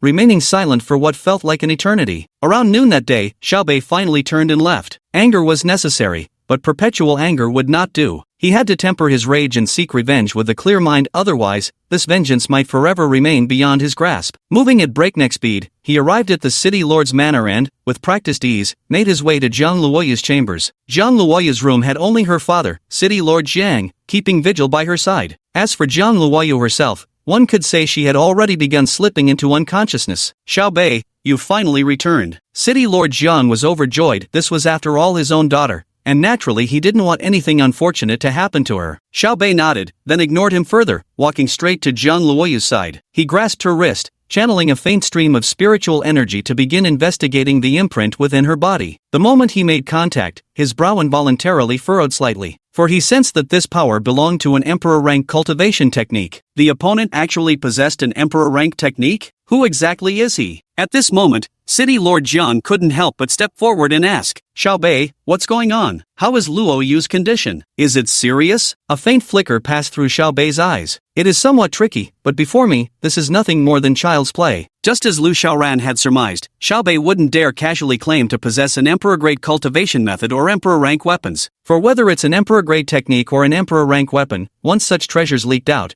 they would be enough to drive the entire Great Zhou dynasty into frenzy. By then, those hunting wouldn't merely pursue Xiao Bei, they'd come for him too. Xiao Bei wouldn't be stupid enough to expose such a thing. Soon, his emperor-rank technique not only cleared the brand within Jiang Luoyu's body but also helped repair her meridians. Jiang Luoyu groggily regained consciousness. Upon seeing Xiao Bei, she immediately threw herself into his arms, whimpering and crying. "Whoa, Xiao Bei, you're finally back. I thought I'd never see you again." Xiao Bei gently stroked her little head with pity, comforting her. "No, I'm back. I've come to save you." "Woo, Xiao Bei, I'm sorry. I was so useless. I failed to protect the Xiao family for you." Xiao Bei gently pinched her little nose. "Who said you're incompetent? You've done exceptionally well. In that situation, even I didn't expect you to stand up and speak for the Xiao family." "Thank you, Xiao Bei. Since when do we need such formalities between us? Get some rest. I need to go out for a while." "Where are you going?" Jiang Luoyu's heart clenched, while Xiao Bei spoke coldly. "I'll go kill that bastard." Chapter 78, The Fated Duel. Xiao Bei stepped forward, transforming into a streak of light as he charged straight toward the riverbank. Jiang Luoyu struggled to sit up from the bed. "Father, take me there. I want to watch Brother Xiao slay that bastard." City Lord Jiang couldn't help voicing his concern. "Are you sure your injuries can take it? Maybe you should stay home and rest." With Xiao Bei's skills, dealing with that opponent will be as easy as stretching out his hand. Jiang Luoyu shook her head. "No, I failed to help Brother Xiao protect the Xiao family that already weighs heavy on my conscience. If he's fighting his enemies with his own hands and I don't witness it,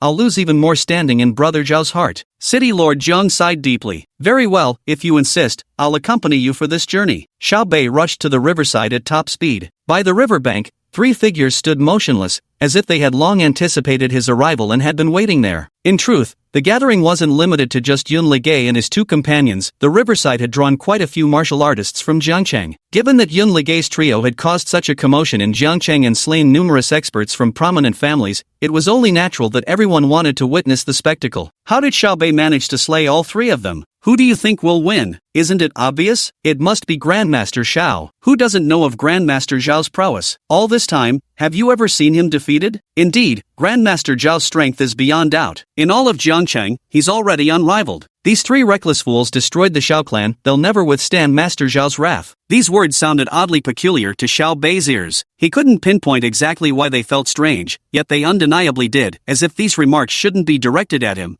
but rather at his opponents. Back when he was ascending to prominence, bystanders would invariably favor his long-established adversaries over him whenever he took action, mockingly dismissing him with contempt. Yet each time, he ended up proving them wrong by defeating his opponents. But now, after hearing someone praise him, he strangely felt as if he'd lost something intangible, something unseen and untouchable. Xiao Bei quickly shook his head, dispelling these troublesome thoughts. At this moment, it wasn't the time to dwell on such strange remarks. What truly mattered was killing the enemy before him. Taking a deep breath, he stepped forward, standing before Yunlige and the other two. Since I, Xiao Bei, rose to fame, no one has ever dared to lay a hand on my family. You three are the first and the last. Fang Tianyuan retorted irritably. Not the last at all. We've wiped out your whole family, dug up your ancestral graves, and just now I pissed on your grandmother's ashes and washed them into the river to feed the fish. Even if someone wanted to hurt your family now, they wouldn't find anyone left to target. Oh no, if someone wants to cuckold you, that's still possible. The surrounding crowd couldn't help but tremble with fear upon hearing this. This guy is truly insane. He's still provoking Master Xiao. He's done for. Master Xiao probably won't even leave ashes behind from those three. Xiao Bei clenched his fists, his eyes blazing with murderous intent. It wasn't just because of Fang Tianyuan's words. He had also noticed that whenever people around him flattered him, he seemed to lose something indescribable. He couldn't afford to delay any longer. The longer he waited, the more he would lose. You are asking for death. With a cold snort, Xiao Bei stomped heavily and charged straight toward Fang Tianyuan's face. Your opponent is me. Just as he was about to reach Fang Tianyuan, Yunlige stepped forward, activating the primordial emperor's scripture. His entire aura erupted explosively in an instant. In the blink of an eye, his aura surged to the first level of the divine refinement realm. The two exchanged punches, and a trace of disdain flashed through Xiao Bei's eyes. A mere first-level refining spirit cultivator dares to act arrogant before me? Do you think you're worthy? Although he was currently only at the 10th level Mountain Sea realm's peak perfection and had even suffered minor injuries from the demon sex encirclement, he was still the reincarnation of a great emperor. The combat experience of a great emperor is no trivial matter. The might of an imperial-grade cultivation technique is even more formidable. Without the slightest retreat, Xiao Bei shifted his target from Fang Tianyuan to Yunlige. Get out of here! With a single move, the wind stilled and the waves calmed, while a thunderclap suddenly exploded in the air. Then a fierce gale swept out, churning the river like a dragon. Xiao Bei's strike carried overwhelming momentum. The spectators by the riverbank felt their hearts pounding uncontrollably, their eyes wide open as they stared unblinkingly at the scene. Every move Xiao Bei made was a visual feast, and more importantly, if they could glimpse even a hint of his intent and incorporate it into their own martial arts, it would be an immense opportunity for them. No one believed Xiao Bei could lose, because he was simply too dominant. Since his rise to fame, countless strong warriors had sought to slay Xiao Bei to build their own reputation, yet every single one had fallen to his blade instead. Everyone had grown accustomed to his victories. It seemed predestined. Whenever a battle ensued, Xiao Bei was certain to triumph. Even the Jiang City Lord and his daughter, who had just arrived, watched the scene with sparkling eyes, their confidence in Xiao Bei brimming. Go, brother Xiao! Yet, just as everyone assumed Xiao Bei would effortlessly defeat Yunlige, the moment their fists collided, a dazzling white light burst forth, rapidly expanding. With ruthless force, it instantly blasted a massive crater over 10 meters deep into the ground before swiftly spreading, devouring the earth. In the blink of an eye, the crater expanded to 100 meters. The powerful shockwaves sent both fighters staggering back. However, Xiao Bei was forced back a full 300 meters, while Yunlige retreated less than 100. What? The entire crowd gasped in shock, their jaws nearly hitting the ground. This strike, Xiao Bei actually failed to gain the upper hand? Are you kidding me? That was Xiao Bei we're talking about, Jiangqing's Grandmaster Xiao. No one knew exactly how powerful he was, but the belief that he was the strongest in Jiangcheng had been carved into everyone's bones. And yet, today, he couldn't even hold the advantage against a stranger. Who on earth is he? Xiao Bei's heart pounded wildly as he stared at the other man in complete bewilderment. Never could he have imagined that Yunlige's strength would be this formidable. Even wounded, even with cultivation slightly below Yunlige's minor realm, and even accounting for Yunlige possibly possessing emperor tier techniques that allowed him to fight beyond his level. However, his combat experience as an emperor was more than enough to bridge the gap between them, even granting him the upper hand. But now, what was happening? Chapter 79, The younger generation lacks martial virtue, ganging up on this millennial emperor. Yunligi never expected he would gain even the slightest advantage. All of this was bestowed upon me by my master teacher. I must never waste my mentor's painstaking cultivation and must strictly adhere to the rules he imparted to me. No nonsense, just act. Kick a man when he's down. With a heavy stomp of his foot, Yunlige charged once more. Xiao Bei's eyes narrowed slightly, flashing with two icy gleams before he let out a cold snort. Then, with a forceful stomp, his body suddenly soared forward to meet Yunlige head-on. Yunlige frantically channeled the primordial emperor scripture within his body, thrusting a palm strike straight toward Xiao Bei's heart. After suffering a subtle setback,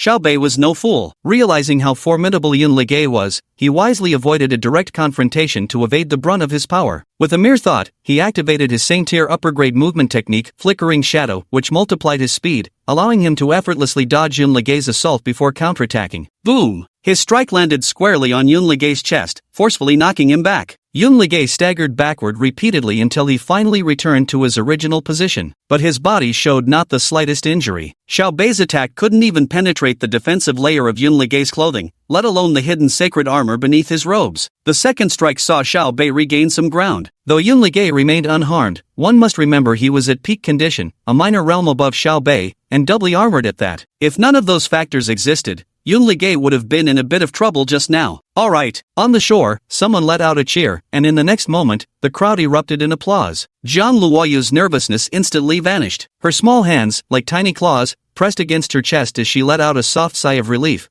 her expression visibly easing. I always knew brother Xiao Bei wouldn't let me down. Ji Wuxia and Fang Tianyuan communicated via voice transmission. Senior brother, the chosen one is truly extraordinary. His emperor-level experience is beyond what you or I could ever compare to. Indeed, his precise control and anticipation of spiritual energy in that last move were executed with perfect timing. Even injured, I believe he could still fight several minor realms above his current level. Right now, he could at least contend against soul refinement realm experts above the 4th tier. Currently, you're also capable of fighting at that level. If you two were to battle, even after 3 days and nights, it would still be hard to determine a victor. Yunligay took a deep breath, his expression growing exceptionally solemn. He truly wanted to take revenge himself, that's undeniable. But given the current situation, seeking vengeance now would be nothing but a fool's dream. When two opponents are equally matched in strength, it's extremely difficult to determine a victor. Not to mention, the other party could still flee. No wonder our master always advocated the philosophy of ganging up on opponents. It seems the revered teacher knew from the very beginning, these chosen sons of fortune are all notoriously tricky adversaries. It seems we'll have to resort to a group attack tactic. Later, I'll go first, followed by Tianyuan, while Wuxia strikes from the shadows. Since we've already made our move today, we absolutely cannot let Xiao Bei escape, no matter what. Yes. Hearing their responses, Yunligay's aura erupted once again. The primordial emperor's scripture circulated wildly,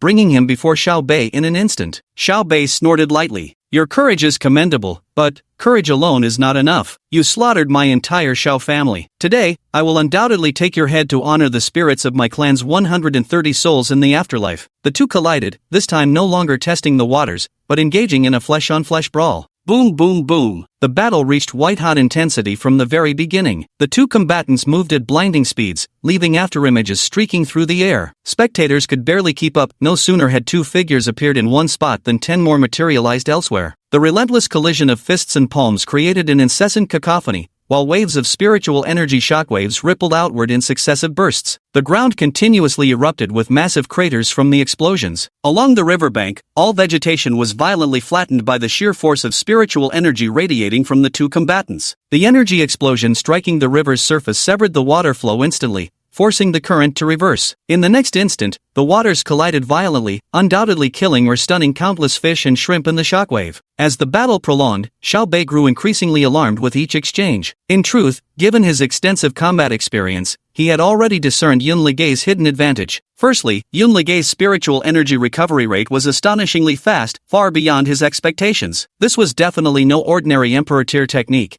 It had to be at least a top-grade Emperor tier method. Secondly, Yunligay must possess some kind of treasure, one that surpasses the same tier. Because during their battle, he had struck Yunligay multiple times using his own experience and techniques. Yet Yunligay appeared completely unscathed. If not for some protective armor at least at the saint level shielding him from damage, Yunligay would have suffered significant injuries by now. This practically made Xiao Bei vomit blood. What damned rotten luck! Where the hell did this expert come from? Not only does he possess an emperor-rank cultivation method, but he's also wielding a freaking sacred artifact. Never mind if the opponent were a great emperor, even encountering just a sovereign realm expert would have been somewhat comprehensible to him. But this was beyond belief. But he's just a small fry at the divine refinement realm. And goddammit, only divine refinement first layer at that. Where the hell did he get this setup from? Just as Xiao Bei was puzzling over it, a sudden sense of danger assaulted him. His pupils constricted as he forcefully repelled Yunligay with one palm while rapidly channeling his spiritual energy to withstand the threat coming from his left flank. Bang! Just as he turned around, a tremendous force violently slammed into him. Xiao Bei felt his arms go numb instantly, nearly snapping on the spot. His entire body was sent flying backward for over 100 meters. Even as he desperately steadied himself, his vital energy continued to surge uncontrollably. What a hard fist! He glanced at Fong Tianyuan, seeing the glazed golden fist, unable to keep his eyes from flickering restlessly. Emperor rank finest grade. Absolutely emperor rank finest grade. Yun Ligei's primordial emperor scripture wasn't outwardly manifested, making it hard to judge, but Fong Tianyuan's indestructible golden body was unmistakable at first glance. It was undoubtedly top-tier emperor grade. Moreover, it was a completely different technique from Yun Lige's. Damn it! Where the hell did they come from? This guy, from the looks of it, is only at the 5th level of the refinement realm. How could he possibly possess a supreme grade emperor tier technique? The crowd on the riverbank couldn't help but start murmuring among themselves. They're so despicable, how can they do this? Isn't this just a gang up? Exactly. Couldn't beat Grandmaster Shao in a one-on-one, so you're resorting to ganging up on him now? Zhang Luoyu responded with a cold sneer. So what if it's a group fight? Ants will always be ants. Hasn't Brother Shao dealt with a group of experts simultaneously before? In the end, didn't he achieve a complete victory? Before my brother Shao, any alliance or scheme is nothing but a paper tiger. Chapter 80.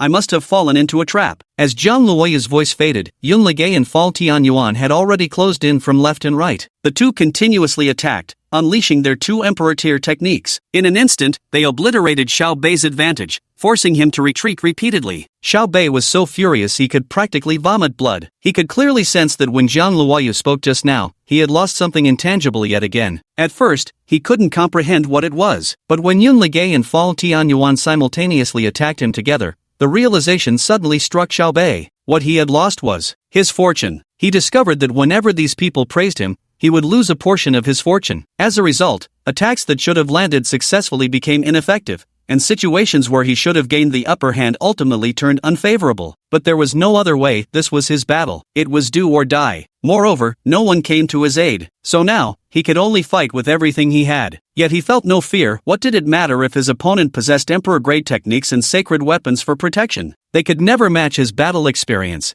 tempered at the emperor's level. Throughout his life, hadn't he faced adversaries numbering in the millions? Which emperor's path wasn't paved with bleached bones? Taking on multiple opponents alone wasn't something he hadn't done before. How could mere combat setbacks and difficulties disturb his state of mind? Thus, after the initial chaos, Xiao Bei quickly forced himself to match the rhythm, eventually reaching a point where he could engage in normal combat with Yun Ligu and Fong Tianyuan without passively enduring their attacks. Excellent! As long as he maintained this offensive rhythm, it wouldn't be long before he could reverse the situation and counterattack. Defeating both of them and securing victory in this battle was merely a matter of time. Boom! Utilizing the recoil from their clash, Xiao Bei and Yun Ligu created a sliver of distance between them. Then, he swiftly formed hand seals with both hands, and the surrounding spiritual energy of heaven and earth seemed to respond, rapidly converging toward him. Zhang Luoyu's eyes lit up with overwhelming joy. Brother Shao told me about this move. It's the Fearless Lion Seal. He said it's an incredibly powerful killing technique. Once successfully unleashed, its might is boundless. If he's using this technique, those two men in black surely can't withstand it. This battle is about to end. Yet, the instant her voice faded, Xiao Bei was violently struck in the back by a tremendous force. Blood sprayed from his mouth as he was sent flying like a meteor, crashing brutally into the ground. Boom! A deafening explosion rang out as the earth violently trembled. Xiao Bei crashed into the ground, creating a massive crater over 50 meters in diameter. The surrounding area fractured like a turtle shell, allowing countless streams of muddy river water to pour in, presenting an extraordinarily spectacular scene. Brother Shao! Zhang Luoyu's heart jolted in alarm, her eyes immediately reddening with tears. Not far away, Ji Wuxia slowly retracted her mountain overturning seal. Idiot, did you forget about me? Did you really think we'd give you a chance to unleash your ultimate move? Xiao Bei, floundering in the muddy waters, was on the verge of having a full-blown existential crisis. Whether it was Zhang Luoyu or all these other people from Zhang City, damn, did they all have mouths that spewed nothing but filth? Every word they uttered seemed to drain another chunk of his luck reserves. Just now, my fearless lion seal, if unleashed, would have at least allowed me to regain control of the battle in a short period of time, but it just had to be ruined by someone again. At this moment, he even began to wonder, was he being deceived? Could those bastards from Jiangqing be colluding with these three to deal with him? Never mind, now's not the time to dwell on this. Ji Wuxia's last strike had left his entire body's blood and qi churning violently, with spiritual energy in complete disarray within him. He'd better hide underwater for a brief moment and focus on recuperating. Right at this moment, Zhang Luoyu's voice pierced through the murky river waters. Brother Xiao Bei will be fine. His true strength is beyond your wildest imagination. You'll see soon enough. Brother Xiao Bei is just toying with them. Once he gets serious, eliminating these three will be as easy as turning over his hand. Hearing this voice, Xiao Bei immediately sensed something amiss. The combat experience of an emperor warned him, never lower your guard. Retreat. The moment he retreated, a spear plunged straight into the water with such force that all the liquid in the pit exploded outward, exposing the damp ground beneath. The spectacle was nothing short of breathtaking. But, before Xiao Bei could even rejoice at dodging the attack, a streak of golden light tore through the watery curtain. Not good. Without the slightest hesitation, Xiao Bei instantly forced his cultivation technique into motion, gathering strength in both arms as he crossed them before his chest in defense. Boom! Almost the instant he completed his maneuver, the golden flash arrived before him. It was Fang Tianyuan's full-powered fist ruthlessly smashing against his crossed arms. The tremendous force sent him flying backward like a meteor once more, crashing violently through Jiangqing's 5-meter-thick city wall. Xiao Bei felt his entire body was about to be shattered, but before he could even catch his breath, the cry of a phoenix already rang in his ears. Clang! Just as Xiao Bei attempted to circulate his energy to block, Ji Wuxiao's palm strike had already landed squarely on his shoulder from behind. The 9 transformations of the true phoenix enveloped everything, and Ji Wuxiao's palm transformed into a massive phoenix claw, sharp as steel, which ruthlessly tore through Xiao Bei's shoulder. Meanwhile, the tremendous force sent him flying like a ball. Bang! With another deafening crash, Xiao Bei once again smashed through the wall. Before he could steady himself, Yun Ligay had already drawn the burial dragon spear and swung it with a flick of his wrist. Boom! A colossal spearlight, extending hundreds of meters long, came crashing down fiercely onto Xiao Bei's waist, slamming him straight into the ground. Xiao Bei had completely lost control of the battle. Even though he had been injured by the demon sect earlier, in a one-on-one fight with any of the 3 Yun Ligay he might have held a slight advantage. But once the 3 of them joined forces, the advantage became something Xiao Bei simply couldn't handle. At that moment, before the eyes of Jiangqing's entire population, Xiao Bei was tossed around like a ball, utterly defenseless. Everyone watched in stunned silence.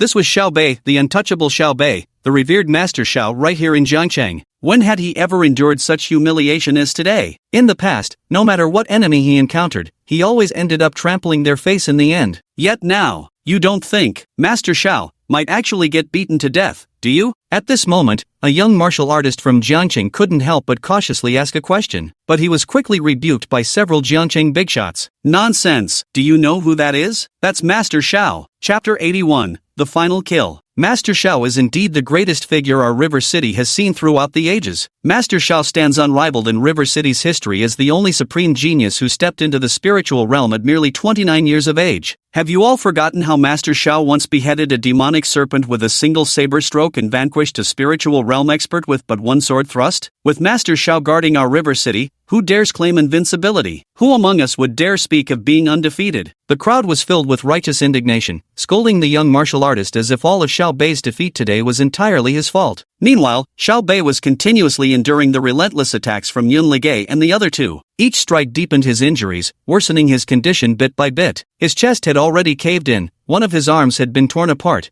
even revealing the ghastly white bone beneath. His entire body was drenched in blood, and he felt as though his consciousness was about to detach from his being from the sheer force of the beating. It was misery in its purest form. Every blow left him frustrated enough to spit blood. He could have fought back, but by some cruel twist of fate, he kept missing every opportunity to counterattack. Every time he was about to strike, one of Yun Liuge's trio would disrupt him, and whenever he tried to defend, he'd fall into an ambush from the others. It was as if even the heavens were on their side. His past combat experience as a great emperor now seemed utterly ridiculous. His limbs, even his mind, refused to obey him. At this rate, even if he were the reincarnation of a great emperor, he wouldn't last. He was bound to be slain by these 3 nameless foes. This can't go on any longer. He can't die here, not when he still hasn't married his Shirzhuan yet. In this lifetime, he still has to cultivate anew to become the great emperor and live freely without cares. Who exactly are you 3? We have no grudges between us, so why must we fight to the death? Boom! Yun Ligay's spear suddenly pierced through his ear, then whispered beside it. You annihilated my Yun clan, yet blame me for fighting you to death? What? It's you? That's impossible. How could this be? Xiao Bei's pupils instantly contracted. He never expected the opponent to actually be Yun Ligay, the Yun family genius he had crippled. How could he possibly have raised his cultivation to this level in such a short time? Hadn't he crippled him? Lost in thought, the next second, Yun Ligay abruptly sliced off his ear. Ah! The intense pain jolted Xiao Bei back to consciousness. Now wasn't the time to ponder this question. He needed to escape his current predicament. Given the circumstances, he had no choice but to play his trump card. Originally, he hadn't wanted to use his hidden weapon because he couldn't possibly kill everyone present, and once that card was played, it would leave him in an extremely vulnerable position.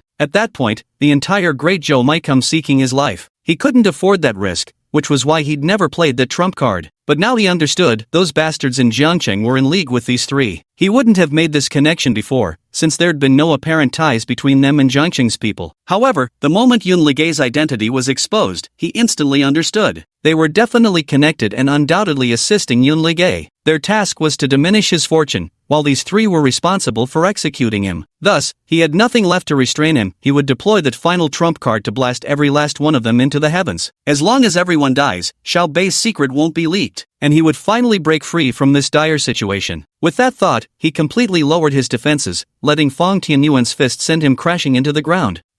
Fang Tianyuan frowned slightly, sensing something amiss. For cultivators at their level, every move they make is keenly perceptive to factors like force and impact. Yet just now, when his fist struck Xiao Bei, it seemed as though Xiao Bei hadn't used any spiritual energy for defense. Something's not right. It's a trap. Retreat. After being trained by Lu Xiaoran, Fang Tianyuan had become much more cautious. At the slightest sign of trouble, he dared not be reckless. Yun Ligei and his companion reacted with remarkable swiftness. Upon hearing Fang Tianyuan's words, they immediately mobilized their Gale Shadow movement technique alongside him, making a rapid retreat. The next instant, Xiao Bei leaped out from the deep pit, brandishing a black battle spear. Shooting star chasing moon art, 7th form, Dragon's roar shakes the 9 provinces. As spear thrust, wind and cloud shifted in an instant. Thunder raged and lightning crisscrossed violently across the sky. The majestic pressure instantly crushed countless cultivators with weaker cultivation, forcing them to their knees, unable to even lift their heads. Myriads of people were utterly stunned, their jaws dropping in shock, standing motionless like wooden chickens as they stared fixedly at the divine silhouette descending upon them. None of them could comprehend what this world-shaking phenomenon truly represented at this very moment. Even the city lord of Jiangcheng, whose cultivation had reached the first level of Mountain Sea realm,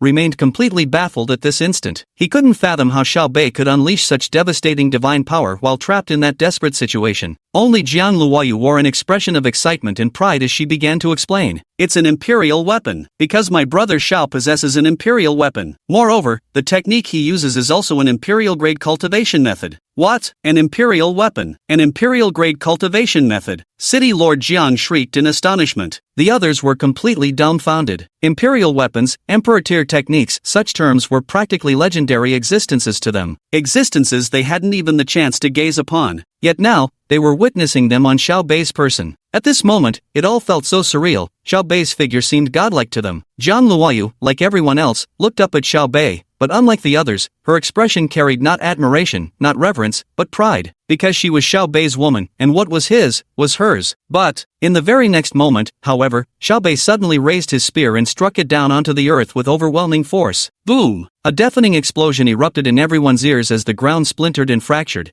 crumbling into pieces before dissolving into a void of black nothingness. Close behind, a visible ripple of golden light suddenly expanded outward, sweeping across everything with an unstoppable force, mercilessly obliterating all in its path. Wherever the light wave passed, everything was instantly reduced to ashes. Jiang Luoyu stared blankly into space. Brother Xiao, how could he have attacked even the spot where she was standing? Did he truly not realize she could never withstand a single strike from an emperor weapon? Amidst this confusion, Xiao Bei's attack instantly reduced her and all the Jiangcheng martial artists watching from the riverbank to ashes. After the explosion, dust and smoke rapidly surged upward, forming a gigantic mushroom cloud that towered between heaven and earth. The earth was torn apart, creating an abyss hundreds of meters deep, while the river water was completely severed, unable to continue flowing. Huff, huff, Xiao Bei gasped heavily, clutching the emperor's spear in his arms, completely exhausted. Indeed, with my current cultivation level, using an emperor's weapon to unleash an emperor-ranked attack technique is still too taxing. That single strike nearly drained every last bit of spiritual energy within me. Yet, moments later, the corners of his mouth faintly curled upward. But in the end, I still won. Whether it was those fools from Jiangcheng or you three, the bastards who obliterated my Xiao family, all of you have now turned to dust. Those who provoke me shall die without. Before the word pardon could even leave his lips, an overwhelming force suddenly struck his back. Bang! The tremendous impact slammed into his spine with such violence that several of his ribs snapped instantly. Chapter 82. The man who can kill Xiao Bei has yet to be born. Having just wielded the emperor's weapon and unleashed the emperor's technique,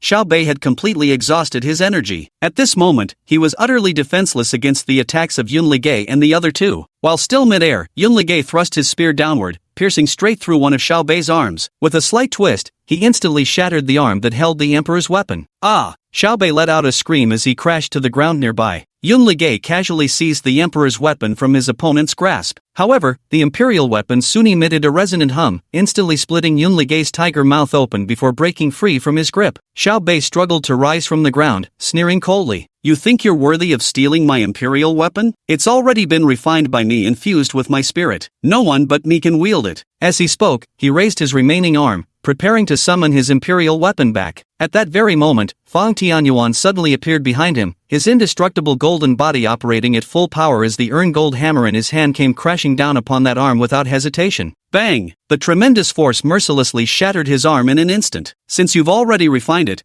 we can still put it to use by killing you. With these words, he followed up with a sweeping kick that sent Xiao Bei flying through the air. Poor Xiao Bei, with his arms destroyed and spiritual energy depleted, stood no chance against Fang Tianyuan's trio, suffering an utterly miserable beating. Damn it! He spat out a mouthful of blood fiercely, his eyes blazing crimson like blood. By now, he had completely abandoned any hope of defeating Yun Ligay and the other two. Already severely wounded by the demon sect, he couldn't easily fight across a major cultivation realm, his strength had already been diminished. And Yun Ligay and the others all possessed emperor rank techniques, which bridged the gap between them and him. Now, if he stayed any longer, death would be inevitable. But he couldn't die. After dying this time, who knew if he'd even have another chance to revive and be reborn? If there's no opportunity, then everything he had would be lost. At this moment, even at the risk of destabilizing his Tao heart, he absolutely had to escape. A gentleman's revenge can wait 10 years. Where there is life, there is hope. Xiao Bei gritted his teeth and bit his tongue fiercely, forcing out a drop of essence blood to ignite it in exchange for a fleeting surge of spiritual energy. Then, he immediately employed a spatial secret art to teleport himself away. Trying to run? Do you think you can escape? Yun Liuga and the other two weren't pushovers either, they all struck almost simultaneously the moment he made his move. Divine Wood Flame Spear. Seeing the three coming at him simultaneously, Xiao Bei remained calm. With a light shout, the Emperor's spear instantly transformed into a streak of light, arriving before him. Xiao Bei clenched the Divine Wood Flame Spear between his teeth, flung his neck, and channeled all the spiritual energy he had just exchanged by detonating his essence blood onto the spear. The Emperor's spear swept out, its overwhelming pressure bearing down on Yun Liuga and the other two like a tidal wave. Sensing the tremendous force of the Emperor's spear's attack,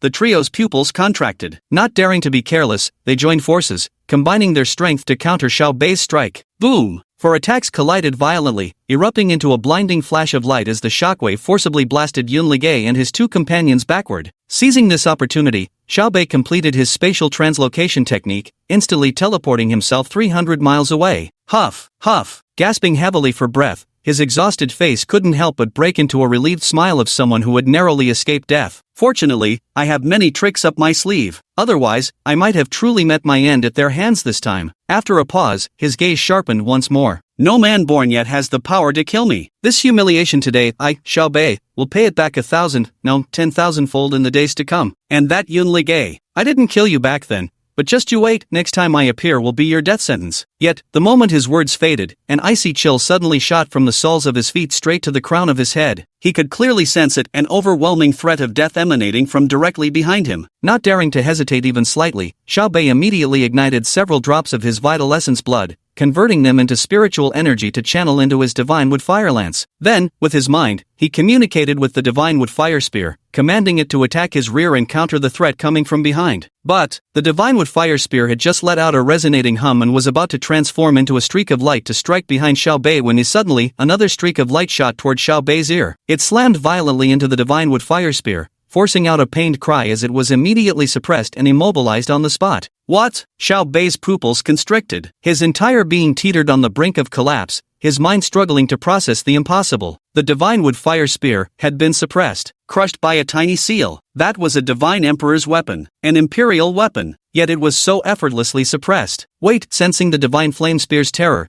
Xiao Bei suddenly realized that Tiny Seal was also a Divine Emperor's weapon. Moreover, its grade surpassed even the Divine Flame Spear. Who is it? Who could possess such an Emperor's weapon? He immediately turned around, straining with all his might to see clearly who it was. Alas, he saw no one, only a spear, bearing the power to annihilate heavens and earth, gathering the might of boundless thunder, dragging along endless storm clouds, growing larger and larger in his widening pupils. Boom! At last, with a buzzing in his mind, his consciousness plunged into complete darkness. Chaos without extremity, destruction across the 8 desolations, thunder shakes the 9 heavens. After Xiaobei was pinned alive by a spear, Lu Xiaoran followed closely, unleashing several Emperor tier techniques in quick succession. With the power of the Emperor's weapon at his disposal, he no longer needed to set up a soul-gathering array. Destroying the opponent's soul directly had become effortless. The surrounding space was completely shattered by Lu Xiaoran, leaving the opponent's soul with no chance to escape. Only after bombarding the spot where his opponent stood with over 500 strikes did Lu Xiaoran finally halt his movements, exhaling a murky breath. Phew! Finally finished him off. Good thing I had the foresight. I just knew this guy would have some life-saving tricks up his sleeve. After catching his breath, Lu Xiaoran noticed a wisp of golden mist rising slowly from where Xiaobei lay dead. With each of his breaths, the shimmering vapor drifted into his body. The next moment, Wang Cai's voice rang out in his ear. Ding! Congratulations, Master, for slaying your first son of fortune. Reward, Supreme Imperial Weapon, Xian Yuan Sword X1. Ding! Congratulations, Master, for slaying your first son of fortune. Reward, Low-Grade Emperor Tier Pill Emperor Blood Pill X100. Ding! Congratulations, Master, for slaying your first son of fortune. Reward, Supreme Grade Emperor Rank Formation Time-Space Deceleration Array. Ding! Congratulations, Master, for slaying your first son of fortune. Reward, Minor Realm Advancement in Cultivation. Ding! Chapter 83, New Plans. A series of notifications rang out, leaving Lu Xiaoran slightly dizzy. Yet, his mood remained rather pleasant. It was indeed a massive haul, nearly all items were Emperor tier, and his cultivation rose by an entire level, advancing from the 3rd layer of the King Realm to its 4th layer. Such gains were exceptionally substantial. After all, he's merely a child of destiny, a reincarnated great emperor whose cultivation has only reached the 10th level perfection of the Mountain Sea realm. One couldn't possibly expect him to propel me straight to the great emperor realm. Ding, Master, Wang Cai has absorbed Destiny's aura and is about to evolve. The evolution process will take 3 days. During this period, the system will be offline and unable to communicate with the Master. Lu Xiaoran remained silent for a moment before calling out. Wang Cai, something's off with you. I suspect you're using me to collect the fortunes of the chosen ones? But Wang Cai inherently belongs to you, Master. Absorbing fortunes allows Wang Cai to evolve, so I can serve you better in the future. No matter how much Wang Cai improves, I'll always be bound to you, devoted to your service. Just like your disciples, they'll forever bring you benefits. That makes me feel a little better, he said. Fortune was originally his own to begin with, so it made perfect sense for him to bestow luck upon it himself. After all, even raising a dog requires tossing it a couple of bones, doesn't it? Master, I shall go and advance my level now. Go on then, off you go. After Lu Xiaoran finished speaking, Wang Cai quickly fell silent. After a brief moment, he suddenly spoke again. Wang Cai, coming. I'm here, Master. What do you need? Nothing. I just wanted to see if you really couldn't be summoned during your advancement. You may go now. Wang Cai. At this moment, accompanied by the rapidly approaching auras above the soul-refining realm, Lu Xiaoran composed his mind. Those were Yun Ligay and the other two. The trio approached Lu Xiaoran, their faces filled with shame, and spoke. Master, we are useless. We failed to stop Xiaobei and let him escape. In the end, you had to intervene to deal with him. Lu Xiaoran stood with his hands behind his back, his expression indifferent as he said, This isn't your fault. Given your strength, being able to cripple him and push him to this extent is already quite impressive. There are some whose cultivation might even surpass yours, yet they wouldn't necessarily be able to handle him. The three nodded. This battle with Xiaobei had truly allowed them to witness firsthand the terror of a child of fate. Previously, when they had eradicated the entire White Bone Demon sect, they hadn't felt as exhausted as they did today. Xiaobei was like an indestructible cockroach, always full of unexpected tricks and endless schemes. Indeed, just as the master had said, the chosen ones favored by fate were all cheat code users, impossible for ordinary people to deal with. After a brief pause, Yun Ligay rubbed his hands together and grinned slyly. Master, since Xiaobei has now been slain, his imperial weapon, the divine firewood spear, now lies unclaimed. How about giving it to your humble disciple? After all, my primordial Chaos Emperor Sutra is naturally more suited for spear techniques. Fong Tianyuan instantly grew furious. Wait a moment, eldest senior brother, what you said isn't quite right. Your primordial Emperor Sutra is suitable for spear practice, but my indestructible golden body is also very suited for it. Besides, I came here to help you out. Shouldn't you at least show me some consideration? Yun Ligay shot him a glare. Is this what you call some consideration? How can you be so shameless? Ji Wuxia shook her head as she watched the two of them fighting over the divine wood fire lance. Master is still here, yet you two are already quarreling. The two turned their gazes to Lu Xiaoran. Seeing his darkened expression, they immediately clasped their hands and said, Master, forgive us, we lost our composure. Humph. Lu Xiaoran snorted coldly in exasperation and stowed the divine flame willow spear into his Shanhe Sheiji map. What do you two want with Emperor tier weapons? Just look at your cultivation levels, one at soul refining realm first layer, the other barely at the fifth. With such paltry strength, you dare ask for Emperor tier arms? Even if I gave them to you, could you hold on to them? With your measly fortune, you'd likely drop dead before carrying them for 2 days. Do you honestly think you're heaven-blessed chosen or something? They stared at each other in bewilderment. Indeed, Emperor tier weapons were far too coveted. Even Xiao Bei, who once possessed one, never dared display it openly, fearing it might draw unwanted attention. Later, he only dared to take out the divine flamewood gun after slaughtering everyone in Zheng City. If this thing isn't shown, it's fine, but once revealed, none who've seen it can be spared. Unless you're an emperor, only then need you not fear others' envy. Master, what should we do next? Ji Wuxia asked again. Lu Xiaoran rubbed his temples, pondered briefly, then spoke. Right now, the demonic being suppressed by the Black Tortoise sect has already escaped. It probably won't be long before the world falls into chaos. Staying at the Heavenly Demon sect isn't entirely safe for us anymore. It's time to find a new hiding place. However, the demonic sects won't cause trouble so quickly. Besides, after eliminating Xiao Bei just now, I've gained some new insights. For now, let's return to the Heavenly Demon sect and focus on cultivation in seclusion. Having just acquired some formations and related techniques, Lu Xiaoran decided to return first and master them all. He would think about the demonic sects later. Moreover, it's time for me to consider the chosen one who bullied my second disciple. He should be put on the schedule, ready to be dealt with. Yes, the three responded in unison, following Lu Xiaoran back to the Heavenly Demon sect. Since he estimated the sect leader and the others had already returned to the sect several days prior,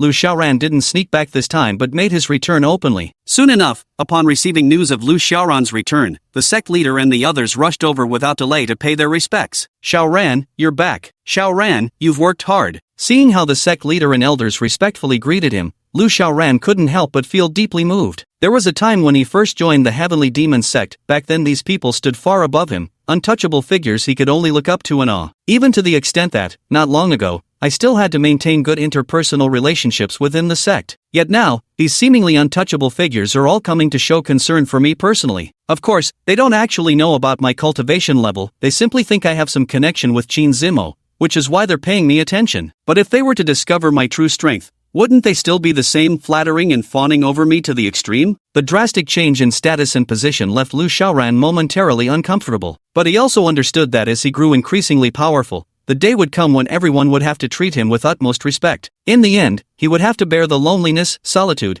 and coldness that came with becoming a powerhouse standing at the pinnacle.